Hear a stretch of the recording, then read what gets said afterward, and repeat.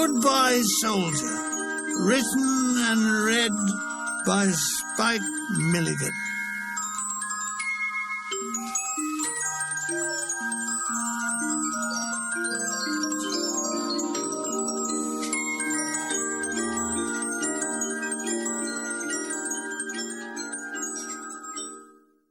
Romance. June 1946. The Charabanc, with its precious cargo of bisexual soldier artists, seesaws through the narrow Neapolitan streets. It is a day of high summer. We pull up at our destination, the Albergo Rabacino. The sunlight plays on its golden Baroque chiseled facade. Lieutenant Ronnie Priest hurries into its mahogany portals, only to return downcast of visage. The bloody girls will be a while. They're just back from Mass. He lights up a cigarette. Bloody females, he adds. We all debouche to stretch our legs and other parts. Immediately we are set on by street vendors. I was taken up with a tray of chrome and gilt watches. I needed a watch badly, a good heavy one that would stop me being blown away. As we barter, the Italian corps di ballet usher forth with their luggage. Our balding driver, Luigi, is rupturing himself, stowing the bulging cases into the rear locker. All this while I have just clinched a deal for a watch that looks like a burnished gold Aztec altar, a huge lump of a thing. On me, it made my wrist look like an Oxfam appeal for food. I had bargained the price down from 10 million lira to 7,000, and the vendor was running away at speed whilst counting the money. I was winding it when a female voice diverted me. "How much you pay for that?" I turned to see a pretty, mousy-haired, blue-eyed, doll-like girl. The first clash of eyes was enough. It was not love at first sight. That came later, but it most certainly was something first sight. "Darling, I feel in something at first sight." I paid 7,000 lira. She said and shook her head. "You know, all the watch stolen." "No, I didn't know that. Let me see," she said in a semi-commanding voice. She examined the watch. "Maybe yes," she said, returning it. I said it was a very good watch. It told the time in Italian as well as English. What was her name? "My name is Maria Antoinetta Pontani, but everyone called me Tony. I'm Spike, sometimes known as Stop Thief or Hey You." "Yes, sir, I know." She had found my name on the program and had obviously set her sights on me. I would make good target practice. Maria Antoinetta Pontana was understudy for the prima ballerina at the Royal Opera Company in Rome. From now on, it was goodbye Bing Crosby, lead soldiers, and Mars bars. She was so petite, 5'4". We are all aboarding the Charabanc. I notice that Tony has lovely legs and the right amount, too. I tried to sit next to her, but in the melee I ended up in the seat behind her, as Ricky Trowler, our crooner, had fancied her and beat me to it. If he looked at her, I would kill him. Do you hear me? Kill! Didn't he know with me around he hadn't a chance? Me, the broccoli Adonis? Poor blind little fool. Me, the Harry James of St. Cyprian's Hall, SE 26. "Hold very tight, please," said Lieutenant Priest in mock Cockney but bus conductor tones as we set off for the Holy City. The journey passes with Tony turning to cast me eye-crippling glances. She dangles her hand in the lee of her seat for me to hold. Ah!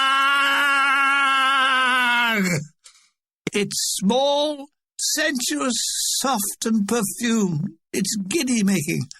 Oh, but how lovely! I'm falling, and no safety net.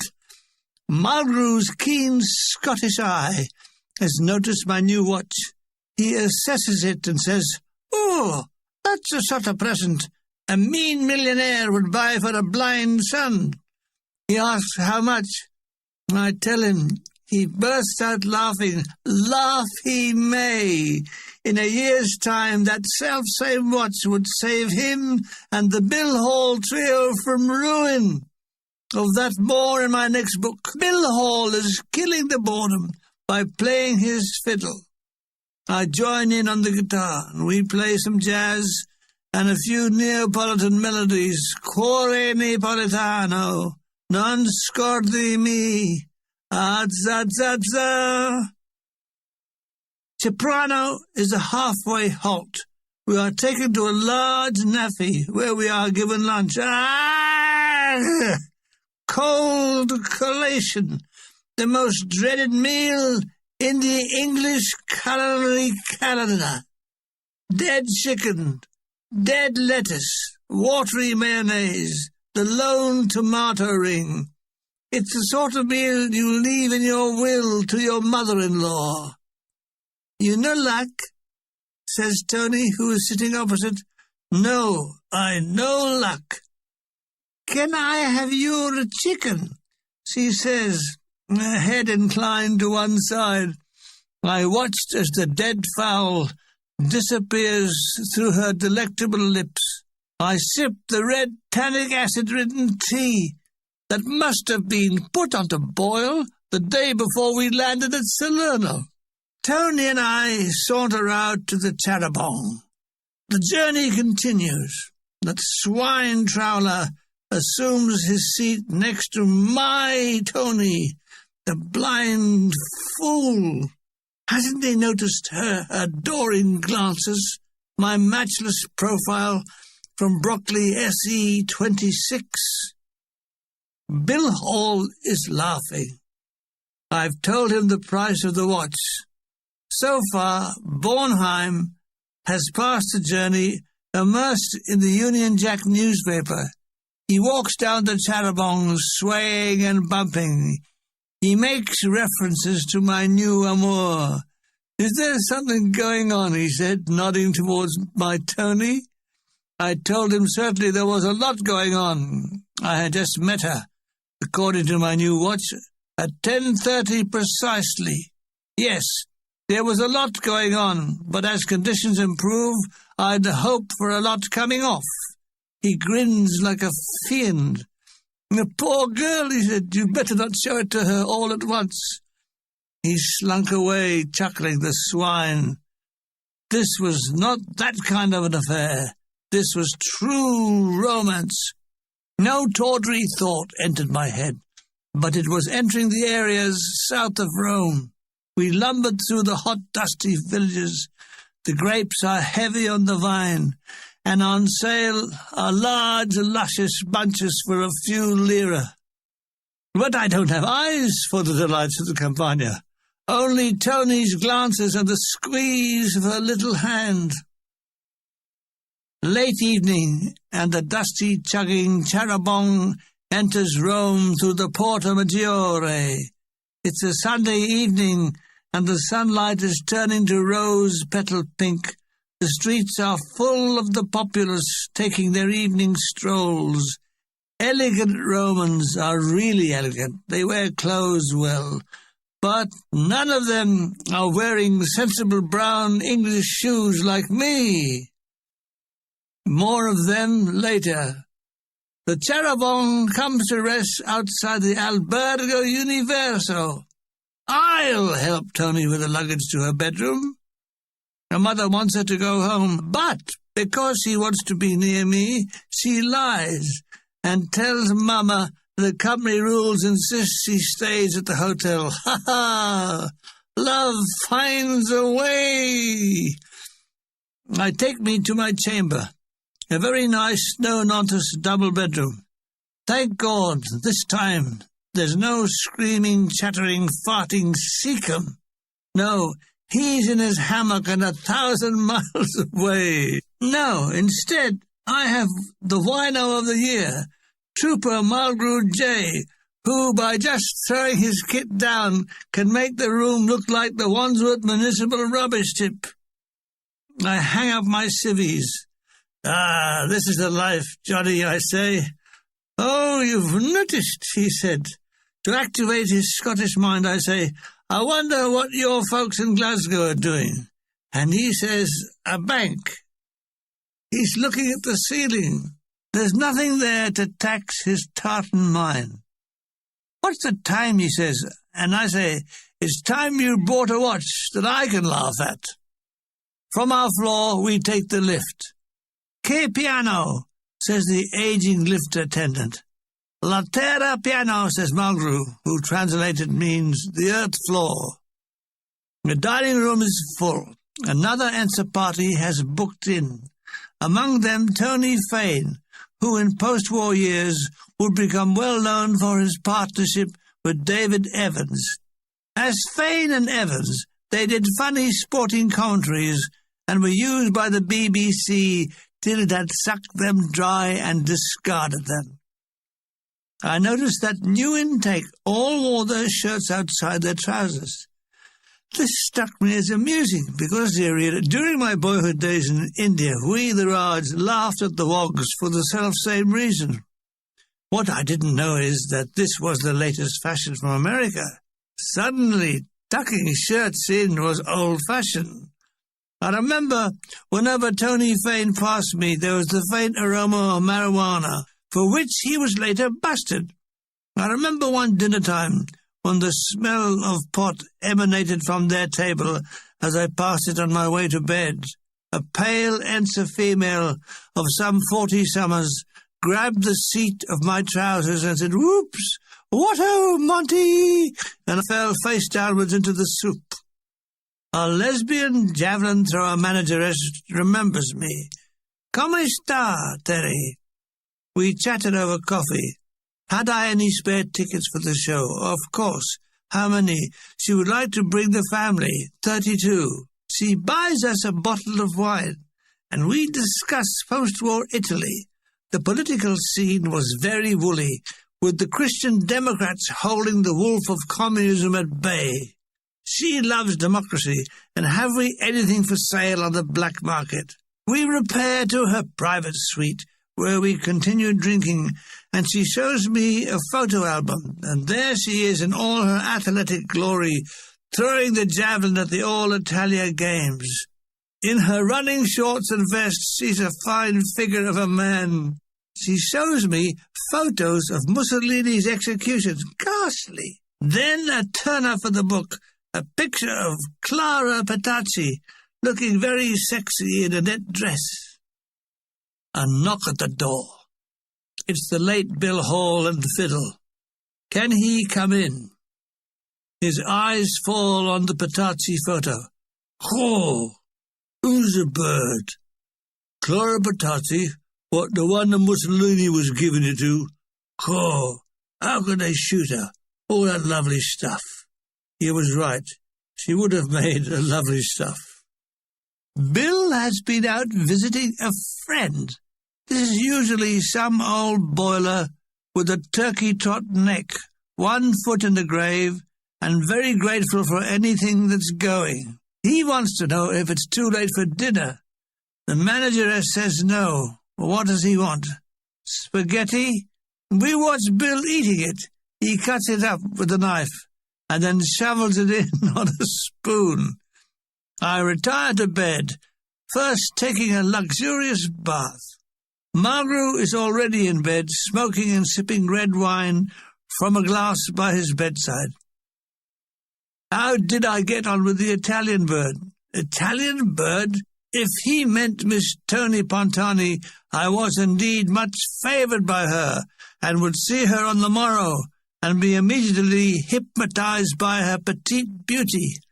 Margot is given to silent, evil laughter with heaving shoulders. "Oh, wait till she gets a look at your little beauty. He was a dirty little devil and would never go to heaven." Barbary Coast. Barbary Coast opened at the Argentina Theatre on Monday the 24th of June.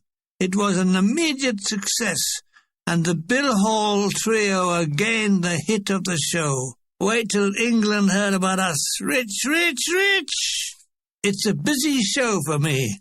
I have to appear in sketches in the Bowery Quartet singing "Close the Shutters, Willie's Dead," play trumpet in the orchestra, and the guitar and Bill Hall Trio, all at no extra charge. Close the shutters, Willie's dead. Bornheim has a dastardly trick. During my solo in Close the Shutters, he drops a lone ping-pong ball that bounces slowly and repeatedly and faster into the orchestra pit, where he has arranged for a man to drop a brick into a bucket of water. It was simple, but funny idea. Of others in the show, the lead comic was Jimmy Malloy, about 40, overweight, a Cockney, very left-wing, his comedy all aggressive. After the war, not a word was heard of him in the profession, so there's one born every minute, and we had one who was. Sergeant Chalky White, ex-Marine para-commando. What he was doing in the entertainment world was as baffling as finding Adolf Eichmann in the Israeli government. His only claim to fame was he once leapt off Bari Bridge into the harbour with an umbrella. All very clever, but there's a limit to how many times. He was a bouncing, all-noisy Cockney boy. If you were in the pub with him, you all had to sing and do Knees Up, Mother Brown. He had a brain that would have fitted into a thimble with room to spare. He was IC, transport and scenery, both of which strained his mental capacities to the limit. Yes, he was a nice, bouncing 30-year-old Cockney lad who should have stayed on his barrow. However, he was turned on by the bright lights and the birds of showbiz, so he wheedled his way into the show. He couldn't act, he couldn't sing, he couldn't dance, but he could fight.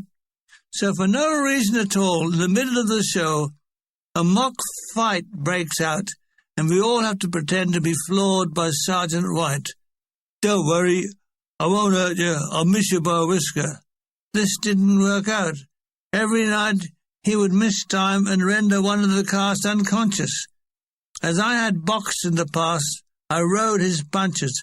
Even then, to this day, I have a chipped front tooth and a scarred inner lip. Finally, after we'd all been hit, Lieutenant Priest had to put a stop to the fight. White sulked off. "He's professionally jealous," he said. White truly believed that after the war he would become someone. He did. A dustman. Maxie, just Maxie, was a short, squat mid-European.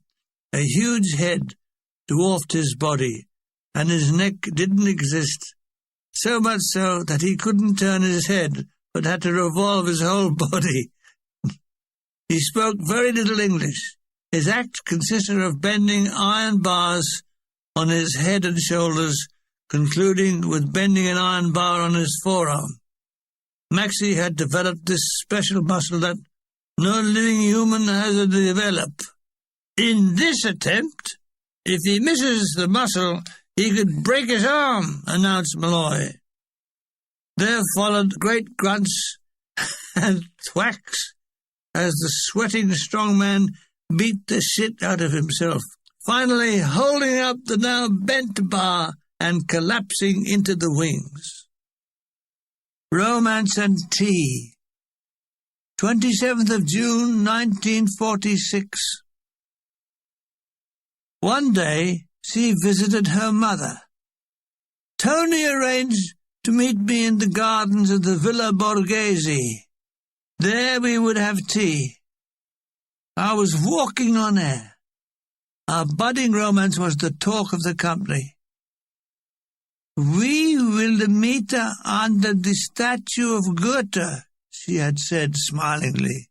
"Of course, Friedrich von Goethe, the well-known German singer and dancer."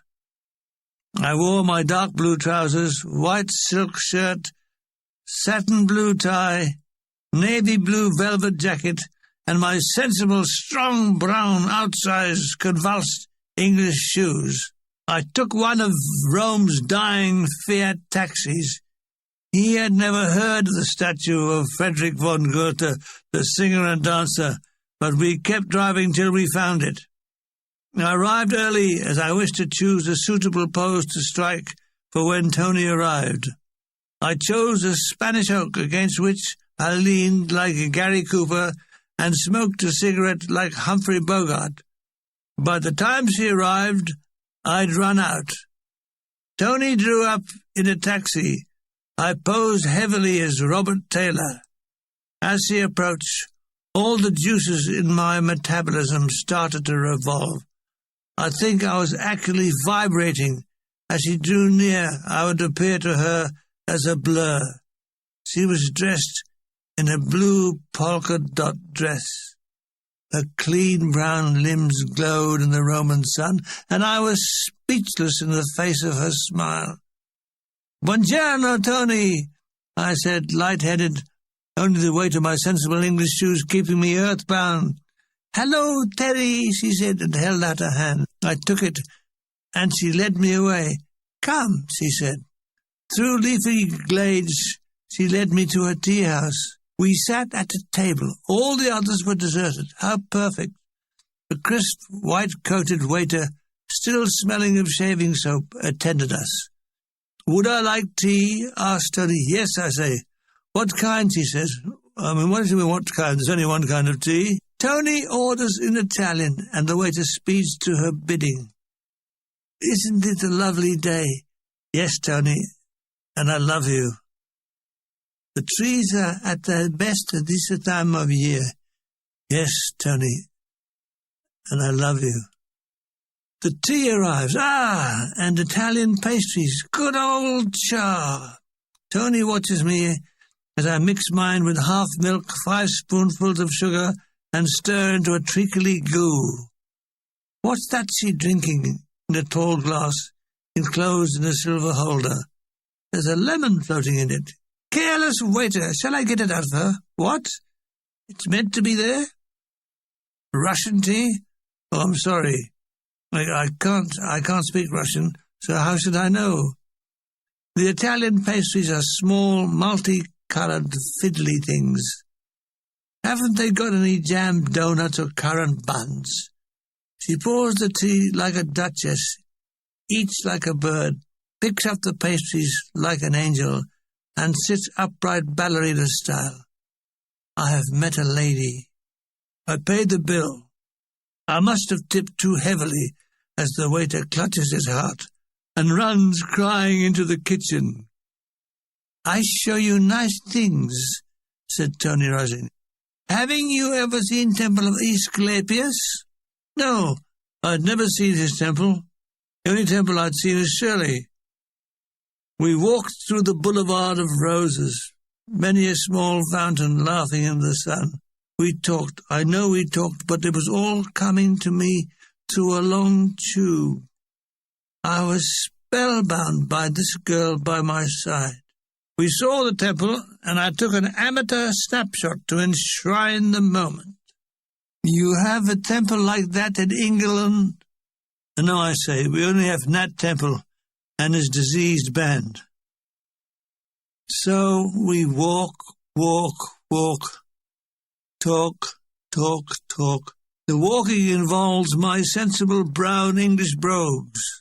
Let me describe them. At first glance, they look like semi-deflated rugby balls. I have a small foot, size 7, but the shoe is size 10. The leather is convulsed. The soles are an inch thick with rubber heel. I had bought them off a stall in Deptford. Basically, they made me look like a cripple. I wondered why people stood up for me in the buses. Now Tony, elegant Tony, has noticed them. I suppose to her Italian mind they would appear to look like two giant stale salamis with shoelaces inserted. She tried to be tactful. "Teddy, why you wear army boots with your nicer clothes?" "Army boots? What's wrong with the girl?" I told her these are my best shoes and the height of fashion in England in the 7 and 6 range. I was the talk of Deptford. She stifled a laugh with her handkerchief. She is wearing delightful feather-light Ferragamo shoes. "You only have one pair of shoes?" "Of course, that's all one needs. One sensible pair weighing 10 pounds each."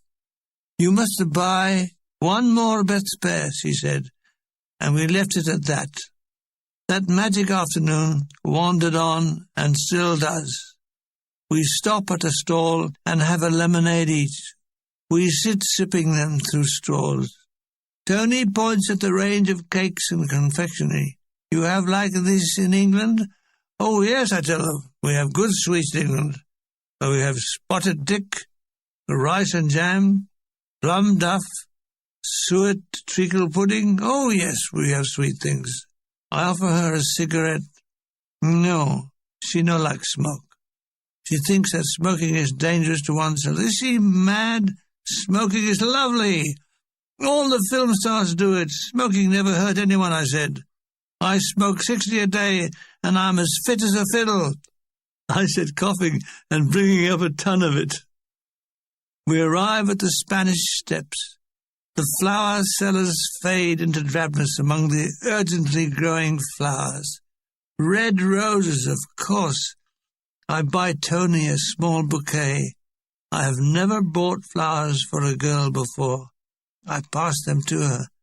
They glowed red in the afternoon sun. She took them, looking intently at me, as she did. Still looking at me, she withdrew one lone rose and gave it to me. It's a moment in time, frozen in my memory.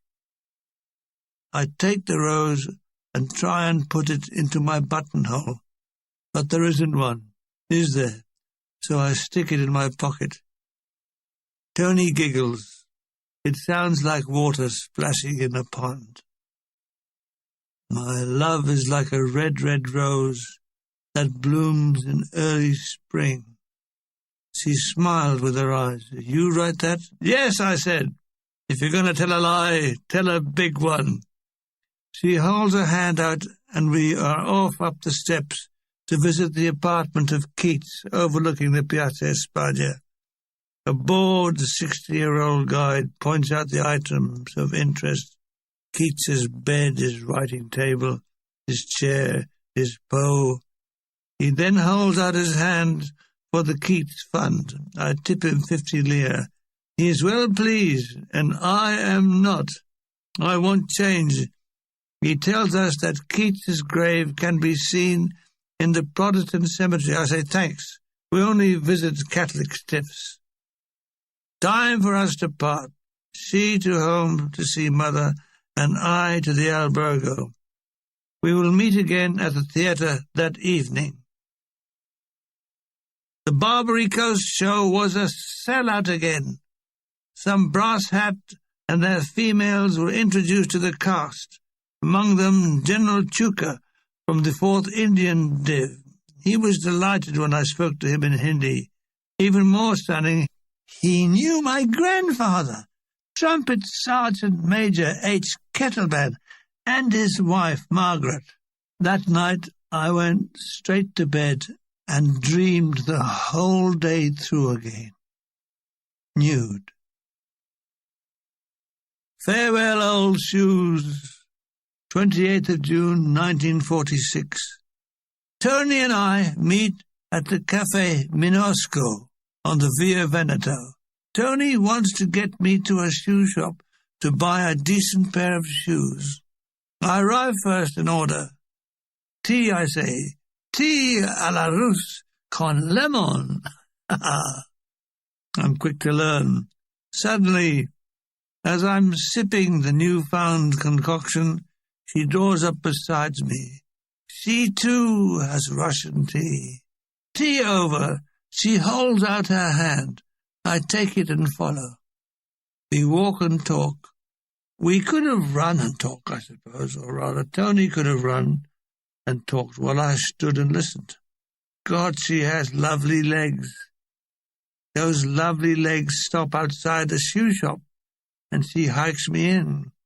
A totally bald, fat salesman with a fixed grin attends me. Tony rattles off something in Italian, during which the salesman glances in horror at my sensible English shoes. He is gone, and returns with a pair of black moccasins. "Daddy, you try these." I sit while the salesman unlaces my shoes. He braces himself like a man about to neutralize an unexploded bomb. With a low moan, he eases them off and drops them to the floor with a loud thud. My shoes lie on their sides, looking like an accident. He slips on one moccasin, then the other. I feel lightheaded. I feel naked. I look into the mirror. Gone are the two Frankenstein lumps at the bottom of my legs. Now all is trim and elegant. Tony has made her first move in civilizing me. The salesman wants to know if I want the old shoes. Yes, I say. I want to take them to Lourdes to see if there's a cure. The change in shoes is unbelievable. I'm a stone lighter. I can cross my legs without having to lift one leg manually. Dogs have stopped barking at or trying to mate with them. A small step for Spike Milligan, a giant step for mankind. Tony wants me to meet her family. Why not? I've already met mine, and they took me in. We sit in a cafe on the Via Veneto, with Rome passing by. She tells me her father died at the beginning of the war, that he had owned enterprises in Abyssinia, but they had all collapsed and been impounded by the British, whom he hated. The main one was a soap factory. When they closed that, he had a heart attack and died. I had been out with a girl whose father was a mechanic in Norwood, and one who was a bookmaker in Crofton Park, and one who was a thief in Brockley, but never a soap factory owner. Till everything comes to he who waits. But before I meet her family, she must break the news to her boyfriend Arturo, who is an officer in the Alpini Brigade. She has already written to him, saying it was finito. I know him a little, she said. 29th of June, 1946. Saturday morning, and I take a taxi to 53 Via Apennini. Tony meets me, smiling at the door. Why she smiled at doors, I don't know. "Hello, Terry." I have dressed in my battle dress with all my medal ribbons on. I wanted her to present a heroic liberator of her country image to her mother. So to the mother in the lounge, homely, chintzy, loose covers affair. This was the first time I'd had a loose covers affair. Her mother is tall, fair-haired, blue-eyed, and I was soon to know that she was French by descent, like parachuting from the Eiffel Tower. She's very pleased to meet me, as is her younger sister Lily, who is the living image of Ingrid Bergman. The maid, Gioia, is introduced, and she is a giggle of shyness. She curtsies to me. I am to have a lunch of soup, then pasta and fish course with white wine. The latter must have been made from stewed guardsman's socks mixed with vinegar. Apart from that, it was a delightful lunch, with me acting up to Tony's mother. I think, as I was the first Allied soldier they'd met, they were all excited, including Gioia, who giggled every time she served me. I tried to avoid any amorous glances at Tony, so her mother didn't worry about what was going to be a real love affair. That night I stood in the wings and watched Tony pirouetting to Ponchielli's Dance of the Hours. It was all so romantic. It had echoes of Hemingway's Farewell to Arms, though I doubt if anyone who had judged the man with the clip-on moustache, long white nightdress, holding a candle and singing "Close the Shutters, Willie's Dead" was the boyfriend of the stunning petite ballerina on the stage. Tony liked Johnny Mulgrew and Bill Hall, but didn't like Bill's scruffy appearance and Mulgrew's drinking habits. It was her fear that I, too, would become like them. Bill is still disappearing for 23 out of the 24 hours, only appearing shagged out minutes before the act is due on the stage. Where does he go? Bornheim knows. He has to hop it sharp after the show. If daylight touches him, he turns into a werewolf and raids Nuffy dustbins. Mulgrew shakes with silent laughter. I tell you, if he did turn into a werewolf, no one would notice the difference. Mulgrew had an evil sense of humour. Hall rolls his own cigarettes, so Mulgrew manages to mix magnesium powder with Hall's baccy. With blackened-faced and singed eyebrows, Hall walks the corridors with a stick and, "All right, who fucking done it?"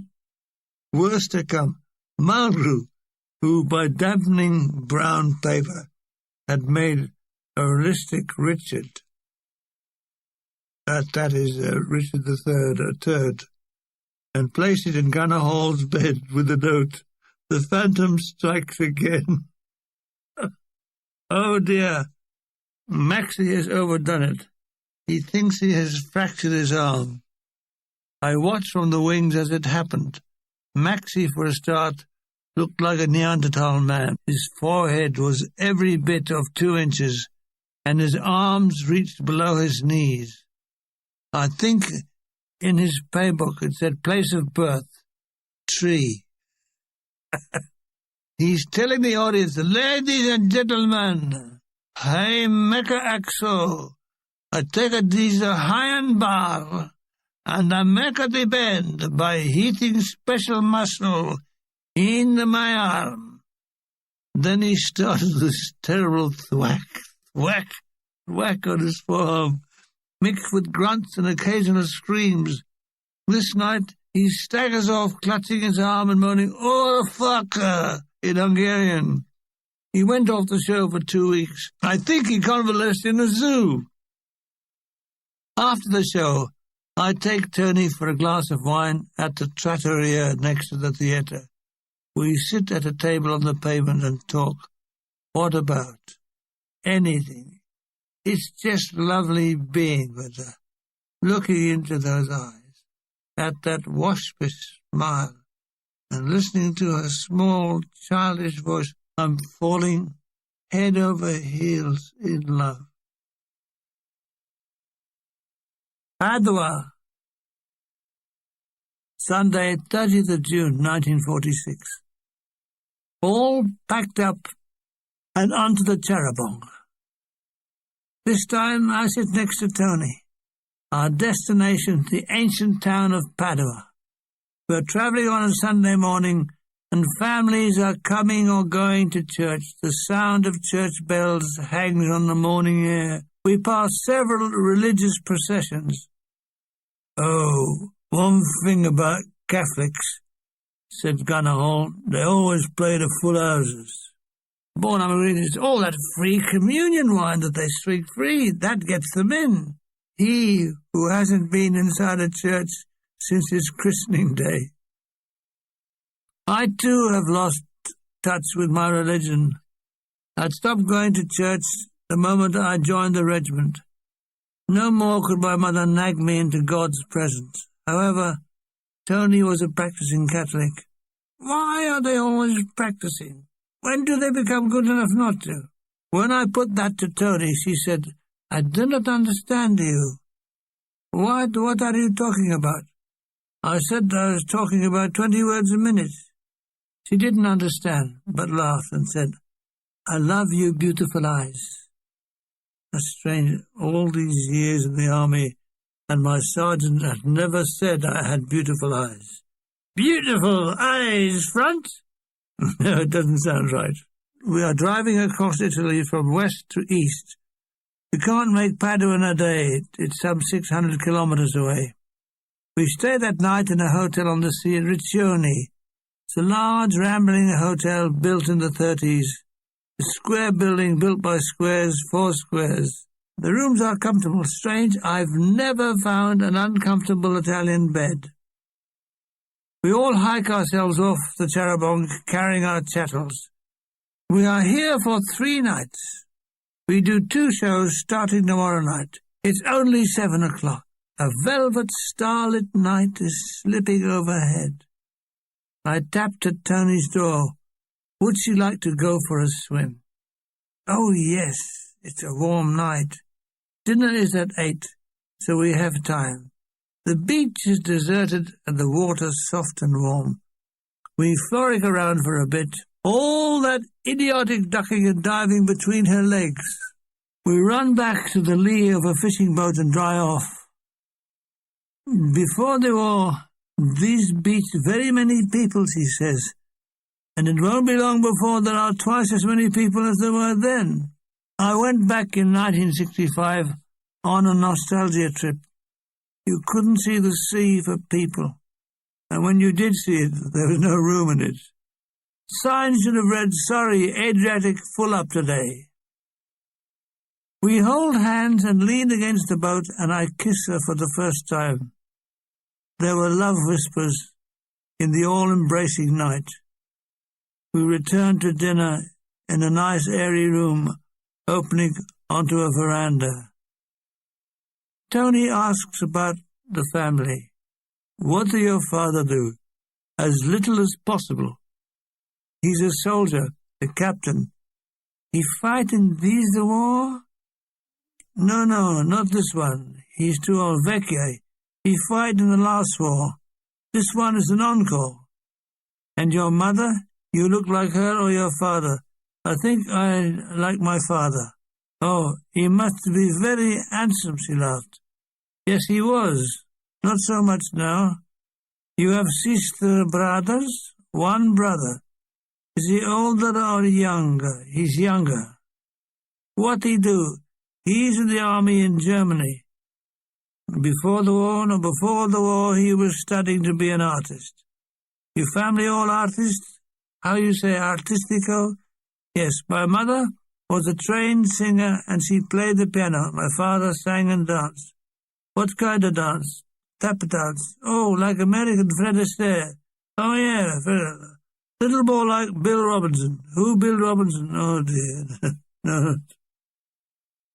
It was the conversation that millions of people make when they first meet. Looking at it these 40 years later, it looks boring. So what made it worthwhile at the time? The sound of her voice, the movement of her lips, the look in her eyes, and that peculiar tilt of her head when she spoke. Her hand gesturing to make a point.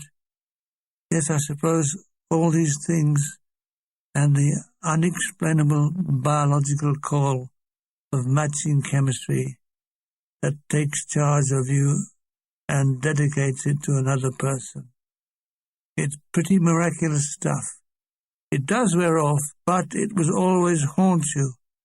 The sudden tune, the perfume, a flower, a word, and the ghost of all those yesterdays return for a fleeting moment like the wind's caress.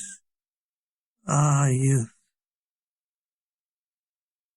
From the windows in the passage off our bedrooms, we can see the outdoor cinema, which is showing Nelson Eddy and Janet MacDonald in something like, "Give me some men who are stout-hearted men." Tony and I stand at the window for a freebie. I have my arm around her waist. It's like an electric shock. We watch as Janet and Nelson shriek at each other face to face. "I am thine forever!" It ends with them kissing on a balcony. So, to bed. I kissed Tony goodnight, only to be caught by Johnny Bornheim. "Here, here, here," he cautions.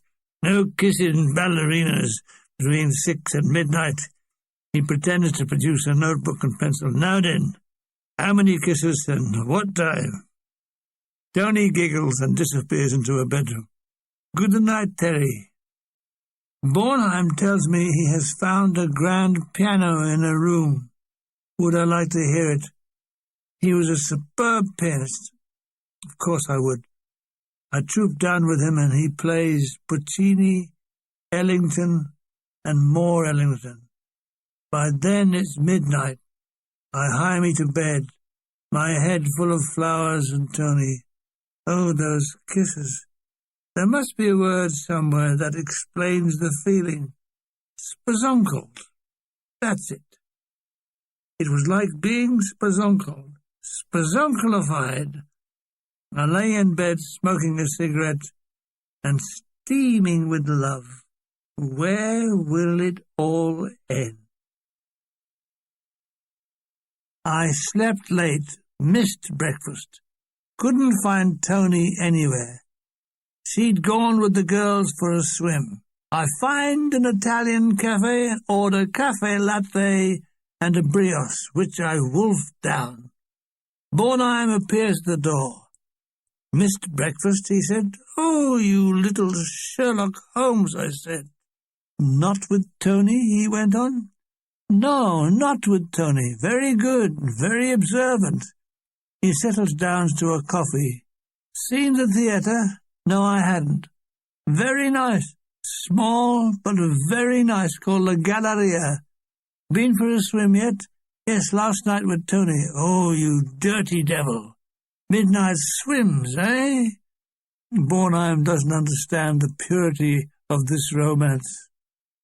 "When are you going to give it to her?" he said, and I shudder.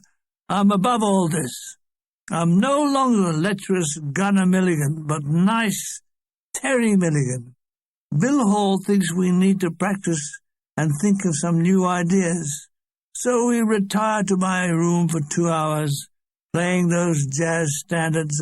I still love Georgia Brown, Poor Butterfly, What's New, Sophisticated Lady.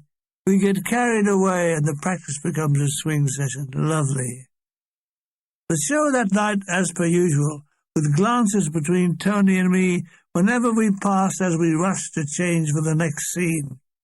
It's a very warm night and the smell of frangipani is wafting through the window of our dressing room. All very nice. Fiola Silenzi, a name to conjure him. She is our monumental Italian soprano. She and her smaller husband, Fulvio Pazzalia, sing excerpts from opera and popular ballads. Violetta! Tiola is in her early 40s and must have been very pretty in her day. Alas, I wasn't in town that day. She's overweight but insists on wearing skin-tight clothes. Layers of fat poke out all over the place as though she's wearing a series of bicycle inner tubes. She's not far off, looking like the Michelin Man. She's billed as Frisco Lil, and with that name launches into One Fine Day. Tonight, as she and Fulvio are going for one of those last high screaming notes, her dress rips across her abdomen, with the resultant raw soldier laughter from the audience. She is furious and storms off into her dressing room, where we can hear her yelling at her innocent little husband. She was so loud in her protestation that during the Bill Hall trio act, we could hear her ranting on, to which Bill Hall yells out, "Silencio!" which got more laughter. Show over, we all clean up and pile into the Terrebonne. Tony's already in and pats the place next to her. Each time I sit next to her, there's a sort of howl from the males in the coach. Through 20 minutes of streets to our hotel. It's a moonlight night. From the hotel we can see the waves breaking upon the beach. A swim? A crowd of us run up and down and don our costumes, then race to the beach and splash bang into the warm waters of the Adriatic. Lots of whooping and hijinks. I swim out about 1,000 yards and look back at the shore, the winking lights, the shouts of the swimmers. I swim back. "Where you been, Thady?" says a little wet thing. "It is dangerous to swim long way." Ah, she's mothering me. We dry off. I smoke a cigarette, holding up a towel for Tony to change behind, seeing as much of her as I can. Contrary to the legend born over spread, I now know that Italian girls have pubic hairs like all the others. It's minestrone soup and scampi for dinner, and a carafe of white wine. How different from my mother's boiled hake, boiled potatoes, boiled meat, and 2 virgin spotted dick. I was living in another world. That night I wrote home to my parents, telling them about Tony. I concluded, how would you like an Italian as a daughter-in-law? My mother writes, "Be careful, son. I've heard these Italian girls are diseased. Never mind, she'll all be all right when she's boiled." But then my mother would have been only satisfied if I had married a nun or the Virgin Mary. She's now 90, and I'm 67, and she still warns me they only want your money or your body. If she only knew how run down both were. Our 2 days at Riccioli are over. We all lump it all onto the charabanc, and with groans of "oh, not again," and "che stufa," we set off for ancient Padua. Bill Hall is missing. "We can't wait for the bugger," said despairing Lieutenant Priest, and away we go. Another bright, sunny but hot day. We open the windows for air, but that lets in the dust of passing cars. So it's the alternative, shouting, "Look out, here comes a bloody lorry," and slamming the windows, then opening them again. Such interesting work. "Oh, what a haul, doesn't she?" inquires Mulroux. I say he always does, but Mulroux says, "You see, one time he weren't sure, and then what?" Then I say we become the Bill Hall duo. Padua is 120 miles up the coast. The coach averages 40 miles an hour. Inside the coach, we seem to manage 60 miles an hour. The journey passes with some singing, smoking, and me mooning over Tony. We stop every hour for leg stretches and an easing of springs. We drive through wonderful Rimini, but don't stop. And so much to see, a town crawling with history and us shooting straight through it. We stop at Ferrara for lunch at a large Naffi canteen. It's full of soldiers, and when the girls enter, they get the treatment. Oh. Argh! Cold collation. It's following me around Italy. In desperation, I wolf it down. "You don't like these at dinner?" says Tony. "No, I don't like it." "Why you not like it?" "Because it's without imagination and it's cold. Senza immaginazione, anche freddo. Another thing, it's not boiled." She smiles because I'm so serious. Why? Why do females always laugh at males in distress? Whenever my father struck his head on a beam in the cellar, my mother, a sister, and my grandmother burst into hysterical laughter and locked themselves in the sewing room so father wouldn't hear. Is it the ultimate triumph of woman over man? Did Eve laugh when she first saw Adam's willy? No! I loathe cold collation, mainly because it's the English answer to shutting the kitchen early so the chef can get to the boozer before 11. A number of nights I've been trapped in a boarding house with just me alone with cold collation in an empty seaside dining room. The horror still lingers. How could Tony ever understand? There was only one thing worse than cold collation, and that was the bloody awful Warsaw Concerto. When the meal was over, several of the cast came and congratulated me on eating it. Oh! Then to Padua and away from the reek of cold collation. Oh, never go to Ferrara, the curse of the nation. It's known to weary travellers for serving cold collation. Do not then you wonder at travellers' faces stricken, at lettuce, leaf, tomato half, and lump of long dead chicken. Tony is telling me how she always wanted to be a ballerina. She had started at 11, when she must have been 2 inches high. She was trained by Madame Cold Collation. No, I'm sorry, dear reader. It's that terrible meal twisting my mind. No, not Madame Cold Collation, but Madame Esteve. Under her strict supervision, it was considered impolite to smile without placing a handkerchief over your mouth. Laughing out loud was forbidden. It was all the discipline of the ballet with Victorianism. And this training showed Tony never raucous, always polite, and wonders for an Italian, never angry. Her gestures were always controlled. At first she had difficulty in understanding me. I talked lunatic things all day, so much that even people who spoke English didn't understand. Milligan, Bornheim? It's the Spoodles again. The what? The Spoodles. They're activating again. Bornheim. Oh, yes. And where are they this day? They're agropolating just below the Swanicles. Ah, the usual place. The danger is they might swarm. Yes, read about it. Man found dead in matchbox. It was very hot inside the coach.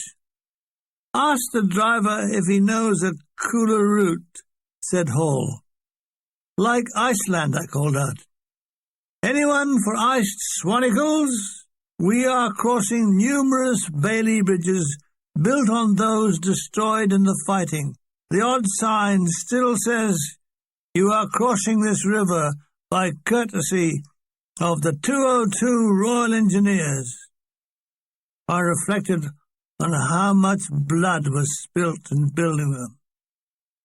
Tony is fanning herself with a piece of card. Que stufa. Indeed, it's very stufa. Through the village of Polcella, the towns of Rigigo and Strangella, the names roll by on city limit signs, past old Mussolini slogans fading on the walls, murals of the deceased dictator with his jutting jaw, now vandalized, flashes of red which are tomatoes ripening on the walls. Not long now, says Lieutenant Priest in a cheery voice. Lots of things aren't long. Maru wasn't very long. Maxie at 5 feet 5 inches was even less long. There was indeed a great shortage of longs. Padua. Let me see, what did I know about Padua? There was St. Anthony's and Giotto, and some mural in the Palazzo del Regione. So, I didn't know much about Padua. If only the coach stopped in Catford. I knew a lot about Catford. There was the 50 shillings tailor, where I had ordered a dreadful suit that made me look deformed. It was like something you got on prescription from a doctor. It's evening when the dusty Charabong, with its passengers singing, Hey, Jira, Jira, Jirica, shudders to a steaming halt outside the Leone Bianco Hotel. Ah, Leone Bianco, said Borny, the blancoed lion. Que stufa, said Tony. It's a 20th que stufa of the journey. We sort out our luggage. Margaret says, oh, fuck, the handle of my suitcase has come off. Ah, now you can join the knotted string brigade, I say. We lolloped into the hotel which is soon echoing to the sound of lollops. Blast, I'm sharing a room with Mulgrew and his second-hand clothes store.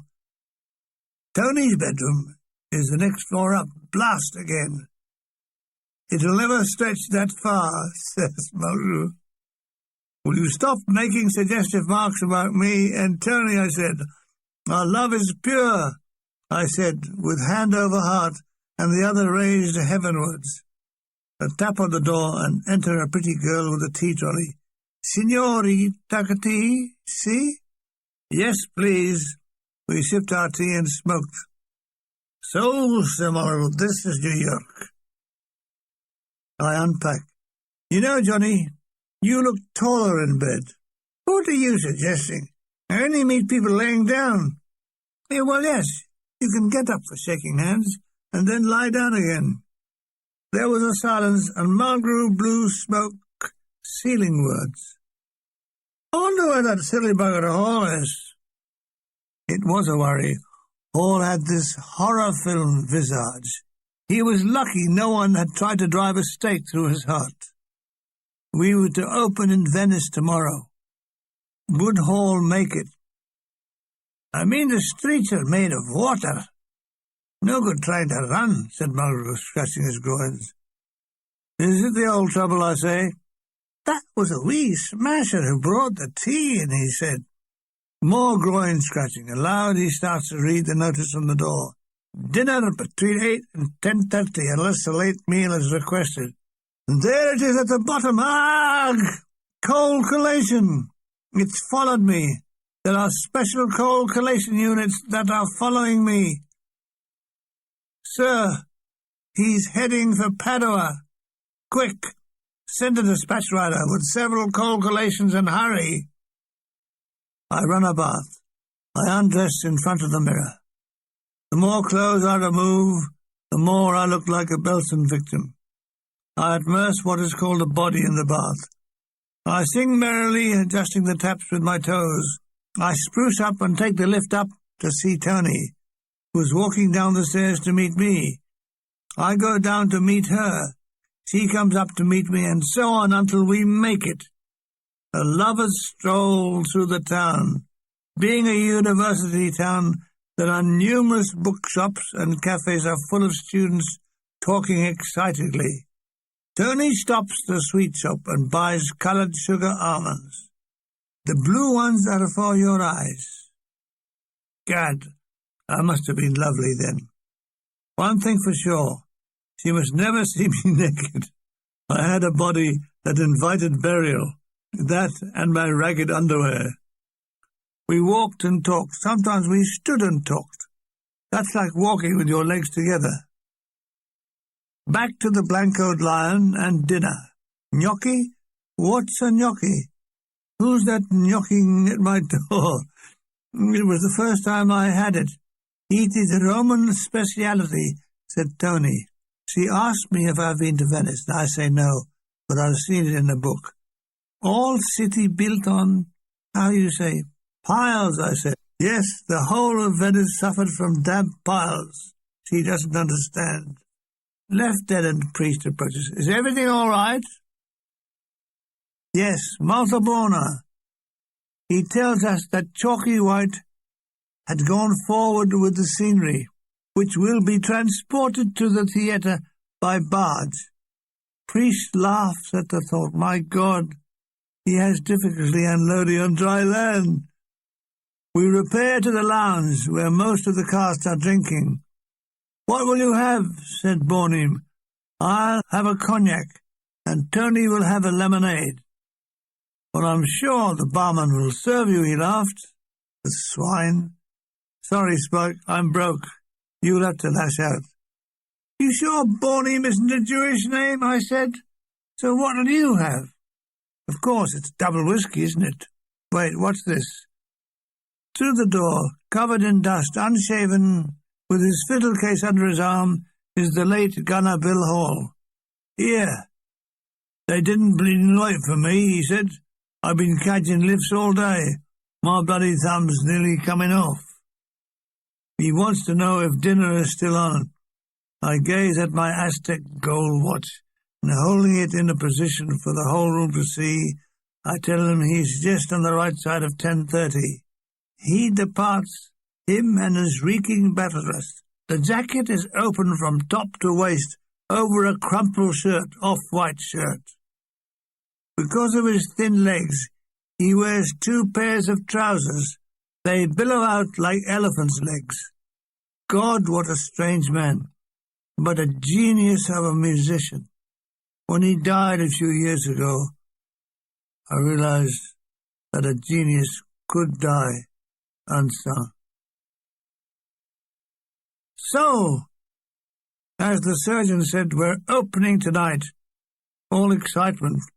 We're on our way to the Theatre Venetian in Venice. Tony gave my arm a squeeze, but nothing came out. And now she says, "These is for you." It's a small tissue-wrapped package. Oh, how lovely. It was just what I always wanted. A tissue-wrapped package. I removed the tissue. It's a silver cigarette case. I look for the price tag. "Now you throw away that dirty tin, eh?" No, I can't throw it away. That tin has been under mortar fire and shell fire with me, danced with girls with me, even had an attack of piles with me. From now on, I'll have to keep it out of sight. Venice. The chalabanc is taking us through medieval masonry and onto the causeway. The sun bounces off the yellow waters of the lagoon. On the right, the blue-grey of the Adriatic, neither of which look clean. We debus in the Piazza Roma, where a CSE barge is waiting. Oh, the fun! "Hello, sailor," I said to a deckhand. I lift my guitar case carefully on board, then turn to help Tony. Blast! The deckhand is helping her. I'll kill him. He touched her. My broccoli SE-26 blood boiled. He's lucky to be alive! We glide down the Grand Canal. On our right, the magnificent palace Vedramin Calieri, its mottled stone catching the sun, pigeons roosting along its perimeters. We slide under the Ponte Rialto and look up people's noses, the sheer leisure of water travel. Tony and I are in the back of the barge by the rudder. I look into the brown waters to see the romantic discharge from the sewer. Slowly, we are coming to a landing stage for the theatre. Our dressing rooms are wonderful. Red plush with gilt mirrors, buttoned furniture. "Och, no! Och, more! This is more like it," said Malraux. What it is och more like, he doesn't say. That bugger Bill Hall is missing again. Will he turn up? Malraux shrugs his shoulders. Suddenly, he notices my new cigarette case. "It's from Tony," I tell him. An evil grin on his face. Malraux says, "Oh, is that for service as lender? How dare he? Now he wants to borrow a fag. God, Malraux, you're always on the ear hole. What do you do with your faggots? Didn't you know? I smoke them." A pause. "Are you thinking of marrying her?"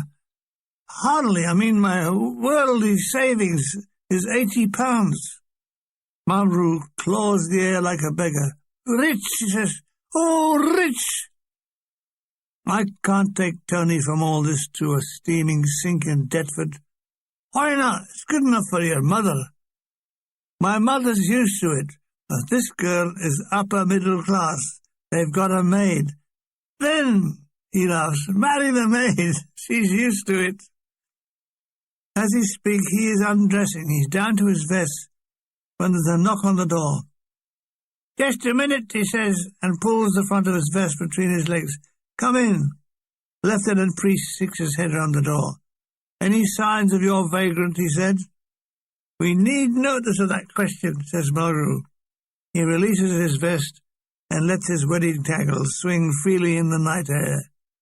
"He is a bugger," said Priest, and departs. Another knock on the door. "Just a minute," says Malraux, again tucking his vest between his legs. "Come in." It's buxom dancer Greta Weingarten. She wants to know, would we swap our chocolate ration for her cigarettes? Alas, we have eaten it all. She departs, and again Mulgrew lets it all swing free. "Oh, Greta," moaned Mulgrew, making a well-known sign. "I must change," I say. "Oh, what is it this time?" "Dr. Jekyll," says Mulgrew. "It's an hour to curtain up. I'm on first, playing trumpet in the band. Then a night-shirted singer enclosed the shutters, Willie's dead. Then on guitar in the Bill Hall trio, or the Mulgrew-Milligan duo. The show starts with no sign of Hall. The entire cast are on stage singing San Francisco. This is followed by our MC, Jimmy Malloy, with a dreadful American accent. "Howdy, folks. Welcome to Barbary Coast. For the next 2 hours, we will be, etc., etc." As the girls go into the can-can. Interval, and Hall appears. "What's all the fuss? I'm in time for the act, aren't I?" We are again the hit of the evening. The applause was longer than normal. We do an extra encore and busk undecided. Padua again.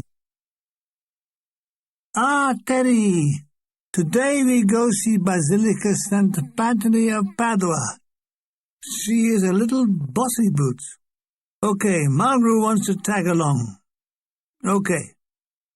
Ah, that basilica, built in the 11th century, and looking fresh and magnificent inside. 7 weathered bronze cupolas are its roof. It looks like a multiple Santa Sophia. As you approach the entrance, there is a Donatello, a magnificent bronze equestrian statue of Erasmo di Nani, or Erasmus the Nana, as I call him. Inside is a treasure house of marble statues and paintings. Suddenly the noise outside is subdued. Voices become sibilant. Tony has covered her head with a black lace shawl. Mine is covered in brill cream. Catholics all, we cross ourselves with holy water that looks like a breeding ground for typhoid. I recall how a priest, St. Saviour's Broccoli Rise, a hygiene fanatic, used to add Dettol to the holy water. When we returned from Mass, my father asked, "Have you been to church or had an operation?" Here, Mass is about to be said. Holding candlesticks, a chanting string of choir boys with faces like cherubim precede a grim-faced priest and retinue. He's mouthing the words, but not singing. He's heard it all before. "You want to stay for Mass?" whispers Tony. "Okay, just a little." We slide our knees into the empty pews. The chanting echoes round the vaulted ceiling like trapped birds trying to escape. The gloom of the interior is punctured by a pointillism of candles flickering before statues with sightless eyes and marbled brains. The waft of stale incense is being topped up with fresh ignitions. Old ladies in black eschew older prayers. They pass the stations of the cross, each one jostling with her neighbour for a better place in heaven. Why are the poor so rich in religion? Do the godless rich rely on St. Peter taking bribes? Sanctus, sanctus, sanctus, intones the priest. The communicants, heads hanging like condemned murderers, scuffle to the communion rail, their heads jerk back to receive the host. It's rather like a petrol station, each one being refilled for their spiritual journey. It was nice to hear the tongue of the Romans still in use. There's the final blessing. Dominus vobiscum. We reply, et cum spirito tuo, and ta-da! That's the end. We walk out into the bright sunshine. Mulgrew is gasping for a fag, especially one of mine. I open my silver cigarette case. He takes one out. I snap the case shut like Bogart. I tap my cigarette on the lid, and with a flick, I send the cigarette up my nose. That's the first time I've been in a Catholic church, said Mulgrew, a lapsed Scottish Presbyterian. I promise I won't tell anyone, I said. Tony wants to tidy up her hair. Let the lace shawl catch in my hair. She got Mulgrew to hold her mirror. The occasion is marred by rain. We run for the covered walkways by the shops and finally make a dash for the Blancoed Lion. There's some mail. My folks have sent me a parcel of books and magazines, so I settle down for an afternoon's read. I can read we now have a Labour government with Clem Attlee as Prime Minister, and after that wonderful man Churchill, we now have someone who looks like an insurance clerk on his way to a colonic irrigation appointment. I asked Mulgrew what he thinks of Attlee. I never think of Attlee. Do you think of any politician? I sometimes think of what Bessie Braddock looks like with her clothes off. It's therapeutic. Something else. Politicians should only be allowed to make speeches with their trousers down. It would be a test of their sincerity. Is Mulgrew mad? Could Churchill have made his blood, sweat and tears speech with his trousers down? Speaker. Will the honourable gentleman lower his trousers and answer the question? I'm sorry, Mr. Speaker, but I've forgotten my underpants. Venice again. The rain continues. Thunder added to the downpour. I read Mulgrew bits of spicy headlines. Nude trombone player in Bath mystery. Film star swallows oil slick, etc., etc. The Daily Mirror win the prize with its headline about a vicar molesting choir boys. Reverend Smith, go unfrock yourself. It was in deluged conditions that we set out for the theatre. The windows steamed up, the roar of the rain incessant. Christ said Bonim, we'll end up on Mount Ararat, two of each animal. He peers through the windows. Bonim enjoyed a good peer. Lieutenant Priest is poking the driver, pointing up and saying, sunny Italy, see? Luigi grins and shrugs his shoulders.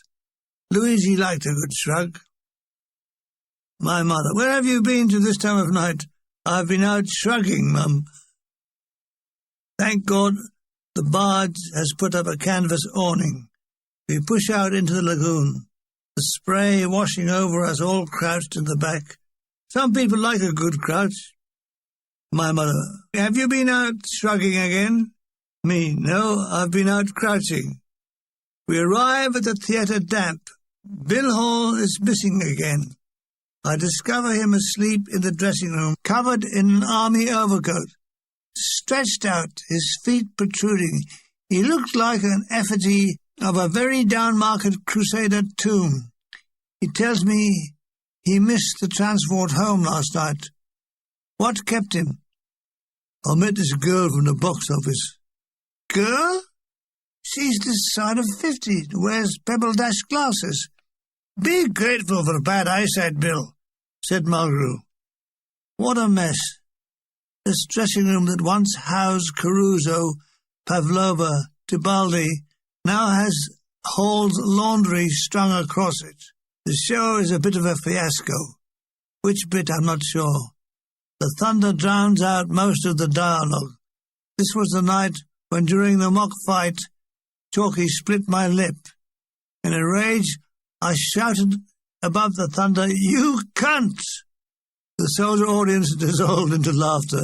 It didn't end there. When White made his next entrance, a drunken voice in the gallery said, "Look, it's that cunt again." The show finishes, but the rain doesn't. "It's a serial," says Bonim. "We sit huddled in our motor barge." "Che pioggia," said the helmsman. "What's he say?" said Hall. "He said, what rain?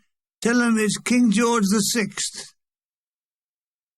The thunder rackets overhead. The sky is gashed by lightning.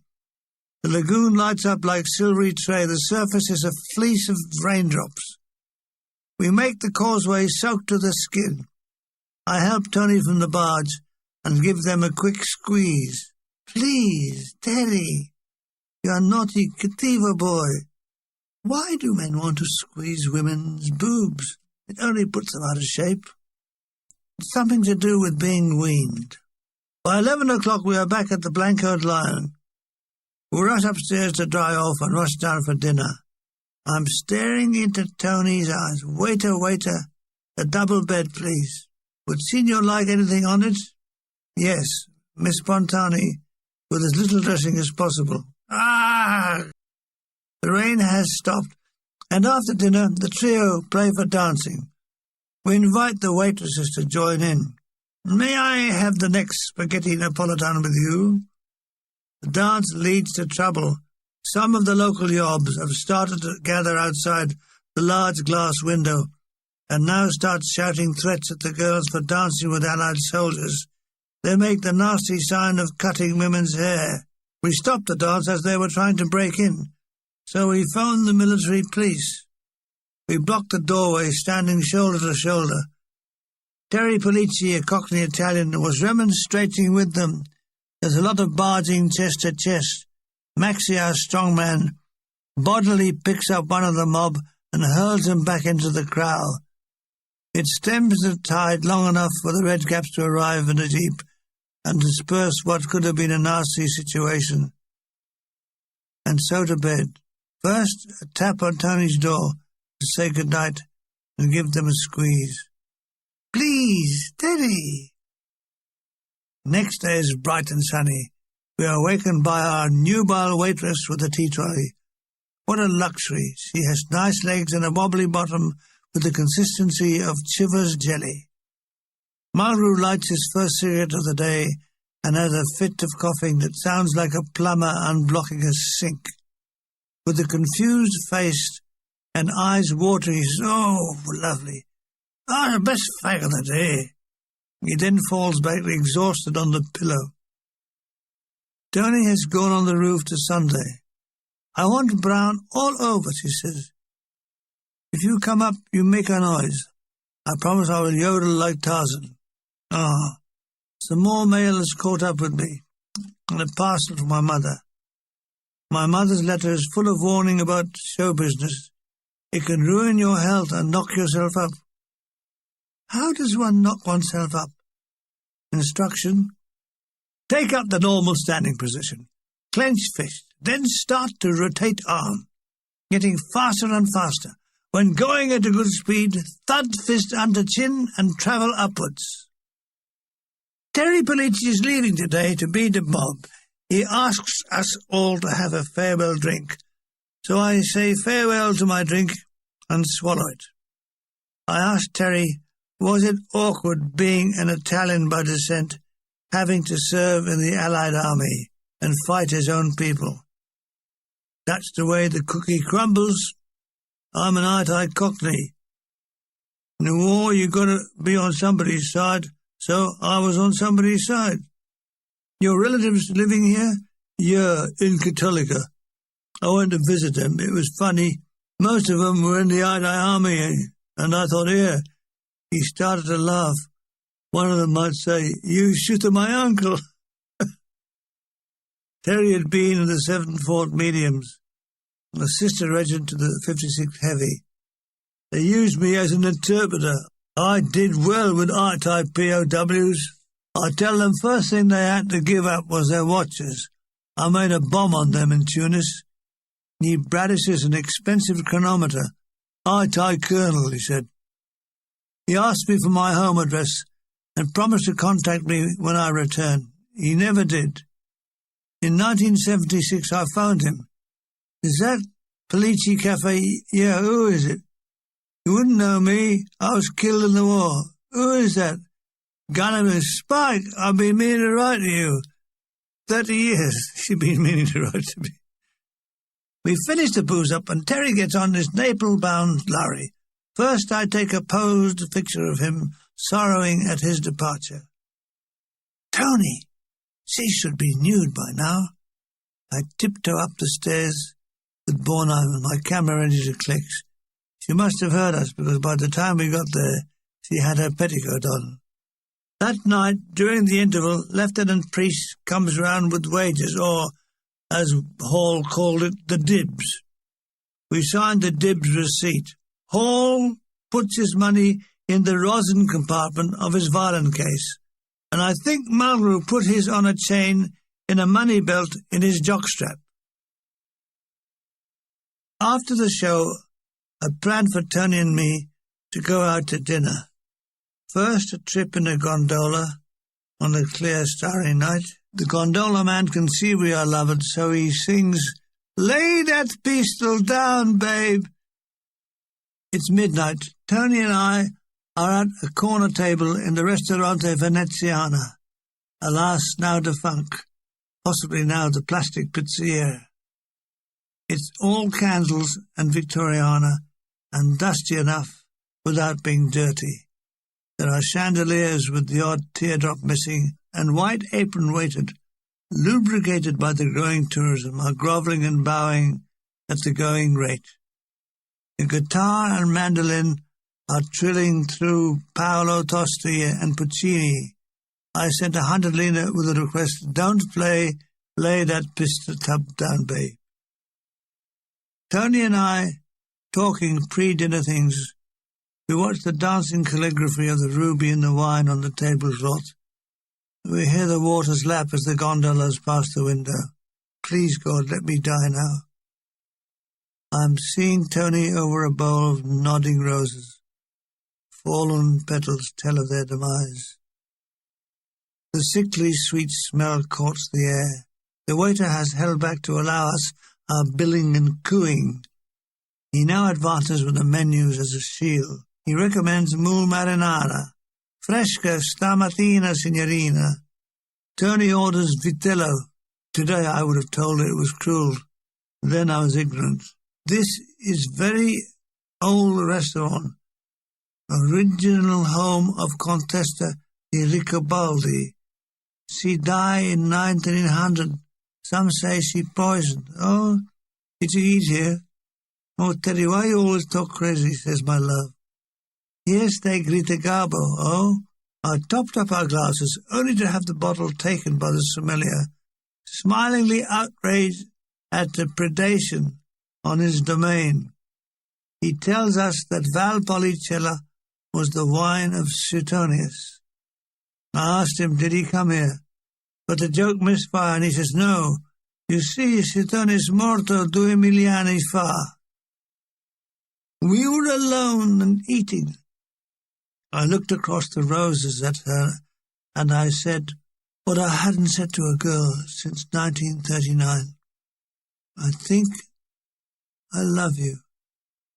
She stopped eating, a mule in one hand. There are no two-handed mules. She smiled. You think you love me? I nodded. She raised her glass. I touched it with mine. They lingered together a moment. Then she said, when you are sure, you tell me again.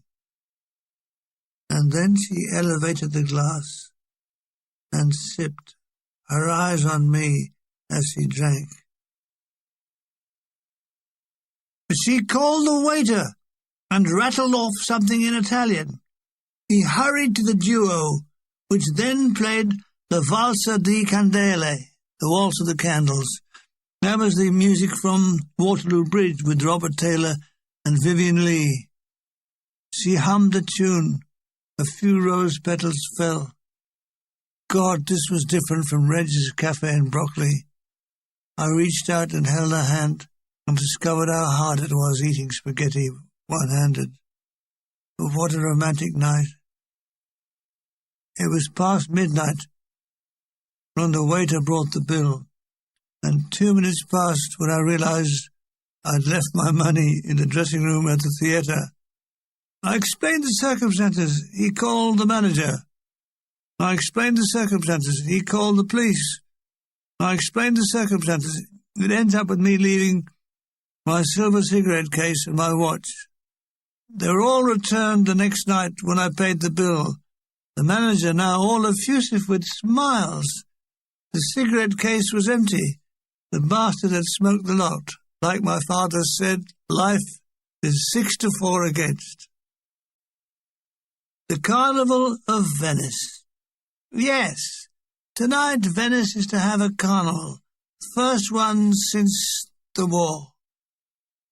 Before the show, Tony and I sit at an outdoor cafe in the Piazza San Marco. Pigeons are wheeling in the sunset and the lights falling on the Ducal Palace and the Basilica. 2 different stories in stone.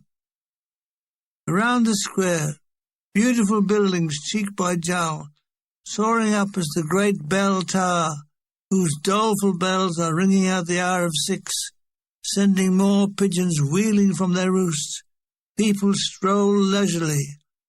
One looks at St. Mark's and is lost in wonder. Its Byzantine Gothic shapes catching the light to give a hologram effect. Alas, the 4 colossal bronze horses that had once graced some Roman quadriga were missing, were still in store from the war. Johnny Mulgrew joins us. "Hello," he says in Glaswegian tones. "So you're going to buy me a drink?" He tells us Hall is missing again. "Are we going to stay for the carnival?" "Yes. I ordered a couple of cognacs. Might as well start the festivities. Here, wee Jock, drink this." "It's awful good," I said in mocking Scottish tone.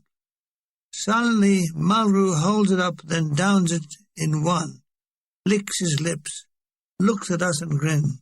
It doesn't take much to make a Scotsman happy. The show over, we all make for the barge, which has been stocked with drinks and food for the night. Our bargee has put little coloured bulbs in our awnings. There were oohs and ahs as fireworks sprinkled the night sky. All the ferries and gondolas had coloured lanterns. In the Piazza San Marco there was a municipal band, and all the people in fancy dress, some quite fantastic with moss, some waved handheld fizzers, writing graffiti in the air. Gondoliers were out singing each other. People waved and shouted from passing boats. Rockets saw from the Isola di San Giorgio. And it's a starry night. We open the Asti Spumanti and nibble fresh-cut sandwiches. It starts off quite civilized, but gradually the drunks start to manifest themselves. A gondolier passes and tosses firecrackers into our boat. Screams and yells from us as they explode like miniature machine guns. "We should have brought some grenades," said Borney. "You anything like this in England?" said Tony to Bill Hall. Yes, there's Blackpool. "We have to stave off several British soldiers trying to board us from gondolas. Hey, you want the jig-a-jig? Seems to be their contribution to the gaiety. The trio plays for dancing. Swing, swing, swing.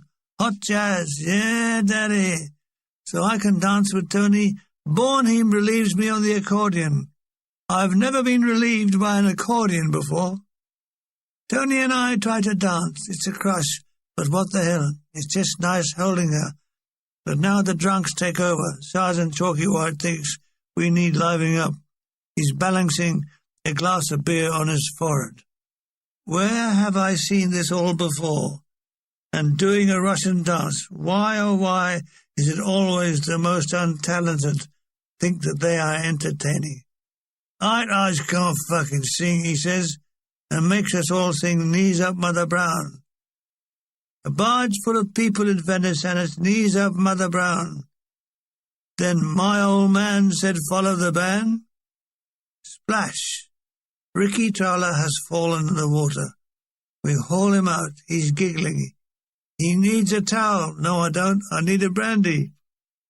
Tony and I sit it all out at the back of the barge.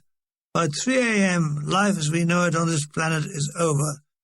The barge draws to the landing stage, and they all stagger to the Cherubong. Chalky White is still manic with energy. Knocked him in the old candle. Oh, my God. Cataleone Bianco, I say good night to Tony. Soon I'm in bed, safe at last. No. With stifled laughter, some low-life bastard is trying to fart through the keyhole. Yes, dear reader, fart through the keyhole. I have a hangover. Someone has put a Lipton's tea chest in my head, and the corners are expanding. I get up.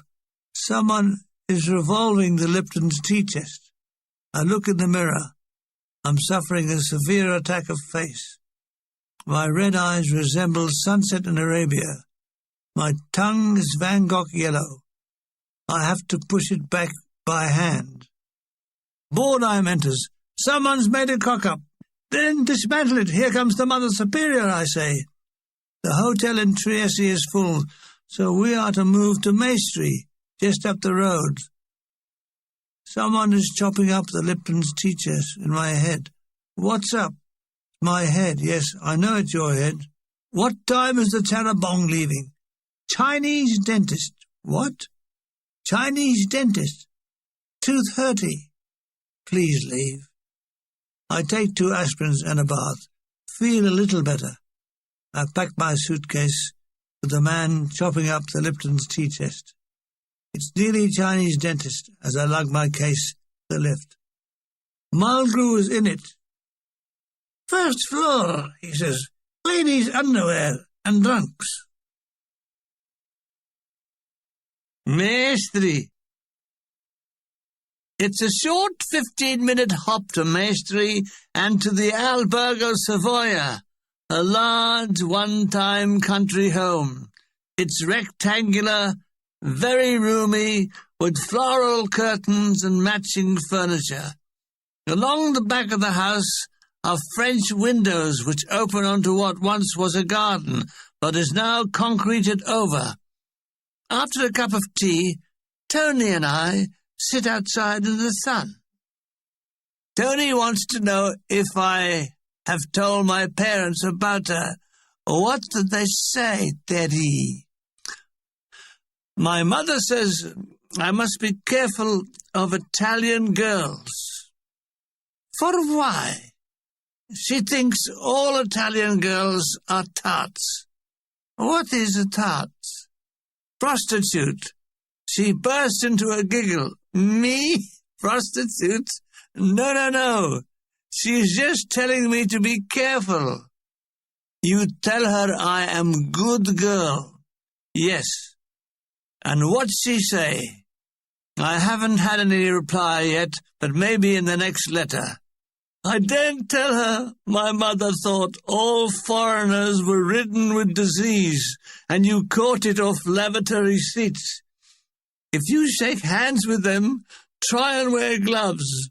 But then my mother thought that Mussolini was good for the Italians. Bill Hall is in a playful mood. He drapes a curtain over his shoulder and plays salon music, Flowers in May, etc. He is a total and dismal failure. He is interrupted by the manager, Mr. Marchini, with his goatee beard and goatee moustache.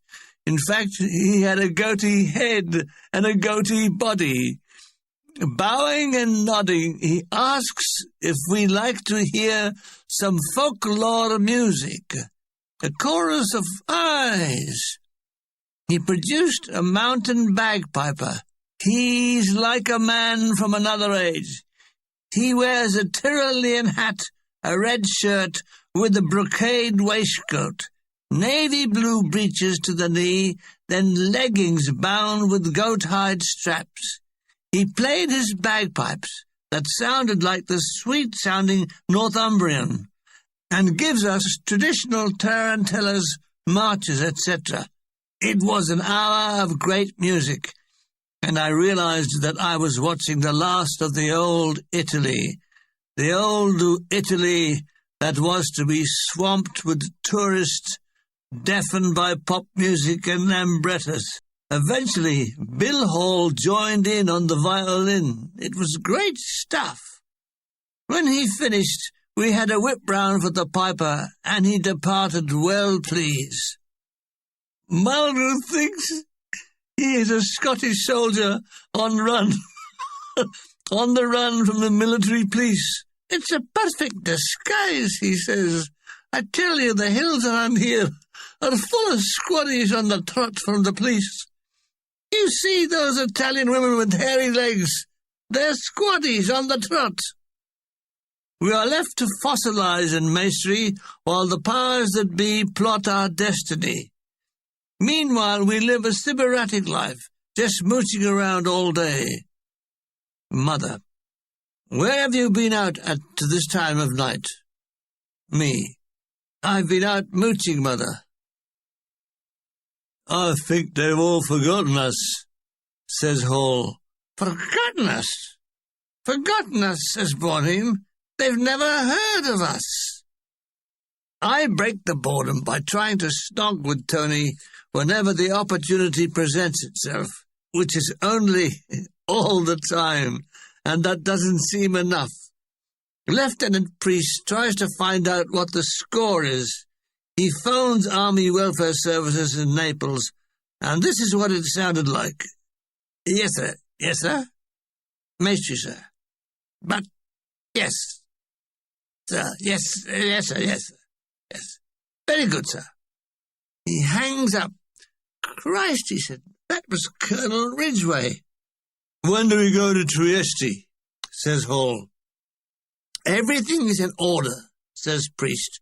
We leave for Trieste tomorrow. The news is well received.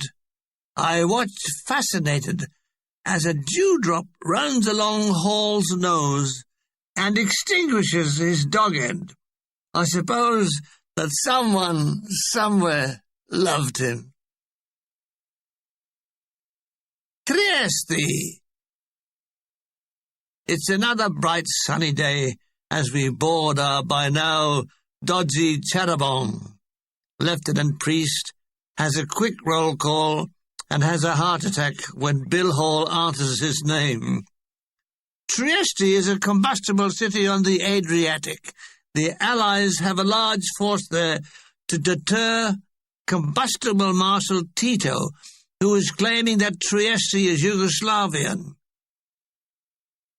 It's 100 miles to go as we settle down for the trip. Our route runs across the Gulf of Venice, all agricultural land, very green, very lush.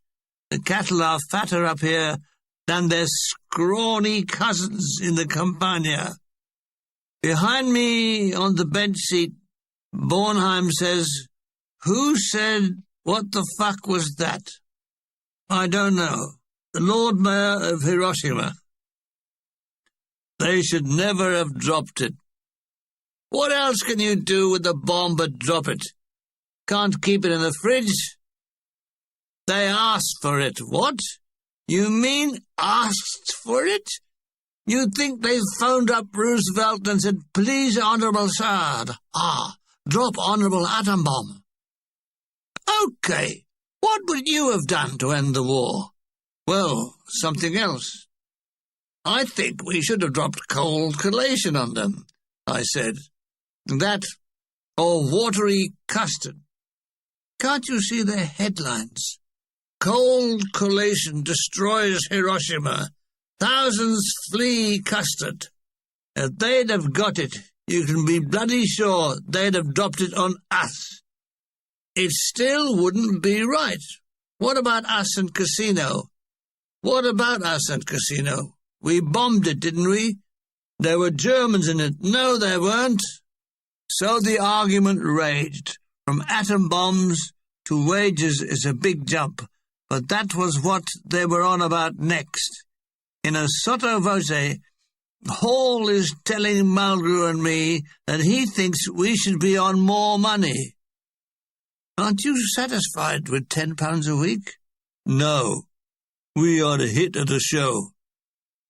It's £10 a week all found, I said. I never have found anything, said Mulgrew. We should be on £25 a week, says Hall. If you're going on what it should be, why not £50, said Mulgrew. Why stop at should be 50, I said. How about should be 100? And that was the end of the should-bes. Bill produces his violin and launches into an insane version of a very bad musician playing jazz. He crosses his eyes, puts on a fixed, maniacal grin, with his head shaking like a speeded-up metronome and playing Honeysuckle Rose, every note exquisitely sharp or flat. To musicians, it's hysterically funny. He plays and sings Irving Berlin's tune, What'll I do when you are far away and I am blue? What'll I do? Kiss my bottle and glass. It's a charabanc full of lunatics. Bornham starts to conjure up tunes that have just missed being winners, like That's Why the Lady is a Trampolinist, or Honeysuckle Nose, or St. Louis Brown's, Tea for One, We'll Meet Occasionally, On the Good Ship Lolly Bang, and so on. He reverts to his Union Jack. It has a report on Dachau. How can there be places like this and there be a God? I told him that my mother used to answer that question by saying God works in mysterious ways. 7 million Jews dead. That's not mysterious. That's bloody cruel, said Bornheim. 7 million Jews killed. I couldn't get it in perspective. Perhaps it is God's will, says Hall. I never knew he left a will, I said. The coach comes to a halt in verdant countryside. We are just outside the town of Portogruaro. We are here for an hour for a lunch break, says Lieutenant Priest. We carry our packed lunches and the thermos of tea to the verge that backs onto a vineyard that is delirious with grapes. In the opposite field, a plough with great white oxen. They are identical to the cattle I saw in Roman sculpture. They're bullocks, said Bornheim. What exactly is a bullock? Inquires Mulgrew. It's when they've had their knackers off, said Bornheim. Who would do a job like that, I said. Anyone on a farm. They do it when they're young. Why do they have to be young to chop 'em off, I said. Oh, the bullocks, Milligan. The bullocks must be young. Caw, what a job, said Hall. I can see his card now. Jim Dungley. Knackers neatly nipped. £2 100. Yes, mused Mulgrew, but I wonder what he'd put in the shop window.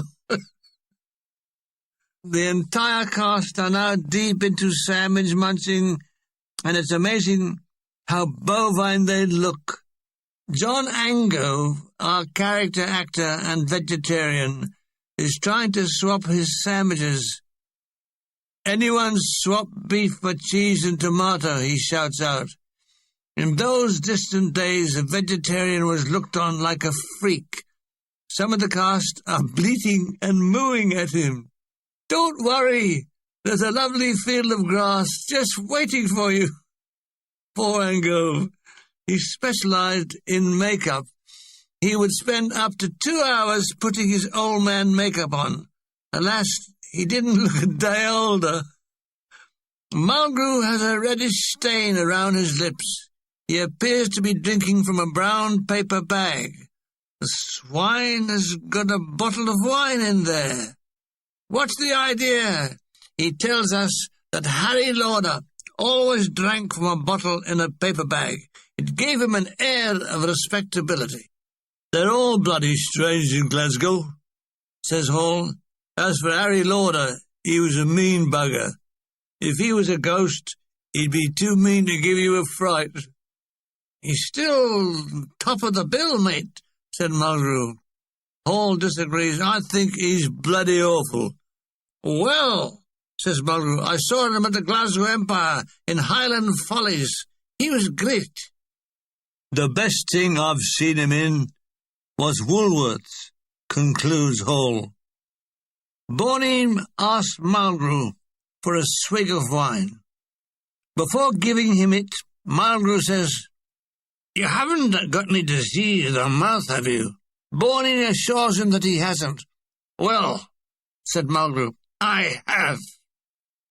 Tony has finished her bird-like eating. She waves a handkerchief near her face. Que stufa, she says. Oh, Terry, it's so warm. A lorry load of soldiers drive past. At the sight of our females, they whistle and wolf howl and make certain signs. Oh, no, we all groan, as Luigi, the driver, waves his arms in the air. Una punctura, he says. He, who has holy pictures pinned to his dashboard and a rosary affixed to the steering wheel, has a bloody puncture. He must be praying to the wrong saints, said priest. We all lend a hand.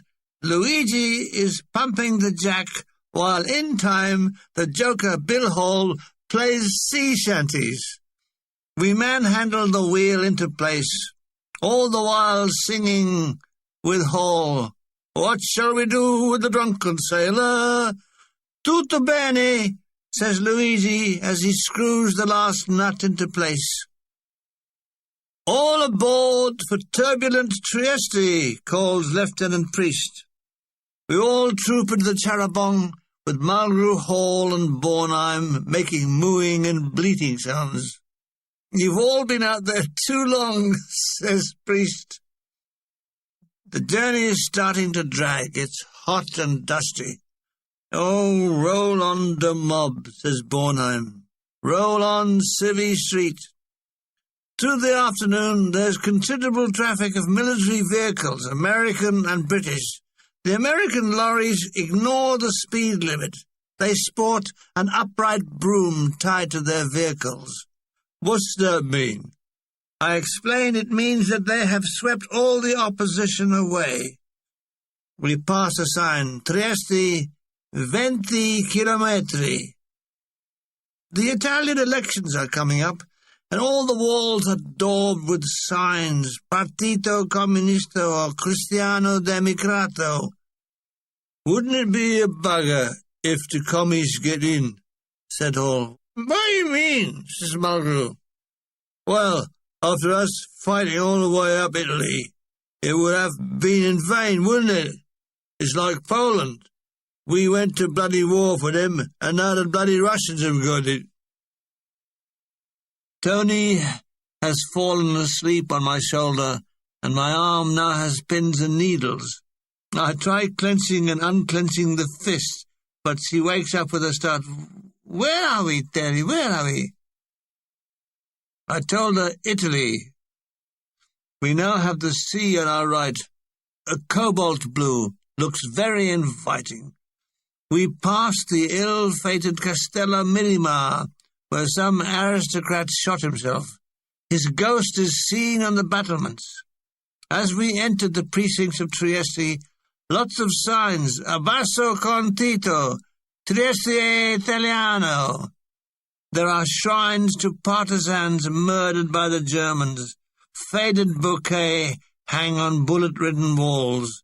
The partisans still strut the streets with great bandoliers of bullets and machine pistols.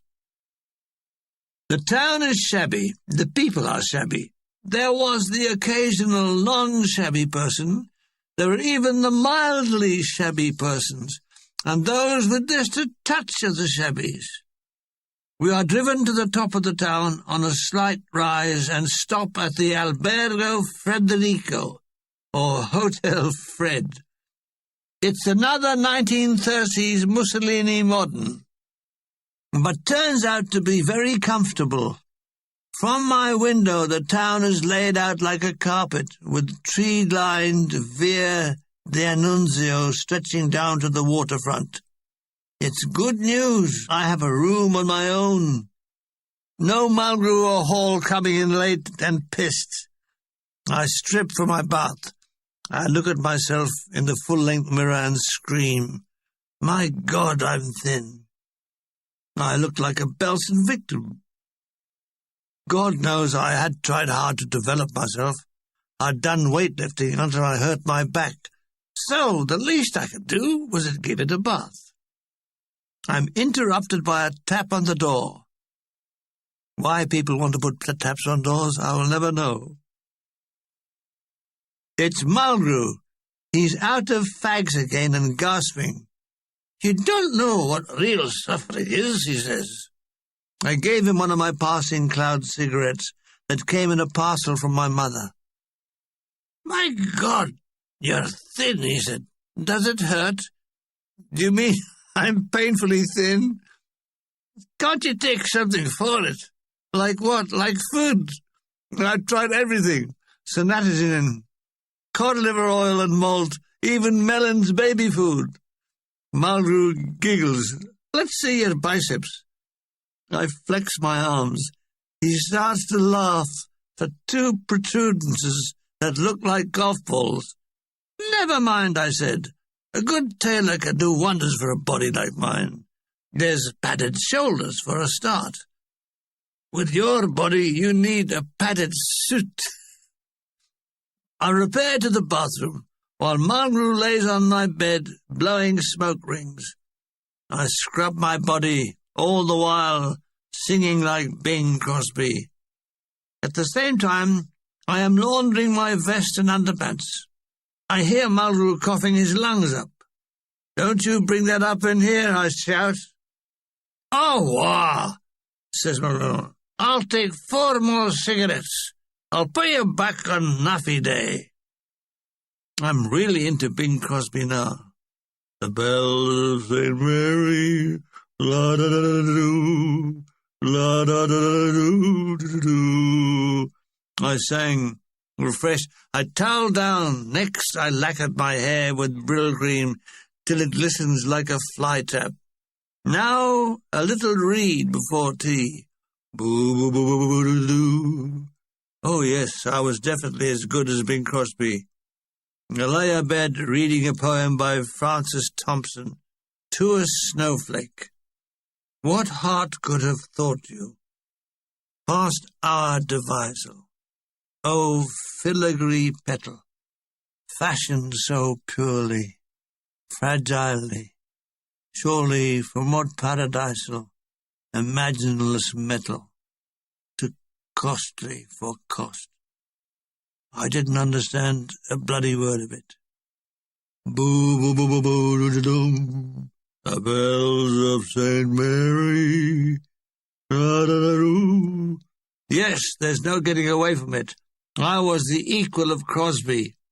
I sing as I dressed. Singing and dressing at one and the same time, ladies and gentlemen. I pick up the intercom. "Pronto," says the telephonist. "Possibile parlare con camera 22? Soon Tony is on the phone. "What do you do, Terry?" "I'm reading poetry." "I come down.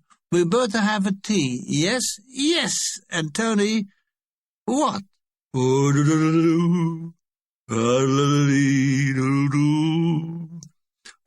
very nice, Terry. I come down now." When she arrives at my door, I have struck a Robert Taylor pose. "Come in," I say. It's not Tony, it's the chambermaid. "Do I want my bed turned down?" "Blast! my Robert Taylor pose wasted. Tony arrives, and we walk down to the dining room, hand in hand. As we enter, there is a great "oh" from the bastard cast. It was nice to get these unsolicited testimonials. An enterprising photographer has left his card on every table. Signor Filippo Nenni. He can take photographs during or after the show. Great! He can do my Robert Taylor profile and a couple of Humphrey Bogart with cigarette in the mouth pose. Today is Sunday. Back in England, my mother will be on her knees before the altar of the Madonna, praying that her son won't catch anything in Italy and save his money, that her son Desmond will get a commission, and that my father will stop swearing. After tea, Tony, Mulgrew, Marisa, one of the ballet girls, and I take a walk down the Via d'Annunzio. It's crowded with people in their best clothes on a monkey walk. Down the centre of the Via is a wide pavement with chairs and tables. We choose a table and are immediately pounced on by an energetic young waiter. Holding his tray above his head, he threads his way through the crowds. As we all sit chill orvieto, Tony is studying a map. Is he lost? The sun is setting on the heights above the town. Oblique rays are shafting through the plane trees, causing dappled, dancing shadows. There is much fist-waving and shouting as cars try to weave their way through the crowds. It's amazing how the Italians shriek at each other. One wouldn't be surprised if one exploded. Tony points to the heights. See, Roman Teatro. There, silhouetted against the sun, were the imposing ruins. "Oh, didn't they pick beautiful positions?" said Mulgrew, emptying his glass. "Do we want another round? If so, can he borrow 100 lira from Muggins Milligan?" Lots of pretty girls are passing by, chaperoned by what look like mafia bouncers. Mulgrew concludes that if you had an out-of-marriage shag in this town, you'd never see the next day. We indulged a few more wines and then wend our way home through the milling throng. At the hotel, we discover Bornheim and some of the cast playing pontoon in the lounge. "Winning?" I asked. "At the moment, yes," said Bornheim. "Pontoons only," he says, and scoops the kitty. By the earnest expression on their faces, I knew the stakes were high. Then I discover it's 2 lira a go. Mulgrew wants to play. Can he borrow another 100? I say no, but he goes on his knees. "It's only a wee 100, he says. "I mean, all your money is doing at the moment is resting in your wallet." Okay. He's shit lucky. He wins 500 and pays me back my 200. Jimmy Malloy comes in. "Ah, Spike." He shuffles through some mail and gives me a letter from home. It's Mother. She's still on about disease and says when I go to the toilet,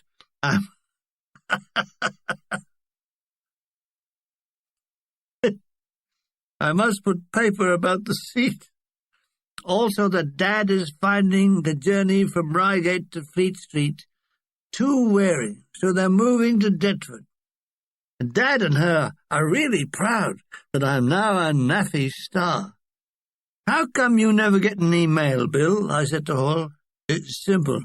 The buggers don't bother to write." "Are they illiterate?" "No, it's just they've got nothing to say." "Do they know you're alive?" "I think so. I mean, they haven't had any notification from the War Office that I'm dead."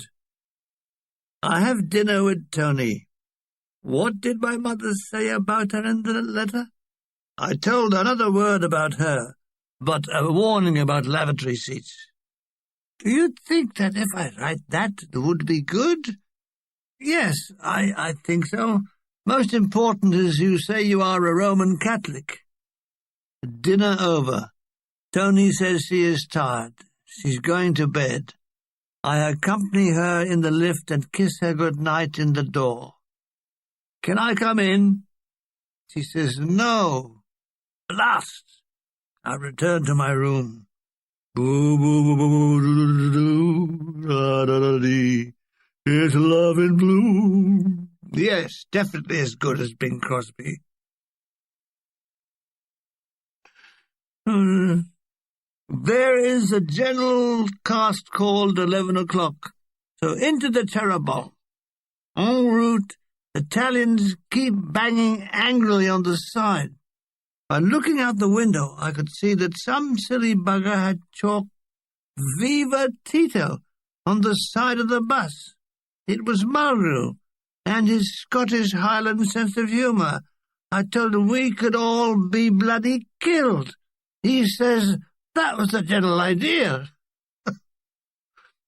As we debus at the stage door of the Theatre Fred, there's a loud explosion. A bomb has gone off. Civil and military police start whizzing by in jeeps, all armed to the teeth. Some were only armed to the throat, some to the knee. The theatre was built for opera. It has an excess of Italian kitsch. We are assembled on the stage, and Jimmy Malloy says that parts of the show are slack, so we are going to run through those bits. John Angove is not feeling well. He's taken to the medical officer, who diagnoses that he has measles. Measles? At 25? He is put into a quarantine ward and out of the show. I wonder if they are always caught in the plural. Patient: what is it, Doc? Doc: you have caught a measle. Just one? I mean, bronchitis is in the singular. Patient: what is it, Doc? You have caught bronchitis. We try out a new gag for the show. I announce that I will fire the slowest bullet in the world. Mulgrew stands at one side holding a water biscuit. I, from the other side, take aim and fire. There's a count of 5, and then Mulgrew crumples the biscuit manually with a cry of, "Hoi! Hopla!" In our dressing room, there are signs of occupation scrawled on the wall. Harry Seacombe was here. Norman Vaughan was here. Ken Platt was almost here. We dutifully add our names. The manager, a voluble fat Italian, tells us many famous people have been here, including Eleonora Duse. He tells us the story of how, after she had had a leg amputated, she returned to the stage, and people wondered how she would manage on an artificial leg. On the first night, the theatre was crowded with the conoscenti. It is the theatre custom to bang a mama's pole thrice behind the curtain. When the audience heard boom, boom, boom, one critic said, "My God, here she comes now." The first night was packed theatre and big business. The town major has invited the cast to the officers' club. Great. It turned out to be a large, glass-fronted building overlooking the sea.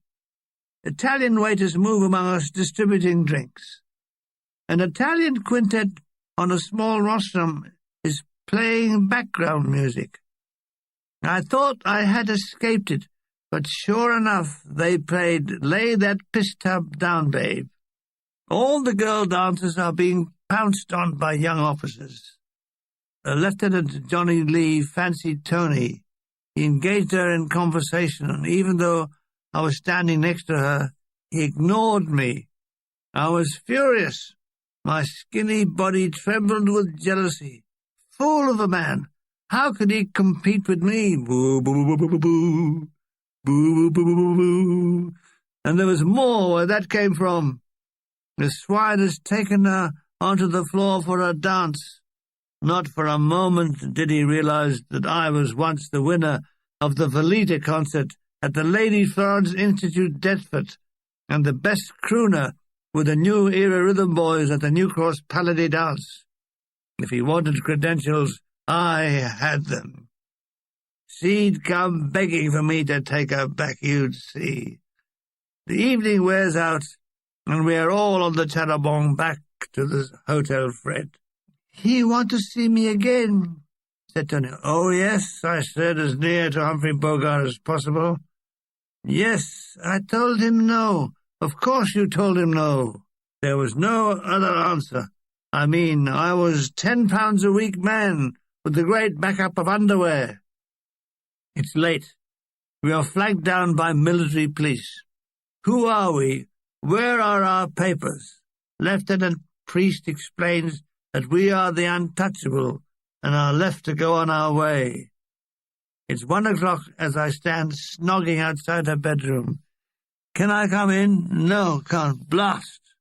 Mulgrew or someone has struck again." As I pull back my bed covers, there in the middle is a replica of Richard III with the message, "The Phantom strikes again," and so to bed. The week followed with us going for walks, shopping for trinkets down the waterfront, and visits from Lieutenant J. Lee. He brings Tony flowers. The occasional bomb goes off somewhere in the city, and on Thursday an Italian accidentally blows himself up and will soon be a martyr. Soon people are putting flowers on the spot. Scrawled on the wall is his epitaph, "Luigi Saponi, morto per la patria." "It beats me," says Bonin, "how explosions and blowing up places advance a political cause." He was right, of course. There are other ways to draw attention to your cause. Standing naked outside tube stations would hit the media, or anonymously posting people a bread pudding with the warning, "Give up, or you'll get another." That, or nocturnally digging a fish pond stocked with goldfish in people's gardens with the same warning. Better still, attack political figures by sealing up their front door keyholes and letterboxes. Bornheim agrees. He suggests parking combined harvesters outside people's front doors. Lieutenant Priest is warning us that we are to attend a VD lecture at the medical rooms on the seafront in Trieste.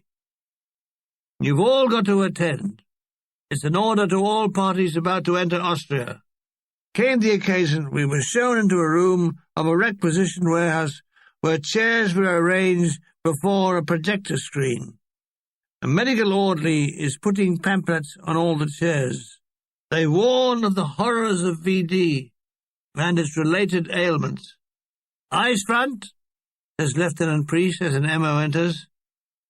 "At ease," he said, and made a sign to sit. The medical orderly activated the projector, and the MO spoke. We were subjected to a series of men's genitals in various stages of VD, from a small spot to a great red hanging blob. These were accompanied by cries of "Hard luck, mate," and "Stick to wanking." It took about 20 minutes, and we were then driven back to the hotel. The night of the photographs. After the show one evening, Signor Nenni and his wife set up a huge box camera which swayed perilously as he placed it on tripod. It looked like a monster from one of H.G. Wells's books, a warlock. In a cracked voice, he is instructing his wife in the placing of the floodlights. They are both over 60 and move with caution. "Poco poco," he says to her. She has curvature of the spine and in the gloom looks like Quasimodo. A day for swimming. See, that means we've got to go near water. We are taken to a beach adjacent the ill-fated Castello Minima. Tonley enlightens me about the legend. It was a duke and a broken love affair that drove him to suicide. Ah, a broken romance. There should be a repairs depot, like the AA. Broken marriage depot, the phone rings. Operator. Broken marriage depot. I wish to report a broken romance at the turn-off of 6 on M1. Have you got the pieces? Yes, they're all over the verge. We'll send the solicitor right away. We all lay out our towels, and after a liberal application of olive oil, we lay back and soak up the sun. Tony is next to me. I hold her hand. I give it a squeeze, but it's so lubricated it pops out. I do it again. It's a turn-on. Tony asks if I believe in ghosts. No. You think we come back after we die? Well, none of my family have. I did have Aunt Jane Milligan, who went to a spiritualist to contact her late husband. When he was contacted, the spiritualist did ask Auntie Milligan what she wanted to ask him a question. And she said, yes, ask him what he's done with the fish knives. Tony persists, perhaps we come back different. Like what? Like a tree or a horse? No, I don't want to come back as a horse. It's frightening. Supposing I came back as a tomcat and have to have that terrible operation.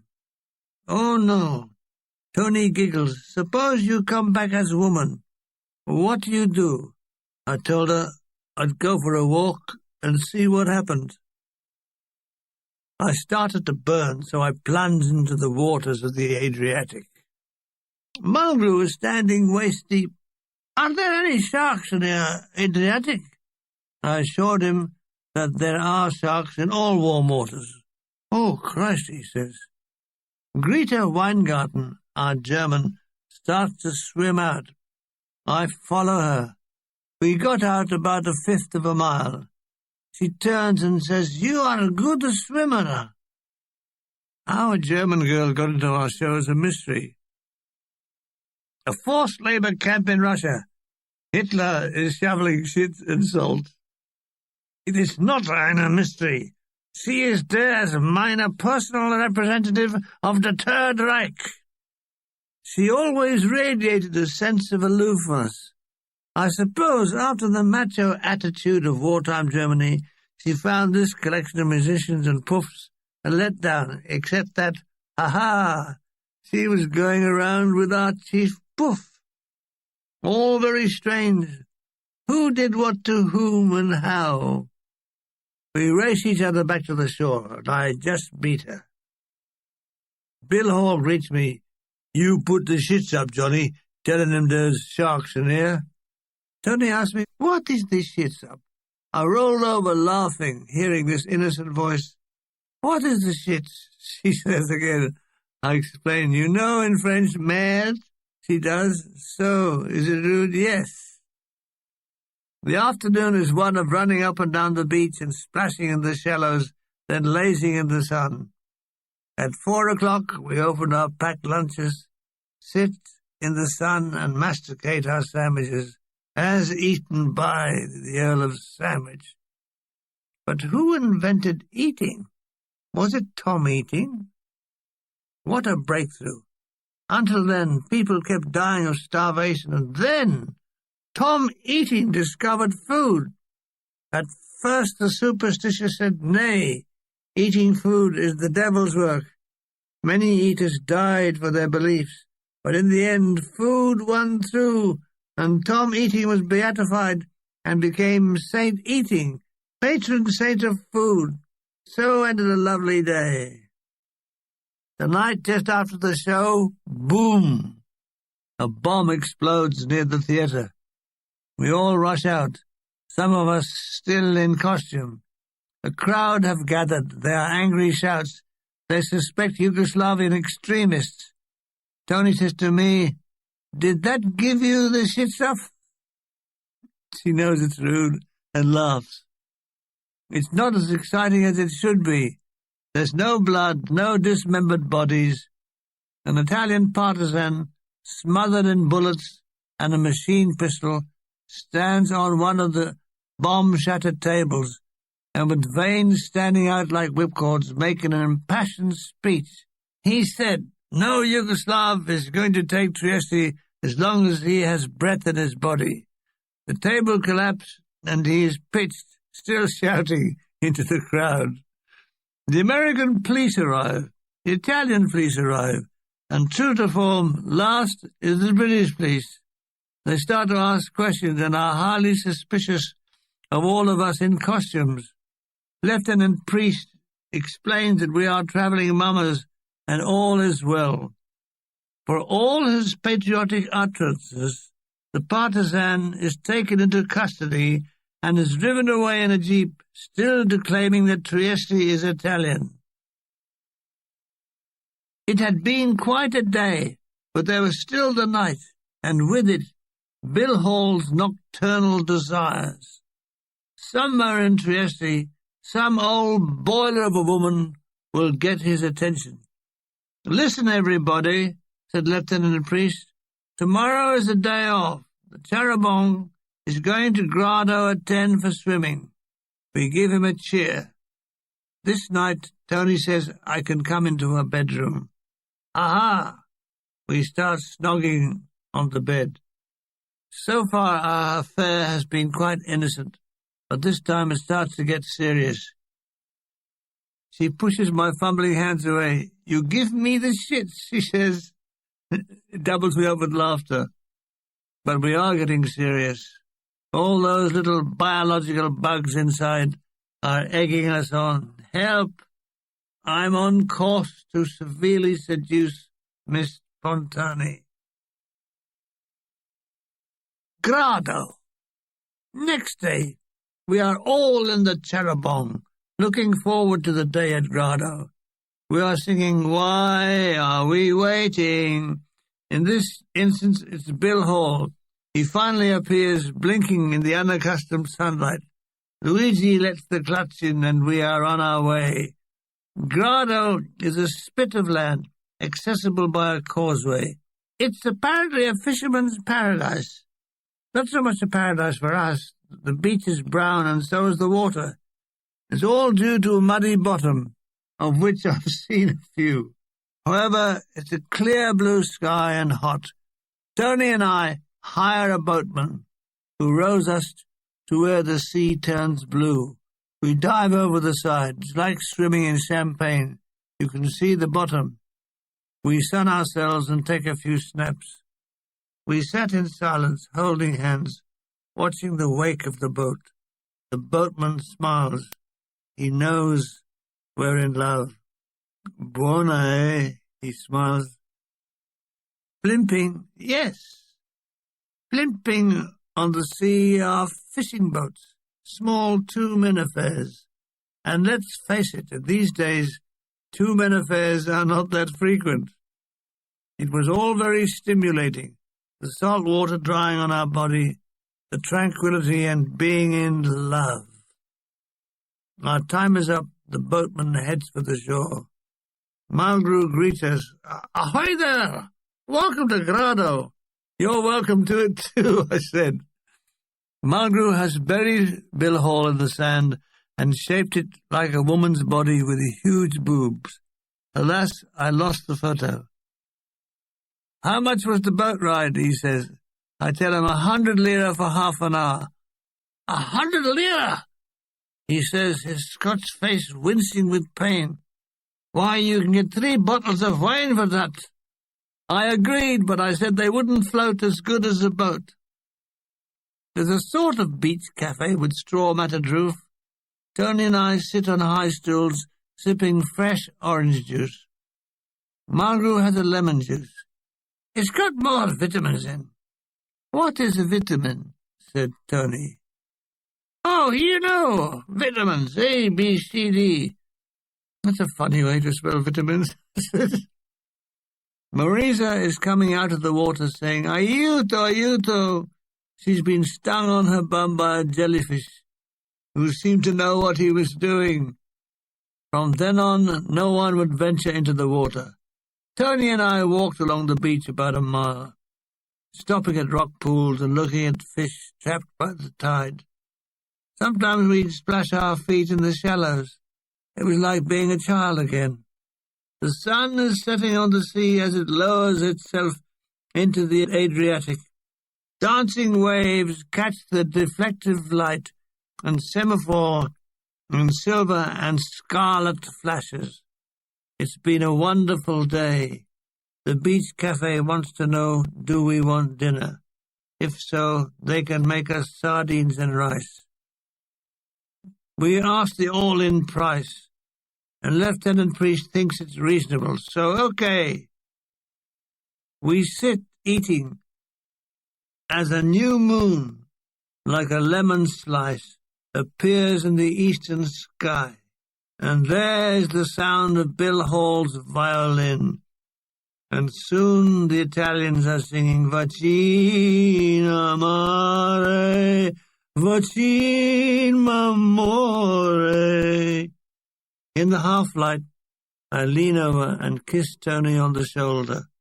As I do, she places a kiss in my hair, the hair that had lived through washing with Sunlight soap, Lifebuoy, Pears, Carbolic, never had a shampoo, and Brill cream and Anzora hair goo. Yes, she kissed all that. We quaff white wine.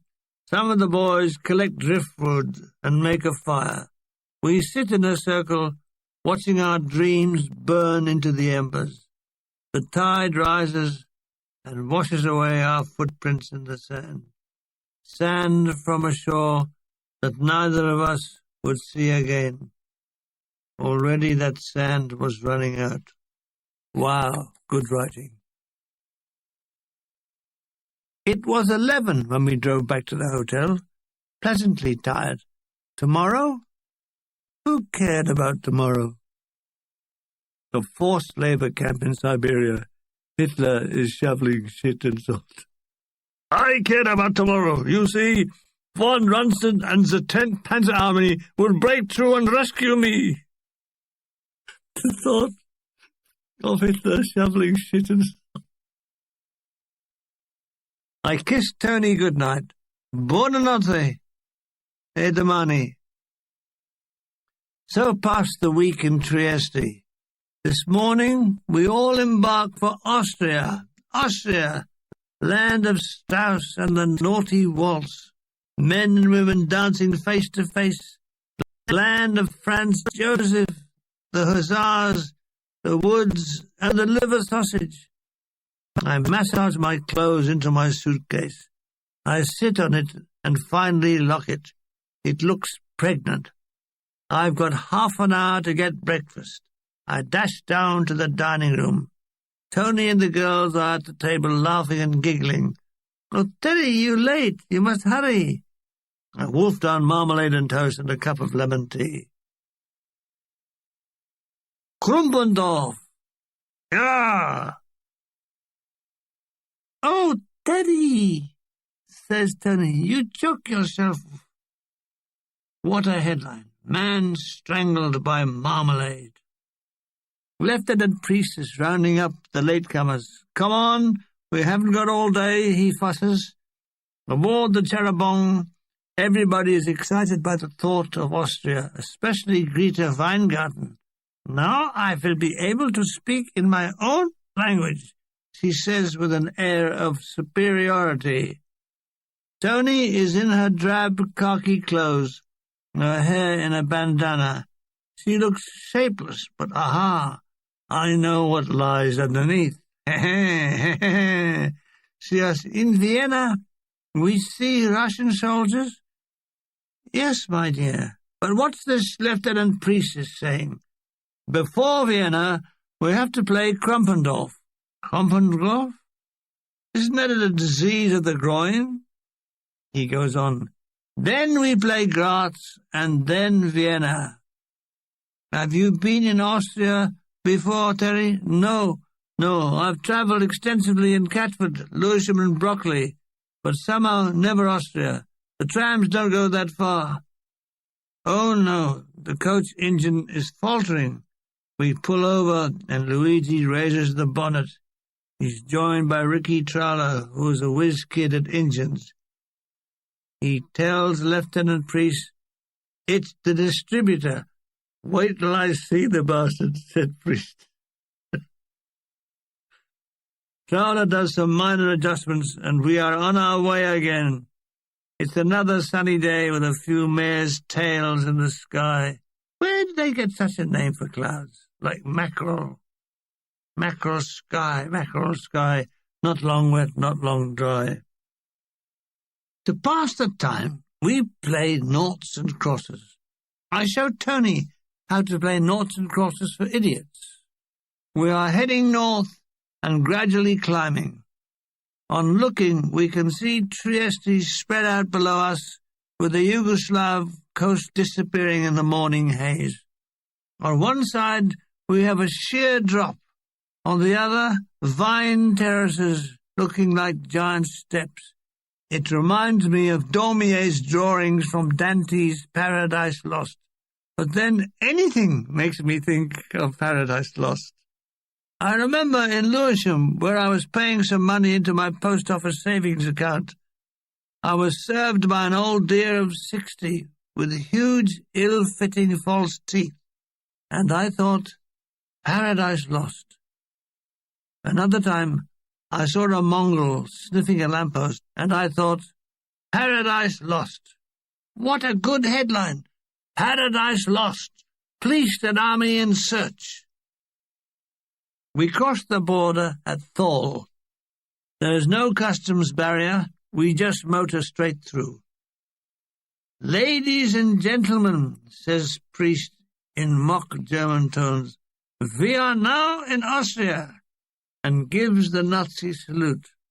We all give a cheer, and Bill Hall, as though on cue, launches into the Blue Danube and a selection of cloying German tunes ending with Grinzing. Now that's another name I'm baffled by. What or why is Grinzing? Mother, where have you been at this time of night? I've been out Grinzing, Mother. Malgrew clips on a small prop Hitler moustache, gives the Sieg Heil salute and says, "We are now in the Fatherland. From now on, all Jews will have their circumstances confiscated." Outside Thal, the Chadabong stops for lunch. We are surrounded by fir tree-covered hills. I climb up a hillock and get a wonderful view. I call to Tony to come up, then do a few yodels a la the Von Trapp family. Yodel. Tony starts to climb up, and I take a photograph of her. Malgrew has heard me yodel, so he yodels back. Others join in, and soon the hills are alive with the sound of yodel. We are looking down on a valley with a torrent running through it. Anything done in this stream today will arrive in Italy tomorrow. It was very pretty.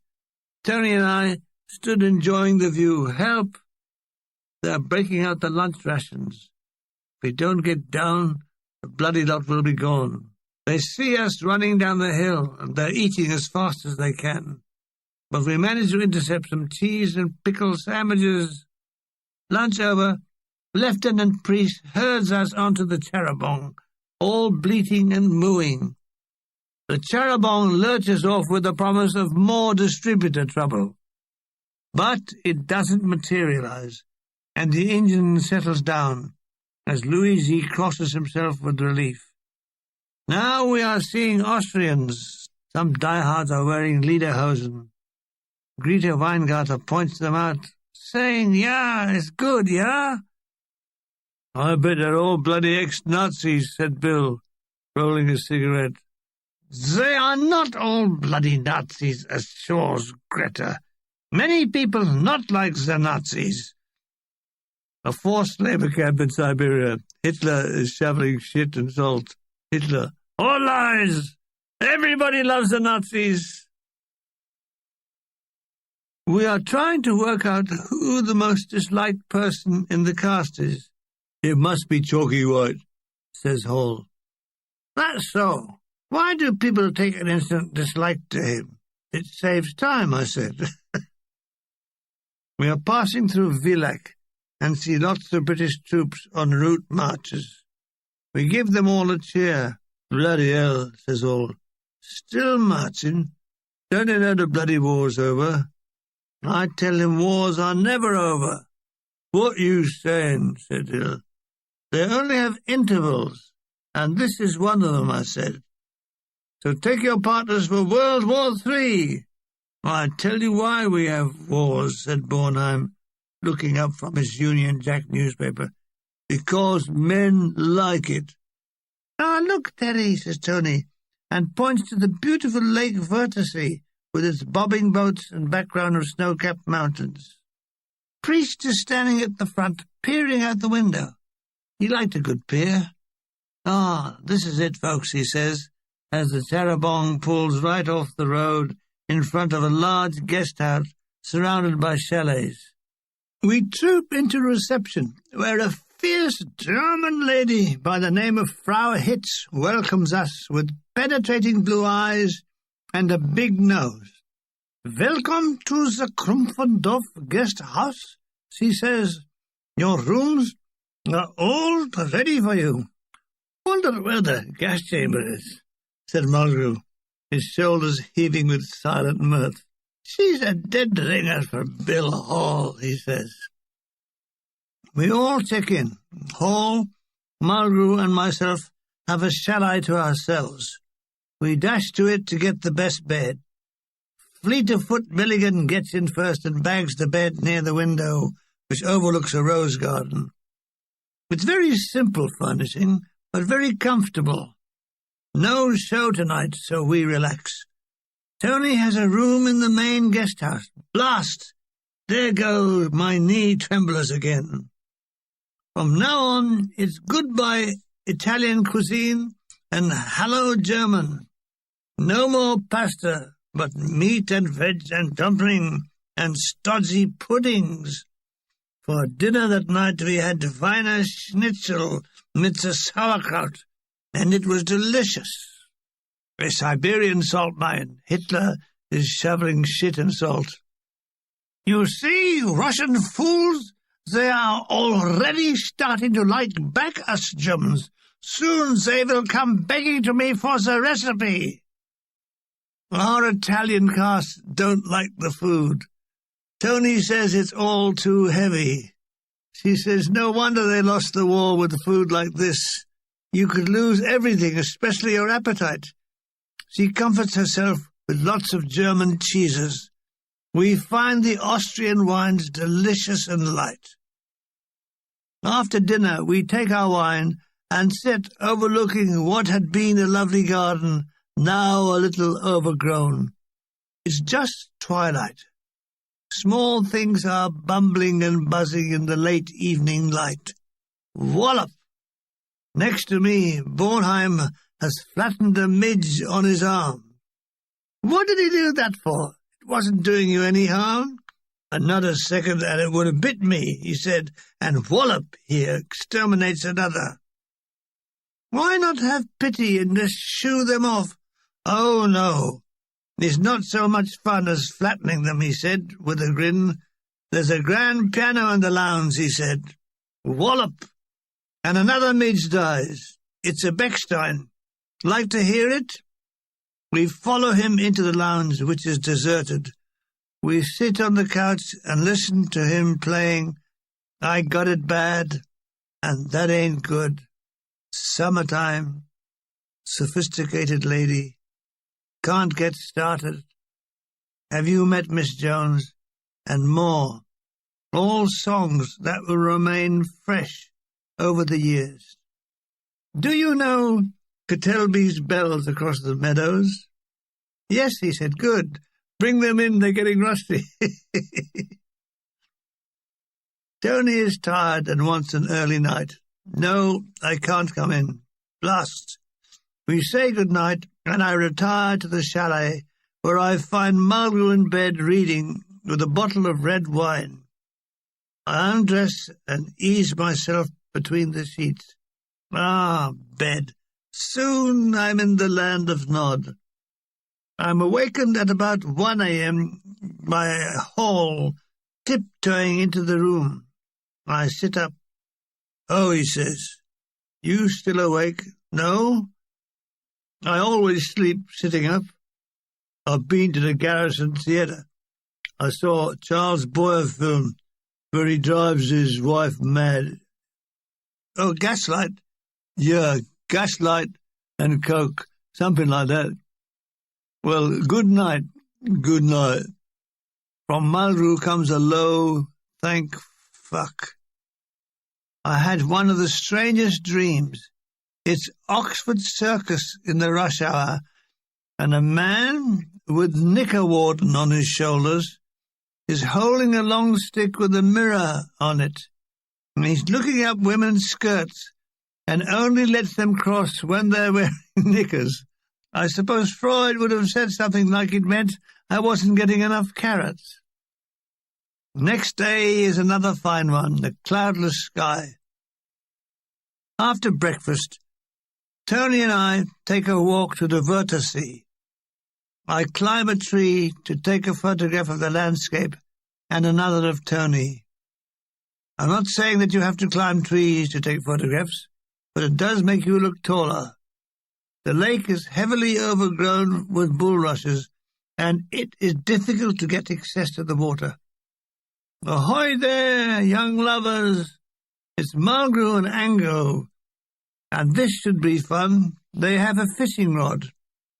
We all stroll along looking for a break in the rushes. We finally find an old boathouse. "Ah!" says Mulgrew, "the gods are smiling on us." I point out that the boat looks as though it was about to expire.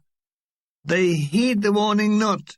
With caution, Angrove and Mulgrew get into the boat with a plank of wood.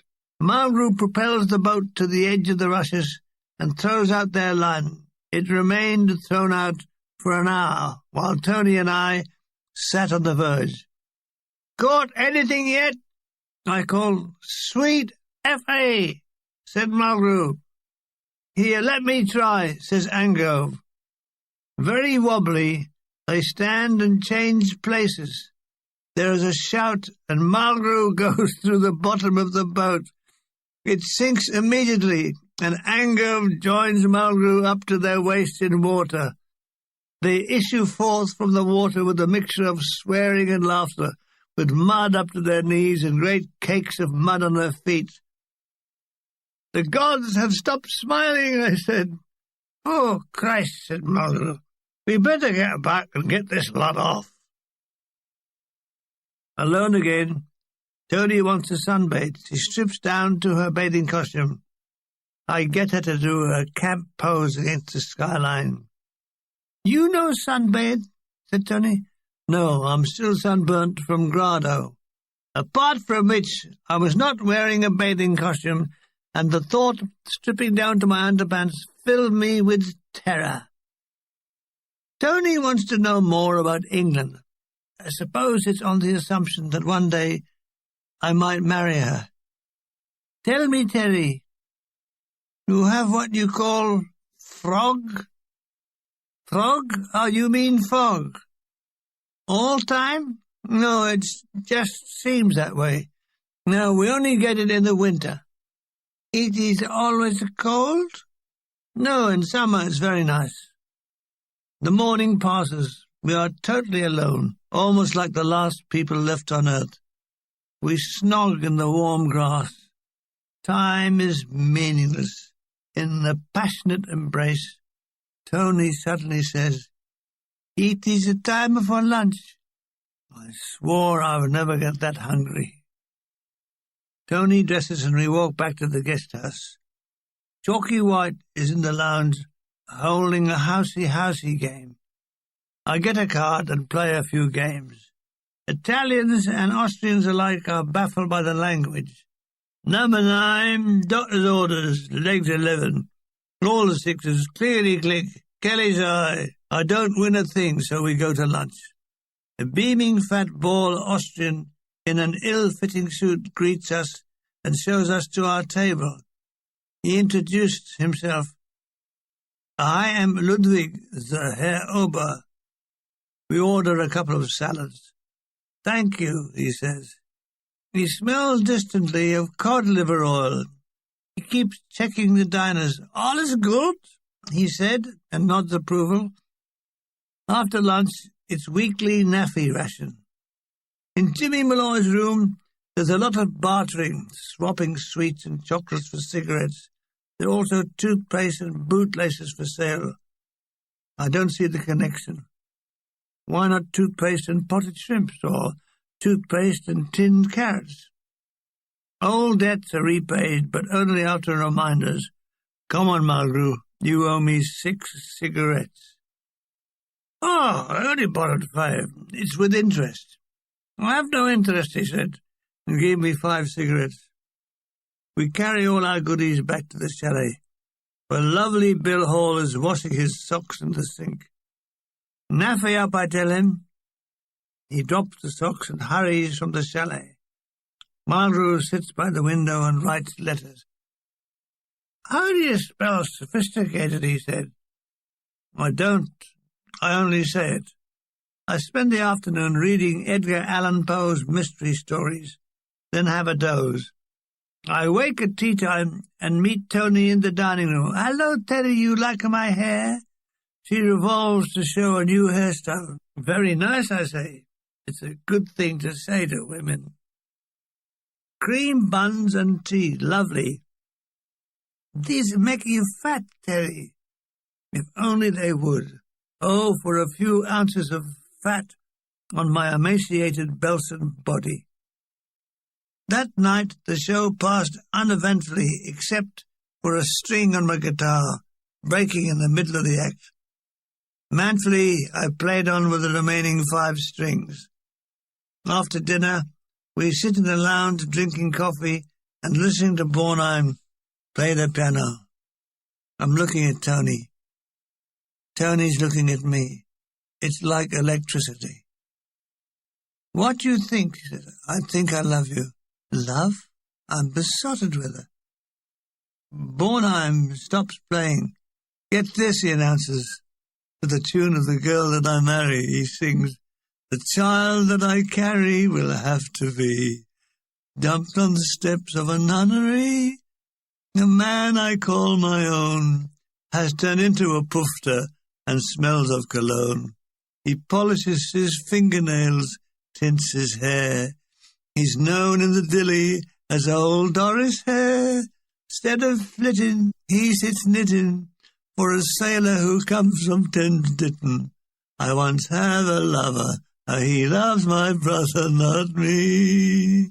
So much for Irving Berlin. Time for turning in. I accompany Tony to her chalet. A good-night kiss in the shadows, and I'm off to my own bed, bent double with erections. Down, boy. Down, not tonight. Sun, snow, sleigh. Next morning, I'm up first, and it's down, boy, again. Mulgrew and Hall are both still asleep, both sharing what sounds like the same snore.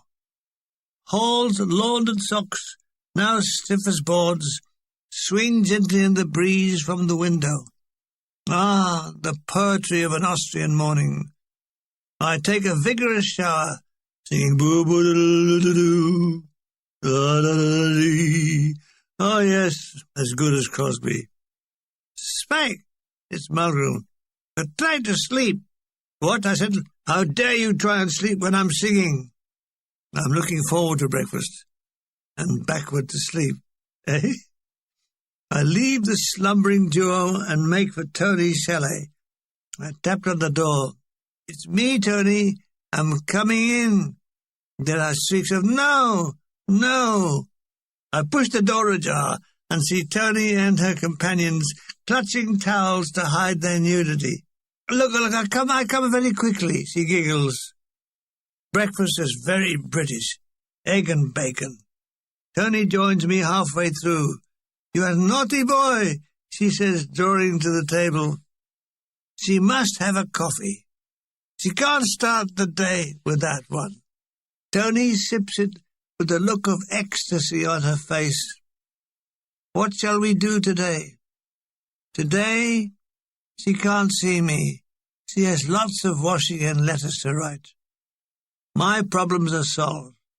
The Charbon will take those interests to Conselbahn, a skiing resort. Great. We pile on the Charbon, which threads its way up a mountain or at a hill. That's the point. At what height does a hill become a mountain? The sun is shining ferociously, even after we reach the snow line. We are met by a sergeant ski instructor. He fixes us up with skis and leaves us to it. So it's fun on the slopes. There must be a record for falling over, and I hold it. I strip to the waist. Even in the snow, I'm perspiring. I rub my body with snow and feel exhilarated. The sergeant makes some tea for us in the out-of-season cafe. I notice lying amongst the trees spent cartridges. The sergeant tells us that this used to be a training depot for German ski troops. The lot that done Narvik trained here, he says. The afternoon passes with us falling down. Finally, the sergeant lends us a two-man sleigh. This is more like it, says Bornheim. The afternoon passes with us sliding down a mountain. No ski lift here. You had to slip back on foot. There were plenty of tumbles on the overloaded sleigh. It was never meant for so many, shouts Angove, as 5 of us hurtle down into a tree. Great flurries of snow and tumbling bodies. Sun, snow, sleigh, wonderful. At 6 o'clock, Lieutenant Trieste reminds us there's a show to do. I keep forgetting the show is the reason we are having all this fun. We arrive back, sunburnt and shagged out, not looking forward to the show. A quick tea and a slice of cake. I collect my guitar and hurry to the waiting Charbon. "Teddy, you all sunburned," says Tony. I told her that all day I missed her and longed for her on skis next to me, with the wind blowing through our hair as we raced down the mountain. I stand up in the bus and start to declaim for all to hear. What a fool I was to leave you, darling, to do the laundry, while I, a young Celtic god, was coursing down the White Mountains in a rapture of speed, wind, and other things. I kneel down and start kissing her arm. "Oh, forgive me, my beloved, my little laundress. It will never happen again." Tony is laughing with embarrassment, and the cast give me a round of applause. Greta Weingarter is saying, "Have we noticed how clean Austria is after Italy?" I agree with her. I'll say this for Hitler. I bet before he shot himself he put on clean underpants. In the dressing room, Hall and Mulgrew get into an argument about women. "I look for women with experience," says Hall. "I choose women who make the act of love last." Mulgrew goes, "Bloody hell. Some of the old boilers I've seen you in don't look like they'd last the walk home." "Looks aren't everything," intones Hall. "I mean, most of these young tarts. Show 'em a prick and they'd faint." Mulgrew is laughing. "Oh, no wonder.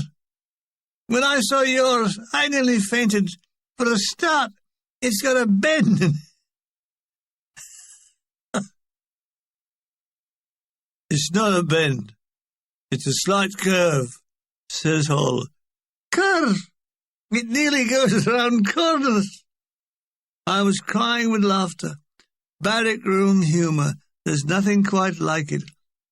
After the show, Major Hardacre, the town major, comes backstage with 2 young officers. They congratulated us over the show. It was jolly good. They seem interested in the girls, whom the major has a slight tendency to handle. He's very interested in Tony. "My Tony!" He shakes her hand and holds it overlong. He'd better watch out, or I'll have his Hardacre on a slab, sliced like a salami, and stuffed up his married quarters. God, I was jealous. In love and jealous, it was like being on the rack. After dinner that night, we have a dance. The trio plus Bornheim on the accordion supply the music. Tony dances with Maxie. He dances splay-legged as though he had messed himself. Tony, she was so doll-like. Strange. When I was a boy in India, up to the age of 8, I liked dolls. My father was a worried man. Was it Tony's doll-like image that attracted me to her? Forward, the resident analyst. I have the last waltz with Tony. Bornheim plays the Valsa di Candela. He knows that it's our tune. I hold Tony close, and the room seems to go round and round. Very difficult for a square room. By midnight, the dance had broken up. Tony and I went and sat on a bench in the neglected rose garden. We talked about each other. Were we sure we were in love? The answer seemed to be yes. So what to do? Do we get engaged? I think if I had asked her, she would have said yes. You see, I never thought about marriage.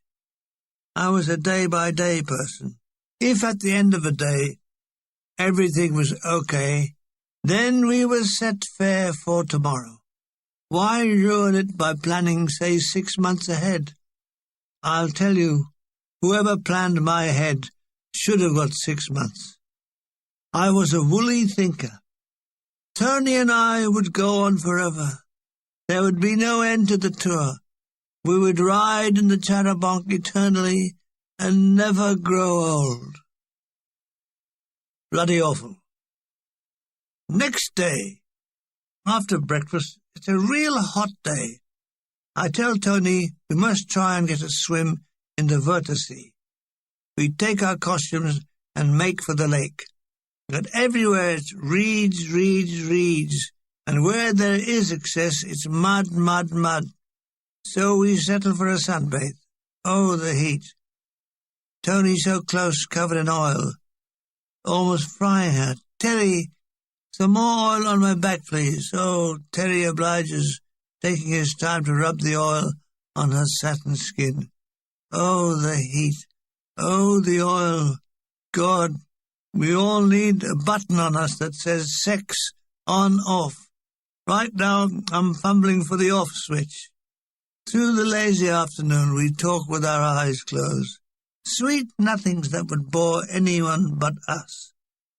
Being in love, everything seems important. Small thing. God, why did I have a small thing? What's going on here? I opened one eye to see Bornheim and Mulgrew. The latter, who hasn't learned his lesson, is holding a fishing rod. You know there's no mixed bathing allowed in the long grass, he says. Go away, Mulgrew. Weren't you ever young? Aye, he said. It was on a Thursday. It's tea time, so we give in, and the 4 of us head back to the guest house. I need a shower to get the oil off, and a cold one to reduce the swelling. Tony came down to tea in an all-white dress to show her suntan, and lovely she looked. How lovely. The show that night was pretty hysterical. A lone drunk in the middle of the hall started to shout out, "It's bloody awful! Bloody awful!" It took a time to evict him. Then, in the second half, he obviously somehow got back in, because he shouted from the gallery, "It's still bloody awful!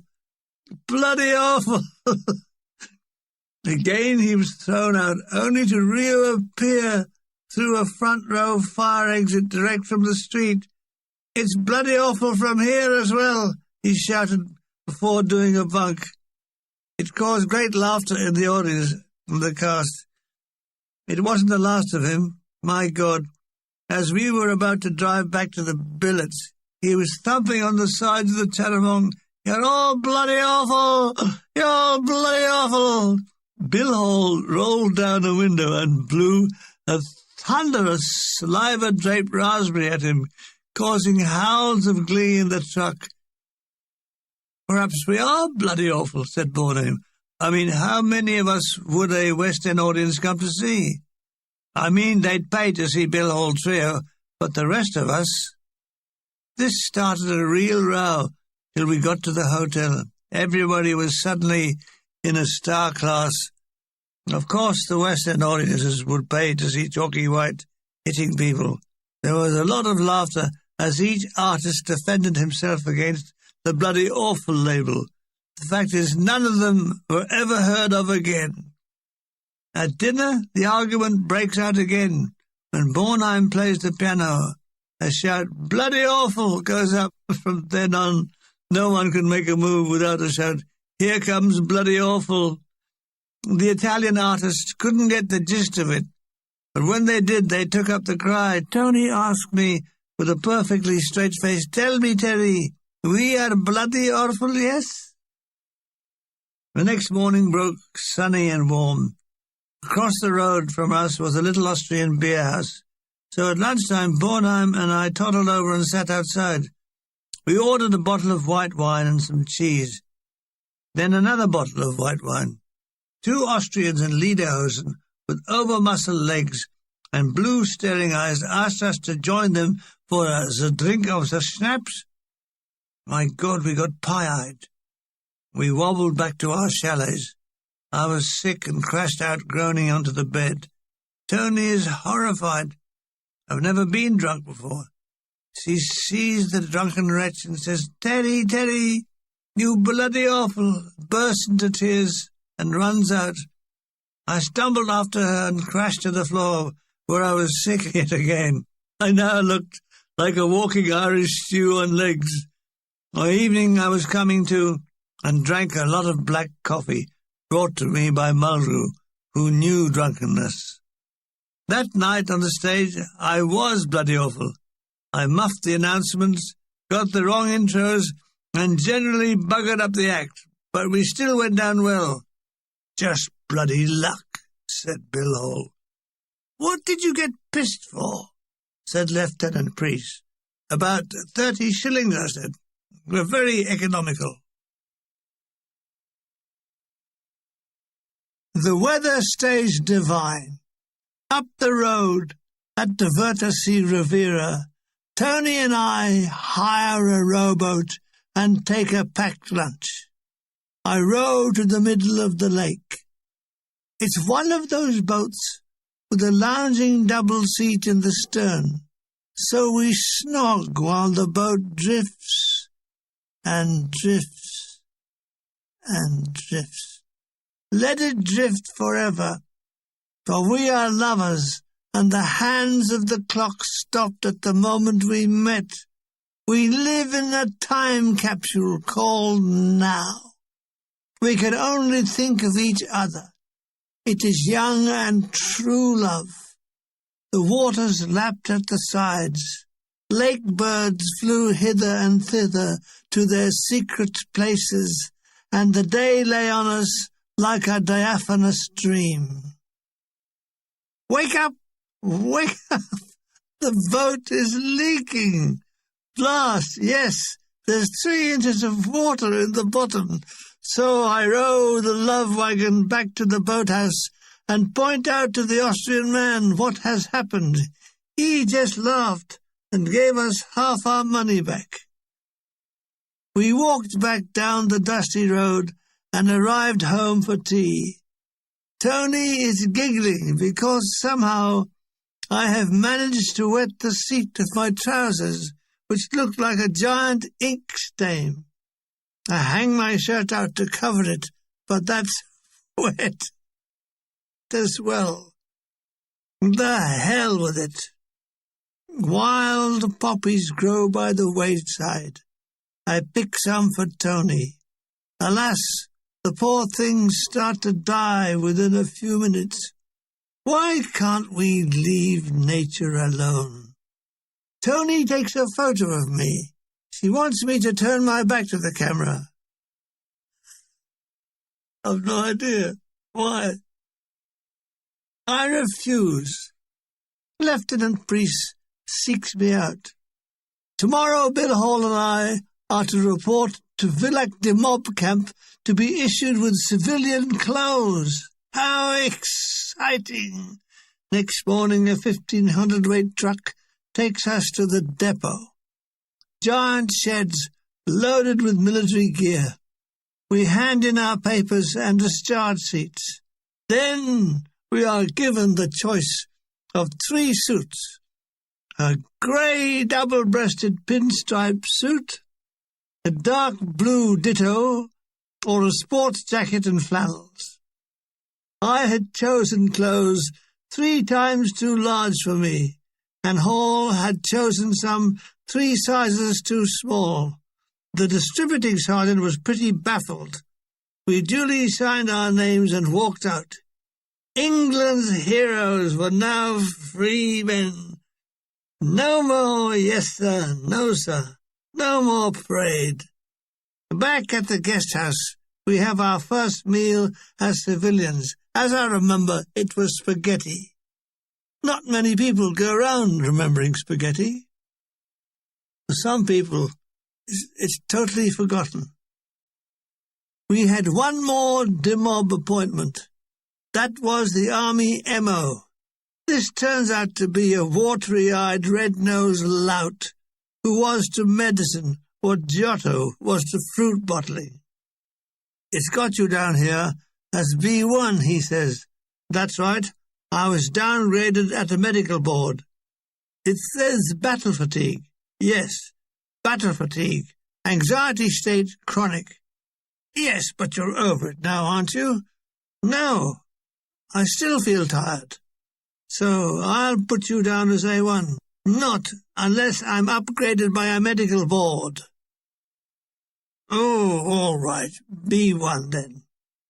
He then asks me if my sight is all right. As far as I know, you can see me, can't you? Yes, then it's all right.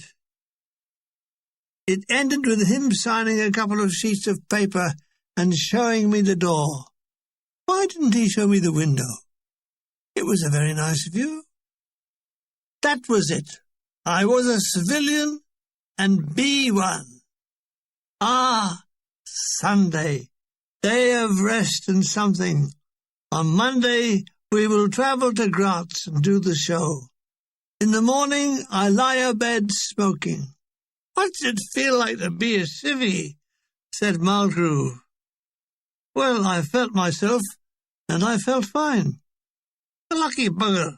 I've got 2 months to go, he said, coughing his lungs up. It sounds as if you're going now. Bill Hall stirs. What's the time? I tell him, it's time you bought a bloody watch. Lying in bed, Hall looks like an activated bundle of rags. Poor Bill. He too had been to the creep M.O., who had passed him out as A1. He didn't know it at the time, but he had tuberculosis, which will one day kill him. So much for bloody army doctors. I take a shower and sing through the cascading waters. Can it be the trees that fill the breeze with rare and magic perfume? What a waste, singing in the shower. I should be with Tommy Dorsey or Harry James. Mid-morning, Hall, Mulgrew and I agree to give a concert in the lounge. It is much enjoyed by the hotel staff, all blue-eyed, blonde, yodeling Austrians who have been starved of jazz during the Hitler regime. They have a request. Can we play Lay That Pistol Down, Babe? Oh, Christ. Liberation had reached Austria. To appease them, we play it. Hall plays it deliberately out of tune. I'll teach the bastards, he said, sotto voce con expressione. They applaud wildly and ask for it again. Hall can't believe it. They must have cloth ears, he says, and launches into Deutschland überall as a foxtrot. Take your partners for the national anthem, he says. Hitler must have turned in his grave. Hitler, no, I'm not. I'm still shoveling shit in Siberia. No sign of Tony so far. Then Greta tells me she's in bed with tummy trouble. I go to her room. She's asleep, but awakes as I come in. "What's the matter, Tony?" She is perspiring and looks very flushed. "I think I eat something wrong," she says. "All night I sick." "Oh, dear. Can I get her anything on a tray, like the head of John the Baptist?" "No, I just want sleep," she says in a tiny voice. So I leave her. That afternoon, Lieutenant Priest has arranged a picture show just for us all. We all go to the Garrison Cinema in Klagenfurt to see the film Laura with George Sanders and Clifton Webb. It has that wonderful theme song, Laura, after which I would one day name my daughter. We are admitted free under the banner of the CSE, that is the Combined Services Entertainment. The cinema is empty, so we do a lot of barracking. "Watch it, darling. He's gonna murder you." "Watch it, he wants to have it away with you, darling. Look out, mister. Watch your ring, he's a puff." Having destroyed the film, we return home like well-pleased vandals. Tea is waiting, and Tony is up and dressed. She feels a lot better. No, she won't eat anything except a cup of coffee, so I get her a cup of coffee to eat. I light up my after-dinner fag and pollute the air. Tony flaps her hand. "Oh, Teddy, why you smoke?" Doesn't she know that Humphrey Bogart never appears in a film without smoking? We spend the evening playing Ludo with small bets on the side. Suddenly, I feel sick. The same as Tony. Soon I have both ends going. I take to my bed and only drink water. That night I have a temperature. What a drag. I fall into a feverish sleep.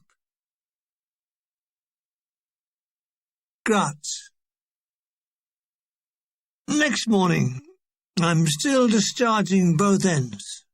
Wrapped in a blanket, doused with Aspros, I board the Terrebonne. "How you feel, Terry?" "Terrible." I semi-doze all the way to Graz, showing no interest in food or drink. When we arrive in Graz, I hurriedly book in and make for my room. It's a lovely hotel with double glazing and double doors to the rooms, so it's very quiet except for the noise of me going both ends.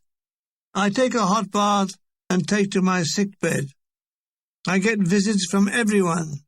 Do I need a doctor? I say no, a mortician. Will I be doing the show tomorrow? Not bloody likely. Bornheim will have to take my place on the squeeze box. I am delirious. Tony visits me and tells me she loves me. That's no bloody good. I love her too, but I've still got the shits. Can't she hurry and leave the room as something explosive is coming on? I fall into a deep sleep. I awake in the wee hours to do a wee. I'm dripping with sweat. What's the time? 3 a.m. I take a swig at my half bottle of whiskey. When I awake in the morning, I seem to have broken the back of it. It feels as if I've also broken its legs and arms. 24 hours had passed away, but I hadn't. In 2 days, I'm back to my normal, healthy, skinny self. How did the act go with Bornheim deputizing for me? It was great. Curses! So I rejoined the fold. The show is at the Theatre Habsburg, a wonderfully small, intimate theatre, one massive gilded carving of cherubim. This night the trio get rapturous applause from a mixed audience of Austrians and soldiers. Hall is stunned. "Bloody hell," he said, "we aren't that good." "Rubbish," said Morgan. "They weren't good enough for us." The dinner that night was a treat. First food for 48 hours. It's Austrian-Irish stew. Bill Hall tells the waitress that his meat is very tough. She calls the chef, a large kraut. He asks, "What's wrong?" "This meat is tough." "Oh, you are the only one complaining." "That's 'cause I am the only one who got all the hard bits, mate." "It is the luck of the draw," says the kraut, who takes it away. The waitress returns with a second portion.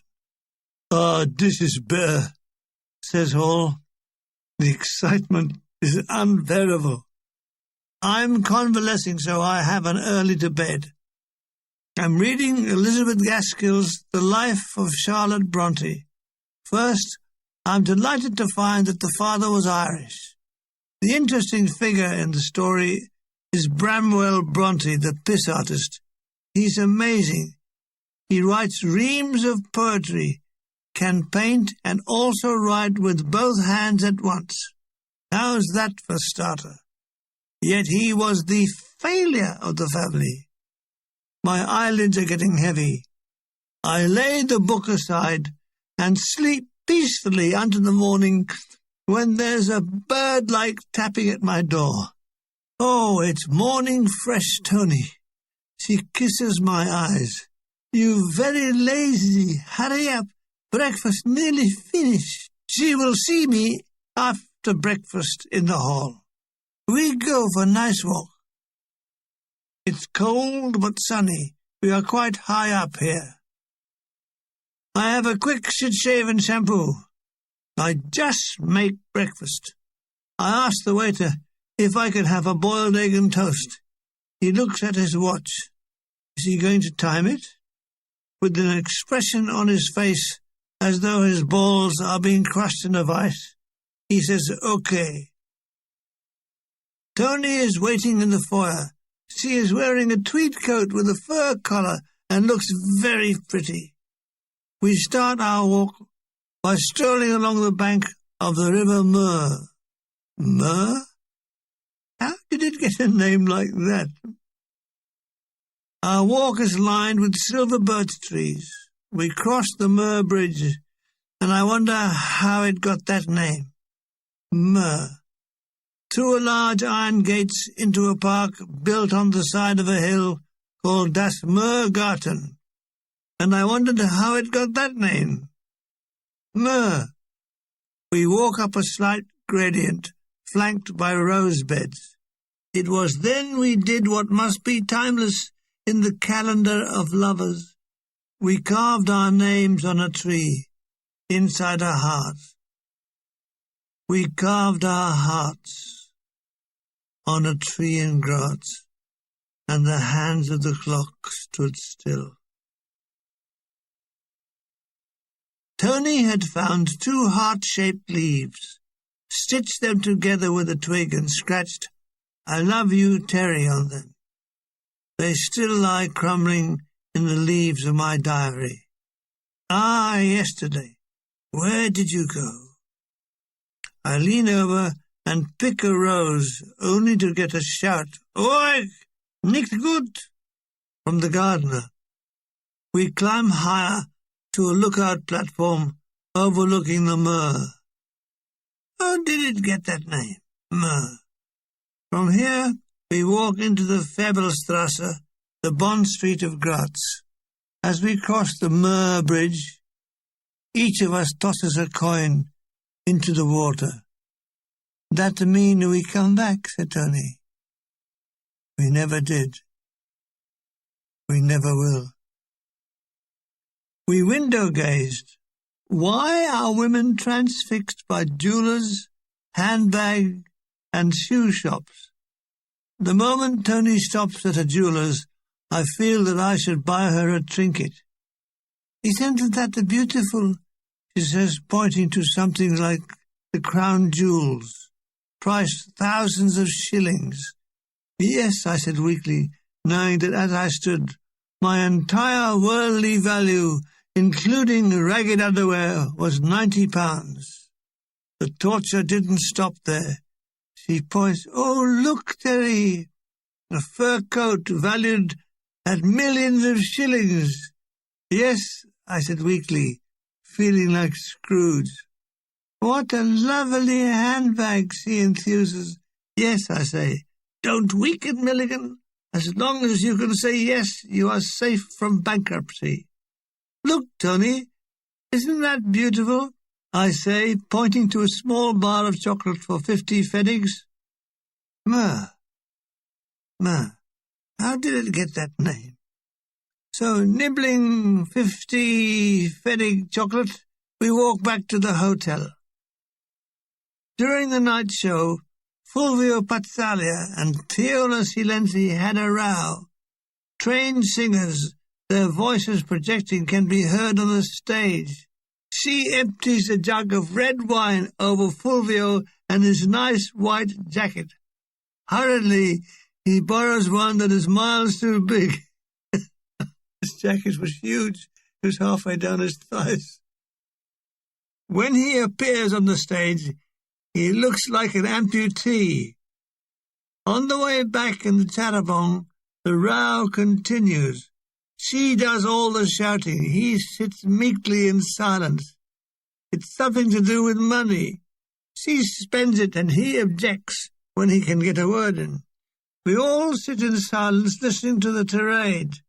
It was very entertaining, and when she finally finished, Bill Hall starts up a round of applause. "Bravo, encore!" She is beside herself with anger, a favourite position.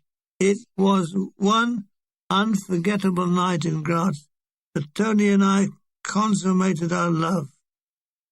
When it was over, we lay quite still in the dark.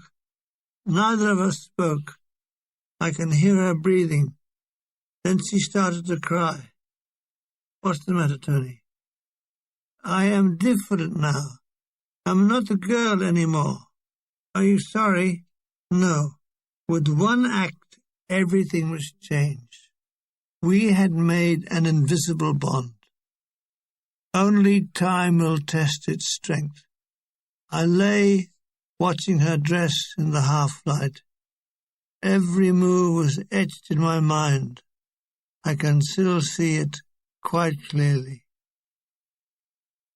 Next morning, when we met at breakfast, everything seemed different. Yet it was only us. We seemed speechless, but our hearts beat faster. It was as though we were caught in an invisible net, each a prisoner of the other. Primitive emotions held us in their timeless grasp. That afternoon, the trio met in Bill Hall's room for a practice of some new numbers. "You are bloody quiet these days," he says. "I'm in love, Bill, that's why." "Love my ass. All you want is a good shag, and you'll be right as rain. I'll bear that in mind. Are you thinking of marrying this bird?" "It's crossed my mind and my body, yes." "You'll see. She'll be fat as a pig at 40. "Don't listen to him," said Margaret. "He should talk with all those old boilers he goes out with." "They're not our boilers," said Hall. "They are mature, experienced women who know all the tricks of love." "Tricks?" guffawed Margaret. "Like cracking walnuts in the cheeks of your ass." The session over, I rose to leave the room. "You'll see," says Hall, who is now playing the Troupe quintet. "At 40, you'll be able to roll her home." I am writing home asking my folks for razor blades and pile ointment. At the same time, telling them that I'm considering marrying Tony. My mother's reply is full of advice.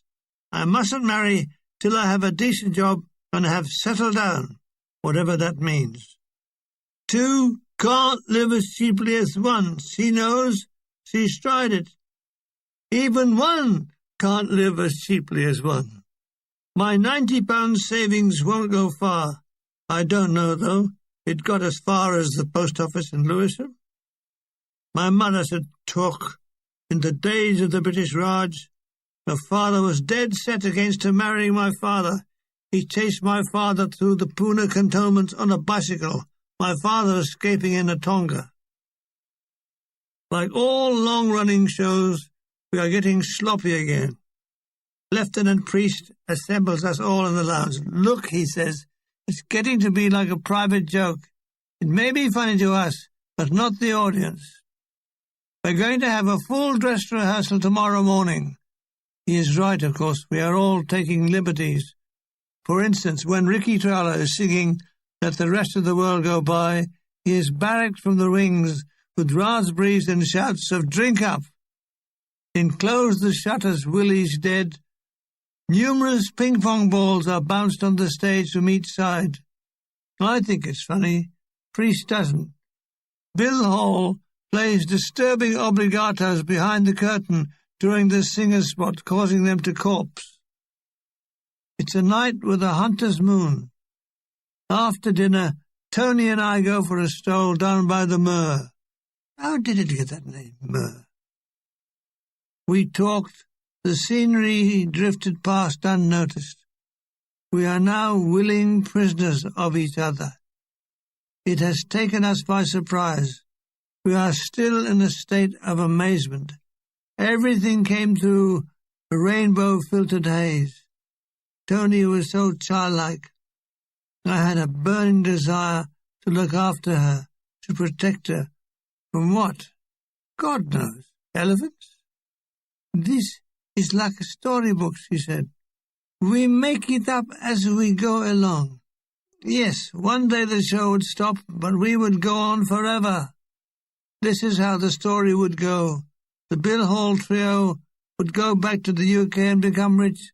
Then I would send for Tony. I would welcome her in England with a white Rolls-Royce, a glass of champagne, and a complete explanation as to why the river was called the Mur.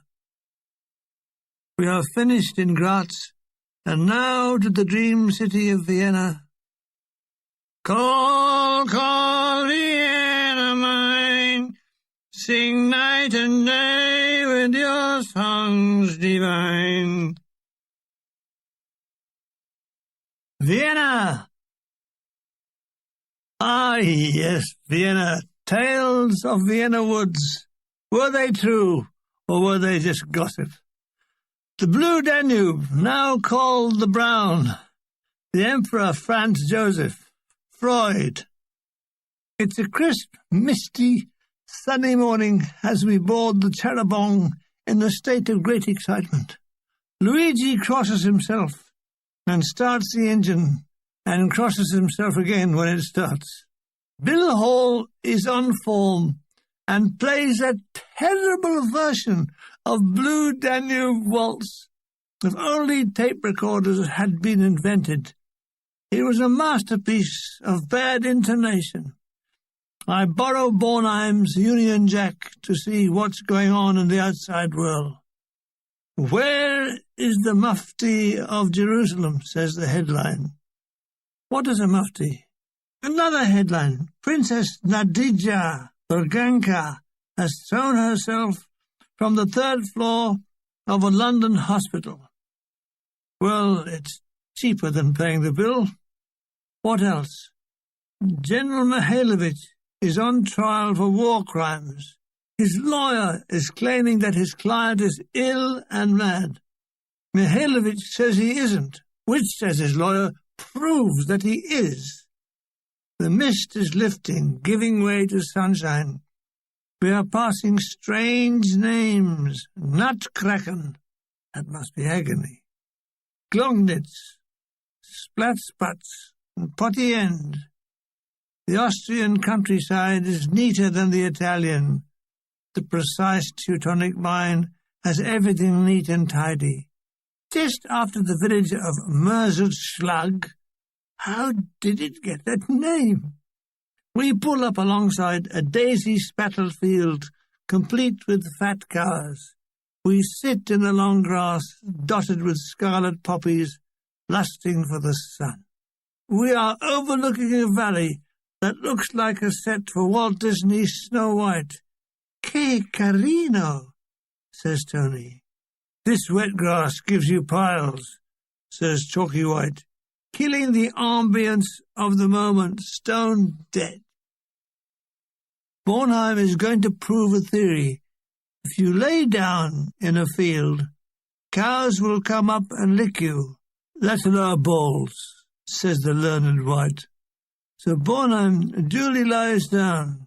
Gradually, the animal's curiosity makes them all approach Bornheim, and my God, they start licking him.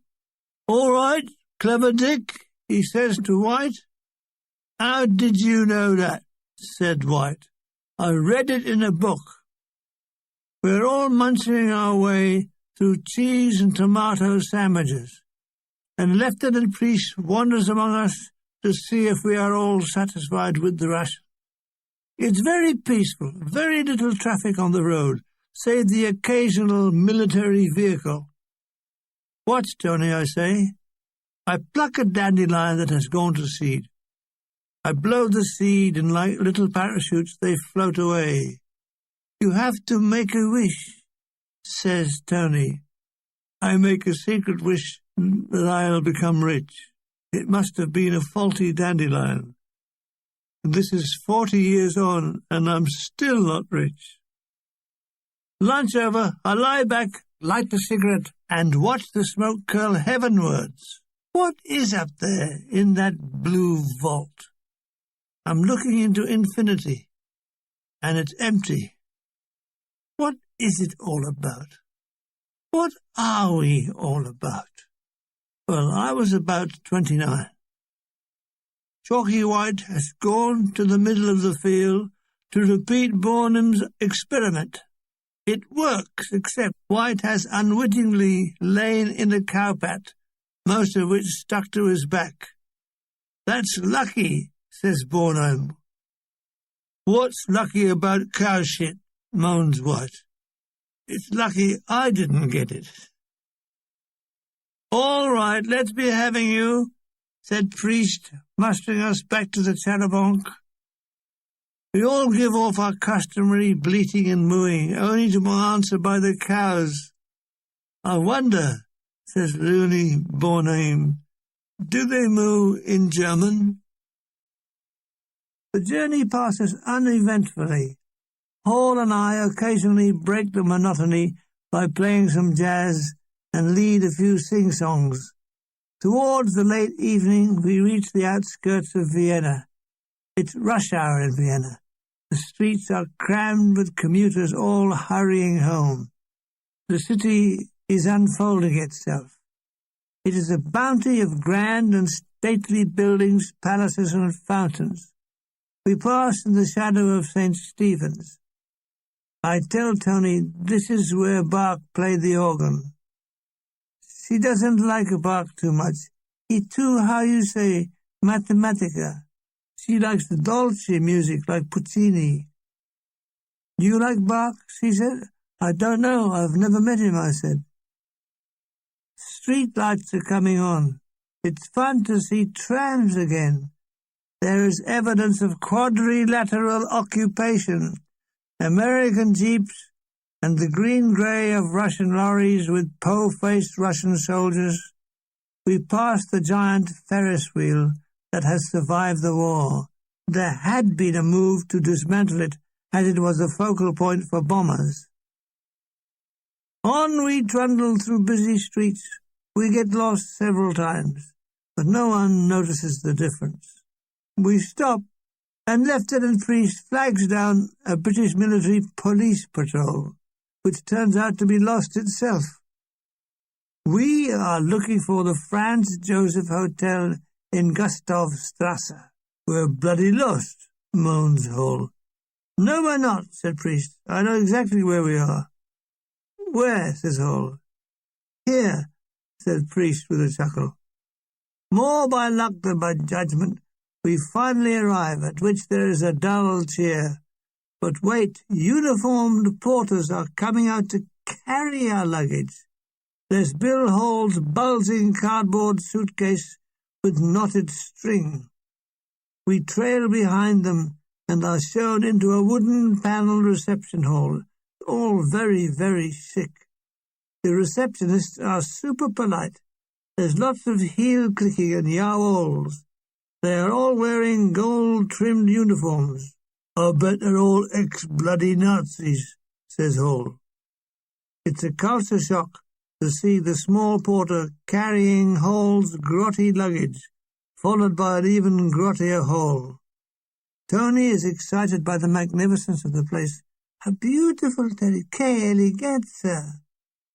My room looks like Madame de Barry's. It has a four-poster bed with velvet swags, gold-plated chandelier, burgundy carpet with fleur-de-lis motif. There must be some mistake.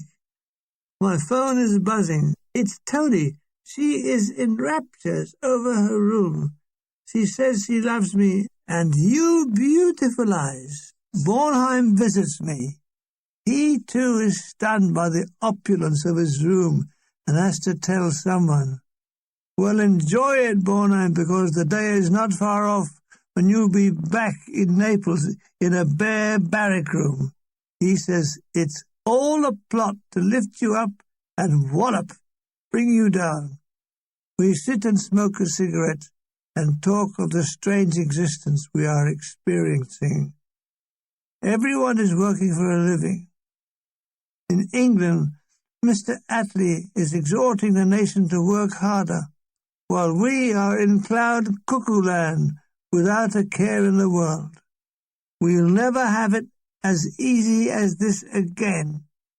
It was a prophecy that came true. Bornheim departs, saying, it's all a dream, his hands clawing the air. I bathed in my rose-coloured marble bath with gold-plated taps. I was disappointed when only water came out. The bath is twice normal size. Should I dive in? I'm so thin when I get in the bath, it looks like someone's thrown a pair of braces in. My father always said, don't worry, son. You'll fill out one day. Did he think I was hollow? And there's nothing wrong with being thin. Look at Gandhi. I didn't want to look at Gandhi, but he reminded me of me. No, I want to look like Johnny Weissmuller and sing like Bing Crosby. The combination would be infallible. I mean, swinging from tree to tree, singing Love in Bloom must be a winner. Who's that at the door? Lieutenant Priest with 2 letters, one from my father and one from my brother. The latter is now stationed in Cyprus. Dear Harry, I'm in the land of Aphrodite. After Germany, it's paradise. It's mostly guard duties. I'm a sergeant now, stationed at Decalia. We are all under canvas and under a puffy OC. We're just outside Larnaca. The girls are heavily chaperoned. It's easier to lay eggs than lay one of them. Some of them are beautiful. If things get worse, the men will start to look beautiful. Dad seemed settled back in Fleet Street, and Mum is still boiling all his food to death. On my nights off, we go to Larnaca, pulsating with 1240-watt bulbs. A few smoky dens sell eggs and chips. A couple of Greek cinemas with subtitles help to alleviate the monotony. They want to put me in for a commission. I'll see. I hope your new career goes well. What's this about you marrying an Italian bird? Loving brother, Des. So, the news of Tony and me has reached as far as Cyprus. Well, well. Whereas my mother balks at any reports of me marrying, my father is the reverse. There are not many reversed fathers. He says it's fine, and why don't we get married by the Pope? I hurry down to the dining hall. I hear the strains of Strauss. Well, wow, there's a quintet playing in the dining hall, which is as sumptuous as the rest of the hotel. Great chandeliers, very large and very busy. Tony, sitting small and petite at the distant table, waved to draw my attention. Oh, Terry, what do you think of this place? I tell her it's marvellous. I'm as overwhelmed as she is. There's a menu a mile long. Mulgrew and Bornheim join our table. we enjoy a splendid repast of Weinerbäckerhen, chicken, and after we retire to the lounge where a pianist is playing Chopin. The waiter brings us a coffee. We're all feeling rather splendid. I even ordered a cigar. "Don't go mad, Milligan," says Bonnet. "We're all going to suffer withdrawal symptoms when we leave here. We're only here for 4 nights, so make the best of it." We were doing just that. The State Opera House is a 2,000-seater. When I think of all those bums making contact. The dressing rooms? Well, you could have lived in them. "This is better than the house my folks live in," said an amazed Hall, but reflected that anything was better than the house his folks lived in. In London, Hall lived in a room with a gas ring that served as a stove, B, a heater, C, a decoration. Our first night had a very mixed audience, Americans, Russians, British, Austrians. The Russians are in a box, and we are chuffed when they laughed uproariously at the trio. "If nothing else," says Monroe, "they've got a sense of humour." "Sense of humour? Have you read what they did to the women when they captured Berlin? Very funny." "They weren't the only ones," said Monroe. "I've seen some of our squaddies and GIs behaving pretty abominable." "You saying we're as bad as the Russians?" "Given the opportunity, yes. Listen, they raped everything from schoolgirls to grandmothers." "Listen, mate, some of the grandmothers were very grateful," said Mulrew, with a sadistic chuckle. These Hall versus Mulrew arguments never got anywhere. Both were implacable. Their arguments ranged from who should turn out the light when neither bed was more than 3 paces from the switch, to why the Conservatives had lost the post-war election. "Churchill was going gaga. That's why," insisted Hall. "Rubbish," retorts Mulrew. "He's in his prime. Attlee has the personality of an overlorded vest." Next day, Tony and I set out to see the sights. Tony has a small booklet in Italian telling what to see.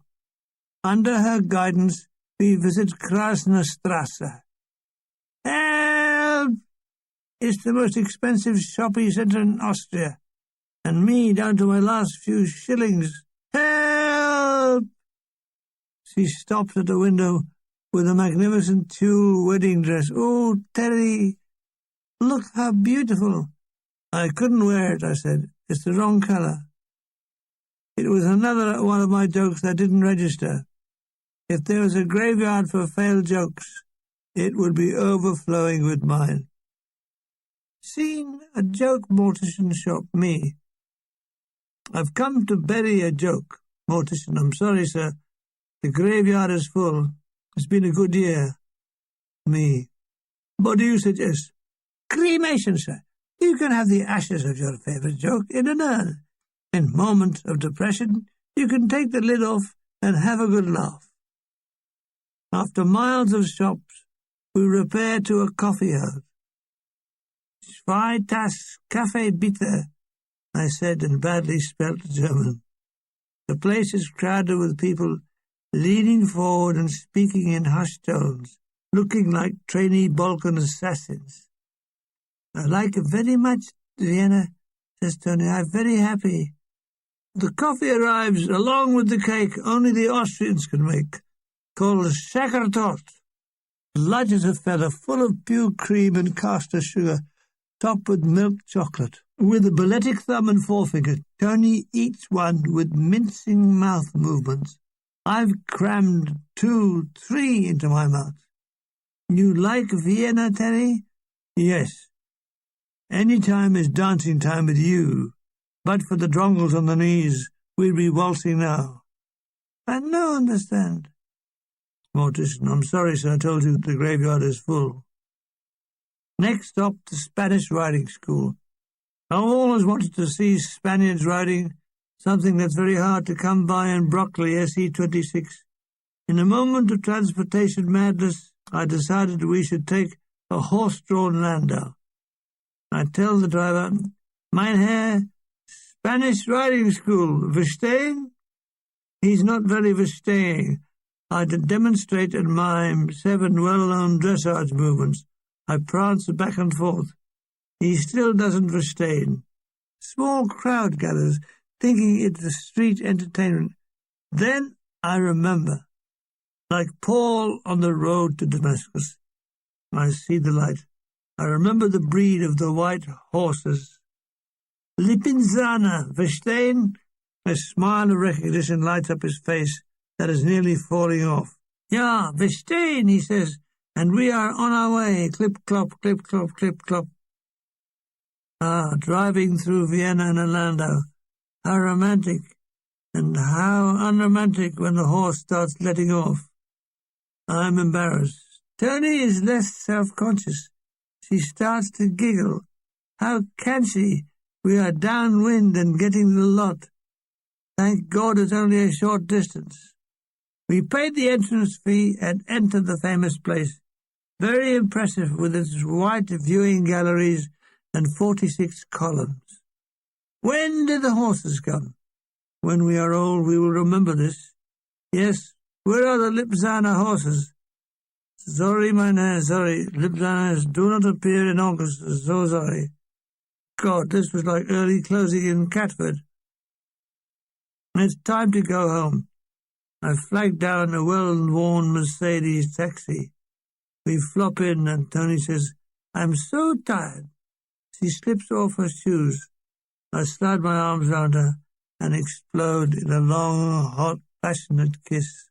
After that, silence. What else? Can't say thank you, madam. I'll be round tomorrow for the same. Here's a receipt. There should be a light on all lovers that lights up when you reach breaking point. When it started to flash, you would know it was time to have it away. The second night at the theatre, it's only half full. Still, that's 1,000. But there's something about masses of empty seats that lowers your morale. There is a sepulchral echo that makes us sound like we're doing a show in the Swiss Alps. However, the show is well received, and afterwards we have to meet Brigadier Fullwood and his retinue.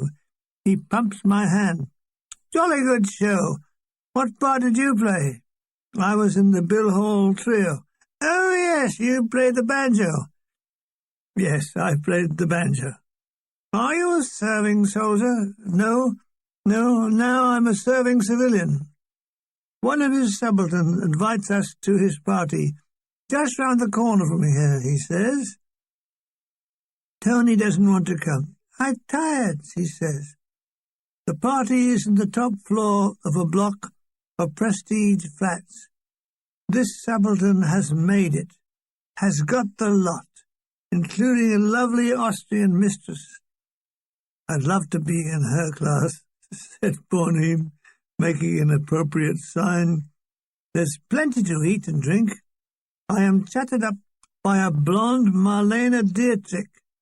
Why, she says with heavily lidded eyes, why are you not in the uniform? I'm not a soldier. Oh, have you been in the war? Yes, I was with the artillery. Ah, good. She draws longingly on a cigarette. Have you ever killed a man? No. No one?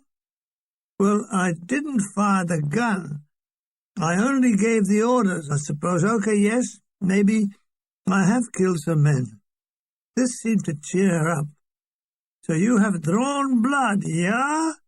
Yes, I draw a pint every day from the stalls for my Dracula impression. Please? Mortician, I keep telling you, sir, the graveyard is full. She must have been a recruiting agent for the SS. Anyhow, she's taken to me, and I get slosh. People are leaving, not me. I get more sloshed. Wait, the place is empty. Mine host and his bird have gone to bed. Sit here, says Marlena, patting the seat. The inevitable happened. I screwed her. I can't get out. The door is locked. I'll have to wake mine host for the key. I leave as the blonde temptress says, "Good night, soldier boy," before she turned into a werewolf. Comes the dawn. Tony suspects. She knows I stayed last night with a woman. I can't get away with it. Being a Catholic, I confess the whole story. I feel better. She feels worse. She bursts into tears. "I never talk to you again." I tell her it was because I got drunk. That's even worse, drunk and screwing. She runs to her room and won't answer the door. She won't even answer the windows. Soon it's common gossip among the cast. "Cattivo," says Teola Salenzi, pointing an accusing finger at me. "So you had a shag," said Hall, tuning his violin. "What's she worried about? There's worse things in life." "Why did you tell her?" said Mulgrew, lying back on his bed, smoking a dog end. "I had to. I'm a compulsive confessor." "There's no future for you," chuckles Hall. "You're going to go short." "What was it like?" said Mulgrew. "I can't remember." "Oh, my. All that banging away, with sweat rolling off your balls, and you can't remember," says Hall, and launches into playing "Sweetheart, Sweetheart." He waltzes round the room to his own accompaniment. He's taking the piss out of me. I feel like a leper, but where will I get one at this time of night? Oh, Tony, Tony, what have I done? Rather, it's who have I done? Verily, I suffer it, and there is gnashing of teeth. Woe to me! And Milligan is downcast, and sacrificeth a lamb to the gods of pity. And lo, he lay on his bed, and smoketh the cigarette. But it easeth him not, and he is sore afraid. Someone knocking on my door. It must be the doppelganger. "Go away! It's me, Tony!" I don't believe it. I leap and open the door. "Can I come in?" "Oh, yes, Tony. Come in, Tony. Yes, Tony, yes. You want to talk to me? Oh, yes, Tony. Anything you say." She is unbelievable. "I come to ask if you're really sorry what you do." I tell her I am ashamed for what I did, but it was only because I was drunk. I still love her. I will never do it again, I swear. She pauses. The silence is unbearable. She walks to the window. With her back to me, she says, "All right, I forgive you, and we forget all about it." "Of course, I'll forget all about it. Yes, Tony." We kiss and everything falls back into place. What a relief. I can cancel the sackcloth and ashes. It's mid-morning. Would I like to go out and see the Schönbrunn Palace? Yes, Tony, the Schönbrunn Palace, the very place I wanted to visit. No patched-up romance is complete without a Schönbrunn Palace. Okay, she'll see me downstairs in half an hour. Yes, half an hour. That's exactly what I would have said. Half an hour. Yes, Tony. The setting was perfect for Tony and me. The Schönbrunn was such a romantic delight. Here, Maria Theresa lived an idyllic absolutism. Here, in the Chinieses, Rudica and Cabinet, Mozart gave his first concert. The ballroom is baroque to the point of madness. It was a visit to this deserted ballroom that inspired Ravel's fantasy La Valse, or so I was told. He might not have been inspired by the ballroom. No, he could have been inspired by his charlady, hoovering the floor, or a number 79A tram. There's no telling. What wonderful life they live here, said Tony, as we walked through the hall of mirrors, or in German, Spiegelsaal. We were Spiegelsaling ourselves in the mirrors and seeing ourselves reflected into numberless infinity. There were 1,000 Spike Milligan and 1,000 Tonys. She did a pirouette to see the effect of a myriad of ballerinas. Not to be undone, I did the same, jerking my hand up and down above my head. It was simple fun and very economical. I only stopped it when I realized one of the uniform attendants was watching me. I gave him a grin, and he grinned back. Again, simple fun and very economical. I really am over the moon now that Tony has forgiven me. What a forgiving nature she had. On then to the room that Napoleon occupied on his way to Austerlitz. I didn't know the Habsburgs rented out rooms. It's sad. This is the room that Napoleon's son died in. Had he seen the bill?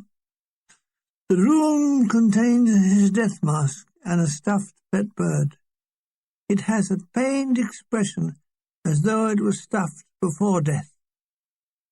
Evening hour grows late. While Viennese hurry home from work, we are going the other way to work. Borneem had been at that fatal party. That evening, during the course of the show, he approaches me. You've been having it away behind Tony's back. Well, well. Wasn't the good-looking one I saw you chatting up? The same. Cool. You must have enjoyed it. I round on him. Look here, Borneem. I've had enough. Oh, we all know that, he interrupted. I have no wish to discuss it further. It's over and done. And you were the one that done it, he laughs. Please, God, stop the torture. Please drop a vengeful Catholic mangle on Borneem. I suppose now we are all a bit bored with the show and a bit blasé over its continuing success. There's never a night when we didn't get an ovation. That's something you never get tired of. Applause. That night, Tony and I are locked in each other's arms. I stay in her room all night. Still that guilty Roman Catholic plagues me. Should I be doing this to her? I can still hear my mother's voice on the landing. Terry, where have you been at this time of night? It's 1 o'clock. Next morning I sneak out of her room, unobserved by the cast, back to my bath. After a bath and a vigorous shower, I meet Tony downstairs. We breakfast on fresh, warm brioches with jam and tea. But now, of course, I only drink Russian tea. Tony lays a hand on mine. Last night, very beautiful, she says, giving me a long, steady gaze. I nod. Tiola Salenzi, looking pneumatic, bears down on us. Ah, she says, insieme ancora, che carino. She smiles wickedly and wags a finger. God, how the Italians love intrigue. Her husband, Fulvio, stands dwarfed behind her and nods in agreement to avoid manual strangulation. This morning is payday. The ghost walks, but not fast enough for me. It's in Lieutenant Priest's room. I signed for my 100 shillings and enjoyed tucking the notes inside my jacket.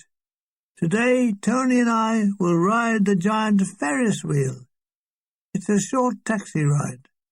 There it is, towering above us. We take our positions in the boxcars. Soon we are riding up and around, giving one an exhilarating feeling as one feels one's stomach come up into one's throat. Oh, Terry! Screams Tony as the wheel gathers speed. I put my arm around her and hold her tight. Enjoyment isn't the word. It's a feeling of secure fear. Eh? Gradually it slows down, and we emerge feeling slightly light-headed. Back at the hotel, it's naffy issue in Malloy's room. I draw my 50 free cigarettes in the vacuum-packed tin. I liked piercing the tin seal with the opening prong in the lid, and the hiss of the air escaping, bringing the smell of tobacco. I lay on my bed, eating my chocolate ration and smoking. Life was good. Both Malraux and Bornheim visit to repay borrowed cigarettes. That night, the most embarrassing night of my life, the act ends with my trousers falling down. Okay, I hear you say, what's embarrassing about that? This night, we arrived at the end of the act. I pulled the string that drops my trousers. Down they go. Then came the moment of truth. I had forgotten my underpants. My shirt just covered my willing, but people standing in the wings can see the lot. Two of the ballet girls, Luciana and Marisa, call out, "Bravo, Terry!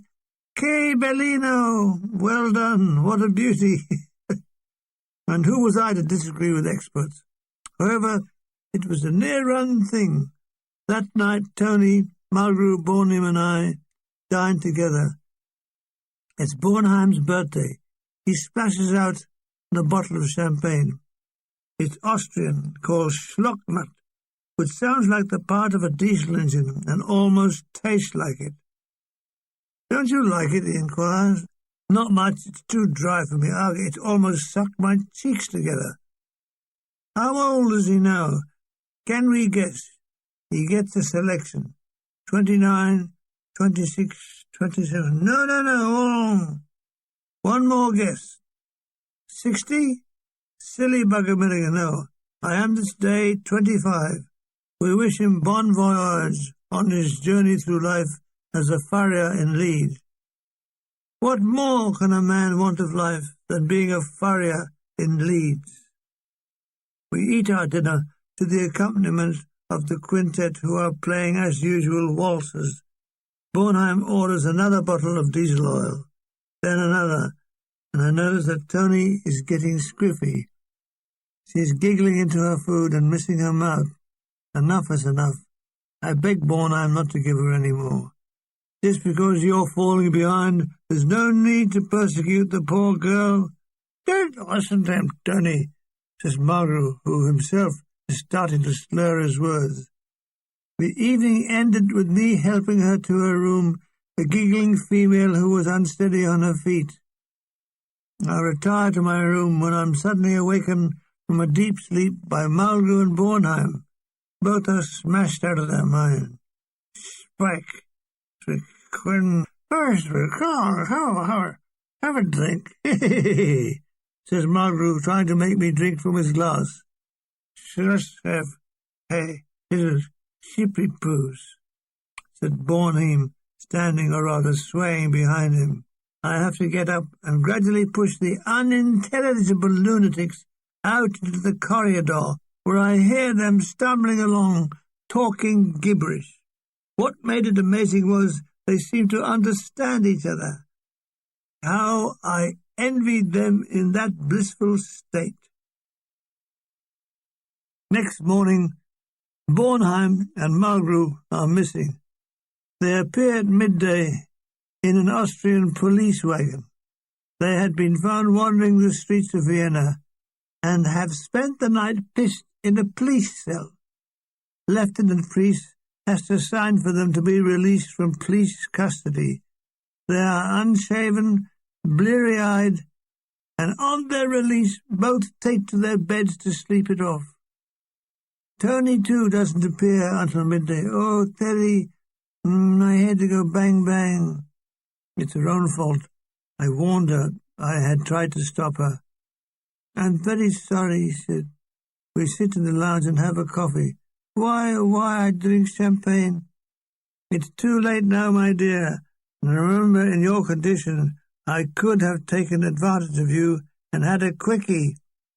As it was, I had only given them a quick squeeze. Does she feel fit enough to go out? Yes, she thinks so.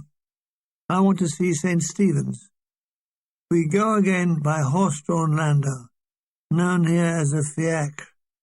The driver, a young man wearing a bowler, is the essence of politeness. He bows as he helps Tony in and clicks his heels.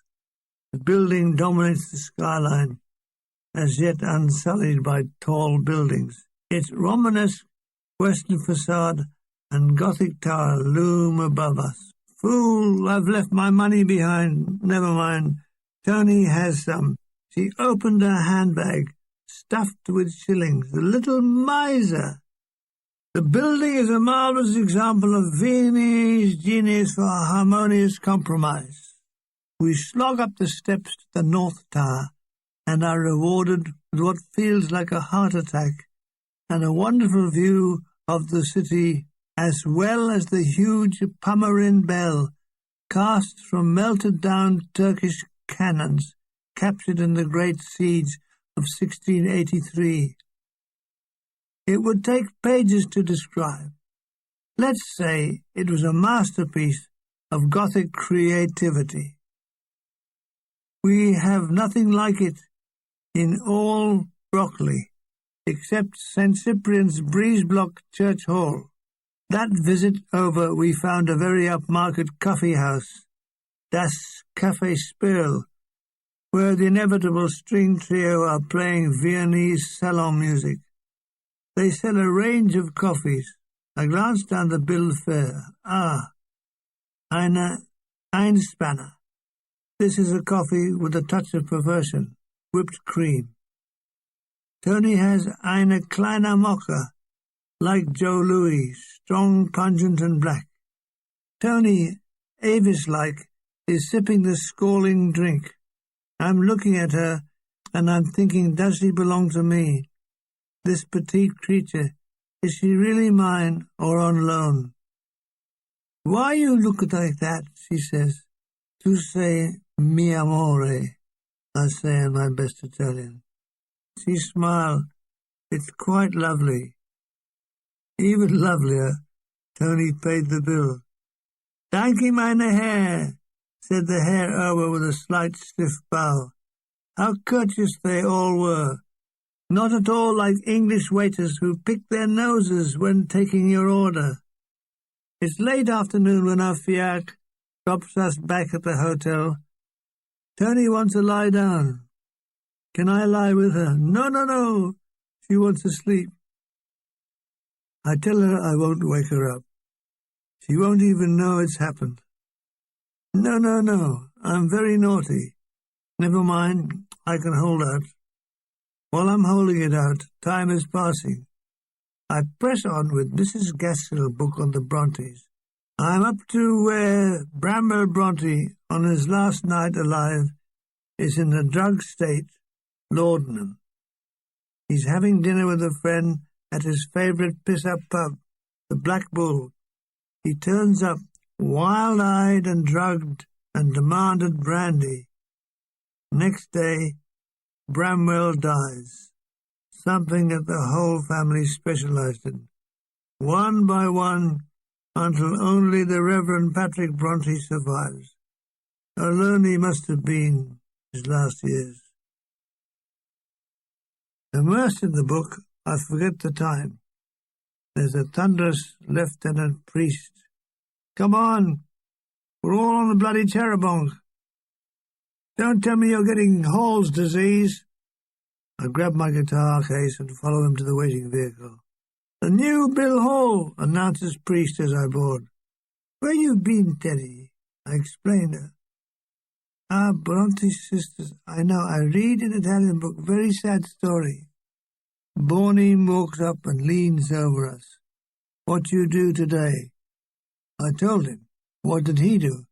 He did 3 vests, 3 underpants, and all his socks. Why didn't you give them to the laundry? He's trying to save money. Aren't we all? It's a packed house again. Great. I make sure I'm wearing underpants. The experience of the previous night was to haunt me all my days I was with the trio.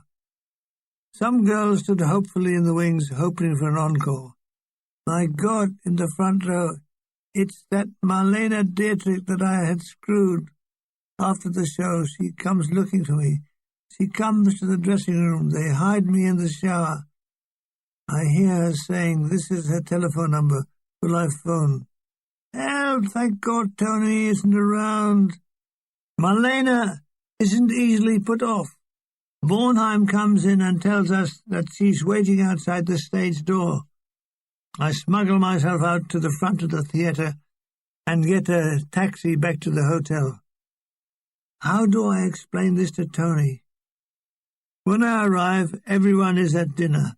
"Teddy, where have you been?" said Tony. "Well, I tell her the truth." "Oh, why has she come for you?" she inquires. I don't tell her because I was very good at it.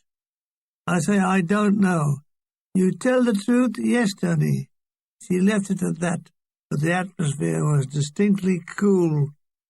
I order, "Herr ein Kommendmag leaves Noctidival." I don't know what it is, but it sounds magnificent. It turns out to be caraway seed soup. There must be some mistake. I distinctly ordered Kommendmag leaves Noctidival. What? That means caraway seed soup? I should sue through the Trades Description Act. It's been a wearing day, so after a fond good night at Tony's door, I go to bed steaming with desire. We come to our last day in Vienna sausage. It starts with a disaster for Johnny Bornheim. He's left his shoes outside his room for the boots to clean, and someone has pinched them. "The thieving bastards!" he rages. He reports the theft to the manager, short, fat, bald, puffing Austrian with pebble glasses. "Oh, I am so sorry, mynheer." He is full of profuse apologies and halitosis. He, in turn, phones the police, and Julie, an Austrian plainclothes policeman, arrives and takes details. "What colour were the shoes?" "Brown." "How old was they?" "About 7 years." Detective tries to stifle a laugh. Bornheim knows he hasn't a hope in hell of getting them back, and until he buys a new pair, has the embarrassment of wearing white plimsolls. He looked like a real Charlie as he came down to breakfast. "Anyone for tennis?" said Mulgrew. "They were my best pair," moaned Bornheim. He could have fooled me. He spends the morning along with me and Tony shopping for a new pair. In post-war Vienna, there isn't much of a choice, and the quality is very poor. Bornheim buys a cheap pair that seemed to be made of reinforced brown paper and cardboard soles. To buy them, he had to borrow money from Mulgrew, who goes faint at the thought. On this, our last day, Tony, Mulgrew, and Bornheim, with his new shoes, decided to visit the Schatzkammer. It contains a dazzling display of the old Roman Empire. I was stunned at the imperial crown of pure gold set with pearls and unpolished emeralds, sapphires, and rubies, and the actual sword used by Charlemagne, plus the lance that is supposed to have pierced the side of Christ on the cross. As I recall, this was about the 10th that I had seen. There was so much gold, everything seemed to be made of it except Bornheim's new shoes, whose newness had started to hurt his feet. "I must have a rest," he says. We repair to an adjacent coffee house and take refreshment. It's on the street, and we watch the passing of humans in concert, while busy hair-opers move amongst the pavement tables. "This is a life," says Mulgrew, emitting a stream of smoke. Indeed, yes, it was a sunny day. I was in love. Bornheim had new shoes, and Mulgrew was going to charge him interest on the money he lent him. "I tell you," said Tony, nibbling a pastry, "Austrian make better cake than Italy. Terry, do you have places like this in England?" "Oh, yes. There's Lyon's corner house with Welsh rabbits." I have to explain what Welsh rabbits are. "They're not the sweet?" "No, they're savoury." "What is a savoury?" "Well, it's the opposite of sweet." "Ah," she said, "gustoso." "Well, if he says so, gustoso." Bornheim is feeling his new shoes. Are they hurting? I said. Just a bit. They'll be all right when I've broken them in. Mulgrew wasn't. Don't let water go on them. They'll melt. Bornheim shoots him a meaningful stare, whereof I'm sure Mulgrew knew not the meaning. Tony, it's the fourth cake you've had. You'll get fat. No, never, never. I never get fat. No one in my family fat. Dare I tell her that when she was 40, I will be able to roll her home? Week kostet das, I say to the herober with the aid of a phrase book. With a grin he tots up the bill. I split it 3 ways. That's 5 shillings each. I'm skid, said Bornheim. He's had the last of the money, so I'm lumbered. Dutifully I pay up with a sickly grin. More expense is on the way. Bornheim can't walk back, his shoes hurt. No, we will have to take a taxi. I love the we bit. So we get a taxi and we all get in and we drive to the hotel. We get out, but I pay. Tony has some mending to do. I spent the afternoon room-bound, reading the Brontes book, occasionally drifting into a shallow sleep. Bored, I put new strings on my guitar and practice some chords. I accompany myself, boo, boo, boo, boo, boo, love and blue, all wasted on the 4 hotel walls. Boredom should be a cardinal sin. I was bored. I lay on the bed, put my Brontes book aside, stared up at the ceiling. I stared at the wall opposite. I returned to the ceiling, fixing my gaze on the light fitting. I close one eye. That makes the light jump to the right. I close the other, and it appears to jump to the left. I close eyes alternately, making the light jump back and forth. I cross my eyes and get 2 lights. So far, so good. By squinting, I make the light into a blur. By opening both eyes and swiveling my eyeballs left and right, I make the light move back and forth across the ceiling. Boo, boo, boo, boo, boo, boo, love in blue. I examine my fingernails. They don't need cutting, so I put them aside. I look at my feet. I wiggle my toes. I give a giant yawn and nearly dislocate my jaw. By grinding my teeth, I can make the sound of a train on the inside of my eardrums. By wiggling my ears, I can make my scalp move backward and forward. Oh, and it's June, your love in blue. By closing my eyes and pressing on them with my hands, I can see lots of different flashing lights and patterns. My phone buzzes. It's Tony. What am I doing? I tell her I am pressing my eyes to see flashing lights.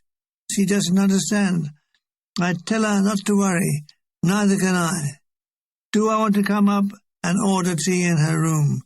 Before she can put the phone down, I'm tapping on her door. She's in the middle of her mending. We have a nice tea, eh, Terry? But first embrace her and give her a head-swirling kiss. No, Terry, not now. She orders tea and sandwiches. A very old waiter with watery blue eyes and a red nose brings in the tray and shakily puts it down. For his trouble, Tony gives him a tip. He groaned, "Danke, Fräulein," and went out. To die, I think. The sandwiches are cut in small triangles. 10 of them make one sandwich. I wolf down what I think is the requisite amount to stall hunger. Teddy, you eat a lot of food, but you're always thin. Yes, I am thin. That's why the Germans never hit me during the war. You must have some, how you say, tonica. Tonic, yes, I tried it. I drank Horlicks and Sanatogen, but nothing happened except the price of their shares went up. She feels my arms and shakes her head, as if the sleeve is empty, which it nearly is. After tea I try to, but no, Tony has more mending to do. I must leave without it. It's not long to departure for showtime. I seek out Bornheim, who has been trying to massage his shoes into a more pliable state. Sitting there on a magnificent four-poster bed with tapestry swags, massaging Dublin into his shoes is a culture shock. Have I heard? Lieutenant Priest has brought a radio. Great. Must borrow it. I'm desperate to hear some jazz. I dash up to his room. Yes, I can borrow it, but not just now. He's listening in for football results from the BBC General Forces programme. General Forces? Never heard of him. Priest says I can borrow it tonight. Great. I know from the Union Jack that there's Duke Ellington at 10:30 tonight, just about the time we get back. Goody. The thought of hearing Ellington was so exciting. In those days, was I that simple? The last night, full house again. Show goes extremely well. There is an after-a-show drinks on stage with Lieutenant Priest. Chalky White and his helpers are starting to dismantle the set and load it onto lorries. Back to the hotel. It's 10:30. I borrow Priest's radio and take it to my room. Borneem and Mulgrew join me. We sit and smoke as the program announces a date with the Duke. Comes the strain of the A-Train. Never treats me soft and gentle. I got it bad and that ain't good. So we went on till 11:30 when the station closed down. I have missed dinner. I go down and inquire if there's anything to eat. Ah! Cold collation. Padua yet again. The long journey back starts. We all board the charabanc at 9 o'clock. Our destination is Rome, nearly 900 miles away. We will be staging tonight at Padua. It's going to be a long haul. None of us are looking forward to it. When we arrive in Rome, we are to do another week of the show at the Argentina Theatre. Tony says if I like, I can stay part of the time at her home in Via Apennini. We are now watching all the ground we've travelled in reverse. There are occasional reminders of the war, burnt-out tank or an abandoned artillery piece, fading military signs, dust means death. We journey through the day. As we travel south to a lower altitude, the weather gets warmer. Spirits are kept up by Hall and myself playing some jazz. Our Italians sing native songs, and in between we all talk in bursts, and then silence.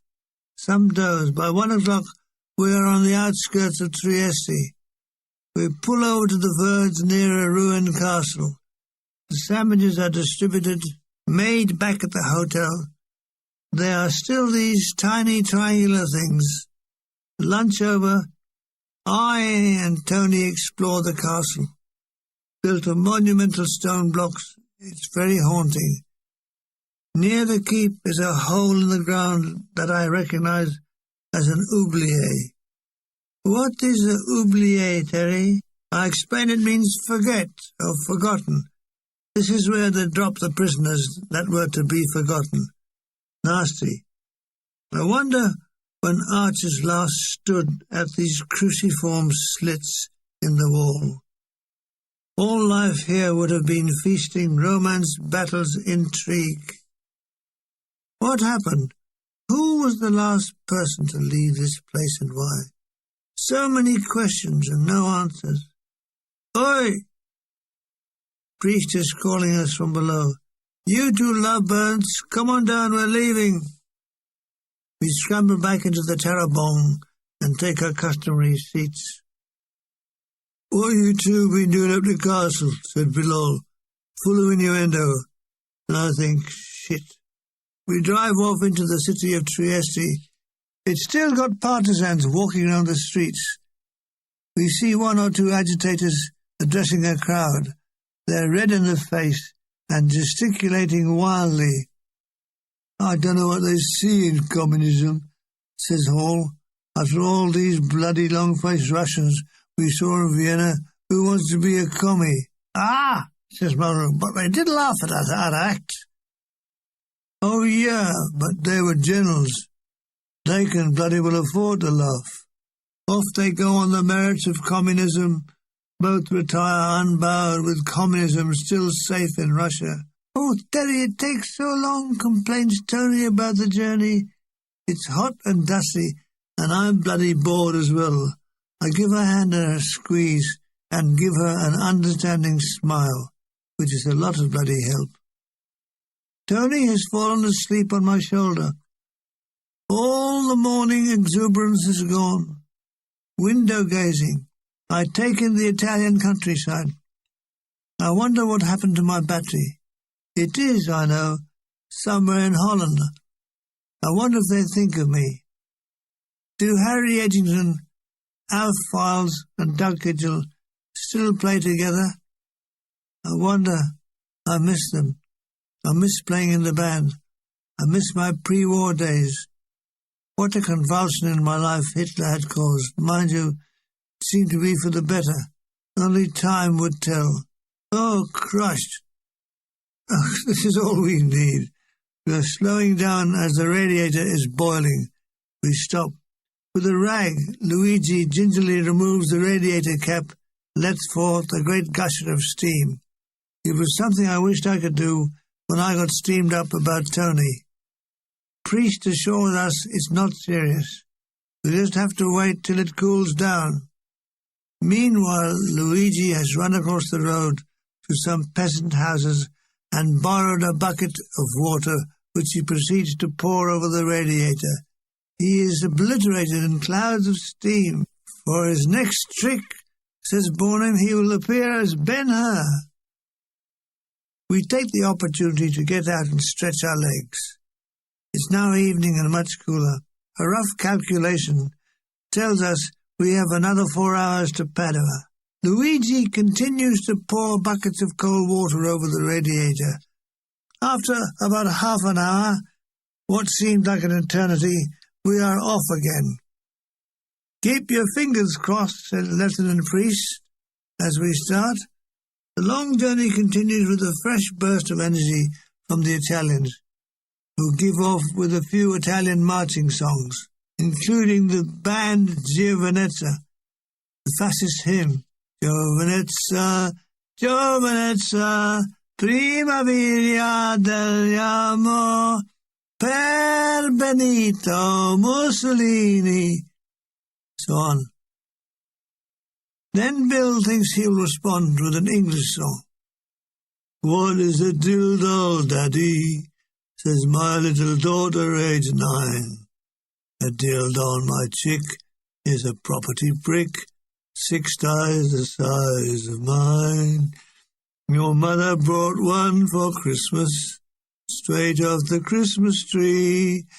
She's used it but twice, she's found it so nice, she's no bloody use for me.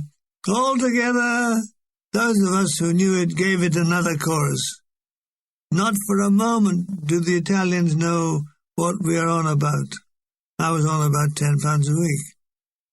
What this song, says Tony? Why you laugh?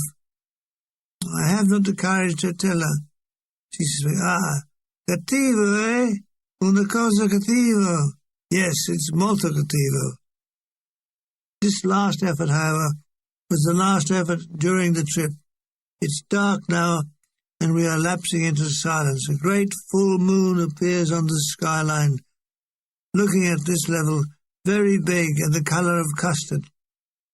Finally we pass the city sign, Padua, 3 chilometri. Thank God, we all give a cheer. Tony wakes up. What are they cheering for? It's Padua. They're cheering for Padua. Sono 3 chilometri. At 8 o'clock, our charabanc lodges to a halt outside the Leone Bianco, and we wearily debus. All I want is a bath, some dinner and bed, preferably with Tony. We're all allocated our rooms. By coincidence, I have the same one as previously. The hotel is pretty empty, so we all have a room on our own. I explain, as I dip myself into a hot bath. I have taken many a hot bath in my time, and this was one of them. The bath has a shower attachment. The shower hose is in the shape of a blossom. People say a shower is cleaner than a bath. Wrong. I turn this one on. The shower hose falls off and hits me square on the head. The lump appears on my head. I have had many lumps in my time, and this was one of them. Dressing at speed, I hastened down to the dining room, where everyone is tucking in. I ordered a double portion of spaghetti napolitan. In no time, I had caught up with the rest of them, passed them, and gone into the lead. Bornheim is ogling a waitress. Caw! Look at that, he says, as a nubile waitress, all boobs and bum, passing the table, sending out coded sexual vibration in all directions. I have seen many coded sexual vibrations in my time, and these were some of them. Everyone is travel-weary, must go up to their rooms. Tony and I finish off a coffee. Oh, good, she said. Tomorrow, Roma, grazie Dio. Yes, I can if I wish stay with her at her mother's flat. But I realize that Tony won't be as available under her mother's eagle eye, so I give her a loose yes. When we get desperate, we can retire to the hotel as a second line of defense. So it's to bed. Our bed. It's not long before I'm in the arms of the angel of sleep. Please don't drop me, dear. Rome again! I am awakened by the waitress and her morning tea trolley. Ah, grazie, signora, I say as she pours the steaming liquid into my cup. Piacere, she coos. She and her Chivas jelly bottom exit. I sit up, sipping my tea. It's another bright day. Blast! My great gold obscene watch has stopped. I phoned the porter. Scusi, che ora sono? It's 8:00, 1 hour to departure. A quick wash and shave with a very blunt razor that gives me a very blunt face. The beard isn't cut, it's pulled out, hair by hair. My skin is a series of sore blotches. I meet Tony at breakfast. Yes, she slept well. That's that out of the way. I eat my brioche, and that's that out of the way. Lieutenant Priest leans over the table. How are we? Did we sleep well? Yes, we both slept well. He also slept well. Good. This is exciting news. Does he know anybody else who slept well? We'd like to congratulate them. The charabanc awaits. We board the bus, saying buongiorno to Luigi. Faithful Luigi has been to early Mass at St. Anthony's and prayed for the success of the journey. And I wonder, as he didn't invent them, does God know about charabancs? That's the best part of the Catholic religion. You can pray for anything. Your overdraft, the death of your mother-in-law, money. My prayers to be a leader of a big band has never materialized. I'd say God was deaf. We have only travelled a kilometre outside Padua when there is a hold-up. Ahead, there's been an accident. 2 lorries have collided. One is a lorry containing chickens. It now lies on its side, blocking the road. The 2 drivers are shouting at each other and gesticulating. Add to this 100 chickens clucking. Some of their cages have broken open, and chickens are running around, pecking by the side of the road, perching on the side of the lorry. A black mongrel dog has joined in and is chasing the chickens into the middle distance. It was chaos as a police patrol arrived and joined in the shouting. Luigi backs up, turns round and finds another route. "Why do I shout so bloody loud?" said Bill Hall. "It's because they've slept well," I said. "What are you talking about?" "I'm talking about 20 words a minute, which is the going rate. The nearer the equator you are, the more hot-blooded," says Professor Bornheim.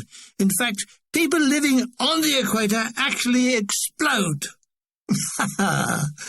At the front of the coach, Tiola Silenzi and her husband Fulvio have been coaxed into singing a duet. They give us La Paloma. Lovely, pure bel canto singing. They are warmly applauded for their efforts, and nobody explodes. Tony and I sit holding hands. Every now and then we look at each other and grin. This is called looking without exposing the teeth. Time for a British response to the Italians. Come on, Ricky, said Lieutenant Priest. Lead the singing or get off. Soon we are all singing, you are my sunshine, we'll meet again. Bluebirds over the white cliffs of Dover. This is followed by a short concert of jazz by Milligan and Hall. The Italians are mad about la jazz. So passes the morning hours. We stage at the sea, at Riccione. We sit on the beach and eat our sandwiches, but are plagued by horseflies. Bornheim takes a delight in killing them with a rolled-up copy of the Union Jack. That's 5 of the buggers so far, he boasts. Our costumes are all in our luggage, so no swim. But trousers rolled up paddling is being indulged in by a few of the more daring spirits. The sun is gloriously warm as I lie back on the sand with my eyes closed. A pleasant breeze is blowing from the Adriatic. A horsefly gets me in the ear. I lash out, missed him, but nearly rendered myself unconscious. Why bite me? I'm not a horse. Number 8, said Bornheim, gleefully flicking a corpse off his hand.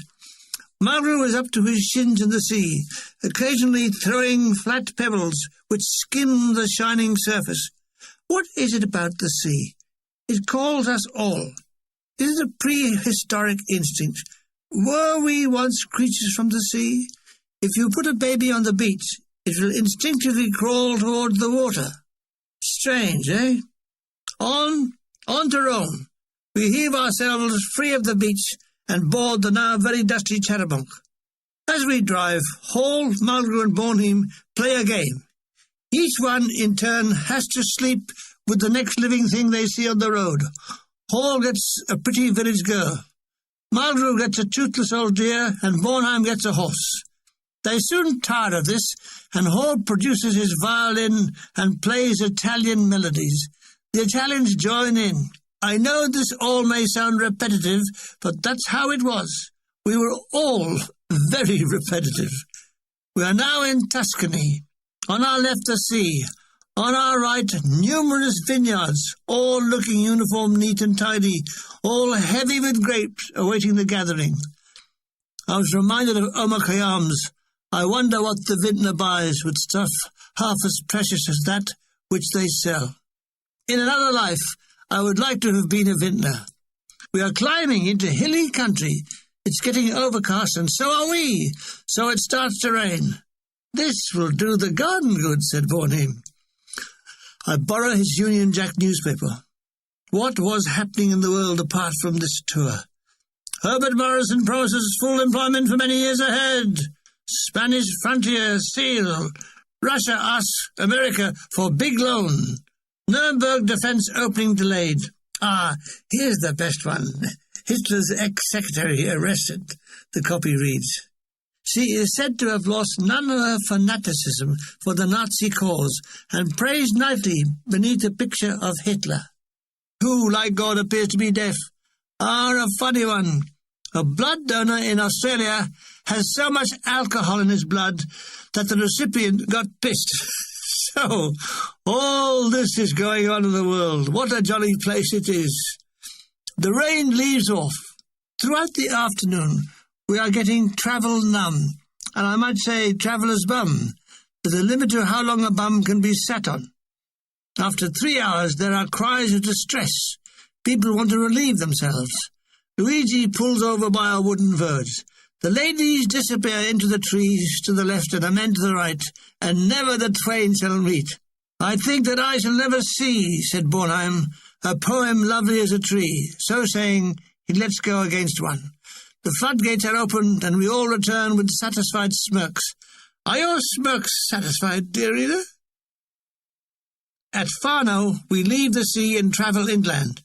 200 miles to go. It's too bloody long, complains Hall.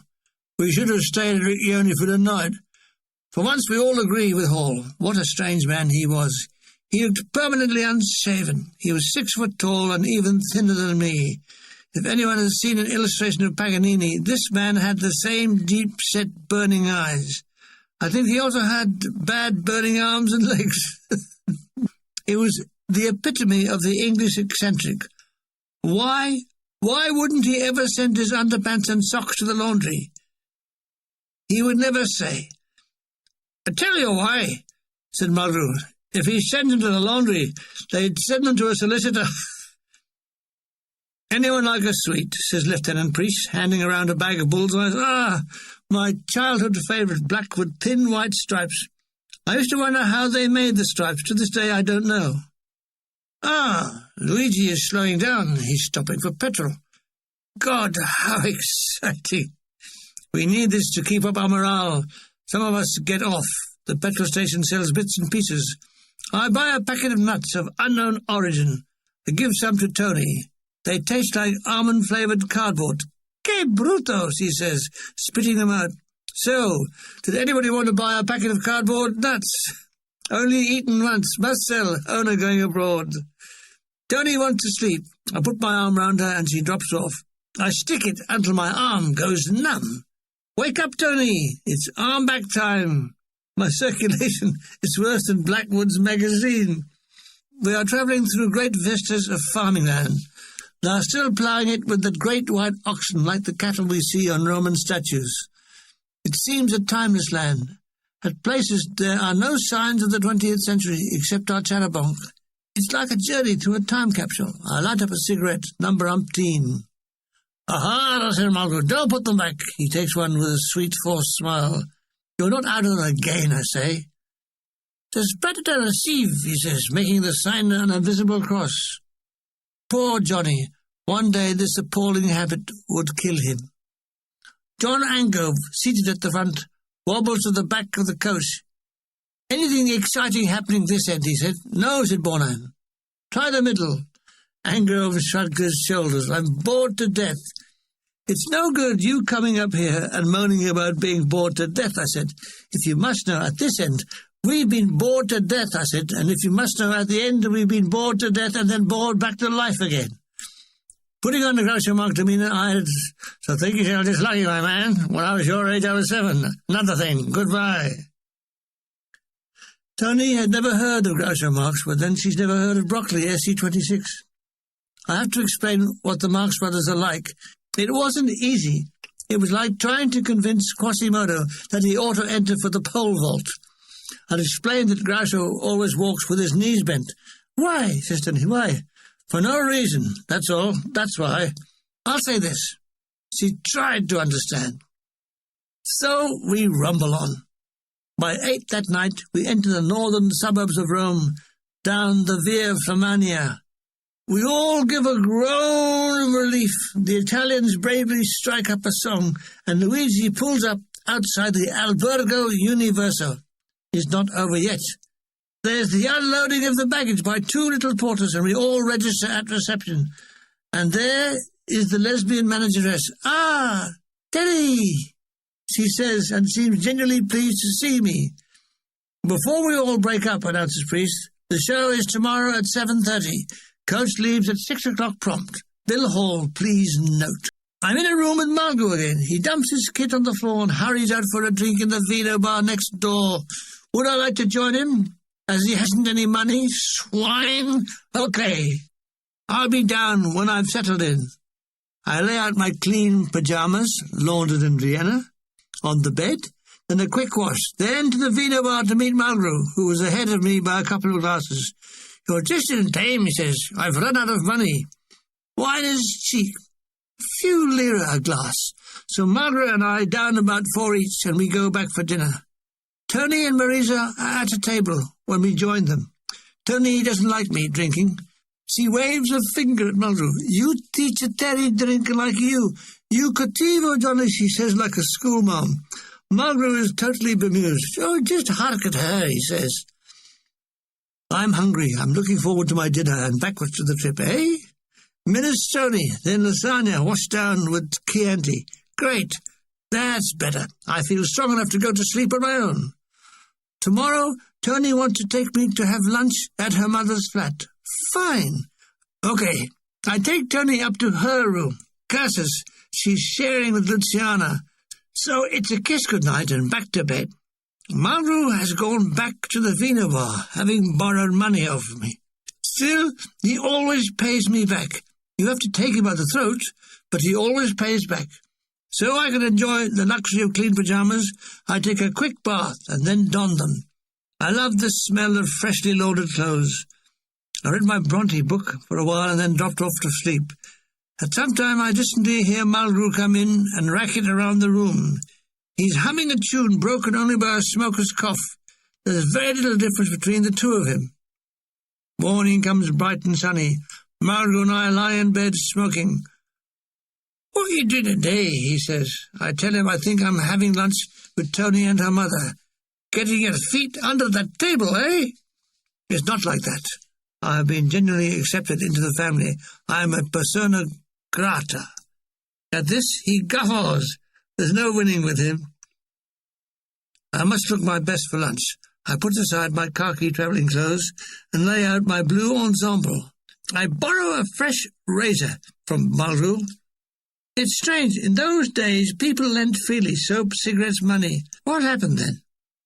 I shave very carefully, avoiding any nicks or cuts. Have a shower, first testing the shower hose. I dress as far as shirt, trousers and tie. Then brill cream my hair, all the while watched by a bemused Malraux. "You're looking lovely, darling," he says. And though I say it, I was looking lovely. Good, I've only got 15 minutes to have breakfast. I dash downstairs to the dining room. No Tony. He ordered toast and jam and tea. Still no Tony. I ask Ango where she is. She had breakfast earlier. Also, Lieutenant Priest had some mail for me. Lovely. I find Lieutenant Priest in the foyer. He's phoning Naples HQ. Still engaged on the phone, he hands me 2 letters and a small parcel. I can tell by the overcautious wrapping and endless knotted string that it's from my mother. As to the contents, it's marked socks. In the bedroom, I eagerly unwrap it. It contains chocolate, cigarette, and pile suppositories. Oh, how sweet. Something for each orifice. The letters are from my mother and ex-girlfriend, Lily Dunford, of 45 Revlon Road, Brockley, SC 26. Mother harps on about me not forgetting to go to church. She thanks me for the photo of Tony that I sent her, but feels that she would rather have a medical report. Don't forget, put paper on the toilet seat. If I can't do it, standing up. Lily Dunford's letter is really just a progress report on her life. The man she has ditched me for has left her. But for Tony, I might have made it back with her again. Too late. The bird has flown and has but a little way to fly. Omar Khayyam. I break open the chocolate bar, giving some to Malraux. Fruit and nutty mutters, my favourite. But then, if it was free, anything was favourite with him. What's he going to do today? If he can get an advance of wages, he'll go to the Vino Bar, and then the Alexander Club, then back to the Vino Bar. I buzz Tony on the intercom. "Good morning, Tony. Buongiorno. What time are you going to your mother's?" "Mezzogiorno." Good, that gives me time for a job long overdue, the cleaning of my trumpet and guitar. I dismantle the trumpet and run hot water through it, and I dry and polish the valves, re-oil them, put them back in their cylinders. A general overall polish, and that's that. The guitar I give a thorough polishing, and a set of new strings. What a busy little bee I am. Midday, and Tony, all shining and new, is waiting in the foyer. We stroll out and flag down an ancient Fiat taxi. Tony gives him the address, and we sit back and watch Rome flash by. It's a city of unending interest. We pass the great piazzas with their vibrant, gushing fountains, the Colosseum, the National Monument, then into the suburbs. Via Apennini is on a slight slope. The taxi stops at 53, but starts to roll back as his brakes are dodgy. So we have to leap out at the run. Mrs. Fontana is at the window, looking out for us. Gioia, the maid, opens the door. She is all blushes and embarrassment. Tony's mother greets her. "Ah, Terry, come sta? I am sta bene," and running out of Italian. We are seated in the lounge, where we are joined by her sister Lily. Ah, Terry! Come sta? I am still sta bene. Soon I am lost to view as Tony and her mother exchange their news. I can understand bits of the conversation with words like si, no, buona. Now and then Tony translates bits concerning me, rather like discussing the dog with an occasional good boy and a pat on the head. Lily speaks broken English. She wants to come to the show. Neither she nor her mother have seen it. I promised them 2 tickets. Tony's mother works in the Italian tourist agency called Cheat, which, when pronounced, sounds like shit. Lily works as a secretary, and between the 3 of them, they earn enough to live modestly well. It's a splendid lunch. Spaghetti, then chicken liver risotto with white wine. Mrs. Fontana asked about my family. I explained my brother is still in the army and almost an officer. My father is in Fleet Street and was an officer. Only my mother has never been an officer. I plugged the fact that my mother is a very good Catholic. This is well received, as Mrs. Fontana is herself a good Catholic. As yet, I haven't told her what a bloody awful Catholic I am. When do I want to come and stay? Is tomorrow all right? Dimani? Sì, buona, allora domani. Tony and I taxi back to the hotel. I want to write some letters, so retire to my room.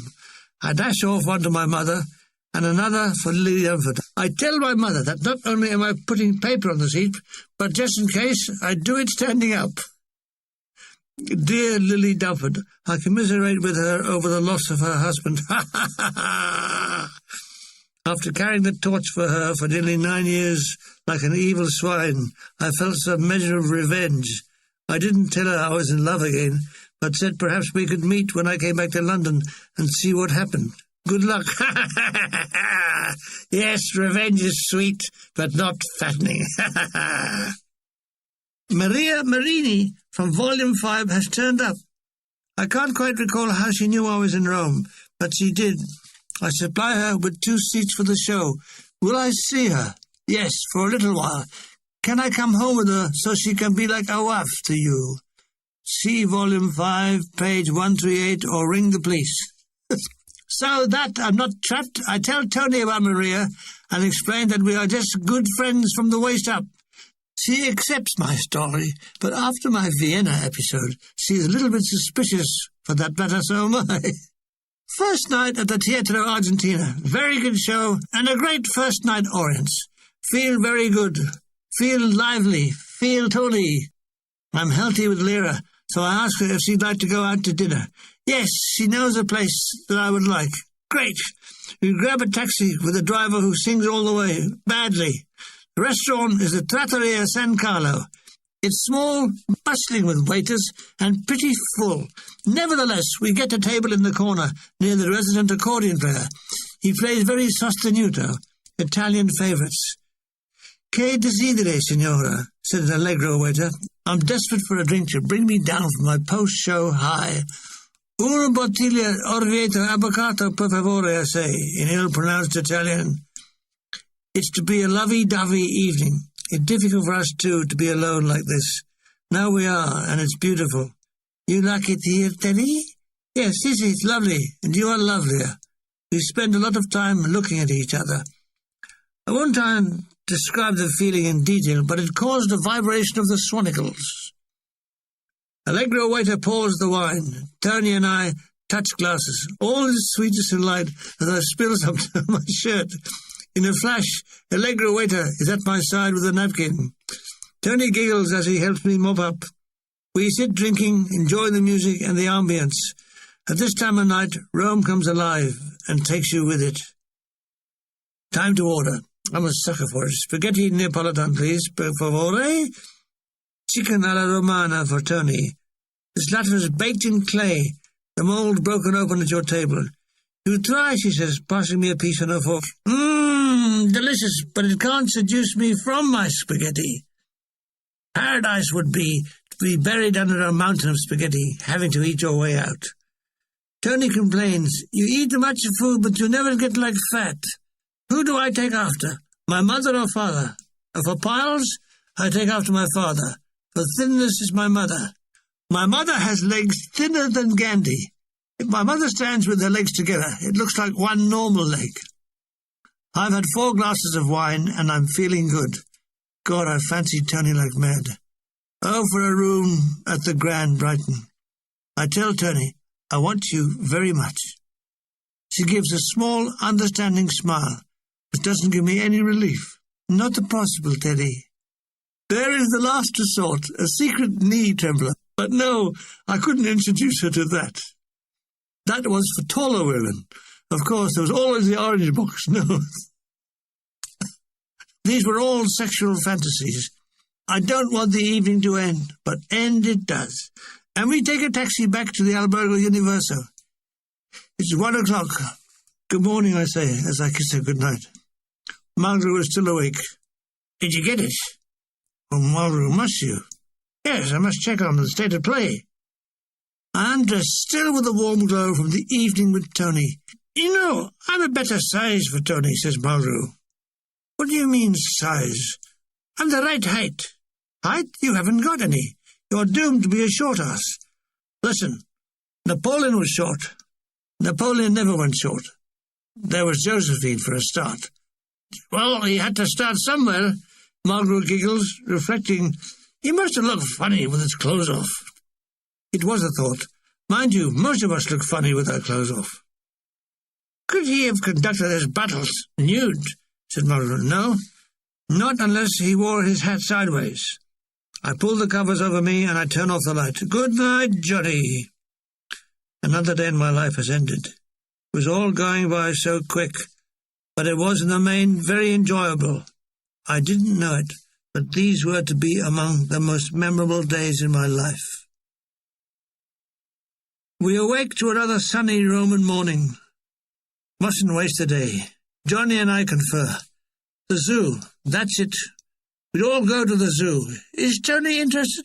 I buzz her room. Yes, she'd love to come to the zoo. She loves me and my beautiful eyes.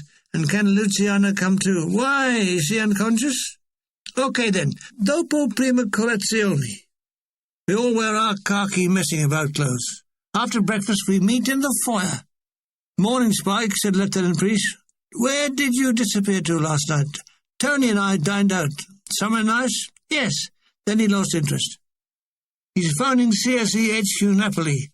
They want to know when I'm returning to the UK. They have to book my passage back. To date, I haven't made up my mind. I must give them a month's warning. Okay. What's this noise I hear? Approaching, screaming, chattering, and blowing raspberries. God, it's Seacombe. It's a new show booking in. In his high-pitched nasal voice, he greets me with a rapid, hello, Spike. Hey, ho, up, He dashes off to reception to baffle the receptionist with chattering, screaming, and blowing raspberries. Norman Vaughan comes in. He's with Seacombe in a new show. 40 years on, I can't for the life of me remember the name of the show. Neither can Vaughan or Seacombe. The zoo party is simple. We take a taxi. Giardino Zoologica, we tell him, and we lurch off. Taxi is like someone after a curry, prone to backfiring. At each explosion, we all give out, oh! The driver is not amused. He crouches over the wheel while we're doing every bit of 15 miles an hour. The Rome Zoo is set in splendid gardens with numerous flower beds, all in summer bloom, with the prolificity of roses that leave a strong bouquet in the summer air. We wander through the cages, watching creatures which have been torn from their native land and imprisoned. In those days, my conscience wasn't as awake as it is today, and alas, I enjoyed the sight of wild animals at close range. We pass an ice cream kiosk and buy 4 cornets, 4 gelati.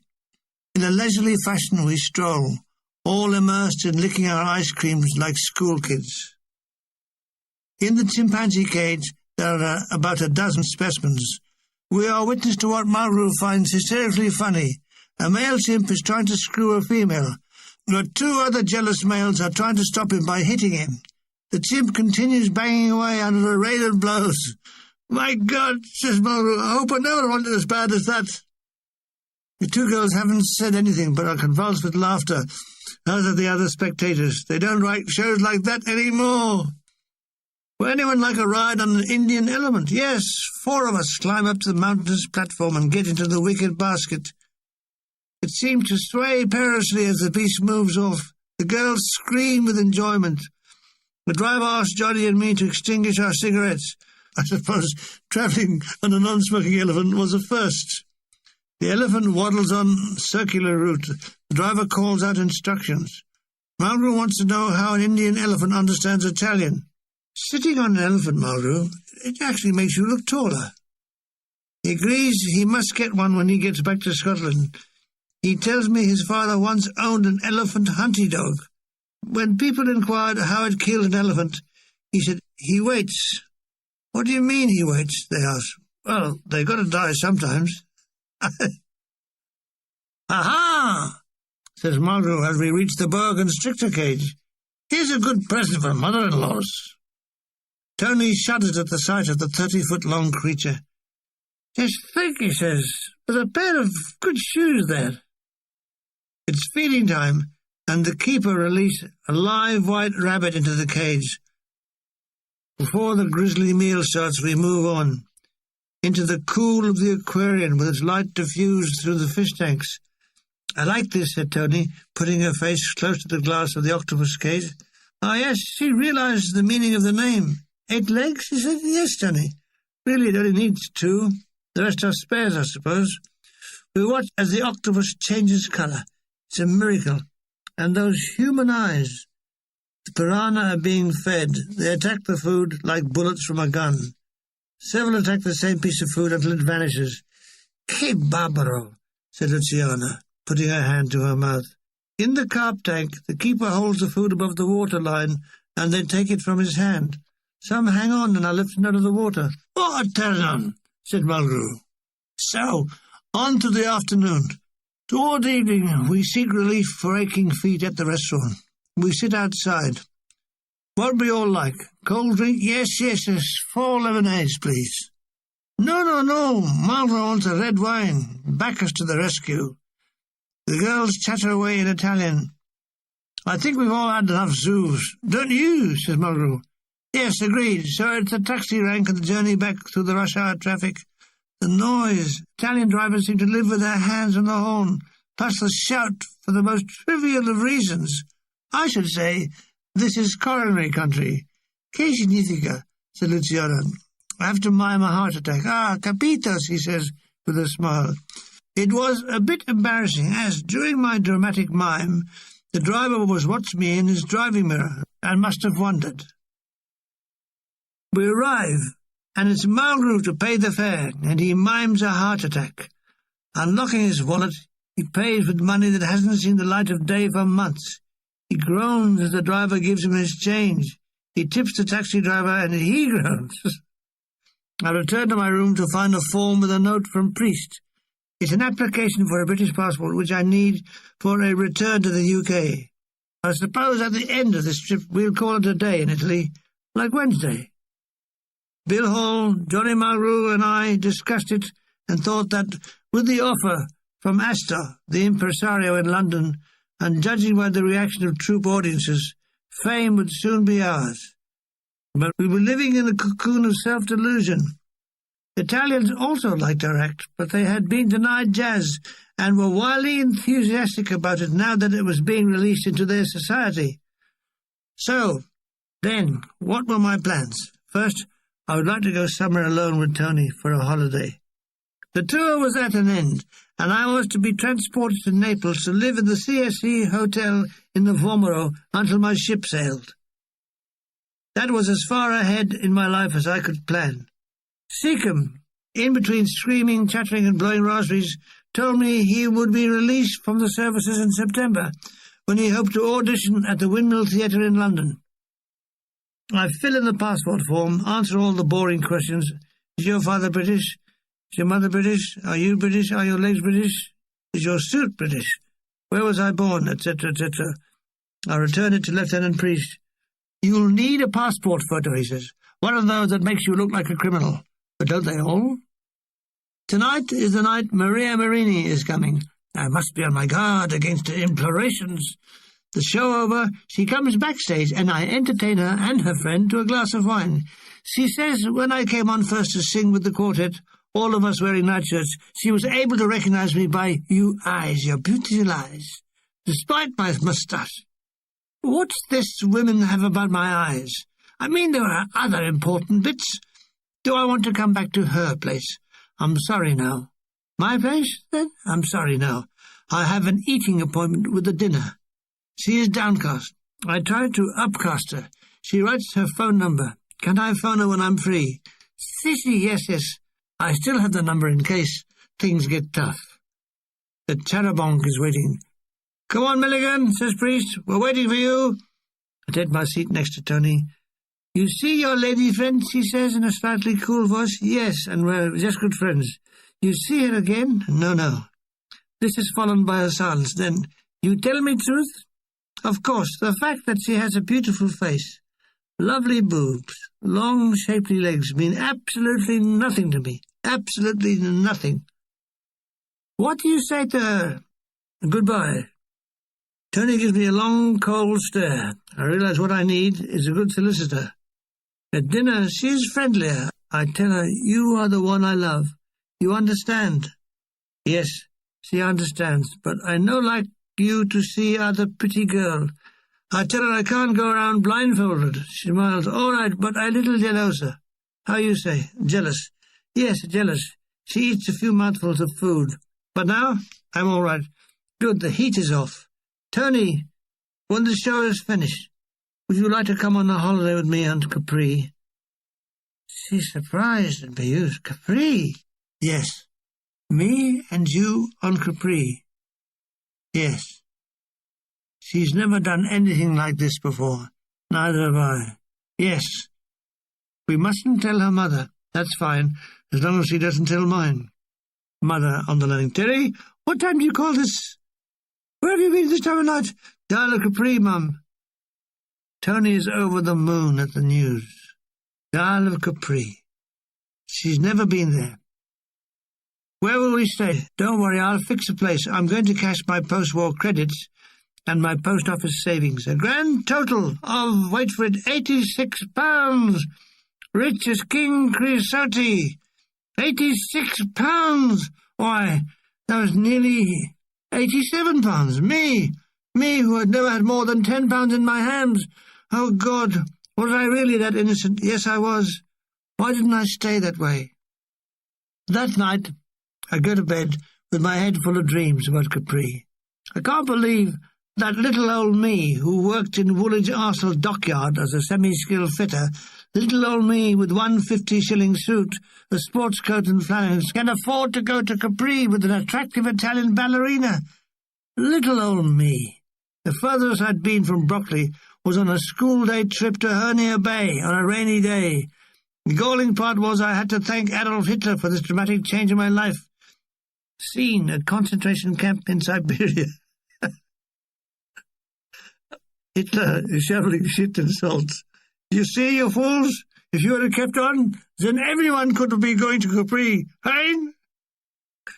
Johnny Mulgrew and Johnny Burnham both come to the room. They've been drinking at the Vino bar next door and are very merry. Ah, look at the little darling in bed, says Mulgrew. Burnham has a bottle of red wine, which he holds up in front of me with a grin. What the hell? Okay, I'll have a glass. The three of us sit drinking and yarning. All of us are yearning for our tomorrows to mature. We are all suspended in exciting but unreal life.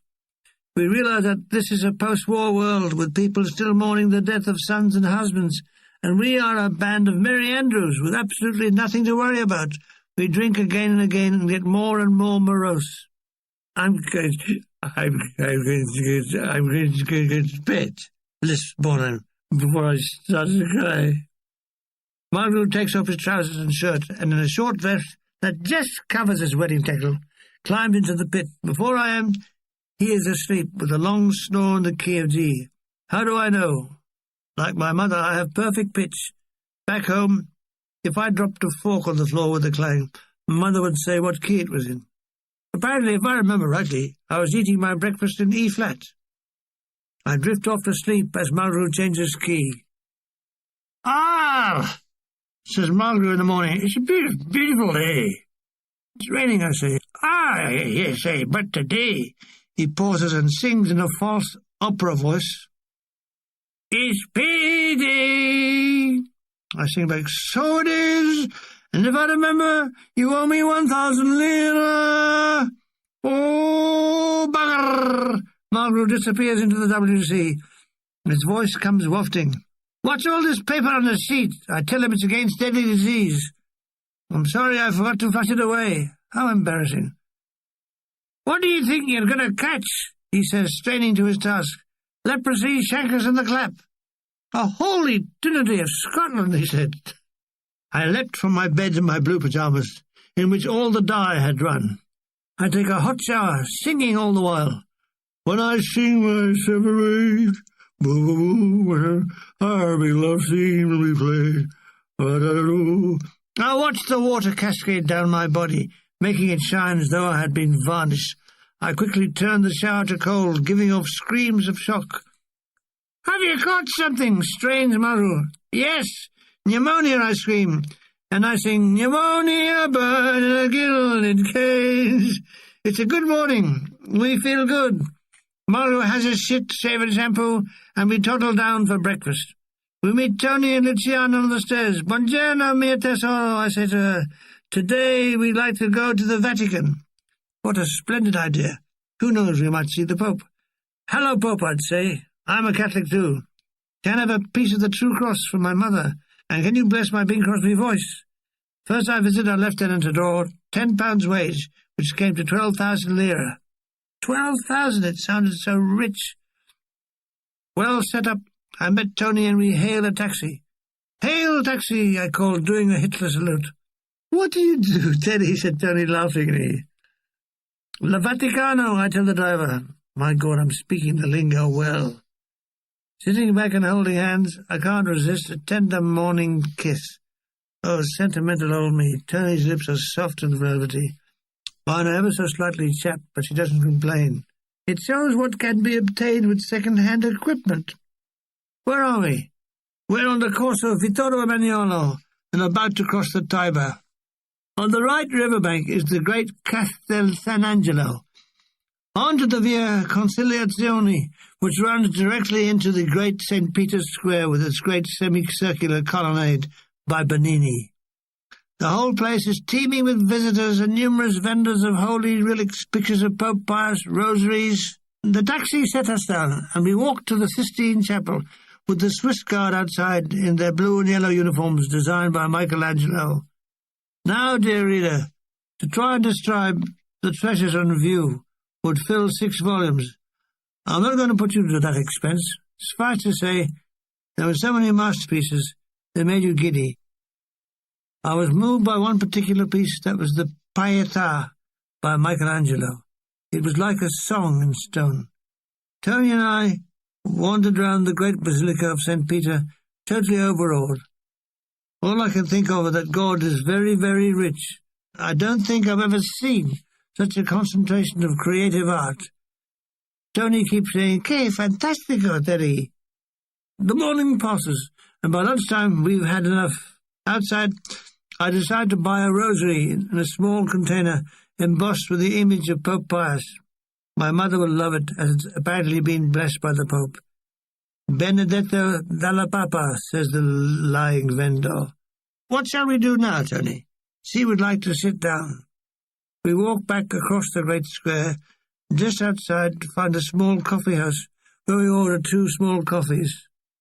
We sit outside. Tides of the faithful are going back and forth to the Vatican, the mixture of nuns and clerics in black hats and schoolchildren buzzing with excitement. It's the Vatican show, folks! Tony laments that we haven't seen the Pope. Mi dispiace, she said, pulling her wry face. Don't worry, dear. He didn't see us either, and when you see one Pope, you've seen them all. We discuss what to do. The show finally finishes on Saturday. Tony will, of course, stay at home. Her mother can't understand why her daughter stays at a hotel when her home is in Rome. What will I do? Can I stay on? No, I have a better idea. We go back with the company, go to the Isle of Capri, spend 2 weeks there, then come to Rome and stay until my ship sails. She agrees. There are a few problems, like how do I get my wages when I come back to Rome? But I'll try and fix that with the CSE cashier. That or a bank robbery should suffice. I can always sell the rosary. I lit up a cigarette. What did it taste like? Said Tony. I like to try. She takes a puff and starts coughing with eyes watering. How can you smoke like that a thing? Sono terrible, she sputters. Serves her right. Cigarettes are a man's work. It's a very hot day and we decide to go back to the hotel. Again, we take a taxi. It's about 20 minutes' journey to the hotel. Once there, Tony wants to wash her hair. I retire to my bed and read Mrs. Gaskell's book on the Brontes. What a family. All the children literally burn with creative talent. Oh, for just a day in their company.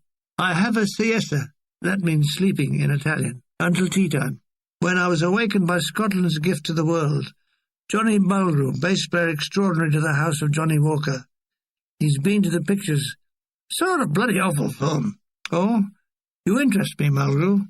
What was this bloody awful film? Grable and her legs in the Dolly Sisters.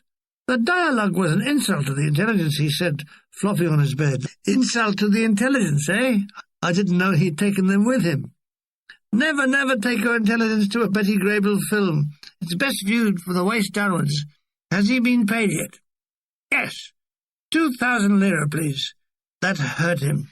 His Scottish soul is on the rack. He pulls the amount from his padlocked wallet. With a look of anguish, hands me back the money. I buzz room service and order tea for myself and my Scottish banking friend. A blue-chinned waiter with a slight stoop brings it in. I give him a tip. How much did you give him? 10 lira, Mulgrew moans. Oh, what a waste. That's 5 cigarettes. I pour him a tea and drink my Russian one. What's that taste like, he says. I tell him I never knew the real taste of tea until Tony got me onto lemon tea. Would he like a sip? No, he wouldn't. I like a man who knows his own mind. I take some of my clothes to the washing lady and ask her to stirare, iron them. She'll have them by tomorrow morning. She's a big, fat, voluble Italian lady who, you feel, would do anything for anybody. She smiles and nods her head. Such dexterity. Coming up the stairs with his suit is one of our chorus boys, Teddy Grant. Ah, Teddy, how's that romance with Greta Weingarten? It's platonic. They're just good friends. As Teddy is gay, that makes sense. Not much, though. To me, it's an enigma. Back in my room, I have a little practice on my guitar, trying to remember Eddie Lang's solo April Kisses. He was a popular jazz guitarist in the 20s and 30s. Mulgrew listens, then says it's one of the most mediocre renderings he'd ever heard. I kept practicing. At the end of an hour, he says, it's the most mediocre rendering I've ever heard. Never mind, I had it over him. He couldn't tell me what key forks were when they fell on the ground. The show that night is held up. The electric front curtain has fused. The stagehands try the manual lift, but that doesn't work either. However, suddenly, when the electrician is tinkering with the mechanism, it shoots up, revealing the set and several stagehands who run off as though being seen on the stage meant instant death. Otherwise, the show runs as per usual. In the dressing room, the three of us discuss when we should be getting together in the UK to start our fabulous stage career. I tell them I won't be home until late October. Johnny isn't discharged until December, so we decide to start afresh in the new year. Jimmy Malloy comes round with a book of raffle tickets. It's for 2 bottles of scotch. 10 lira a ticket. I take 10. Johnny takes 1. Bill doesn't drink whiskey. He's not interested. The draw is after the show in Malloy's dressing room. At the appointed hour, we all cram into his room. Luciana draws the tickets from a top hat. Mulgrew, with 1 measly ticket, wins. There's no justice. He is very generous. That night after dinner, We gather in the lounge, and he gives us all a measure. The toast is Scotland forever. Tony wants to try some. She sips mine, has a coughing fit with watering eyes. Serves her right. Whiskey is man's work. It's my lucky night. Luciana is staying with her parents, so Tony is alone. We spend a lovely night together, and the devil take the hindermost. Awake for morning in the bowl of light has put the stars to flight. So I awake, with Tony still sleeping soundly. I dress quickly so she doesn't see my skinny body at close range. Don't willies look silly in the morning light. I tippy-toe out, seeing no one sees me, and make my way back to my room. "Good morning, lover boy," says Mulgrew in the middle of shaving. "Naughty, naughty, naughty," wagging a finger like some old crone at the guillotine. Soon my night of bliss will be all round the company. He tells me that Jimmy Malloy is holding housey-housey in the lounge at 11 o'clock. Right, I'll try me luck. After breakfast, we all settle down with our little cards. It's 20 lira a go. There's about 15 of us. Jimmy starts calling. Clickety-click. 66. Doctor's orders, number 9. Legs 11, number 11. And another little dip. I played until lunchtime, and I didn't win a bloody thing. Mulgrew come down for the last round and wins 500 lira. There's no justice. And lo, he falleth in the shit and cometh up smelling of roses. Tony missed breakfast, and I missed Tony. She makes an appearance at lunchtime. There's a knowing look between us that echoes last night. "I sleep so long," she said. Then in a quieter voice, "Oh, you terrible man, Daddy." And then a wicked smile. She holds out her tiny hand and leads me like lost sheep to the lunch table. "You win money," she says. "No, I'm not lucky. I'm never lucky." I remember that the last time I won anything was in Pune in the mid-20s. I had drawn a horse called Bren's in the Derby and won 75 rupees. I never forget, I was only 8 at the time. I never forget the wondrous joy of having enough money to go and buy several boxes of lead soldiers in the Pune Bazaar. What golden days they were, bursting with sun and quietude. Do I have any idea what to do this afternoon? Yes, Tony, I'm going to have a good night's sleep. After my night at Casanova, I was knackered. She gives an impish smile and holds her hand over it, a peculiarity of hers. Okay, will I phone her when I wake up? If I'm not strong enough, I'll doze through the long, hot afternoon, interrupted only once by Mulgrew. "Oh, shagged out, eh? Yes, Mulgrew, shagged out. I bet it's cleared all the custard off your chest," he says. "Go away, Mulgrew. Go a long, long way away. Go and play on the edge of a cliff in a stiff wind.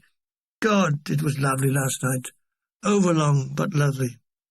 Would it always be like this? If so, I must go on a course of vitamins. The sleep restores me to my normal febrile self. In future, I must do it less. Enter Bilal, rampant, on a field of khaki. You seen Mulgrew?" "Yes." "Well, tell us where he is, for Christ's sake." "Okay, for his sake. I think Mulgrew is in the wine bar next door, spending my hard-earned money." Hall lingers, then says, "Can I borrow your fags?" "How many? Have you got a packet?" I tell no. The last time I caught a packet was in North Africa. Hall doesn't laugh at jokes. I lent him a packet of 20 Passing Cloud. He'd never seen this brand before, and turns the packet round. "Where you get these?" he said, taking one from the packet. "My parents sent me. I've never seen them before, and I'll never see them again." He takes one out and starts to pat his pockets. "Have you got a match?" he says. "Get on my back, Hall, and I'll carry you round." "Have you heard about Chalky White?" "No, I can't wait to hear. Chalky White has assaulted an Italian civilian and is in prison." "That's a splendid setting for him," I said.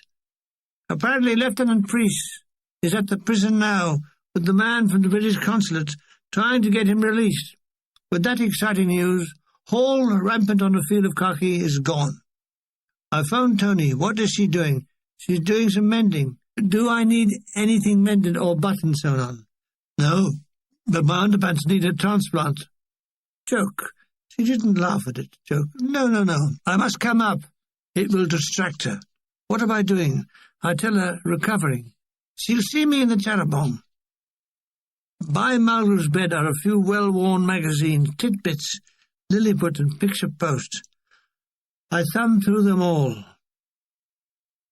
Particularly poignant is a German doctor's description of conditions for war refugees in Europe. Even under Allied administration, many are starving. People are still being moved around in cattle trucks. The doctor has attended the birth of a child to a starving woman. It made me realize the war wasn't over. A war is never over. There's just an interval.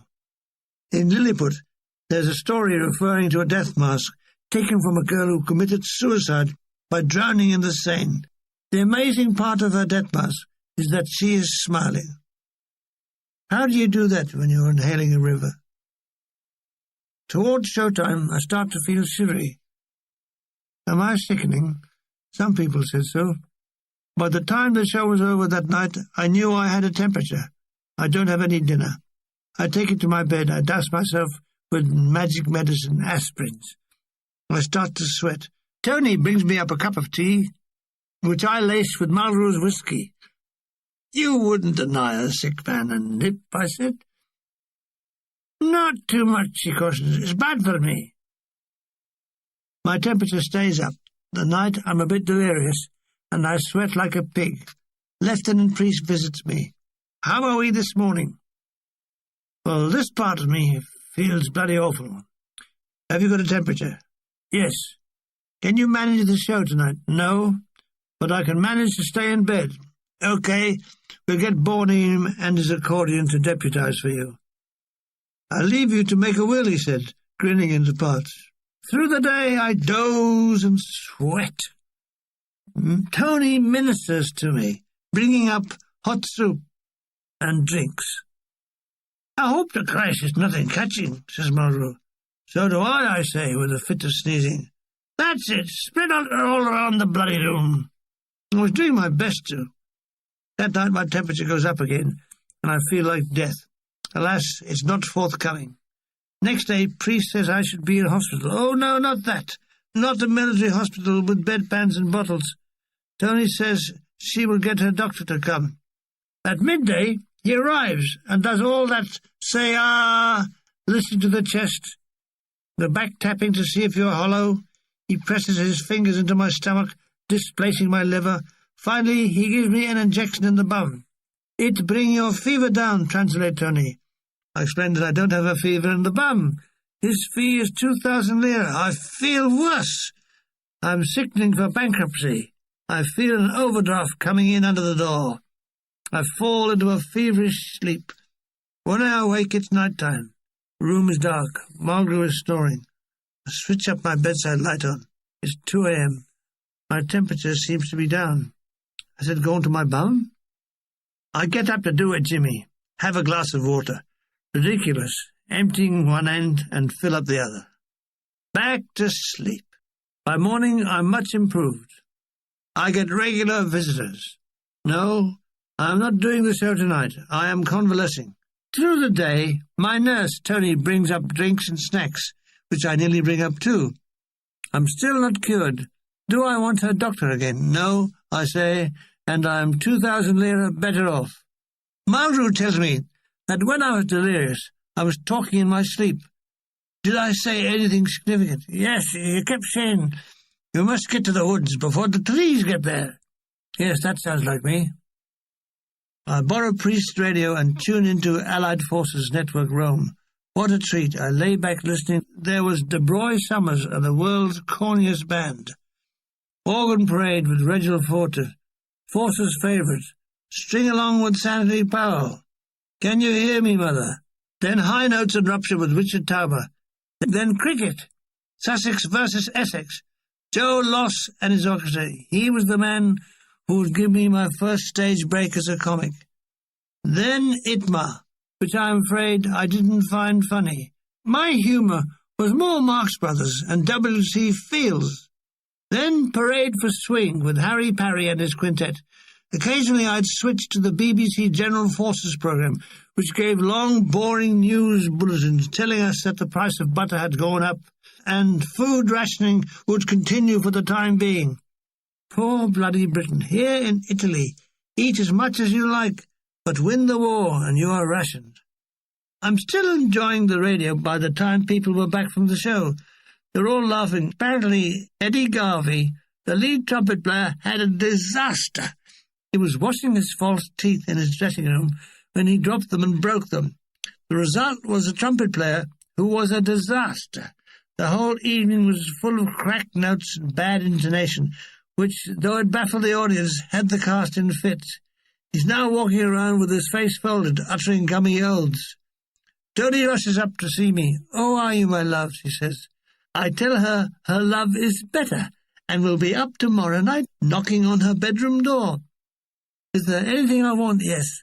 Will she take her clothes off and get into bed for an hour's sabbatical? You much better, she said with an impish grin.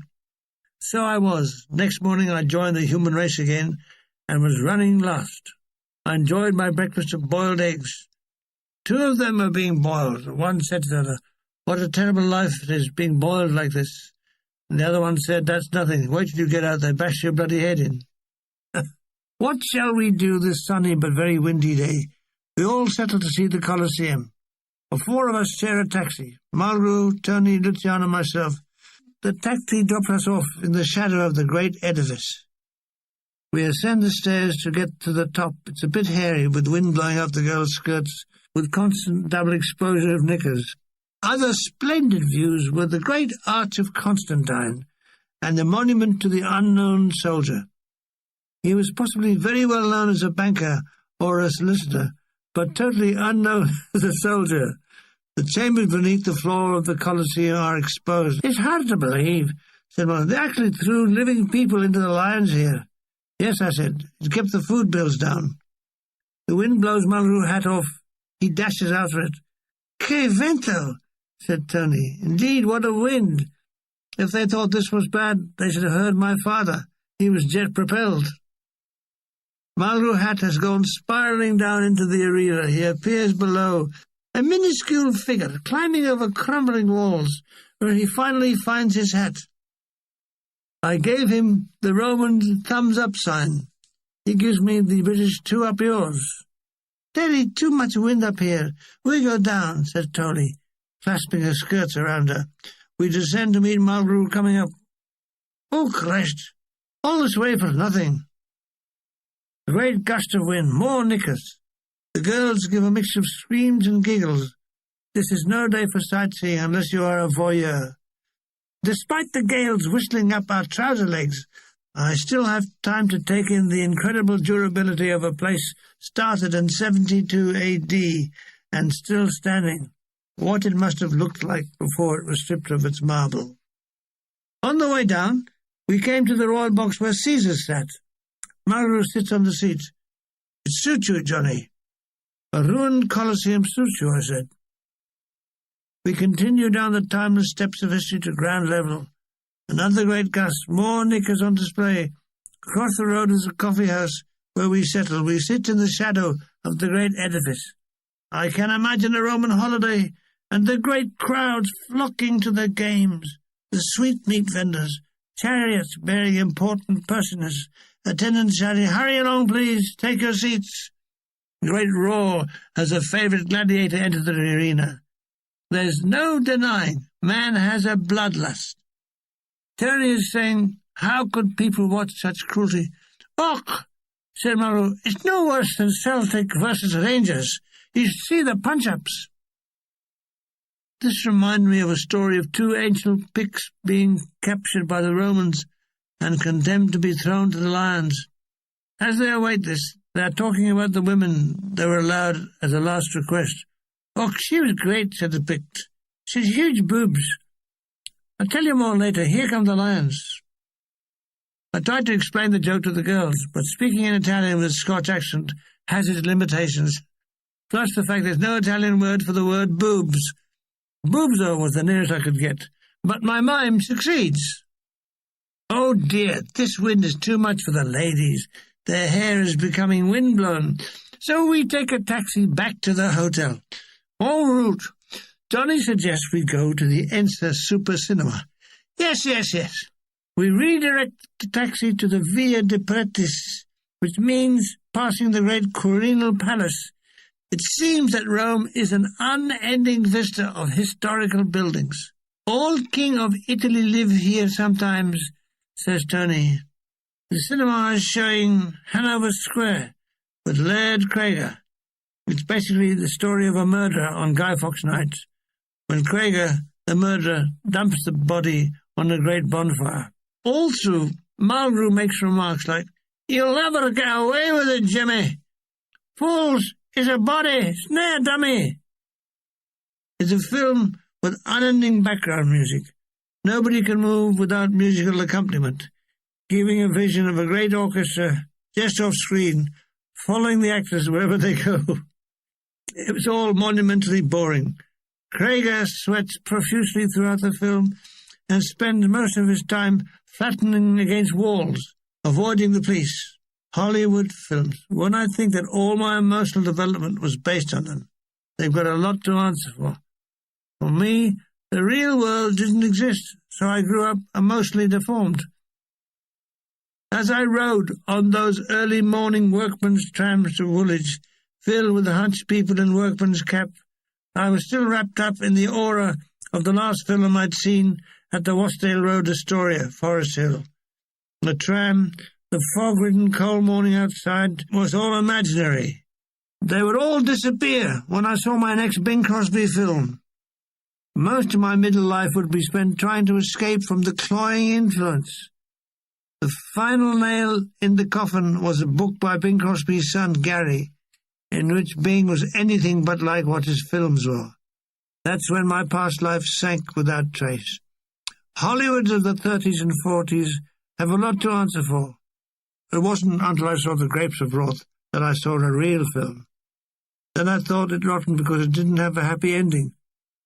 By now, I'm in Rome, taking a taxi back to the hotel. Unlike films, the first taxi you flag down doesn't stop. They stop for Bing Crosby.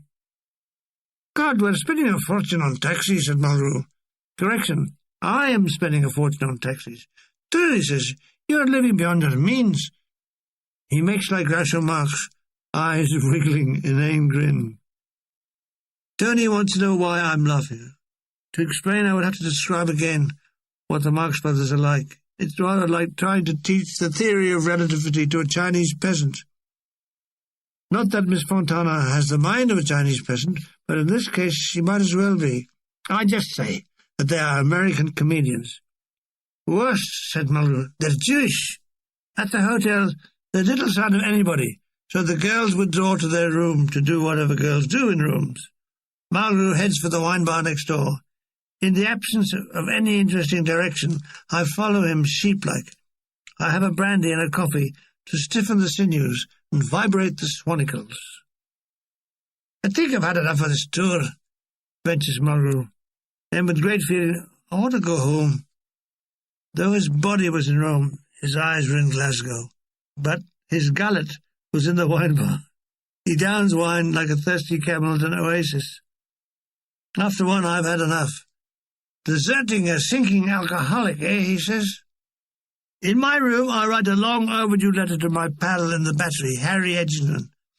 I tell him of my newfound fame and £10 a week wages. I take a great pride in the last mentioned because I think I am in the top wage-earning bracket.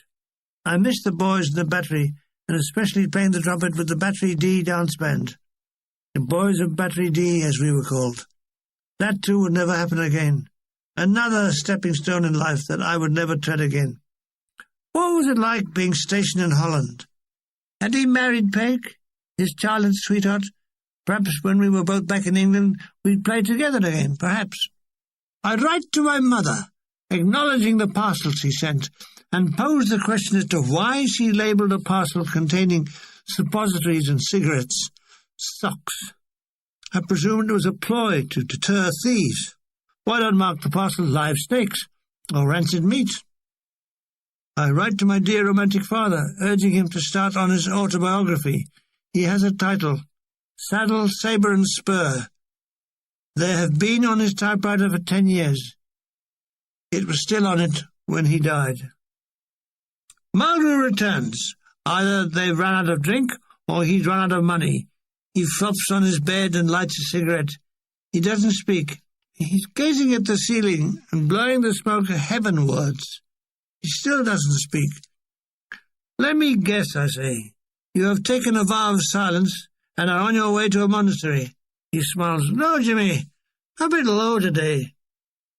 You're low every day. It's the curse of duck's disease. He doesn't answer, but continues staring at the ceiling, in case there's anything up there I'm missing. I have a look. No, there's nothing up there. I wonder what he sees in it. We all have our quirks. Perhaps ceilings are a turn-on for him. I finish off the letter to my father, reminding him that I am on £10 a week. Despite this, I'm still his loving son. On the way downstairs to the postbox, I meet Bornheim coming up. Halt! Who goes there? He says. Why has he got his hat on? Let me guess. He's been out, or he's Jewish. Yes, he too has been to see bloody awful Laird Crager in Hanover Square. He laughs as he recalls the huge, overweight Crager humping the dead body over his shoulder to sling it on the bonfire, when it was painfully obvious that the stiff was a badly made dummy. Did you see it start to slide off the bonfire when they cut? He laughed. Glad he enjoyed it, but then Bornheim would laugh if his grandmother was run over by a steamroller. I think with his name there was a touch of the Hun. Do I want to come to his room? He's written a new tune. Right away, Massa Boss. Letters posted, they hie me to his room. He gets out his squeeze box and plays his composition. It's very Tchaikovsky. Yes, he admits the influence. Do I like it? Yes, it's a splendid tune. It's the best one I've heard this afternoon. Has it got any words? Does he mind if I have a try?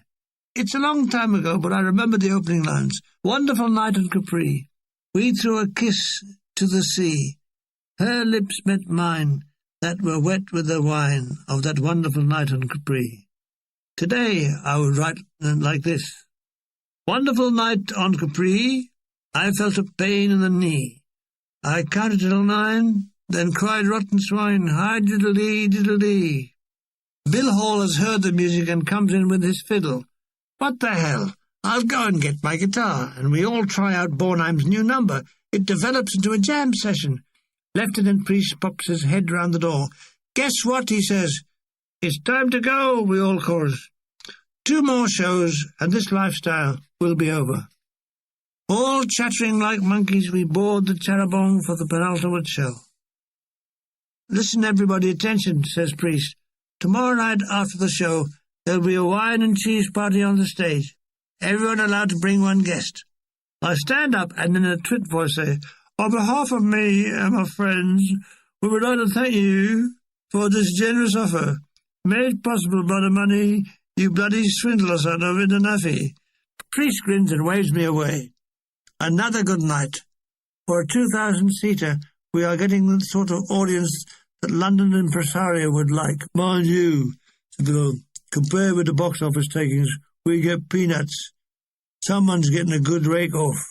To this day, I often wonder if somebody was. It was so easy to fiddle during the war. Fortunes were made by soldiers who had sterling posted to them, which they exchanged at inflated rates on the black market, then changed back into sterling at a profit. But I didn't have to do that. I was on £10 a week. During the night show, I take time to watch Tony in her Dance of the Hours.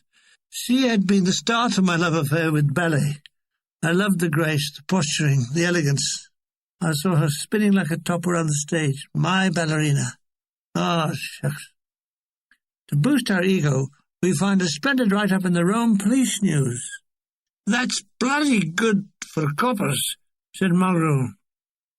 You see, they're not all bastards, said Hall. Well, this lot aren't, concludes Mulgrew. I said, what do you do with bent coppers? You send them back to the mint. Neither of them wish to know that. Priest comes backstage to tell us that our favourite, Gracie Fields, is in tonight. She's in the box." "Well, screw the fucking lid on," said Hall, who couldn't stand her singing. "She wants to come backstage after the show," says Priest. "Oh, Christ at all. She's not going to sing, is she?" Priest laughs. "No, she wants to say hello to the cast. During our acts, I can see Gracie, who laughs and applauds with enthusiasm. She's not a bad old stick, only she didn't sing. After the show, we dutifully wait for her. Finally, it comes to us. 'How do, lad?' she said. 'Haven't seen you since the CMF Arts Festival.' She then introduces us to an old dear, a Mrs. Biddick of Enser, who is frightfully pleased to meet us. She's very interested in Bill Hall. 'I say, you play your fiddle frightfully well.' Hall mumbles something like, 'Duh.' A few more boring pleasantries, and Miss Fields and Mrs. Biddick leave our sphere of influence. Our chorus girls liked her. 'She speak a little Italian,' said Tony, who herself was a little Italian. 'She says if we go Capri, she like to see us.' With that threat hanging over us, we board the returning caravan. Luigi, our driver, is very happy. He has heard from his wife, who has, this day, given birth to his 7th child, una ragazza. At dinner, we open a bottle of Chianti and wet the baby's head. Malgrou goes on to wet the arms and the body and the legs. Christ, they don't have to have big families. It's very simple, said Malgrou. They do it more often. Hall shakes his head, but no noises come from it. Tony is telling her friend Luciana about our proposed Capri holiday. Of course, she won't tell anyone else except the entire company. The javelin-throwing lesbian manageress of the hotel asked Malgrou and me to have a goodbye drink in her flat. She didn't invite Hall, as she freely admits she thinks he's got leprosy. I can vouchsafe that his underwear has. We take the lift to the top floor and press the buzzer. A very tall, willowy blonde answers the door. She's the sister, Claudia. She leads us down the hall into the lounge, beautifully furnished with modern furniture, very Mussolini modern. "Sia comodo," said the lesbian manageress. We settle for wine. Yes, she has enjoyed our show and loved our jizz. She gives us little nibbly snacks. Her radio is tuned into the American Forces network with unending big bands playing. Right now it's Ray Ventura. It was all so accessible those days. Nowadays I have to journey to Ronnie Scott's to hear any. We don't stay long. She won't be here on Sunday morning when we leave, so she'll say goodbye now. So we all say goodbye now. As we go down in the lift, Malgrou makes a certain sound. Oh, sister. Oh, dear. Her sister. Oh. Ah, more's the pity, Johnny, I said. I know you could have given her 4 inches. The trouble is she could have given you 6. On that note, we ended the evening. Saturday. I slept late and missed breakfast. Never mind, folks. Across the room from the hotel is a splendid coffee bar, where I ordered cafe latte and a rum baba, which I dunk in the coffee. All delicious and gooey and decadent, when in Rome. It's a scorching hot day. It would be a wonderful day for a swim, but where? Back at the hotel, the porter tells me the Bagno Municipale via Catania.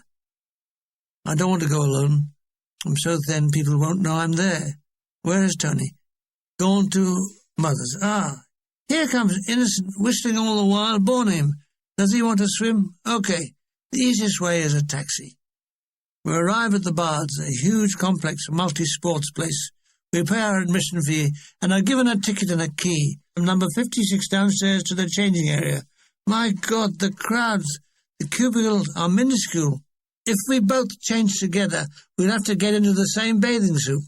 Bornheim waits while I change and vice versa. It's a covered pool.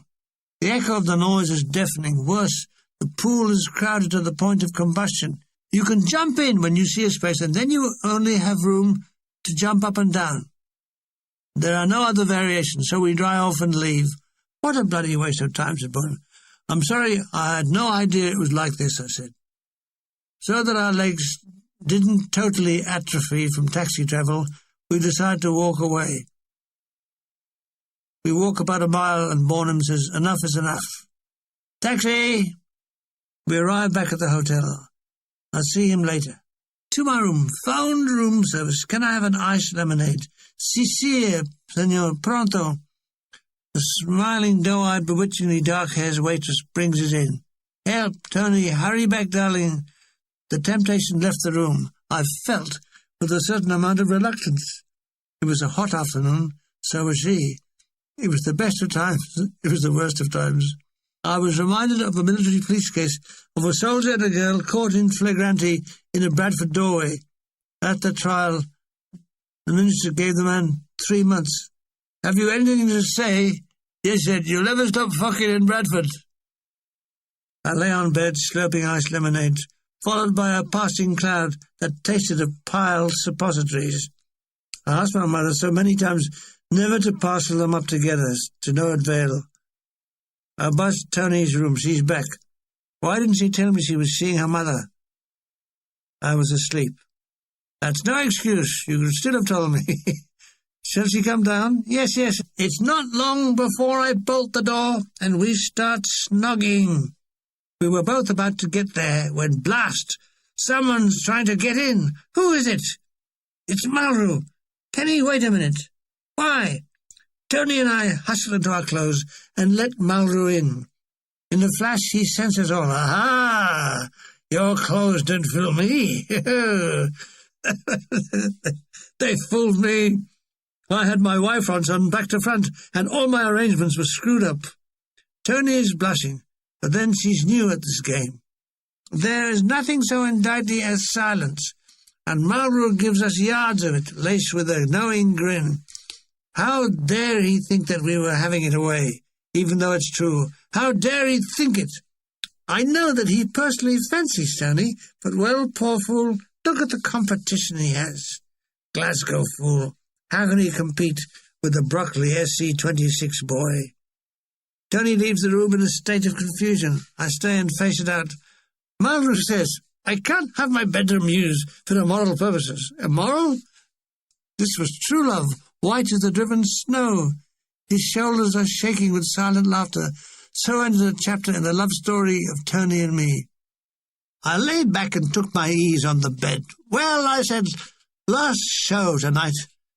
Thank God, he replies. A rather sad in a way, but I think we've had enough. Would I like a cigarette? He's out of his mind. Could he say that again? Yes, he definitely is offering me a cigarette. I remember it was a classy cigarette, Churchman's No. 1.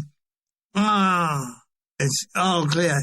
He too has had a parcel from home. Time for the last show. We gather, chattering in the foyer, then board the Tarabong through the Roman cacophony of motor horns. Tony has recovered her demeanour, and I have put on my Y-fronts the right way, and the swanicles are revolving normally.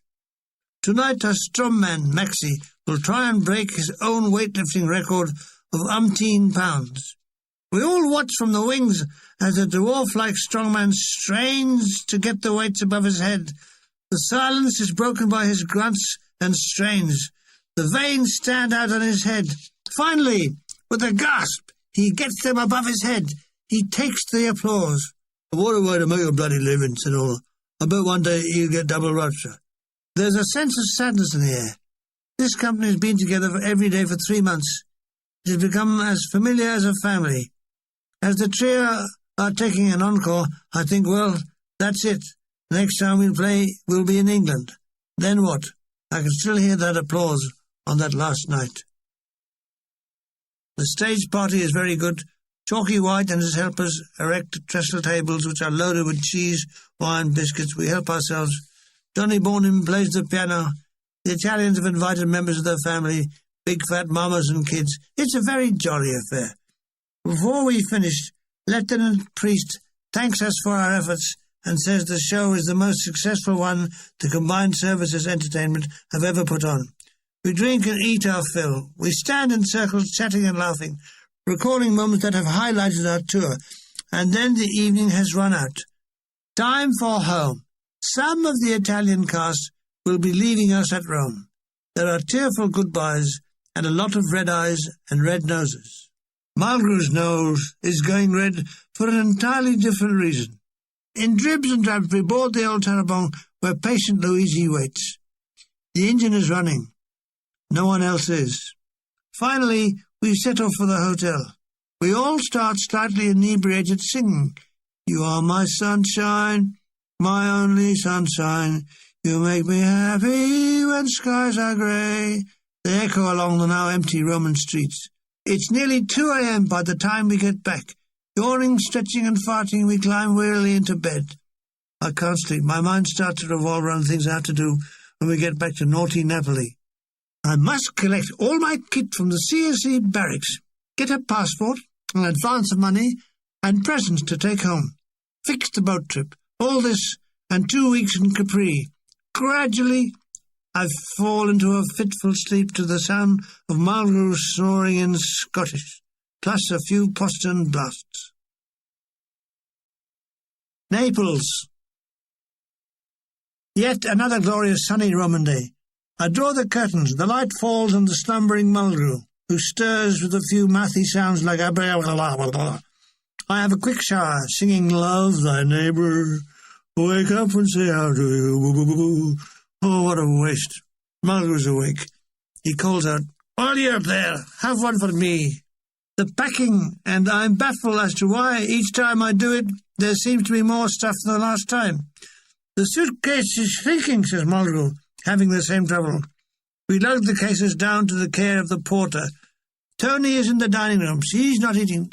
"No, I wait for you, my love," she says with a morning bright smile. I mouth the words, "I love you." She smiles again, her head inclined to one side. Was her neck giving way? No, it's just a posture of hers. Ha ha! Lovely hot toast, melting butter and conserve. There is a God. We are all wearing our rather shapeless travelling clothes. Tony's are too big for her, while I'm too thin for mine. People keep knocking on my shirt to see if I'm in. Lieutenant Priest looms large. "Are you all packed?" he says. "We board in 10 minutes. All hurry." Dutifully we mounted our motorized steed for the haul to naughty Naples. This journey will be interesting to me, as it will be passing over the ground that my regiment has fought over. We leave Rome by the Via Appia Nuova, flanked on the left side by the Roman aqueduct that once fed Rome its water. Despite the ravages of time, lots of it is intact, like Bill Hall's body.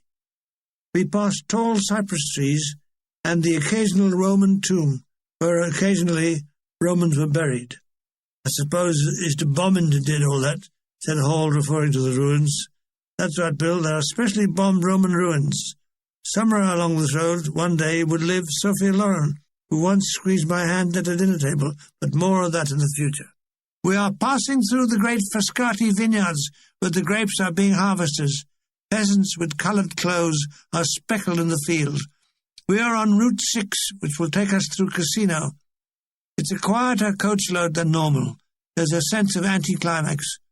Why anybody should be an anticlimax, I don't know. Nobody talks much. Tony breaks the silence. "I'm so excited to go to Capri," she said, and squeezed my hand extra hard. The warmth, the rumbling along, the scenery flashing past, I nod off to sleep, waking up with a start when my head starts to fall off. "You tired, Terry?" No, just sleepy." "Tell me, Terry, you like opera? Italian opera?" "Yes, I love it." "Good. And if when we get back to Rome, she will take me to see one. Which one you like? Madame Butterfly? Aida? Any romantic ones? You like Bohème?" "Yes, mi piace molto." "Good, we'll go and see all of them. After, we'll have dinner, and I can sleep at her mother's place." "Good. Now I can go back to sleep again." I nod on and off until the early afternoon. We pull over under the shadow of the now ruined monastery of Casino. I carry the sandwich box onto the grass verge while John Angrove brings up the vacuum tea container. We can arrange ourselves on the grass, and they can help themselves to the sandwiches. Tony and I sit in the shade of a tree. I lean against the trunk and look up at the sad spectacle of the ruined monastery. Bornheim sees me and reflects, "Bloody madness, eh? Bloody madness." "You fight here, Terry?" said Tony with a full mouth. No, I was on over that side. Was it bad, the casino? Bad enough. Luigi is walking around the charabanc, looking at the tires. They are like Bill Hall, starting to go bald. I will just about last the journey. I wonder if I will. After an uneventful lunch, we are back on board. We turn left round a bend, and there ahead is the skeleton of the town casino, looking like a First World War setting. A road has been bulldozed through the rubble, but that is all. There are people in the ruins, but where they live, God only knows. Here and there are a few street stalls selling vegetables and fruit. How resilient is the human race. Bornheim is reading the Union Jack. You're Irish, aren't you, Milligan, he says. Yes, I couldn't afford anything else. Why? Well, it says here, in the human race today, the Irish came last. Bloody cheek. It must have been the first of the Irish jokes. Remember this, mate. General Montgomery, General Alexander, both Irish. Till they took charge, the English were having the shit knocked out of them. Ha ha! We passed through the ghost casino and travelled down what had been called the Royal Mile. This was the road used by the Allies to reach the obliterated town. By day, it was constantly shelled by the Germans, who liked that sort of thing. The vehicles had to go like hell to avoid being hit. We are bumping along its heavily pitted surface, all of us bouncing up and down like a trampoline. When we hit a deep pothole, the whole lot of us gave a great "Oh!" I wonder why we always use the letter O to express surprise, I said. What do you mean, said Hall, his tiny mind set ablaze by the question. Well, why choose O? Why not X or K? Like, you know, I'm sorry your cat's been run over. X! Or a combination of letters. I'm sorry your cat has just been run over again. Hall looks blankly at me. How long were you in the army, he says. Same as I am now. 5'11". You were downgraded to B1, weren't you? Yes. Ah, he says, and shakes his head sympathetically. On then. We reached the ancient town of Capri, at one time captured by Hannibal and his elephants. We crossed the river Volturno by the same Bailey Bridge that I had crossed it in the Fifth Army as we fought our way north in the mud. Ah, memories and nostalgia. I have been smoking cigarette at a rate. My mouth feels like the inside of an Arab wrestler's jockstrap. Yuck, splutter. I decide to give up smoking until the next one. It seemed such a long journey. Someone's moved Naples away, said Mulgrew, who was smoking a dog end so short that it's fumigating his nose. Che tedioso, said Tony, resettling her bottom on the seat. How many miles have we got to go? Inquires Hall. Bornheim tells him we aren't travelling in miles. We're travelling in kilometres. It's shorter that way. A weak cheer goes up when priests announce a road sign, Napoli, 10 chilometri. To raise our morale like the 12th Cavalry coming to the rescue, Hall unleashes his violin and plays Italian pop songs. Fulvio sings them and the Italians join in. They're happy now, Grinner. They can smell spaghetti. This could mean the OBE for you, Bill. Violinist saves demoralised passengers, I said. Activated by the praise, he waggles his head, crosses his eyes, and plays a wobbly version of God Save the King. Mulgrew rises to his feet and salutes. The toast and marmalade is the king, he says, and is jerked backward into his seat as the charabanc lurches forward. In the early evening, we are entering the northern outskirts of Napoli. Grazie Dio, says Tony, yawning and stretching, but not getting any longer. Onto the Via Roma with its bustling life and traffic, Luigi weaves in and out, shouting and blowing his horn. He's happy. Soon he'll be setting up his wife for Bambina number 8. He has already loosened his trousers. Finally, we pull up at the Albergo Rappuccino, where all the Italian artists disembark. I kiss Tony goodbye. I'll see her tomorrow morning. We wave goodbye as we turn off in the direction of the CSE barracks. It's only 10 minutes later when we draw up to the grotty facade of the barracks. I go to the Q stores and pick up my belongings and back on the bus. Hall and I are to go to the Army Welfare Hotel in a Vomero. Fancy you two lucky buggers staying at a hotel.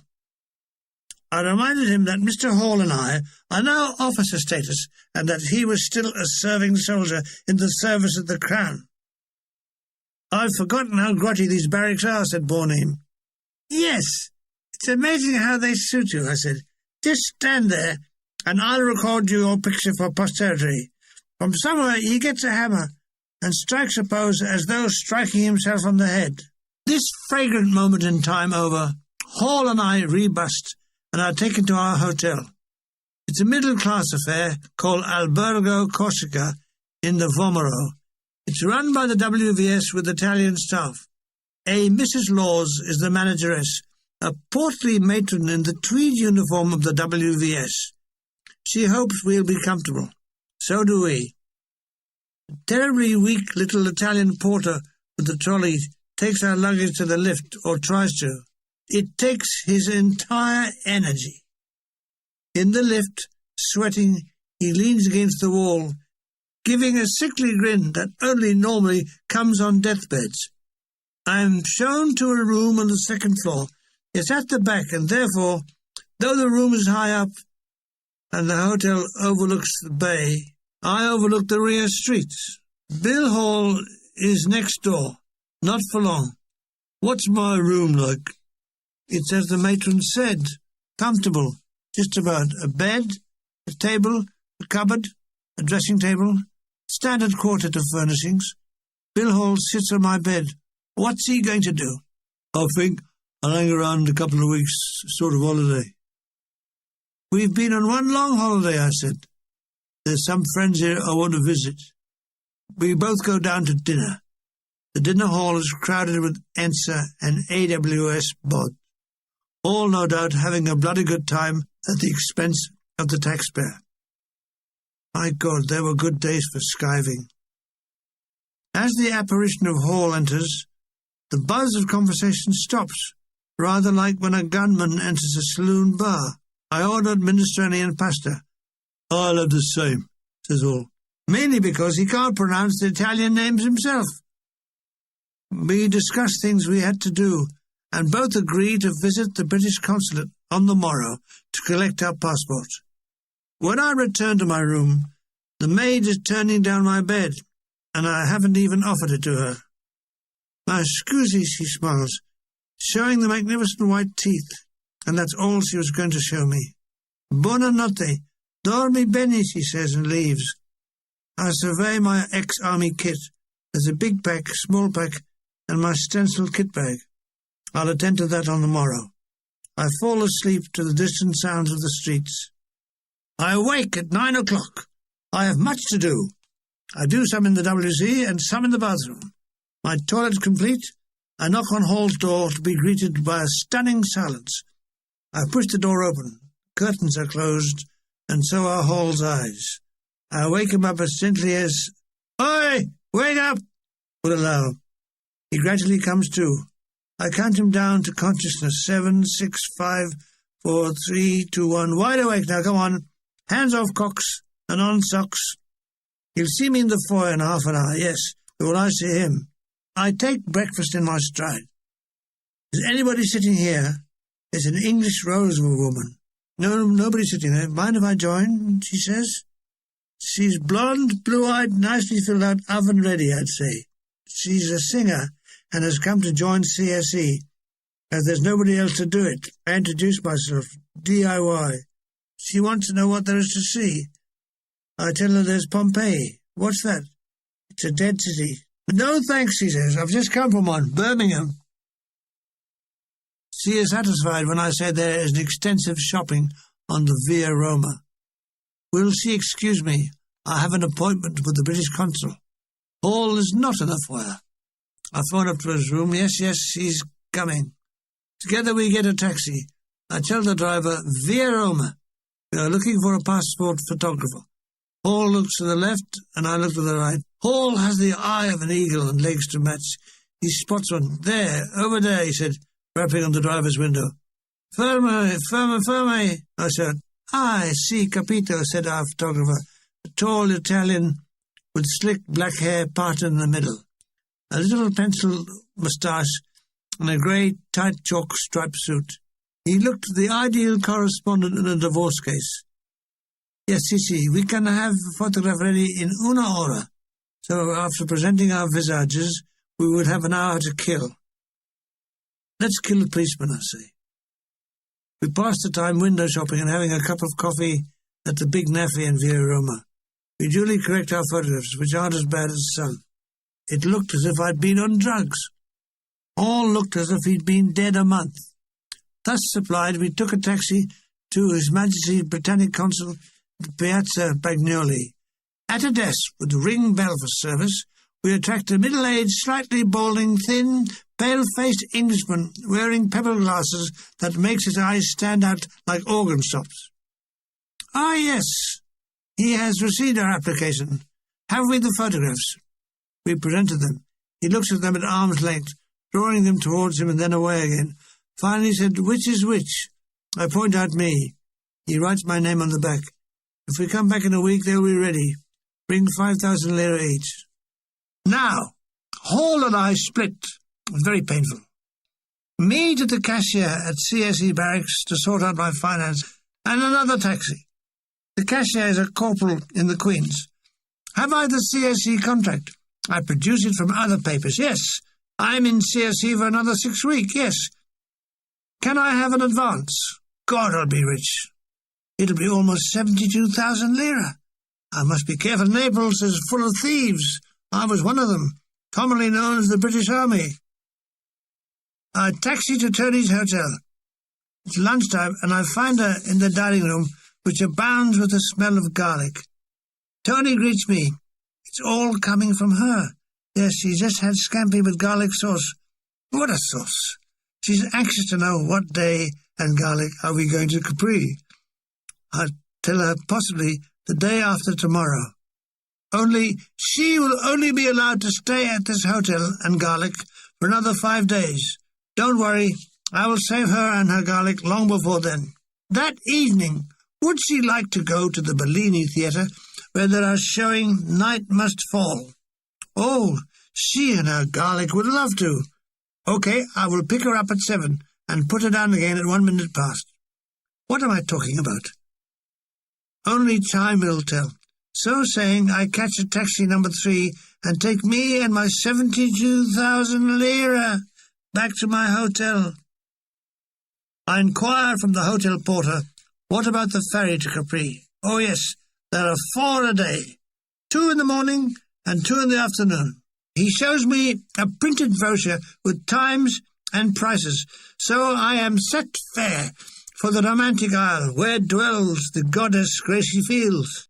In my bedroom, I lock the door, then do an hour's gloating over my 72,000 lira. I lay it on my bed next to me to have a rest. I shut my eyes, and when I open them, the money is still there. The room appears to be safe. Aloud I say, 72,000 lira! It sounds good. I carefully fold the money and place it in my jacket pocket to see if it makes a bulge. No, it doesn't look like 72,000 lira. I take it out again, and it does. I hold it up to the mirror, where it now looks like 144,000 lira.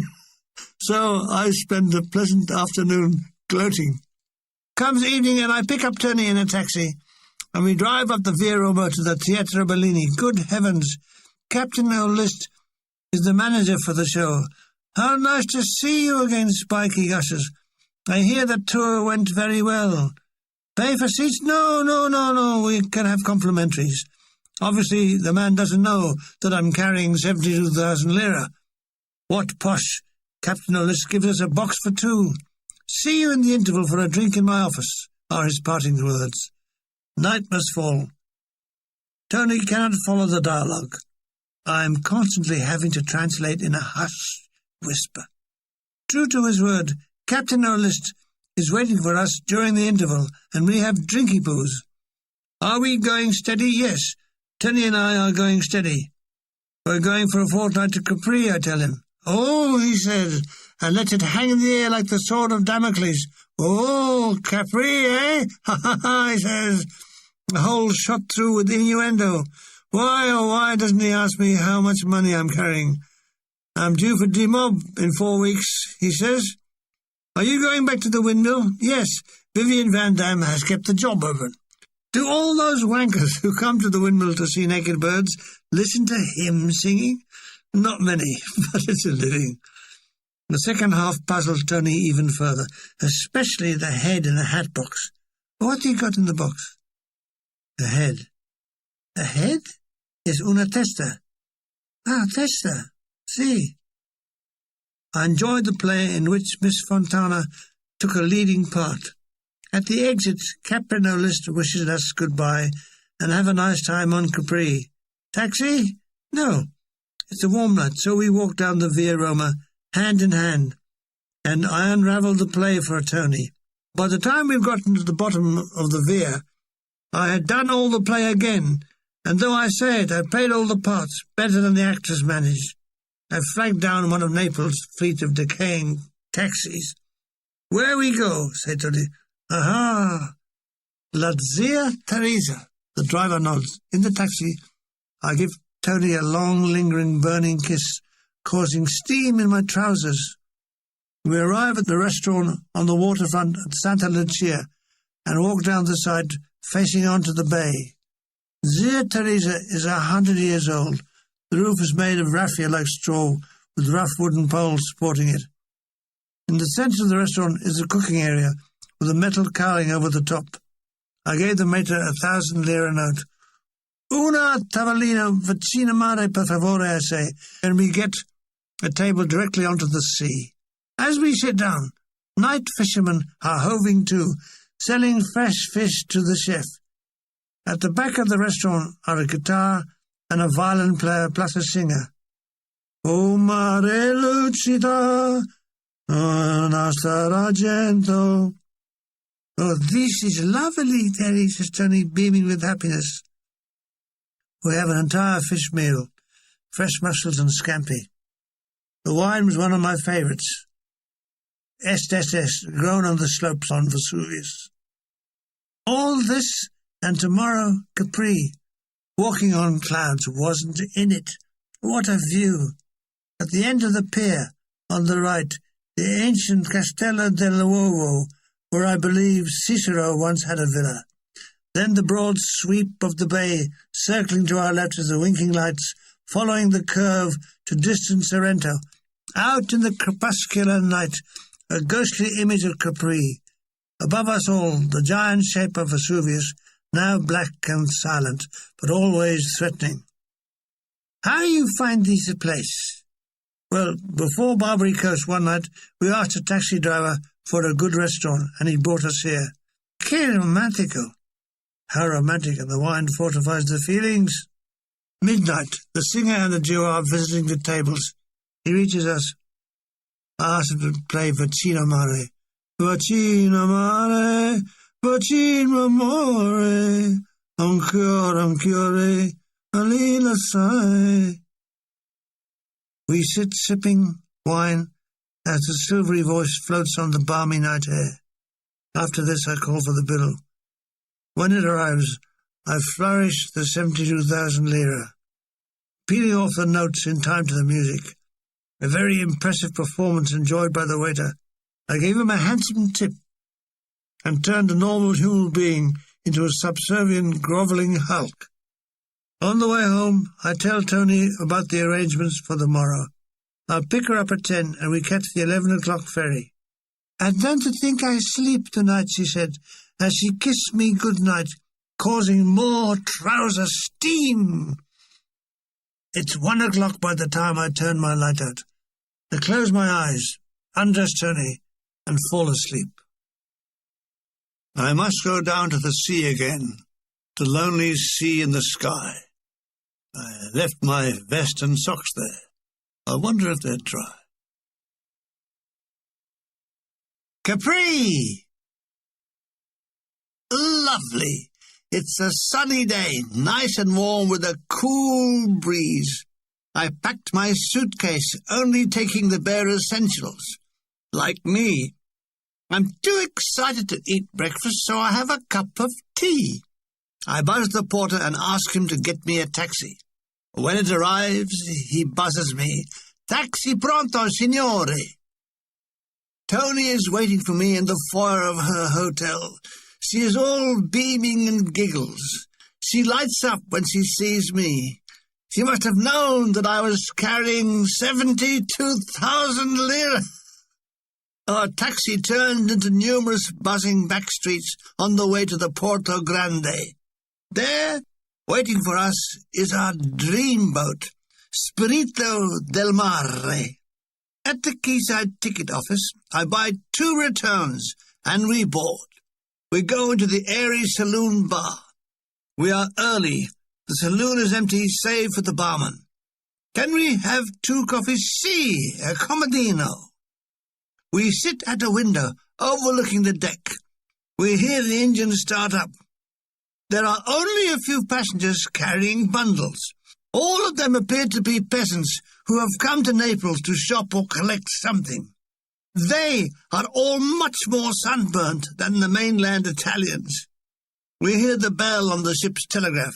There are shouts as the horses are slipped and the donkey engines take them in. Expertly, we move away from the quay. Tony and I finish the coffee and go to the ship's rail. We turn slowly. Clear of the harbour wall, we increase speed, and the ship vibrates to the engines. There is that gorgeous sound of a ship slicing through warm waters. We leave the brown waters behind, and soon are into the clear blue waters of the Bay of Naples. The city starts to recede, is gradually obscured by the heat haze. Capri lies about 25 kilometres ahead. A few vest-clad crewmen are moving about the ship, all looking rough and unshaved. They shout their conversations even when face to face. I always thought it made you go blind. Apparently, it makes you go deaf. What did you say, Tony? I feel sick. Oh, my God. She's allergic to sea travel. She runs to the ladies, as in and out of there for the whole trip. What bloody luck. I breathe a sigh of relief as we pull up to the Marina Grande. We disembark, me carrying Tony's suitcase and mine, Tony holding a handkerchief over her mouth. I ask a tourist guide for the nearest hotel. He points to one 5 minutes away. "Alberto Grotto Azzurra, signore. Grazia, grazia." We walk uphill to the hotel. Up a few steps in reception, a smiling old Italian greeted us. "Are there any vacancies?" "Oh, sì, molto. Would we like una camera matrimonia?" No, I say. We would like separate rooms with adjoining doors." "Ah, sì.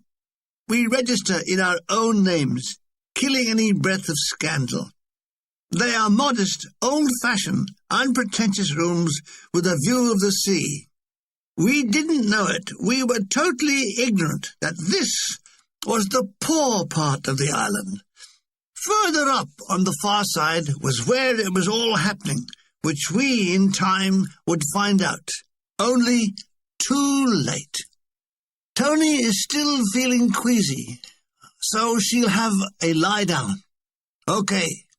I repair to my room, unpack my few belongings, and read Mrs. Gaskell's Life of Charlotte Bronte. Will I never finish?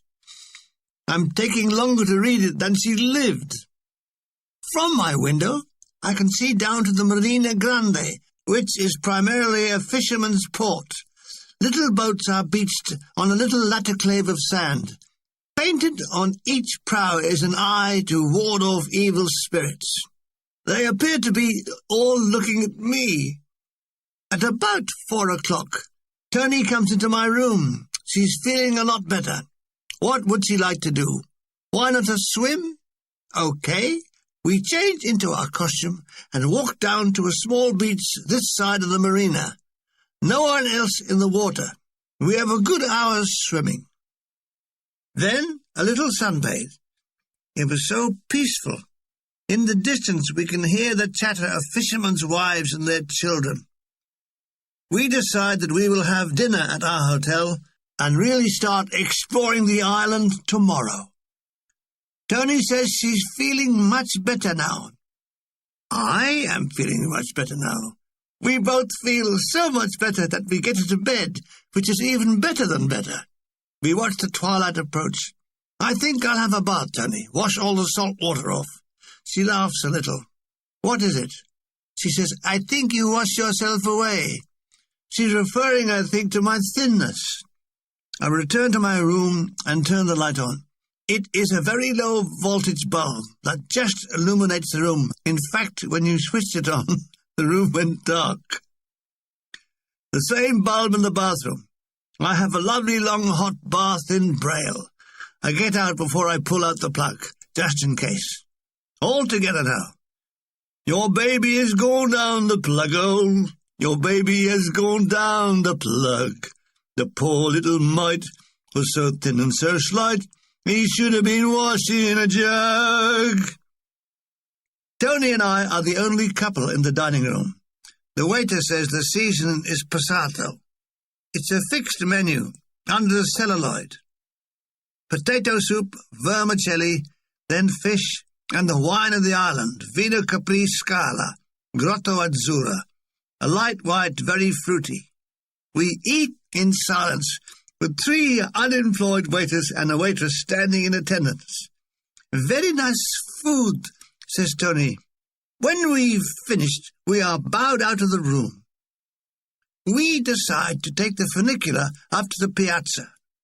We wait as the little boxcar descends and climb in. It's a slow ascent to the top. The view is a night setting. In the distance, we can see the lights of Naples and the bay winking in the dark. It's a clear night, cool with a starry sky. The air is like velvet. We reach the top and usher out into the piazza. All is brightness, with the shops around still open. We sit ourselves at a table outside the Cafe Al Vermouth di Tino. A few American officers and their wives or birds are in evidence. It's 2 coffees and 2 sambucas, that daring drink that they set on fire. Our waiter speaks English. You here on holiday? Yes. A good time, not many people on the island. In the square, a few landos with sorry-looking horses wait for customers. Around us, at other cafes, people are partaking of the night. Among them are the elite of Capri, well-dressed, haughty, never looking left or right as though the rest of the world didn't exist, and on Capri it doesn't. The waiter puts a match to our sambucas. A blue flame appears. We watch it whisper on the surface as they burn the coffee beans. It's the first time Tony has had one. We blow out the flames, wait for the glasses to cool. We clink them together. To us, Tony. Yes, she said, and clinks again. To us, which she pronounced to us. I'd better explain that Tony spoke with a pronounced accent, which I have straightened out for the benefit of the reader. She sipped it rather like a food taster at the court of the Borgias. She says, closing her eyes. Very good. What they make it to eat? I tell her it's strega, a drink that can revive dead horses and cause brongles to rise earlier than normal. I don't understand. What a pity. I was hoping you'd tell me. She knows I'm out of my mind, and it's showing. We don't want to go to bed. The air is so invigorating. Let's have another 2 sambucas. Yes, why not? The night is young, even if I'm not. Again, the 2 flames burn in the night. Shall we blow them out or call the fire brigade? Tony says, you mad, Daddy. As an inspired guess, that was pretty accurate. After the second sambuca, Tony says she feels really fine, and I say that I am really fine. So we go back to the hotel, get into bed, and have a fine time, bearing in mind that my mother would say, you're ruining your health, my son. The morning breaks fine and clear. It's going to be another hot day. I peer out the window. It's quite early, and the fishing boats are coming in from the dawn excursions. The sky is a clear light blue. Bath, shower, shave, teeth, hair, clothes. I tap on Tony's door. "Who is it?" "It's me, your tesoro." She comes to the door in a dressing gown. "Oh, I sleep too long, Terry." "Too long? How could she be? She was only 5'4". She must have delusions of grandeur. Then she says she won't be long. Shall we have breakfast on the terrace? Splendid. I see her there. The terrace is on the south side of the hotel. Alas, it doesn't get the morning sun, but it gets the flies. Mario, for that is the name of our waiter, attends me. "Signore, buongiorno. Che desidera?" "Not yet, Mario. I'm waiting the tiny love of my life." "Would I like tea while I'm waiting?" "Yes, Mario, why not?" I'm looking at the azure sea through the pots of pink and scarlet geraniums. The colours are heady with vibrancy. It's the light, the Capri light, clear like fine Venetian glass. Aha! Here comes Tony in a white dress, showing off her lovely bronze limbs. She walks with the upright carriage of a true ballerina. I pull back her chair. She sits and gestures a small hand towards the sea. "Beautiful, eh?" she says. She looks so attractive I could eat her. Now where would I start? Mario looms forth smiling, holding his tray at head height. He swings it down professionally and places my lemon tea before me. "Ecco," he says. The menu. We'd have hot bread rolls and conserva. What is that perfume? Ah, behind us. Going up the wall is jasmine, with small yellow and white flowers. Tony inhales the fragrance with her eyes closed. "What a nice, how you say, profumo?" "Perfume, yes, that's it." "Where shall we go?" says Tony. "I'm for the Grotto Azzurra." "No, she'll get seasick." No, it's very calm today, and it's only a quick boat ride." "Sicuro?" she says. "Yes, I'm sicuro." After breakfast, we walk down to the Marina Grande. The sun is hot, but pleasantly so. We go to the place where skiffs are waiting to ply their trade. We are besieged by boatmen offering their services. They all shout in Capri dialect. Standing back, I say to Tony, "Choose one." She points to one with a peaked sailor's cap. We fight our way to him and climb into the skiff. The shouting abates. We sit on a double seat in the back. The boat pulls away on the calm, delightful champagne sea. The water here is clear, though heavy with sea stars, and to my horror, jellyfish. I point them out to Tony. "Ah, la medusa," she says. "We'll have to watch it next time we swim." We loll back in our seats, my arms around Tony. She lets her hand trail in the sea. It was an image I was never to forget, and 40 years later I wrote this poem. White hand washing in a stream, what then does my lady dream? Down and down in cooling deep, is your mind at ebb or neap? Fingers whistling in a pool, are they pointing at a fool, drowning in the greening deep of your blind and endless sleep? We were rowing along the base of the precipitous rocky shore. Flowers abound among the rocks. They were too far away for identification, but I think they were wild nasturtiums in their hundreds, yellow and red intermixed. Here and there, where purchased affords, stately cypress trees stand like green fingers against a powder-blue heaven. "I don't believe this," says Tony. "I don't believe it either. The only time I believe it is when the boatman says, 'That will be 1,000 lira,' thus eroding my fabulous wealth of lira. But that's all to come. Now it's us approaching the tunnel that leads to the grotto. The boatman waits for the rise and fall of the surge. As it goes down, he deftly gives a mighty pull on his oars that propels us through while we duck our heads. Then, miracle! You're inside a sea-girt cavern. The roof is about 50 foot high, about 100 foot in width. What was blue sea is now translucent. We appear to be floating on air. The effect of the blue refraction of light is indescribable. At first completely dazzles and disorients the eyes. Tony is stunned. She gasps. I don't believe. Inside we see that there is a lad in a boat whose ploy is to dive in to show the effect. He wants 50 lire. Agreed. He dives in and his body turns to silver. He gives a few underwater turns and spins, but looks like some godlike child covered in guilt. He surfaces with a smile. Buona, si, buona? 50 lire, please. We are only allowed 5 minutes, as other boatmen are shouting to come in. We exit with the surge of the sea, and are out to the white, hot sunlight. Tony clasps her hands. I never see that like before, Terry. Halfway back, the boatman points out the ruins of the baths of Tiberius. Did he really have to come all this way for a bath? He must have been desperate. We are soaking up the sun. The only sounds are the dipping oars and the squeaking rowlocks. Not mine, the boatman's.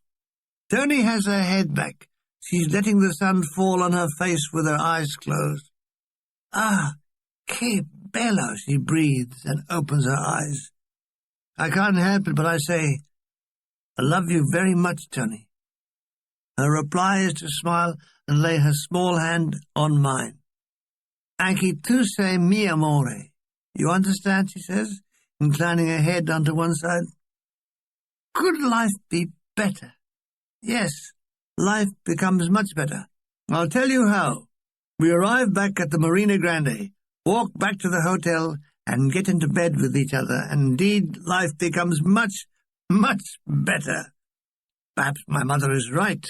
Am I ruining my health? Will I go blind? All this before lunch. I tell you what, by God, it gives you a good appetite.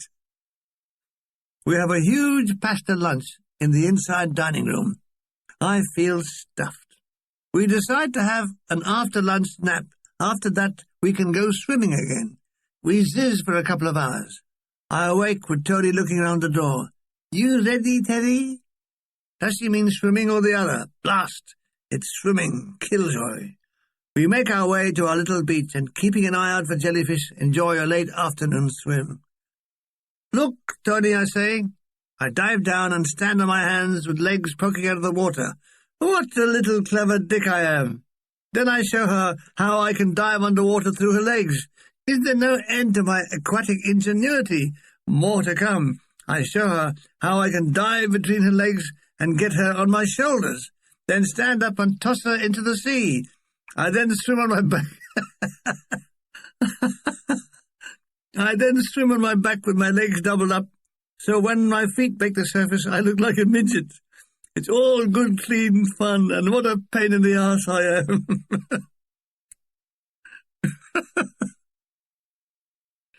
God, did I do all that? Yes, I did. Every bit. The afternoon wears on, and I wear out. I really enjoyed my little self. How much better than the Lewisham public baths this was. We lie on the beach, taking in the evening sun, which is just right. Tony takes her bathing cap off, shaking her head to loosen her hair. She wants to know how the Valsa di Candele goes, and I sing it. Should old acquaintance be forgot and never brought to light? Oh, yes, she remembers it, and tra-la-la-la, the rest of it. La-la-la-la. But no way could she compete with my Bing Crosby voice. Oh, no, nobody could. From Signor Brenati, the hotel manager, we hear that tonight a team of Neapolitans will be giving a demonstration of tarantella dancing in the Taverna Salto di Tiberio. Now, where was that? He tells us we can get a guide or take a donkey. It's only 10 minutes from the piazza, but you have to know the way. Good, that takes care of the evening's entertainment. After dinner, we ascend to the piazza, and after a coffee at the Caffè El Vermouth di Torino, We approach the donkey man. Si, he knows. He knows the taverna. I climb aboard a donkey. Tony has one with side saddle and an embarrassingly a huge erection. With it swinging like a pendulum, we set off. Aye! Shouts the dragoman, and off we clop, through an archway, drunk with Clementis, onto the old Corso di Tiberio. It's now dark, and as we leave the lights of the piazza, darker still. You all right, Tony? I shout. Yes, Daddy, she replies with a gleeful voice. We are ascending a slight slope, passing an old ruined lighthouse that went out of business when the keeper fitted blinds to the lights so the neighbours couldn't see in. Along a dark winding path, past a whitewashed church, and to our right the sea. In this light, purple dark. We appeared to be about 700 feet up. The tavern is near the rock edge. It's a long, low building, quite old, very simple. There's one big room with wood tables and rush seats. It's quite full. We paid the donkey driver. Do we want him to wait? If so, there's a standing waiting fee. Si, we'll see him after the dance. A waitress shows us to a table. When are the dancers coming? Just starting. What good timing. On come a guitarist and a mandolinist and a violin player. I strike up a tarantella, and from behind a curtain, a pair of dancers in traditional 17th century costume emerge. They go into an exhausting dance full of exuberance. With clappings and shouts, they stomp the flagged floor. They get an enthusiastic reception. An old man goes round with a bag to collect donations. Exhausted, the dancers are replaced by a fresh pair who perform an even faster tarantella. The girl dancer's red skirt is whirling and whirling like a dervish. The Moorish and Spanish influence in the dance is very, very strong. Tony and I are sipping a nameless local white wine and nibbling mozzarella cheese. It's all a most enjoyable evening and 1,000 miles away from my jazz-orientated life. But this is very Hollywood, and I'm on top of the world. Just wait till I fall off. After an hour and 3 sets of dancers alternating, the show is over. We all applaud wildly. With their departure, the tavern is quiet, save for the buzz of conversation. We drink a little more wine, and then to our donkeys. They are waiting faithfully outside, eating a grass verge. I'm relieved to see that the huge erection is gone. Thank God Tony hadn't noticed it. It would have made me feel so inadequate. Back along the dark path with cypress trees looming from the portents of doom. Under this sky, they look like Van Gogh's Starry Night over Arles. The dragoman starts to sing. All Italians have a natural aptitude for singing. Ours doesn't. He has what jazz musicians call a cloth ear. It wasn't helped by my donkey starting to bray. Behind me, I can hear Tony laughing. We arrive at the piazza, still alive with people. I pay the donkey man for my diminishing 72,000 lire. A drink before we retire. Tony? Si. We get the same waiter as last night. How are we enjoying the holiday? Very much. Would Tony like a sambuco? No, she found out what that leads to last night. No, a lemonade, please. Oh, me? Half bottle of Asti Spumante, my good man. I watch it being poured and frothing up in my glass. Can Tony have a sip? Yes, a little sippy-poos then. Oh, she likes it. Another glass, please. And take this silly lemonade away. I love watching people, and here there was plenty to see. Creatures that only emerge at night. They have that certain feline aura, and use lots of brilliantine in their hair. At a table opposite is a man in a white suit, heavy suntan, and patent leather hair. You can tell that he spent all his day getting ready. The crease in his trousers says he doesn't wear them for long periods. He drinks very slowly to conserve money. The woman with him looks like she's been sprayed in varnish. She, too, has a powerful tan. Hours spent snobbed out in the sun to show off at night. I feel they were both skint, but they kept up a good front. Tony and I pick everybody to pieces. It's great fun fantasizing over people. Are they doing it to us? They don't appear to. A church steeple clock strikes midnight. Tony and I drink up and make our way onto the funicular down to the Marina Grande. Fisher folk are sitting outside their houses chatting. Some are preparing for night's fishing, putting pressure lights on the prow to attract fish. The night porter lets us in. "Thank you for a nice day," says Tony. "Never mind that." I grab her, weld our bodies together, and kiss her. If I'd have had glass eyes, they'd have steamed up. Despite the steam, she's going to bed alone. Understand? Me in my steaming trousers bid her good night. I'm soon locked in the great empty space called sleep. I awake on the third morning of our holiday. Through the window I can see that there's another day with clear blue sky. I yawn, stretch, and make all those morning noises that men make. In the bathroom I can hear Tony's bath running. I tap on the wall. She taps back. What a pity she doesn't read Morse code. I tell her I love you.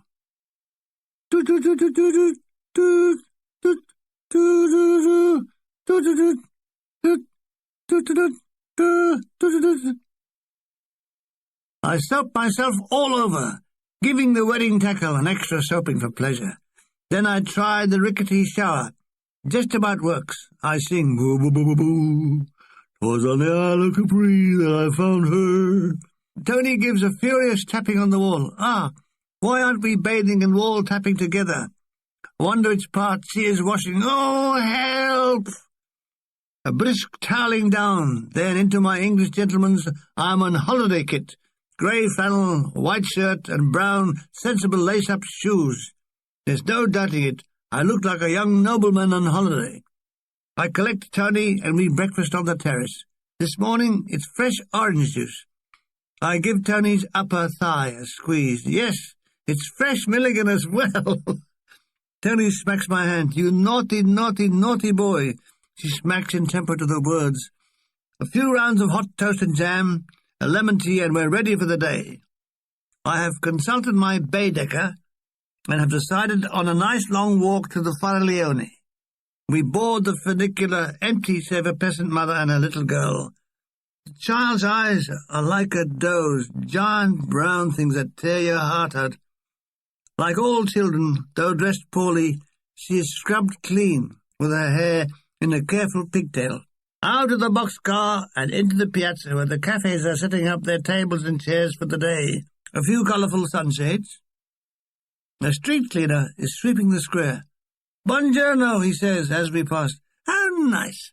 How different from those glum bastards on the workman's tram to Woolwich Arsenal. Off the piazza, we entered a vaulted tunnel. Then there's a small sign with an arrow. Faraglione. We hold hands and wander the flower-strewn path with this incredible light in the warmth of the morning sun. Flowers, flowers, flowers.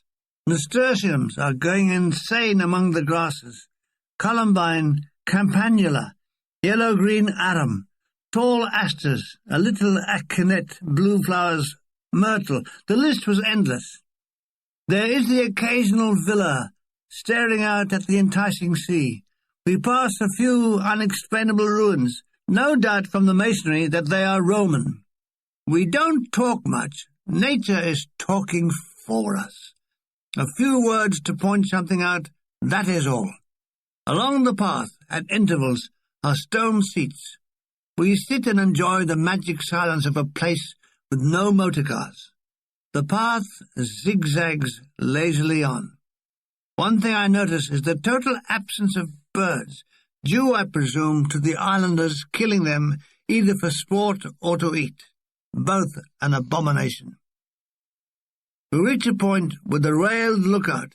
Here we stop and take a photo of each other. The magic walk continues. There seems to be nobody else in the world. I remember well how we stopped every now and then to embrace. It was very nice to do it outdoors without the neighbours looking on. "I never forget this walk," said Tony. "I always remember." We turn a corner and a new vista opens up to us. We can see the top of the point where the remains of the villa of Tiberius are. 2 white butterflies volute above us and dance on the wind. Ah, says Tony, farfalle. Oh, so they are farfallas. I thought they were butterflies. We have been ambling along for half an hour when we turn another sharp corner, and there is the majestic view of the Faraglione, the great rock ejecting from the cobalt-blue water. We both ooh and ah. This is photograph country, partner. I take one of Tony and see of me. What a pity we can't have one together. But wait, the superb brain of the young Milligan burns with inventive creativity. All I really need to do is place the camera on the wall, then with a long stick press the release button. Tony is totally bemused by her lover's audacity. "You're so clever," she said. "By God, I am, and I'm still worth 68,000 lira." The ascent became fairly steep, a mixture of steps and paths, and we reached what had been the villa of Tiberius, now down to a few bits of masonry. Who in their right mind would vandalize a magnificent Roman villa, built for an emperor, and leave nothing to show for their efforts? From the point, we see a sheer drop into the Tyrrhenian Sea. I let a stone fall. It seems an eternity till it hits the water. You felt you could leap off into space and, like a bird, swoop over the waters. Looking down is hypnotic. "It's making me giddy," says Tony, shaking her head. We've been away a couple of hours, and would really like tea or coffee, so we return to the piazza. It's a hot afternoon, so along with lemon tea we ordered 2 ice creams. When they arrive, we are overwhelmed by the size. They are in tall champagne glasses, each layer a different garish colour, topped by a mountain of cream that ascends in a conical spire. "Oh," says Tony with a childish delight, "they look so beautiful it's a shame to eat them." So we eat them with shame. I do everything except lick the glass. How I'd love to do it. We wander over to a low-key souvenir shop. We are looking for postcards. I want to send them off to all those poor buggers I know in England and wish I could be there when they see the Capri postmark. I'd make them suffer. This done, we decided to return to the hotel and fill them in. We sit on the hotel terrace. I send my parents a postcard telling them that I'm here on Capri to stop me ruining my health. If my mother knew the truth, she would be having a mass said for my redemption and the death of Tony. We drop them all into the hotel postbox, where we meet Signor Brenati. He is happy because he has some new arrivals. They turn out to be an English officer and his wife, whom we would meet later. Right now it's very hot, and it's time to immerse myself in the Bay of Naples. To our little beach, then, and the amazing display of Milligan water sport tricks. A male Esther Williams. It all comes to an inglorious end when a jellyfish stings me on the back of my thigh. It stings like mad. Tony says to put vinegar on it. Very good, Miss Fontana. Now, where is my usual supply of vinegar? What? I never carry any. You fool. No swimmer is complete without vinegar. So no vinegar and not a vinegar shop in sight. I have to lump it, and the bite just happens to turn into a red lump. Now Tony won't enter the water. It's silly when you haven't any vinegar. We sunbathe and talk a little. Only 4 more days. It's going so quickly. What a pity time hasn't got a break on it. I'm getting a very fine tan that I hope will last until I get to my parents' new home in dismal Deptford. I'm going to keep the date of my return secret from them. I want to surprise them. Little did I know that they would surprise me.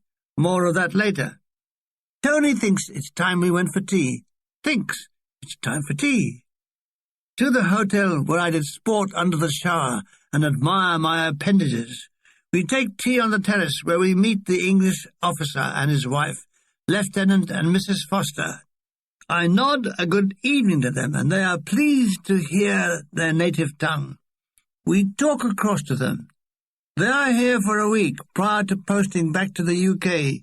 He was in the Buffs regiment, and she wasn't. Yes, He was in Tunisia. I'm quick to let him know that he was not alone. I was there too. He says, which part? And I say, all of me. He laughs. Do you know Longstop? Personally, I said. It terminates there as they leave. They are going to have an evening swim. I warned them about the jellyfish and the vinegar. They are grateful. Tony wants a little lie down. We retire to our rooms. Is she sure she wants to lie down alone? Yes, go away, Teddy. I continue the life of Charlotte Bronte. Oh, hurry and die, Charlotte. I want to finish with the book. The sun, sea, and air have that effect. I fall asleep with Charlotte far from dead. She'll have to wait. It's a nice little doze, ended by Tony leaning over me and kissing my eyes. You sleep long time, she says. Nearly 8 o'clock. I'll be ready in a flash, and we'll dine out tonight. I put on a cardigan to keep the chill of the night there from my emaciated body.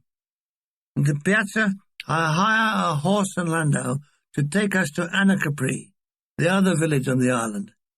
It was half an hour's gentle drive to the undulating landscape on one of the few made-up roads on the island. Even in the dark, the visibility is good. The night flowers are giving off that end-of-day wafts of scent. Lovely. The lights of Capri grow closer and closer till we drive into the corner of a square. I spot a very nice little restaurant, the Café Bita. Sounds German. Listen, darling, can you hear a German-sounding cafe? A young waiter with a fierce expression and an immaculate white jacket attends us. He smiles. The menu? Si. A drink while we're waiting? 2 white wines. The piazza is slightly larger than the Capri one, but a bit more down-market. At a table, some old men are playing dominoes. Here and there, sticking out like sore thumbs, are a few tourists rubbernecking. None of your haute couture Caprians here. This is more like the Scunthorpe end of the island. Nevertheless, the menu promises a feast. They specialize in fish, and so do I. Was I not that very day bitten by one? Is there jellyfish on the menu? We vote plump for zuppa di mare and spaghetti marinara. The latter they cook by the table, with a great display of Bunsen burner and flames leaping up, hoisting it from the pan with pinchers and setting it down on the plates like an overhead crane. Music has started. A guitar and a mandolin tour the tables round the square. Tony, do you have any work when you get back to Rome? I don't know. We wait for work. It starts again, Royal Ballet Company. You want to dance again? Oh, yes, I like. If not dance, you soon lose practice. Yes, that's what ruined my ballet career. I never practiced. A lady flower seller comes to our table, and I buy Tony a posy of small red roses. It's our turn for the music. No, they don't know the Valsa di Candele, but they do know. Lay that pistub down, babe. No, thanks, not that or the Warsaw Concerto. We get Torna Sorrento. Video mare quanto bello, da da da da sentimento, da da da da da da da da da. Under the table, I press my foot onto Tony's just to let her know that the fire hasn't gone out. She looks at me like a fireman. I finally push my plate away, bloated. Oh, I eat too much, says Tony, dabbing her lips with a napkin. Oh, lucky, lucky napkin. I've drunk too much wine, and I'm lusting after her. Please, Gordon, explain what sex is all about. Waiter, waiter, there's a fly in my ointment. Paying the bill, we catch a horse and landau back to Capri. We snog on the way. By the time we arrive at the piazza, we need stabilizing. Any moment now, someone will chuck a bucket of water over us. Who do we meet in the funicular but Lieutenant and Mrs. Foster, who have had a jolly good dinner? And by Jove, it's cheap here, he says. Yes, said Mrs. Foster, we think it's cheaper here than in Naples, and he agrees with her. I wanted to ask them why they were persecuting us like this. Would we like to join them for a drink in the terrace? Why not, says Tony. The 4 of us sit on the terrace. The night porter asks us in a surprised voice what we want. Would we settle for a bottle of wine? He's not very happy, as it's gone midnight, and he should be fast asleep guarding the hotel. He goes away mumbling. "I don't think we're very popular," said Lieutenant Foster. "Well, if he must know, he's not very popular with me. But for this, I'd be safely tucked up in bed with Tony." The porter returned with a bottle and 4 glasses. "He can't get the cork out." "Here, let me try, old chap," says Lieutenant Foster, a man of action. He pulls the cork with a satisfied grin, as though he'd captured an enemy machine-gun nest. "Where do you live, London?" "I tell him I live in Deptford." "Oh, well, he lives in Chelsea. The excitement is unbearable." "We used to live in Cheshire," says Mrs. Foster. "Dare I tell her that I used to live in Brockley, SE26? I put on a false yawn. Got the message, Tony?" Tony doesn't get the message. "Thank God they're going to bed." "We've got an early start in the morning," said Lieutenant Foster. "It's 1 o'clock. Soon I'll be trying to make an early start. We get back to our rooms." "No, Tony doesn't want to make love. She's very tired." Love locked her. Tomorrow's headline: English lieutenant found murdered in Capri. So to bed, heavily steamed up with condensation on the swanicles. I take time out now to address the reader. You will be aware of the paucity of any lovey-dovey talk between us. Occasionally I'd tell her I loved her, and she would call me her tesoro. That is all. It seemed we did not need an effusion of romantic communication.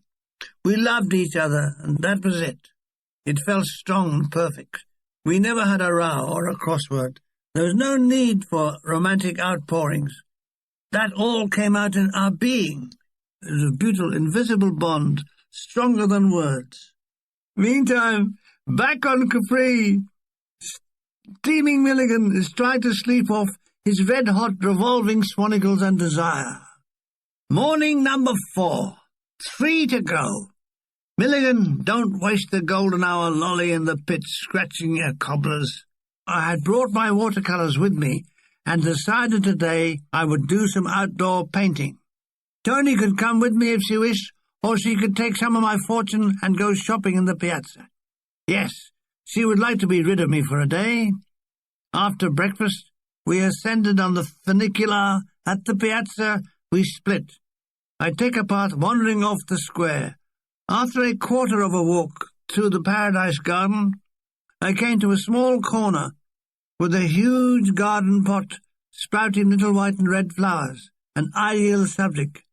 As I sketch, small bees are buzzing and taking their share of the nectar of life. The colours before me blaze out. There is no subtlety on Capri. Each colour stands out in the all-pervading light. I get lost in the brushstrokes. Disaster! I kick my bottle of water. Just up the path is a villa. I knock on the door, and a pretty young girl answers.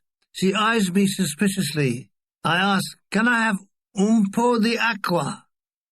Let's face it, you don't often have people knocking on your doors for water. She takes the bottle, and I hear someone ask her what it is. She shouts that a man wants water. The mother is inquisitive and comes to stare at me. I explain I am uno artista acquarello. She nods her head understandingly. The daughter appears with a full bottle, and I thank them both and return to the easel. It's a hot day with a breeze, so the colours dry quickly. I finish one painting, then move along the path and find the ruins of a Roman tomb. Super! I set up the easel and soon get lost. I get the background of the sea and the sky just right, with the creamy stones of the tomb in the foreground. It's my best effort. I stand back a little to admire it, at which moment the wind catches it, and I watch it float away down the cliffs and land on the sea. Bloody luck. Did Van Gogh have this trouble? Shall I chop an ear off? So, with one solitary painting, I made my way back to the piazza. No signs of Tony, no sign with an arrow saying, "Tony, 3 chilometri." I sit down at the cafe, making sure people see my painting equipment. Today I want people to know that I am a great artist. Tomorrow I'd be Bing Crosby again. Who knows, the day after, Jimmy Hackney, you what you. For a few moments, I'm Billy Bunter, and I order an ice cream. Then back to the Van Gogh again. I'm taking my first spoonful when a pair of small, cool hands from behind clasp over my eyes. Ah, it's Tony. She is smiling effusively. Ah, Tony, love of my life, see this masterpiece. She looks at my painting. It's very pretty, she says, and I reward her with an ice cream. What has she bought? She delves into a shopping bag and shows me 2 silk scarves. One for my mother, one for Lily, and these. She takes out a little velvet heart-shaped pincushion. This for Joya. Nothing for me? Not even a silk headscarf? You only done 1 painting, she says. No, I've done 2. Oh, can't she see it? Yes, if she dives off a 300-foot cliff. After the ice cream, neither of us feels like lunch. Shall we take our customary swim, and I'll show her once again my aquatic trick? She'll love my standing on head legs out of water bit. Crossing the piazza, we meet the Fosters. They've been to the Blue Grotto. It was a jolly nice trip, says Mrs. Foster. And so cheap, he added. Yes, I agreed. Things were cheaper here than on the mainland, but a man of my wealth wouldn't notice that. We bid them adieu, and after collecting our costumes, we swim from our little beach. It's deserted again. Tony has bought a small bottle of olive oil. Good. I wanted to top up my suntan. I rub it all over and smell like mixed salad. Tony wants some rubbed on her back. Nowhere else. I fall asleep in the sun, wondering what the poor people are doing. My forefather is possibly at work, and my poor mother doing laundry. That's what the poor were doing. Tony is talking. Can I see if there are any jellyfish around? Can I go and see if they're stinging? I swim underwater and announce from the sea that it is free of jellyfish. But aha, there's me in it now. Watch out for the groper fish. I display my speed at the call, and I'm Johnny Wiesmuller for a while. Remember the drill, 3 foot kicks with 1 arm stroke. Little does the world know that I represented Chislehurst Laundry, Lewisham, in the All-Laundry Swimming Championships of 1936 and won. And back I was again on the Monday, washing all the city sheets from the Lewisham Hospital. Tony gives a shriek and in a froth of water swims for the shore. Something touched her. She looks a bit touched. She thinks it was a jellyfish. I do more underwater skirting. All I can see are bits of seaweed. No, she won't go in again. We dry off and make for the hotel and an afternoon siesta. It's very warm now. I doze with nothing on save a sheet over me. Reflected in the mirror, I looked like a corpse. Was there nothing in the world that would fill me out? I tried Horlicks and Sanatogen, phosphorine, cod liver oil and malt, queen bee jelly, arrowroot, viral, Dr. Colliner's Enervate mixture. With the list becoming endless, I fall into a ziz. When I wake, it's dark. I've missed tea. I rush around, shower, dress, and contact Miss Fontana. I come your room at tea time, but you sleep, so no, I no wake you, she says. Has she had tea? Yes, it was very nice, thank you. She had it with Lieutenant Foster and his wife, who told her things were cheaper on Capri than the mainland. Where shall we have dinner tonight, I ask her. She smiles and shrugs her shoulders. I wonder what she means. Where you like to go, she says. I shrug my shoulders, and that doesn't get either of us anywhere. Shrugging shoulders rarely does. After a few minutes of mutual shrugging, we decide to eat in our hotel. Again, the dining room is empty, the poor waiters standing like gloomy sentinels. At our appearance, they breathe a sigh of relief. With a fixed menu smile, Mario takes our orders. Yes, tonight's specialty is spaghetti napolitan. My night's specialty will be Tony Fontana. She can eat spaghetti so neatly, while I have great strings of it hanging out of my mouth that need cutting with scissors. In come the jolly decent Fosters, no doubt eating here tonight, as it's cheaper than Naples. They have been on a boat trip to Sorrento, and there was, as he said, absolutely spiffing. What had we been doing? I said we'd been for a jolly good swim. Remarkably quiet. The only sound is the clanking of our forks and the spoons touching the plates. This is amplified when the Fosters start to eat.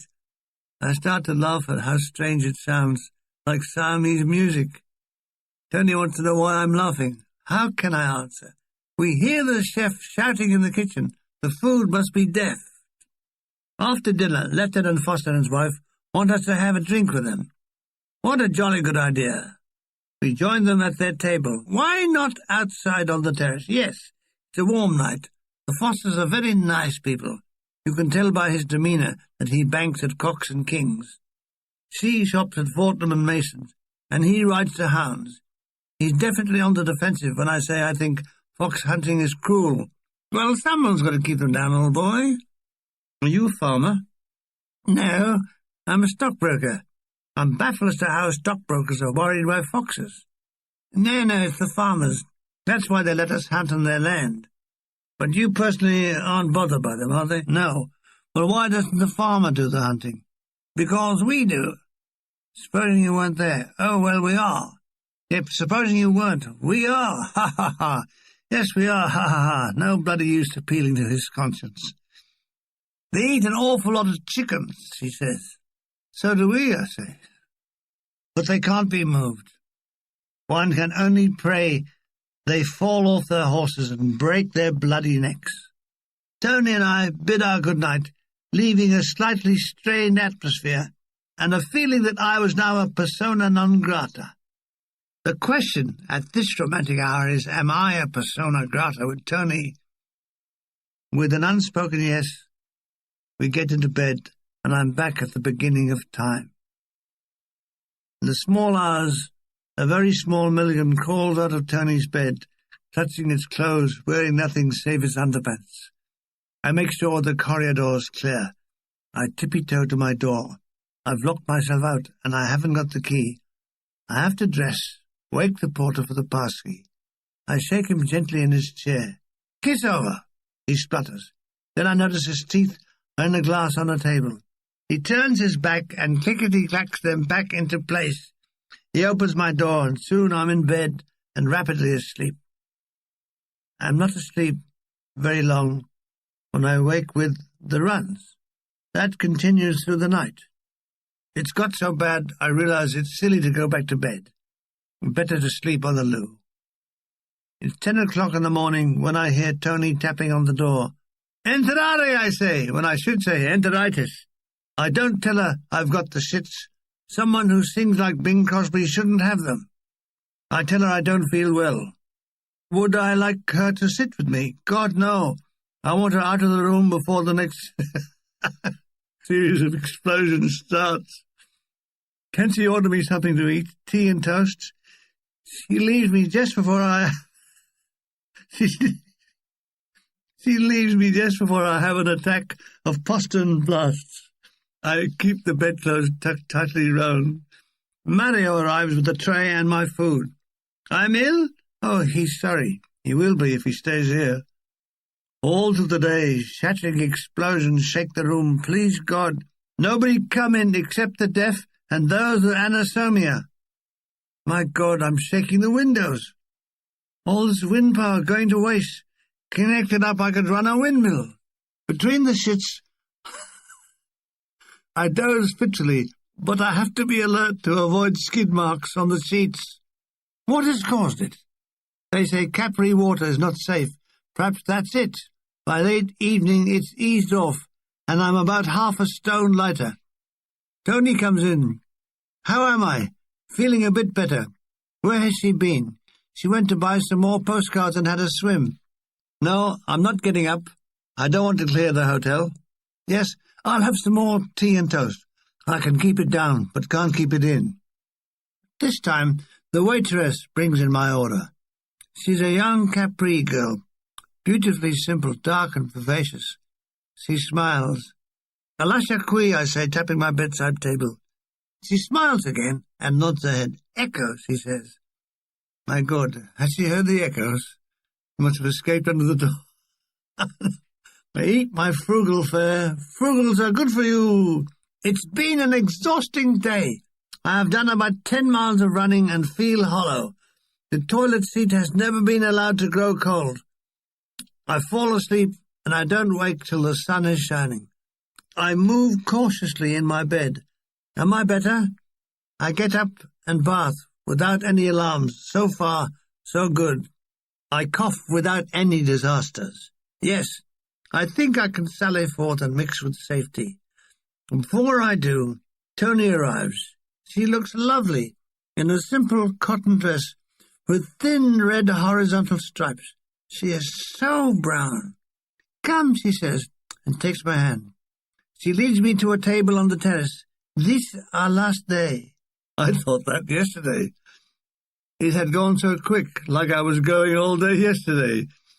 After breakfast, we went to the piazza and take a landau for a ride to Capri again, this time in the white, gasping sunshine. We drive to the hypnotic, lazy clip-clop of the horse. The view is all revealing. We can see the sea on each side of the island.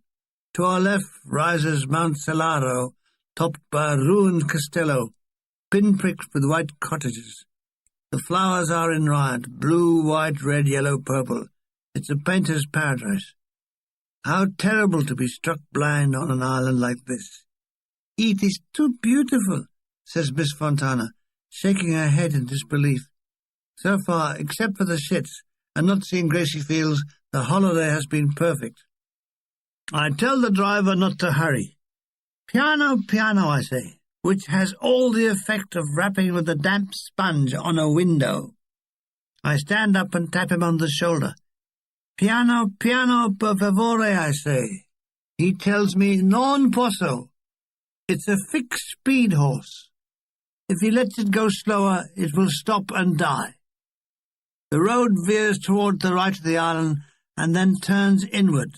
Strewn before us on the plain is Capri and its gleaming houses of white, pink, and blue. Tony says they look like case di bambole, whatever that means. The road descends, and we finally reach the end of it as it terminates in the square. The horse looks as though he's going to terminate as well. We buy some apples from a stall and feed them to him. The driver looks at them longingly, so we feed the driver as well. Adjacent to us is a small cafe with several official guides with armbands sitting at tables, drinking rough wine and playing rough dominoes. As I have no idea which direction to take for a walk, I go over to them and ask for a guide. They stand up, then start to argue about whose turn it is. Tony and I stand like idiots for 5 minutes while the argument rages. One by one they drop out, and finally one comes forward. He's short, about 50, wearing a peaked cap with a badge that looks like a clenched fist. He has a face like a clenched fist with a large clenched nose. He has a silver-grey stubble, a shave away from being a beard, and ears that are really supports for his hat. When he stands up to his full height, you can see he hasn't any. He has a huge head, whose weight must account for his bow legs. Yes, he'll show us a walk, but can we wait while he finishes his dominoes? While we wait, Tony and I have a cafe latte, a magnificent gooey pastry, full of cream and sweet as nectar. His dominoes finished, our guide, Alfredo, leads us on our walk. Una ora.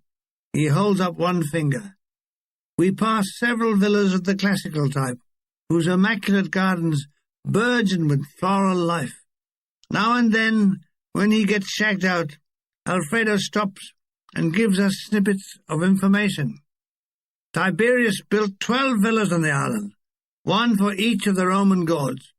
Apparently, none of them showed up. We are slowly climbing up the path. After an hour, we reach the peak of Mount Celaro. The view is indescribable, but I'll describe it. To our right, I can see Salerno and even the invasion beach where I landed that day in September 1943. Even further away, I can see the Doric temples at Paestum. Fantastico, see? Says Alfredo, seated on a wall. Yes, fantastic. To our left, we can see as far as the Gulf at Gaeta and the Abruzze Mountains. It was like being in a plane coming to land at Naples. Tony and I stood with an arm around each other, silenced by what we could see. This was marvellous. Better even than 2 eggs, sausage and chips. It was almost better than Bing Crosby in We're Not Dressing. With the view etched in our minds forever, we returned to the square in Anna Capri and 2 chill glasses of lemonade.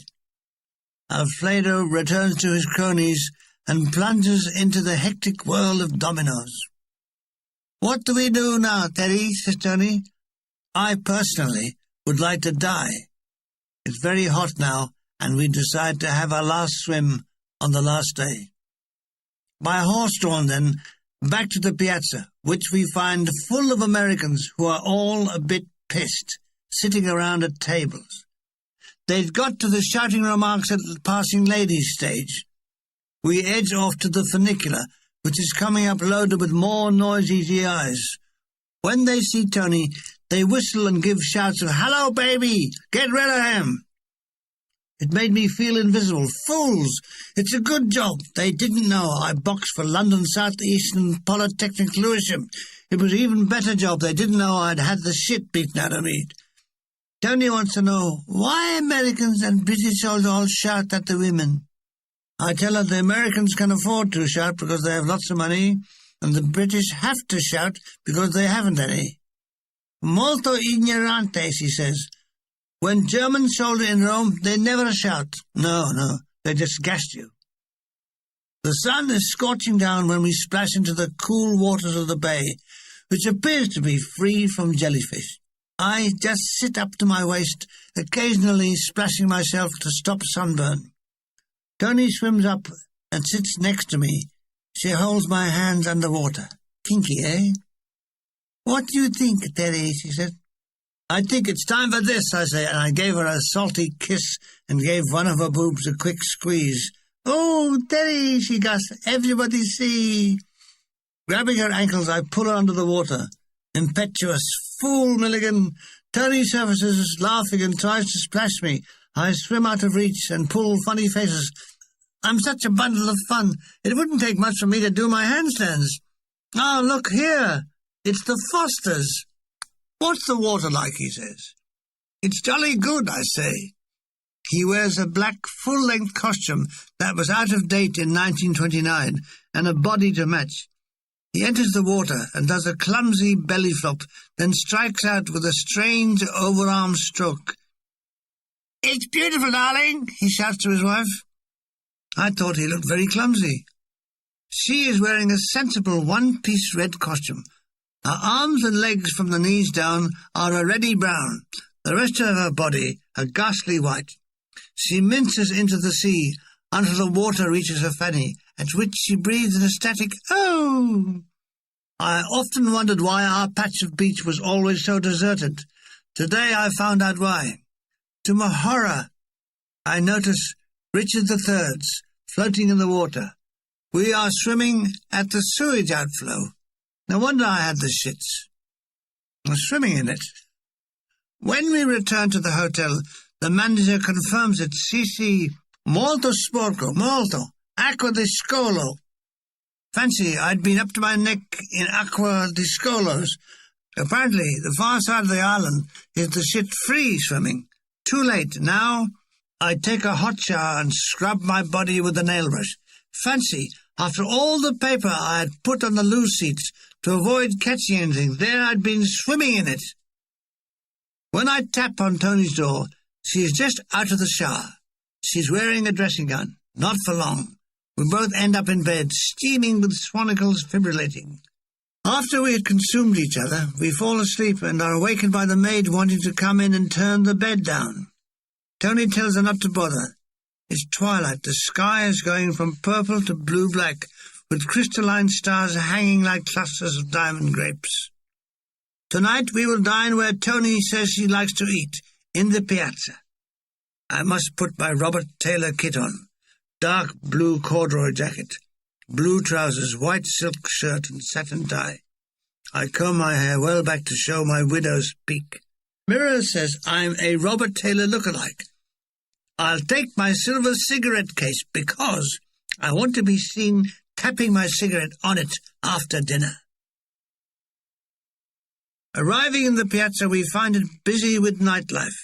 It's a Saturday, and the piazza is fuller than normal. I gave my bankroll a quick feel to give myself confidence. In the corner of the piazza is the Vienna Cafe. Very smart. Outdoor tables with snow-white starched napery and bowls of flowers. The waiters, too, look starched and crackle when they move. This is an Austrian-run cafe. All the staff are blonde and blue-eyed. All of them look like ex-Nazis on the run. Their smiles seem a mite pinched and insincere. However, the menu is Italian. "Oh, this restaurant, very chic, Terry," says Tony. "Very nice," I say, as I make heavy with tapping a cigarette on my case. A little too heavy. The end of the cigarette splits. Unlike Robert Taylor, I nip the end off and light up the remainder. Even though I'm Robert Taylor, there's no need to be uneconomical. The waiter brings us 2 ridiculous menus, 2 foot long. Mine obscures the view of Capri, Tony, and the rest of Italy. From behind this cardboard shield, I can at least hear her talking. "What do you have, Terry?" "Terry will have mozzarella and tomatoes, then scampi." "Are you still there, Tony?" "Yes," he giggles. The waiter asks any particular wine. I say, "Yes, any particular wine." Ah, good. The piazza musicians have started up. They fill the night with melody. Vocalist with halitosis, which he breathes over me when the band arrives at our table. He sings with a permanently outstretched arm, holding an inverted hat. Putting the menu on one side, I take out my roll of money, so that the entire square can see it. Slowly, oh so slowly, I peel off a 1,000-lira bill and drop it into his hat from a great height. The amount is large enough to bring a sob into his voice and mine. He inserts the words "Grazie" into the song. "You give a lot of money," says Tony. "I know," I say. "Everyone in the piazza is talking about me." The waiter brings us a bottle of any special wine, a white fruity Capri. We clink glasses and clink eyes. After a long, lingering, loving, lasting look, with just a touch of lasciviousness, we drink. "This time we stay here, most happy in my life," she says. "Anche me," I reply. She inclines her head to one side. This would make me appear to be sitting at an angle.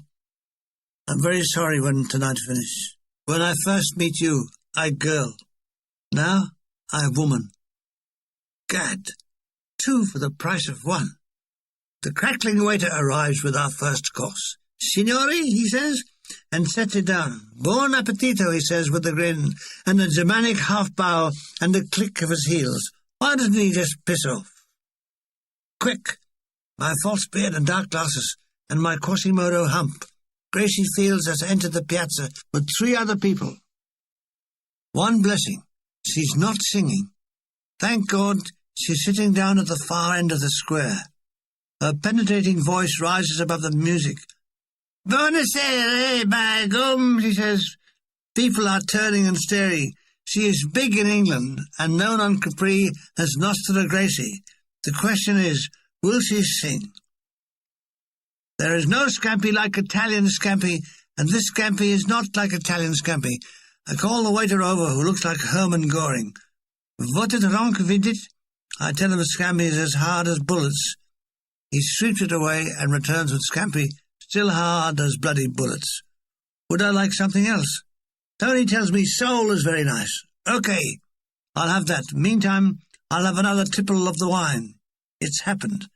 The musicians have reached Gracie Field's table, and soon she is warbling, "Vede mare quanto bello, spirito di sentimento," in the sitting position. She has a strong, penetrating voice. It can penetrate walls, battlements, and eardrums. When she finishes, the whole square give her generous applause. Is it of appreciation or the relief when she stopped? The Dover soul is just like I like it, dead.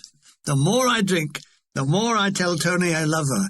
And sometimes I tell her I love the wine. I tell her I love the white-coated waiter, the horse across the square. I also love the square across the horse, and the waiter's white coat. I love the white square with the waiter across the horse's coat, and another bottle, please. What's the time? Midnight. We'd better be getting back to the hotel, or my mother will be wondering where I am.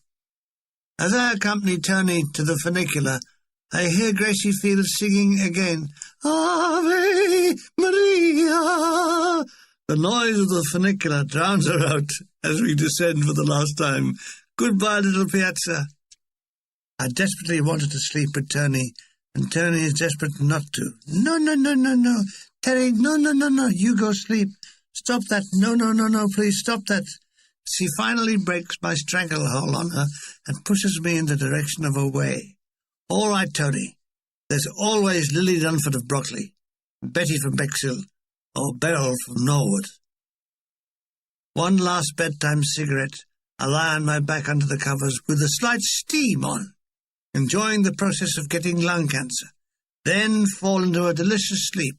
I awake as the cigarette has burnt out of my fingers. Bloody fool! I blow furiously on the burn and get light-headed. I run my finger under the tap. Bloody fool! It's somebody's fault. To sleep for the second time, then. What a waste of time. 8 hours laid out like a corpse. The trouble with sleep is that nothing happens.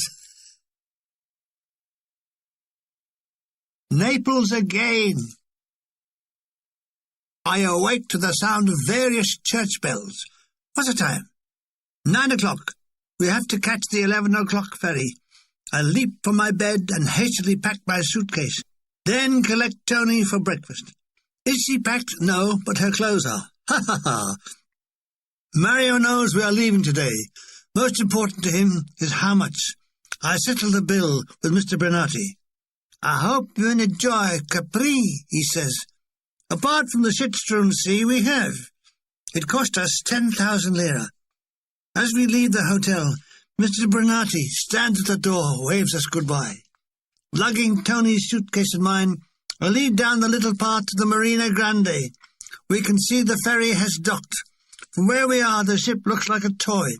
As we get nearer, it gets bigger. Not many people boarding. At the top of the gangplank, I present our return tickets to a scruffy-looking sailor with all the animation of a wooden leg. He was to sea travel what Charles Manson was to vegetarianism. We go into the saloon and sit on the bench seat like lost children. At the bar, the barman is polishing glasses. I hope we're no sick this time, says Tony. It would certainly be a messy end to the holiday. She sits in anticipation. I give her a hand squeeze. She smiles back. A few more passengers are hurrying up the gangplank. An Italian family with 2 young children. They enter the saloon. The woman whoops out one of her boobs and starts to feed the baby. You don't get that on a 74A tram going to Forest Hill. The engines throb into life, and there are shouts from the bridge as the tie-off hawsers are freed from the bollards. Slowly the ferry appears to turn on its axis, and the vessel heads out to sea. Thank God it's totally calm, and by the time we are halfway across, Tony is still all right. We have made our way to the deck above and stand at the rails of the ship's slipstream. It's a hot day, but the sea air is delightfully cool. Like real cool, man. Behind us, Capri is getting smaller. We stay the same size. We must have got off just in time. Napoli and its giant Mount Vesuvius are appearing through the morning haze. Naples is getting bigger. By the time we arrive, it's the right size to accommodate us. I realize that all through the trip, neither of us has said a word. As we are docking, Tony looks at me. All finished, he says, with a note of sadness. Never mind, says Merry Milligan. Tomorrow we journey to the Eternal City and stay with Mama, where our sex life will come to a grinding halt. Still, there are other things. Ice cream, spaghetti, rug weaving, and light groping. After Capri, Naples is like a madhouse. The noise and the variety of smell from stale fish to guardsmen's socks che massa, says Tony as we thread our way through the dockside crowd. Scusi, I repeat ad nauseum. The taxi we catch is a scream. At the back, it's down on its springs. The front points up, so the driver has to permanently elongate his neck to see the road. We at the back are in a semi-prone position. All my life I've been prone to semis. Eh? Tony and I discussed tomorrow's arrangements. We have to catch the 10:30 train to Rome. In the morning, I'll call for her, etc., etc. I drop her at the Albergo Rabicino. A goodbye kiss, and I'm off to mine. When I arrive, I go straight to Bill Hall's bedroom. My God, he's still in bed. Has he been up since I left him? How you get on with your bird in Capri, he says, searching for his fags. Shagged out, are you? What's he been doing? I've done some local gigs with Bornheim and Mulgrew. We got one tomorrow night at the Officers' Club.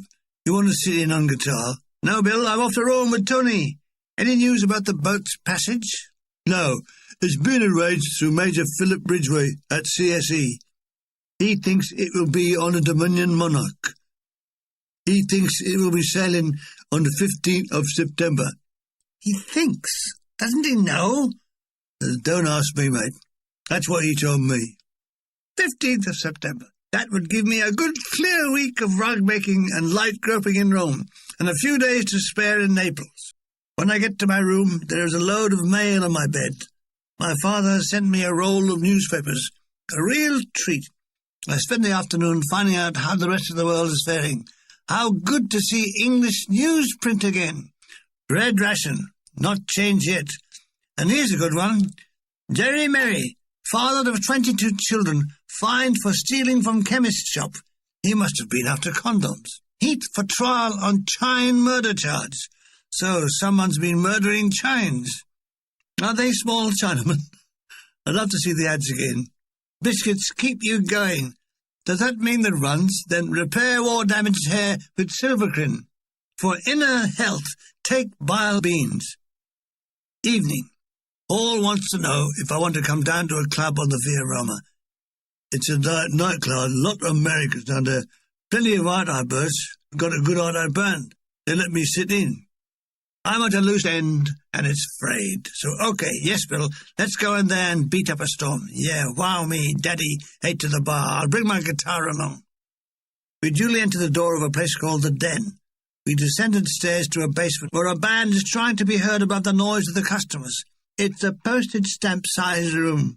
The smoke so thick the band on the far side are hardly visible. Everyone is on the floor jiving. Around the perimeter are chairs and tables. We manage to get a couple in the corner by the band. The leader, one Franco Patoni, plays the tenor sax. He sees Bill Hall and waxes lyrical. Ah, Bill, vieni, and beckons him to come up. We drink first, says Bill, miming the action. Hello, big boy. I look over at an over-made-up but very pretty Italian girl of statuesque proportions smiling down at me. You buy drink, I dance with you, she says. I'm looking up at her, directly under her prominent boobs. They give promise of pneumatic bliss. No, I won't dance, but she can sit and have a drink. She pulls up a chair and crosses her legs. A good safety move. You Americans? No, I'm not. Straight away I lose marks. Can she have a cigarette? Yes. Can she have a light? Yes. Anything else? Is there any laundry she wants doing? Yes, she like a brandy and coke. She also wants to know if I'm married. No, I'm single. No, I'm single and have to depend on Swedish massage. Her name is Bianca Bianchi. Mine is Spike Milligan. Bill leans over with a gleam in his eye. If you play your cards right, you can catch it off her, he says. After a drink, we both get on the stand and join in the jazz. It's a very good combo, playing music of a professional standard. Bianca sits and watches. I hope she also listens. She recrosses her legs. It must be hell in there. She is whisked away by a drunken GI and waved me bye-bye over her shoulder. Another woman in my life gone. How they pile up. By midnight, no one has asked us to play Lay That Pistol Down, Babe. It must have been some kind of a record. I've had enough. As I put my guitar away, I'm confronted by both of Bianca Bianchi's. You want a good time, she says. No, thank you. I've just had one, but don't let me stop you having one. She really likes me, lays her hand on my lapel. Oh, why? You say no, she says, pouting. Pouting is such sweet sorrow, I say. I leave. It had been a near thing for Tony. By taxi back to the hotel, where I asked the night porter, could he get me some food? No, signori. I hold up 100 lira note, and yes, signori. He raids the kitchen and comes into my room with, hello! Cold collation. It's better than nothing, but only just. I eat it by closing my eyes and thinking of England. I next indulge in a hard night's sleeping in the kneeling load position. What am I talking about? Help! Rome yet again. Monday morning finds me packing my best clothes for the Rome trip. I pack my Bing Crosbys, my Robert Taylors, and my Leslie Howards. After breakfast, Bill Hall, who in the mornings looks like a mummy with the bandages off, wants to know, do I want a gig tonight? No, I'm going to Rome with Tony. Haven't you had enough, Rumpo, he says. How can he be so crude about my love affair? It's not Rumpo I'll be after in Rome. It will be ice cream, spaghetti, rug weaving, and light groping in between mother-in-laws. Will he still be in Naples when I get back? I suppose who wants to go back to bloody England in the winter? Oh, don't you want to see the old folks at home? No. Why not? Because they don't want to bloody well see me. They only written to me once. That was to tell me they'd let my room. I take my leave, scoot upstairs 3 at a time, trip and fall down 4 at a time. I hurt myself, elbows, shins, and parts of the southern meridian. Clutching my injuries, I go to my room and get the porter to order me a taxi. Limping, I lug my heavier-than-me suitcase to the waiting vehicle. Albergo Rappuccino, I tell the unshaven, bleary-eyed taxi driver. He's one of those slow-witted drivers that lose control at speeds over 20 miles an hour. Painfully slow, he chugs down the streets of the Vomero. He's very good at shouting. Excellent. He shouts at all and sundry for what reason is beyond me, but then he's beyond reason. Really? Tony is waiting at the front door of the hotel. I collect her and her 2 suitcases, and we are on our way to the central station. The crowds there are frightening. I booked 2 first-class tickets. Piattaforma numero 2, says the ticket officer. Through a nightmare of people with high garlic content, we struggle to the platform where the train is now standing. We find 2 seats in the non-fumare carriage. Thank God, we're early. Soon the train fills up with what appear to be peasant families, and their furniture, fleeing the wrath of the Saracen invaders. Fathers shout. Mothers scream. Children howl. Obvious third-class passengers crowded into our carriage and the corridors. I looked at Tony, who seemed quite cool and undisturbed. Is it always like this? No, she said. This is a good day. I've never seen congealed people before. To shouts, whistles, and flag-waving, the train pulls out. Everybody seems to be in a rage. The nicest part is I'm squashed up next to Tony. On my left is a huge, heavy-breathing, fat woman with a huge basket on her lap.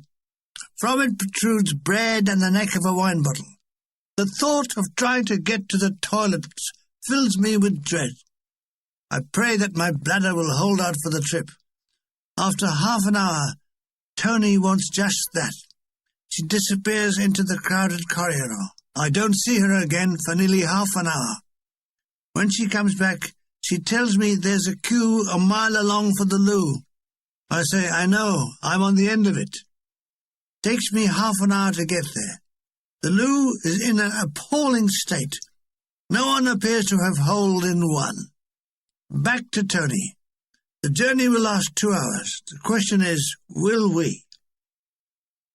It is with a gasp of relief that we steam into Rome Central and fall out of the carriage. We throw ourselves in a taxi. Thank God it's all over. On to Via Apennini. Signora Fontana is waiting at the door with her sister Lily and the maid Gioia. There's endless embracing and kisses on each cheek. Benvenuto, Teddy, they all say, as the kissing roundelay continues.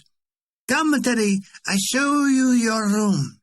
Tony leads me to a neat small bedroom at the back of the apartment. I dump my bags. Mangiare mezzogiorno has been laid on.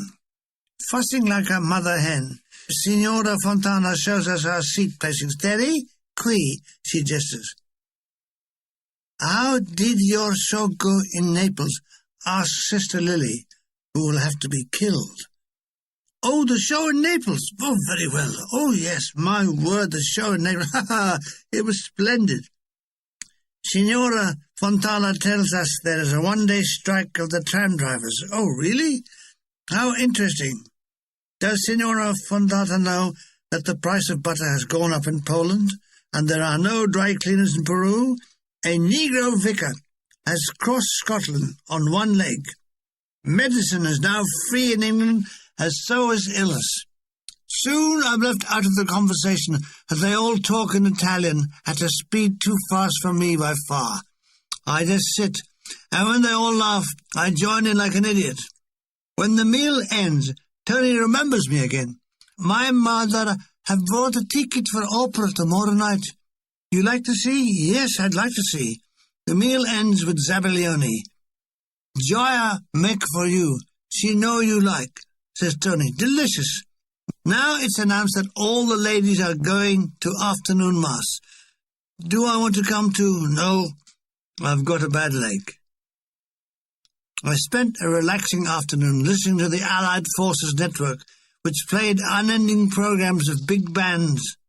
This afternoon I remember it was Artie Shaw. I didn't know at the time that the days of the big bands were numbered. I think this one was numbered 6. Swing music was the in thing, and I was part of the scene, man. When the ladies returned from mass, they found me stretched out on a sofa, asleep with the radio on. It had been a boring service with an old priest who couldn't enunciate well and dribbled. Now, some tea. Gioia disappears into the kitchen. Signora wants to give me a present, a book. Italia, Piesi dell'arte. Was that Artie Shaw? We sit round drinking tea and drumming up conversation. What will I be doing when I get back to England? As I step off the boat, I will immediately become famous, that's what. The Bill Hall trio will be up there in lights. London will be at our feet, shins and groins. Tony tells her mother how successful we are. Oh, yes, her mother knows, had she not seen us triumph at the Argentina Theatre, even if she herself was a bit baffled by the act. I remember her mother had no idea of jazz and couldn't understand why we all wore rags, and why were people laughing at us. It wasn't fair. How is my mother? Oh, my mother is very well, and my father, well, he's well too. What about my brother? Would you believe it? He's well as well. The phone goes. Lily rushes to it. It's her beau. Immediately her body turns to jelly, and she speaks sotto voce, blushing and giggling, running her finger up and down the wall. Tony smiles. This new boyfriend. Lily is now rocking backwards and forwards, and her finger is going up and down the wall faster. What is he saying to her? Tony unwraps the presents he bought on Capri. They're all delighted. Gioia is delighted with her pincushion and hugs it to her. Signora Fontana tries on her headscarf. Lily is weaving from side to side and trying to drill a hole in the table with her index finger. She is nodding her head. How can he hear that on the phone? She seems to be going into a trance. Who is she speaking to? Svengali? I have another cup of tea. They want to know, have I any plans for the evening? Yes, but I left them in my other jacket pocket. I remember, though. I thought Tony and I might go to the pictures. Oh, yes, says Tony enthusiastically. Splendid. Her mother is expecting an old school friend, and will no doubt spend the evening going over the old school exam. Do you remember 2 + 2 = 4? As if it were yesterday. The drag of going to an Ensa cinema is that I have to wear my CSE uniform to be allowed in free. When we arrive, we see they're showing Fantasia. I've seen it before, but it's good enough to see again, if only for the hippo and crocodile ballerinas in the Dance of the Hours. In the dark, we sit holding hands and sucking boiled sweets. It's a very enjoyable, relaxing evening until three soldiers sit in front of us. The one in front of me has a head the size of a Dickens Christmas pudding, with ears that look like another two heads looking over his shoulders. He totally obscures the screen and Italy. I have to watch with my head inclined at 60 degrees. Film over. We usher forth. It's now dark and Rome is at its best. People in their Sunday clothes. The streets thronged with those just out walking or sitting at street cafes. "Come," said Tony. "I show you nice place." Back at home at this time of night, I could have shown Tony Regg's Cafe, opposite Brockley Cemetery, where you get eggs, sausage and chips with bread and butter for £0.50. I daren't tell. I didn't want to make her jealous. 3 streets up, she shows me a little trattoria where we settle. Would she like dinner here? No, just glass wine. She tells me with a note of sadness in her voice that when her father was alive, he sometimes used to bring the family here for dinner. Did my father ever take me to dinner? Yes, where? 50 Rizzolene Road, Brockley. That is a restaurant? No, that's my home. Tony laughs, a plus mark. We sip our wine, watching life's circus pass by. People in Rome very chic, Terry, yes? Those who are perambulating do so at a pace that is not far short of standing still.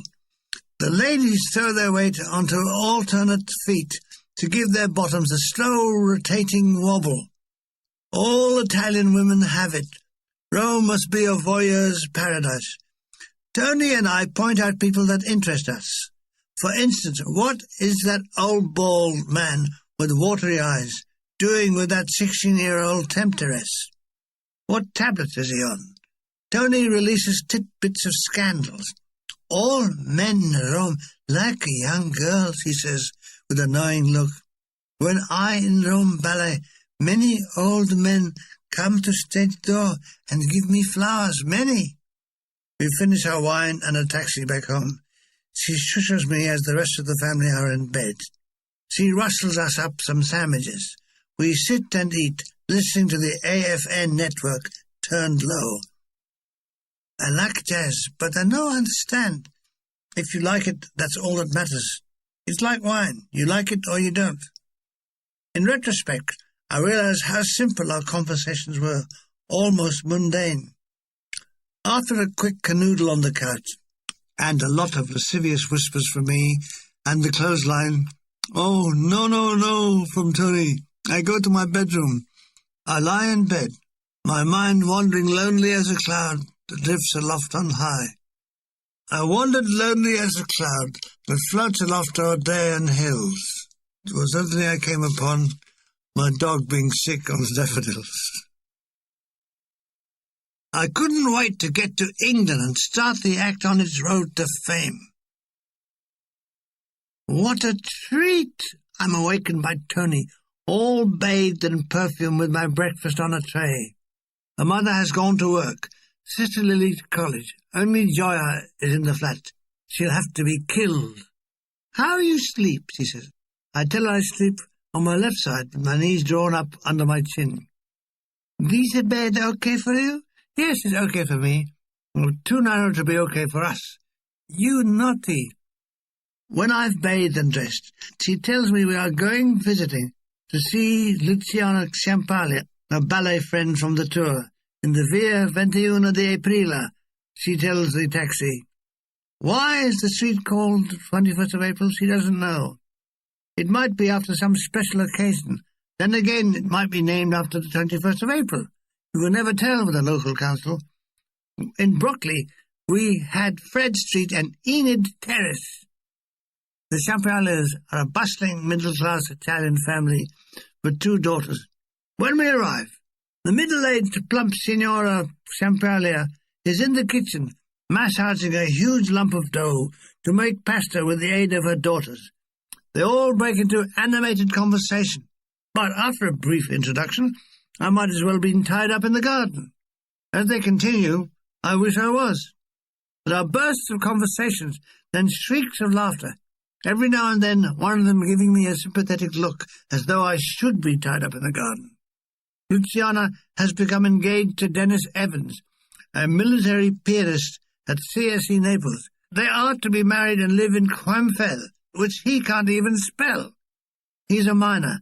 They live with his mother and father in one room and live happily ever after until she flees back to Rome 2 months later, covered in coal dust and pregnant. But that's all in the future. My future will start the moment this cabal of females breaks up. Teddy, you like a cup of coffee? How nice. She still remembers me. I sip my coffee like I've just come back from the dead. From what I can make out, their conversation is all scandal. When they get excited, the Champeliers attack the dough with greater ferocity. It looks like 3 women beating up a malleable midget. After a couple of hours in Coventry, Tony says we are leaving. I'd left hours ago. We went back home where Joya has prepared us a salad lunch. This opera this evening, tell me all about it. Oh, you like it very much. Aida in the Terme di Caracalla. Did I hear right? We're going to watch an opera being held in Caracalla's bath. Yes, Terry. In the, how you say, Rovina. Ah, the ruins of the baths of Caracalla. How hygienic. Do we have to take a soap and towel?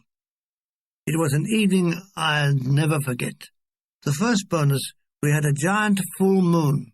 A cool evening. We arrived to crowds already entering the seating area in front of the stage, which is built into a giant arch in the ruins. I even thought I heard nightingales. I'd never seen this opera before. It was such a spectacle, and a giant cast. I was pretty stunned when, in the Grand March, it seemed every film extra in Rome was on the stage, including 2 elephants.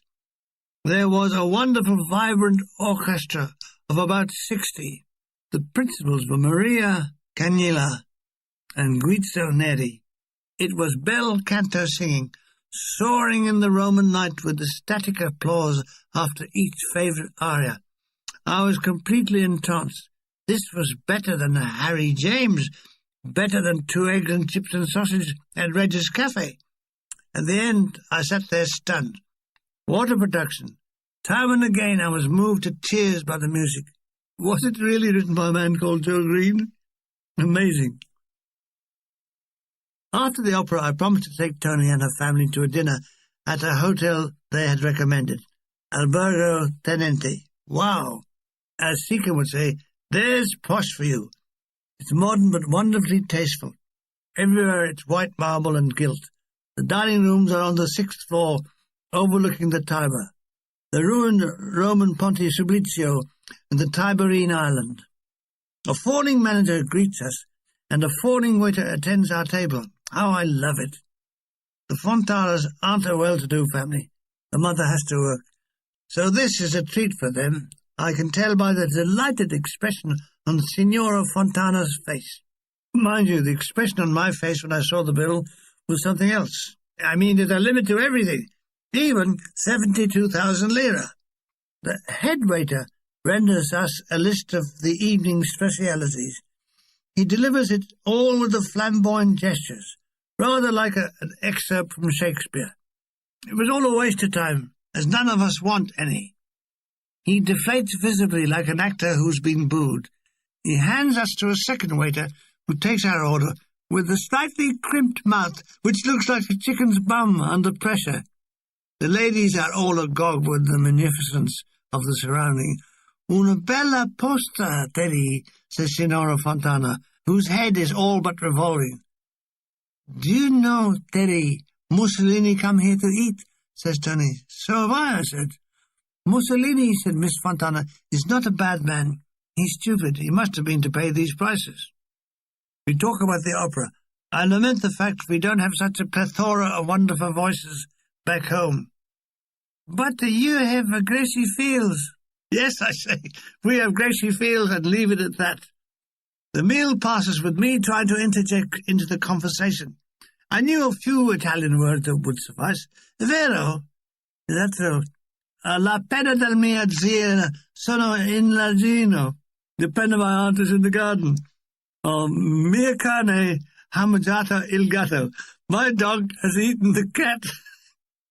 Nostra cameriere ha profumata ginocchia. Our waiter has perfumed knees. All said to the bafflement of Signora Fontana, but it has Tony laughing. My mother think you mad, she says. Oh, I see. Then I must also tell you that il Papa non sonari la fisarmonica bene. That is, the Pope the Pope cannot play the accordion well. At this, Signora Fontana laughs out loud, then stops herself with a hand over her mouth. The chicken's bum waiter brings the bill, facing downwards on a silver tray. Not him, the bill. I turn it over and fake a heart attack. Call a doctor, I say. No. On second thoughts, call a financier. After this clowning, I make big of paying the bill. How I love those huge Italian banknotes. As they are carried away, I fake tears and sobbing. We're all fairly merry with wine as we taxi back home. Lily, who has just heard that I can croon, wanted me to sing un canzone come la jazz. I'm well lubricated enough to go into boo, boo, boo, boo, boo. The thrill is gone. The thrill is gone. I see it in her eyes. Oh, I couldn't fail. I have 3 captive females, and I'd paid for the dinner. Lily claps. Bravo, Teddy, she says. Good. A lone clap is better than a single herpy. Arriving back home, Signora Fontana looks at her watch. Mamma mia, she looks at the time. She has to get up early for work, so with a chorus of buona nottes we retired for the night. Alas, we collide a little later, while we all try to use the loo. Flushes and blushes. I lie in bed, going over the evening. How nice this all was. I would certainly miss it. What was this new terraced house my parents had moved into in delightful Deptford like? Did it have a coke boiler and baths every Friday night? Did my father still wear long underwear in one piece that he shed like a butterfly emerging? Could his socks still stand up on their own? With these fond memories I fell asleep. A new dawn, a new day, the same old me. I awake to catch Tony emerging from the bath, wrapped in a towel. Temptation at this time of the morning. She looks like I grab her and kiss her, holding her up so her feet leave the ground, only to drop her at the approach of Joya, who will have to be killed. Tony has arranged for us to have a photograph taken. Very good photographer. Best man in Rome. Go on, say it, and the most expensive. I remember the great days when the roll of my money was 72,000 lira. Now it's down to 30,000. Just a ghost of itself. The photographer's name is Luxardo. His real name is Il Conto Giulio di Sacco. He is of noble blood and 6 foot tall. So good-looking it hurts. He speaks flawless English, has been to King's College, Cambridge, wears a dazzling white shirt and trousers and a black silk neckerchief, and is queer as a coot. Good morning, he says. Let me see. He looks at his leather appointment book. Mr. and Mrs. Fontana. Wrong. Mr. Milligan and Miss Fontana. Oh, I'm so sorry.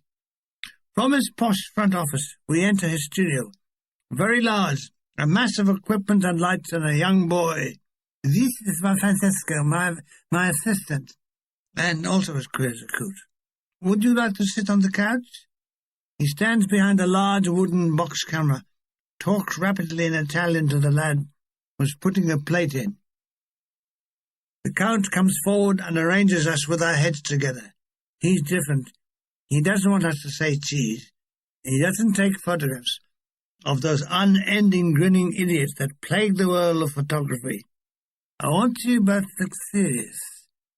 He pauses for a look through the lens. Are you both in love? Yes, I'm both in love. Good. Then you think that when I say ready. He takes a giant stride twixt us and the camera, very much like Jacques Tati. Finally he settled. Ready? I love you. Hold it. Hold what? A light flashes. Very good, he says to himself. Now I'm going to take you individually. Mr. Fontana, then. He giant strides towards her and places her hand under her chin. Like that. Very good. He giant strides back, lights a cigarette, tosses his head back to eject the smoke, and aims through the lens. "Think of nice things," he says. A flash of light, and then it's my turn. Please God, can he make me look like Robert Taylor? No, don't look at the camera, and don't look at the camera. Mr. Milligan, gestures are right. Think nice things. I think of nice things. A flash, and it's all over. They'll be ready day after tomorrow. With great courtesy, he bows us out. Tony and I decide to walk for a while. We are on the Via Tritoni, right in the heart of the city. Well, actually, more in the kidneys. Tony eulogizes about how handsome the Count was. He's a very good-looking man. Not quite, Tony. He's a very good-looking it.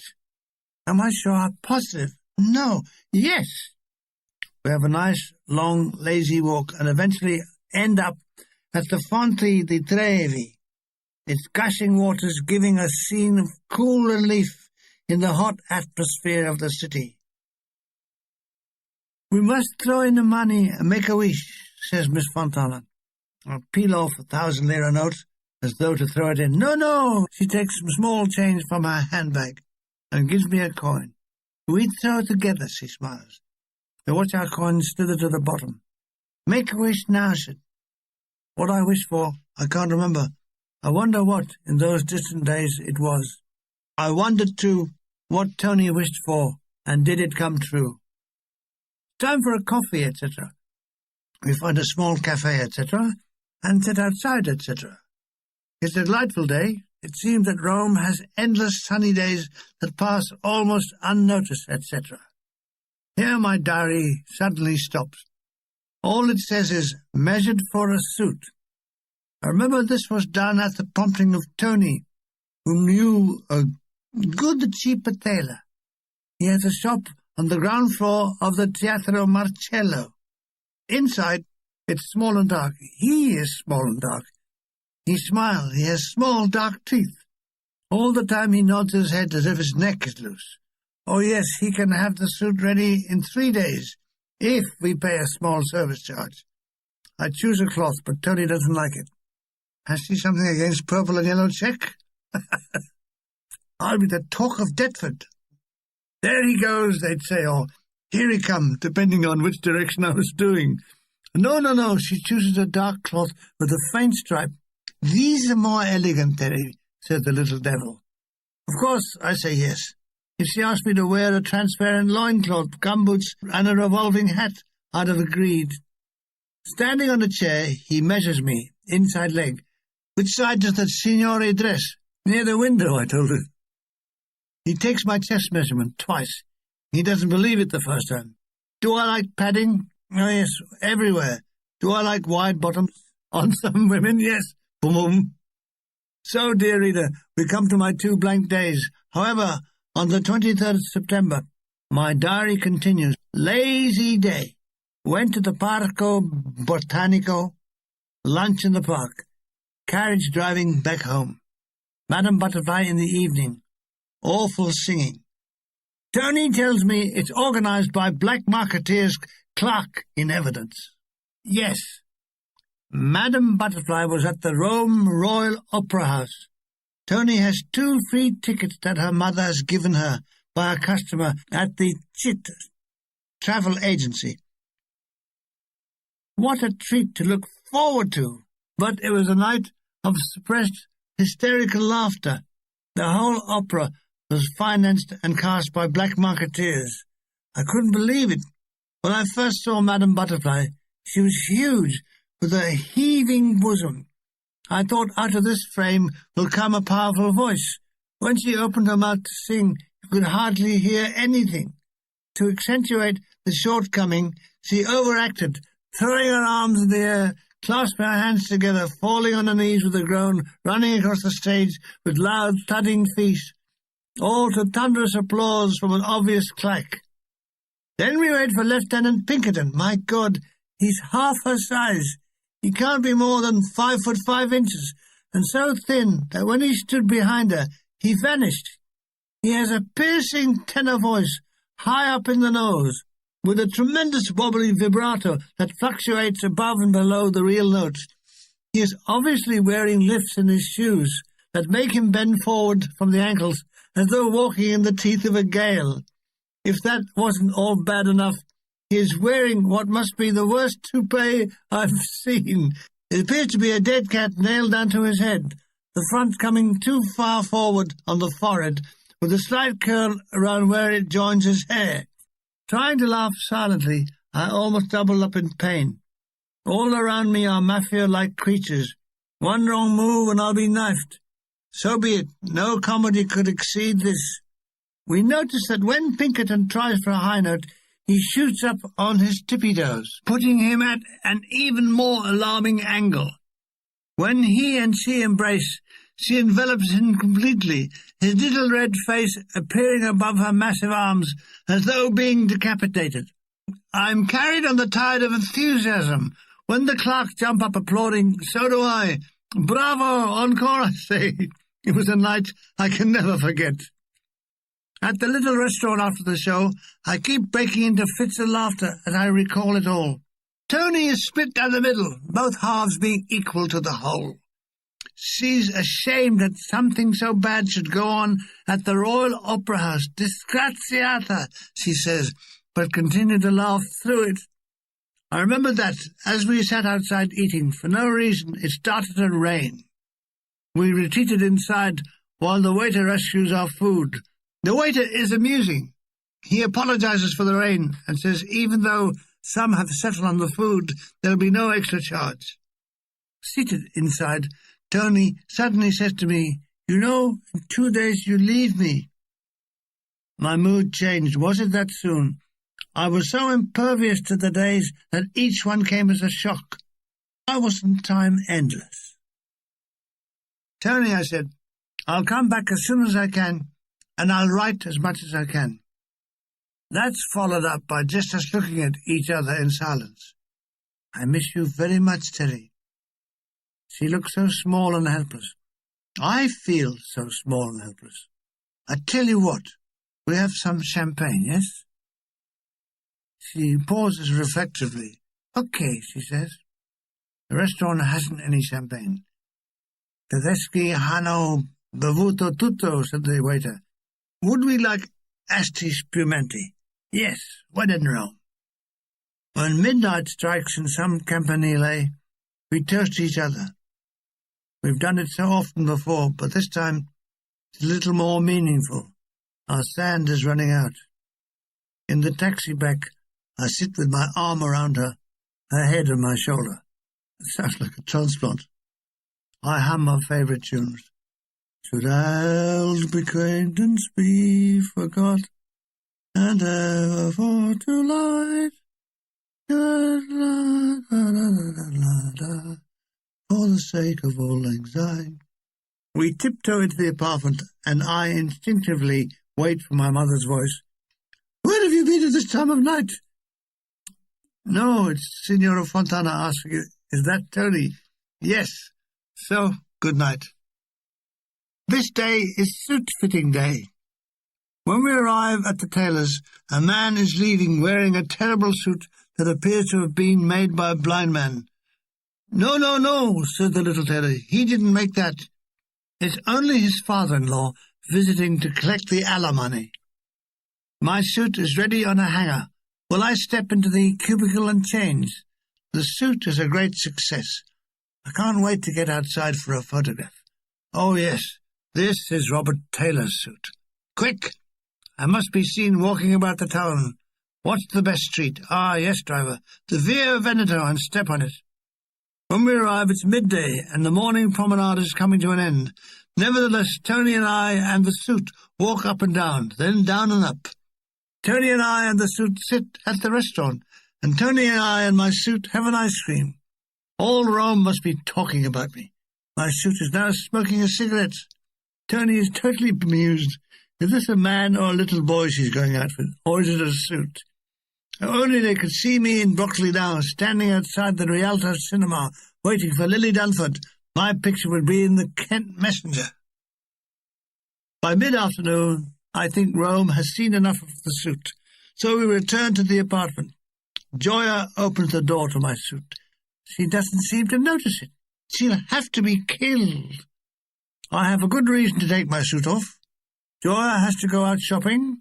It's the last chance of Tony and I being alone.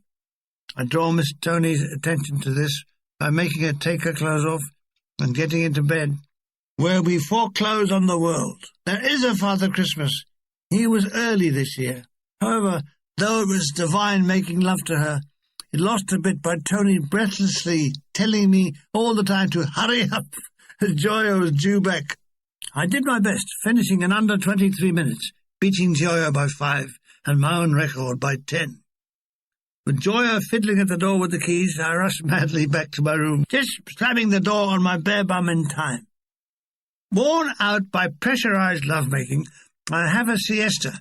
It's a warm afternoon, but nice and cool in the room. I can hear Joya clinking and clanking in the kitchen. I awake in the evening to the sounds of Signora Fontana and Lily talking. As this is my last evening here, they want me to have dinner a casa. They know I love pasta and have prepared spaghetti Napolitan. Tony wants her mother to see the suit, so I put it on and do an entrance into the sitting room. Oh, yes, her mother thinks it's very smart. But should the flies be undone? Oh, dear. Today is Signora Fontana's wedding anniversary. She shows me a photo album. That's her as a young woman on holiday with her mother and father in Savona. Did I know her mother was French? No. Well, I did now. I see grinning photographs from her mother-in-law grinning in Ravenna to her husband grinning inside his soap factory in Abyssinia in 1936. It was possibly one of the best records of grinning I had seen. We dined to a mixed conversation about the world. Things aren't getting any better. I agree. I know my thing isn't getting any better. Shoes are very expensive. Troppo caro, said Signora Fontana. Has she thought of bare feet? They must be economical. The communist leader, Togliatti, is a very dangerous man. He wants revolution in Italy, says Tony. So a ragbag of conversation. Gradually I'm left out of it altogether, and they all jabber heatedly in Italian. As the conversation swung from Tony to one end and her mother to the other, I must have looked like a spectator at a tennis match. I call out the score, 15, love, 30-15. They ignore me, but it's fun. Dinner over, they listen to the news in Italian on the radio, as I sip a glass of white wine. After the news comes Italy's premier dance band, led by Angelini. Lily wants to know if I can jitterbug. Try me. They move back the chairs a little, and Lily and I cut a rug. She's very good, I am not. Tony and Mother watch on in amusement. Joya looks at us in amazement. The phone rings. Lily hurls herself at it. It's him. She's running her fingers up and down the wall. The evening ends with us playing snap. How delightfully simple it all was. The simplest of all was me. Comes the morning of my final departure. I put on my CSE uniform for the journey. Then comes amnesia, folks. I remember that I made the journey by military lorry, a 3-tonner, returning to empty to a depot at Salerno. But as to why and how I managed to get a lift on it, I can't remember. I've racked my brain. I've even racked my body and legs, but to no avail. Anyhow, there I was saying goodbye to the Fontanis. They all cry, even Joya the maid. So with one suitcase and a much-reduced bankroll, I depart. I depart to amnesia because where I picked up the lorry is lost forever. However, I remember the journey back. The driver was a North Countryman. He hardly said a bloody word. All through the journey, I sat there in silence, Rome falling far behind. It was hot, dusty, and I dozed frequently in the cab. When we reached the Garigliano plain, I could see Colli Dimiano, where I was wounded. It all seemed so unreal now. I think I left part of myself up there forever. After the incident, I was never the same. Suddenly, as we near Naples, the creep driver seemed to speak. Do you know what time it is? Yes, I say, period. I'd make the buggers shiver. He paused and repeated, Do you know what time it is? Yes. Oh, what is it then? Finally I tell him. He nods his head in acknowledgment, his vocabulary expanded. He dropped me at the bottom of Via Roma. I delighted in saying goodbye. "Ta-ta, you little bundle of fun," I said. I'm in the welter of the Neapolitan Russia and garlic. I managed to get a taxi back to the hotel. The fragile old porter grabs my bag. He's taken to my room. He strains and staggers to the lift. I have to wait for him. I have to help him into the lift, where he stands gasping for breath. He must be training for a coronary. On my floor, he staggers behind me. I offer to carry it. No, signore, tutto a posto. He'll have just a little rest in the corridor. I go ahead and wait in my room. Poor old bugger. He's doing it in anticipation of a tip or death, whichever comes first. I gave him 200 lira. It's a good tip. "Mille grazie, signori," he says in Neapolitan dialect and shuffles out of the room. I put through a phone call to Tony. After a delay, it comes through. "Hello, Tony?" "Terry," she goes. "My Terry, you all right in Napoli?" "Yes, I got all right into Napoli." "Oh, lovely to hear your voice, mia tesoro. I miss you so much already. Why you go away?" "What are you doing?" "We just know we're having dinner." "Tell me you love me, I love you." A little more of that type of chat and we've finished. "Yes, I promise I'll phone tomorrow." "No, I won't get out and get drunk with Mulgrew." "No, I won't go near other girls." "Now, where is that man Hall?" I buzz his room. "Who's that?" "Me, Spike. Are there any gigs going tonight?" "I'm at a loose end till the boat sails." No gigs tonight. There's one tomorrow. Do I mind playing in a sergeant's mess, as long as it's too big a mess? "What are you doing tonight?" "I'm not doing anything tonight." "Well, good luck with it," he says. I meet him in the dining hall for dinner. Has he seen Mulgrew or Bornheim? Yes, he's done a couple of gigs with them. What about the Dominion Monarch and the sailing date? That's all fixed. I have to collect my ticket from Major Ridgway, so the end is in sight. It's goodbye Italy and hello Deptford. The remaining days were very, very boring. I do a couple of band gigs on guitar with Hall, Bornheim and Mulgrew at a military establishment. I collect my boat ticket and passport, and I buy a few trinkets for my mother and father. Most days I spend in my room reading books from the hotel library. The very last one was the story of San Michele by Axel Munter, a most moving story about Capri. The night before I sail, Jimmy Malloy checks into the hotel. He's booked on the same ship as me. He wants to have a night out. He knows a good officers' nightclub on the seafront. Okay, I'll come with him and wear the suit. It's the Club Mariana, officers only. We show our CSE passes. Down the corridor to a large room with a central dance floor, where a good Italian band are playing music of our time. There are hostesses at the bar. No, Jimmy, I'm not interested. Well, he is. He goes over and chats to one and brings her back to our table. Ah, good. Wait till she sees my suit. She is pretty stunning, small, petite, saturnine dark with a pair of giant olive eyes. This is Francesca, says Malloy. Piacere, I say. She throws me a dazzling white-toothed smile. More than that, as the evening progresses, I realize that she fancies me and my suit. I think I've picked a loser here, chuckled Malloy. Do I want to take her over? No, Jimmy. I am promised to another. He gives me a disbelieving look. Come on, bit on the side won't hurt you. I told him I had no bits on my side. All my bits were at the front, so I'd be a wrong fit for her. However, it's nice flirting with her. The lights go down. The spotlight on the stage illuminates an Italian MC in a white jacket. Ladies and gentlemen, now our star of the cabaret, Gina Soldi. He points left, the band strikes up, and a ballerina on point pirouettes to the floor and sings a hubba, hubba, hubba. Yeah. A hubba, hubba, hubba, hubba. She has a coarse, croaky voice loaded with sex, and all done while standing on points. It was a head-on collision between jazz and ballet, but very successful. She goes down big with what is in the majority an American officer audience. At the end of the evening, Malloy says, "You taken this bird or not?" I decline, cursing the fact that I have a conscience. "One day," he says, "you'll regret this decision." What did he mean, one day? I was regretting it now. While he offs with her, I off to the hotel and bed. While I lay there, my mind was going through the long years away from home. Had I really been in action in North Africa?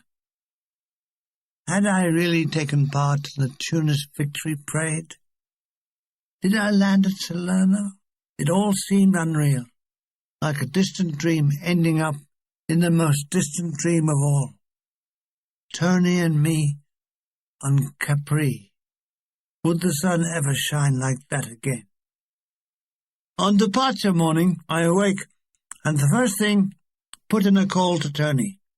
We say our final goodbyes, tears on the phone from Rome. After breakfast, I meet Jimmy Malloy. That bird last night, what a con. When we got to her place, she kisses me goodnight and pisses off.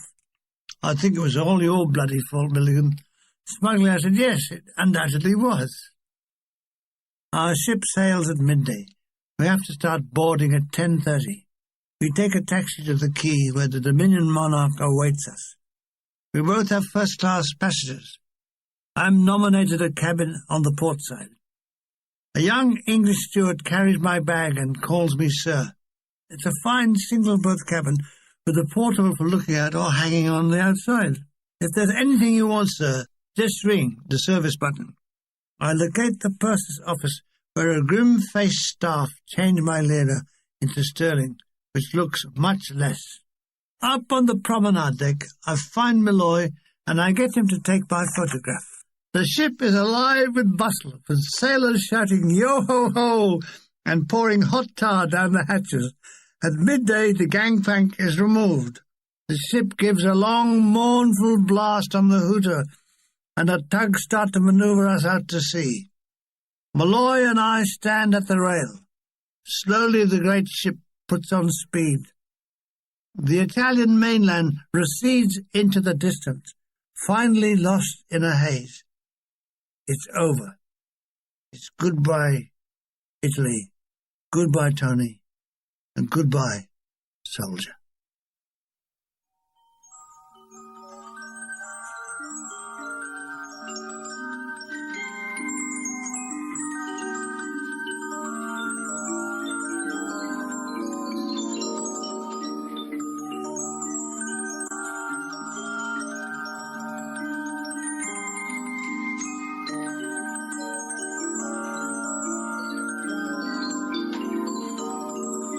That was Goodbye Soldier, written and read by Spike Milligan.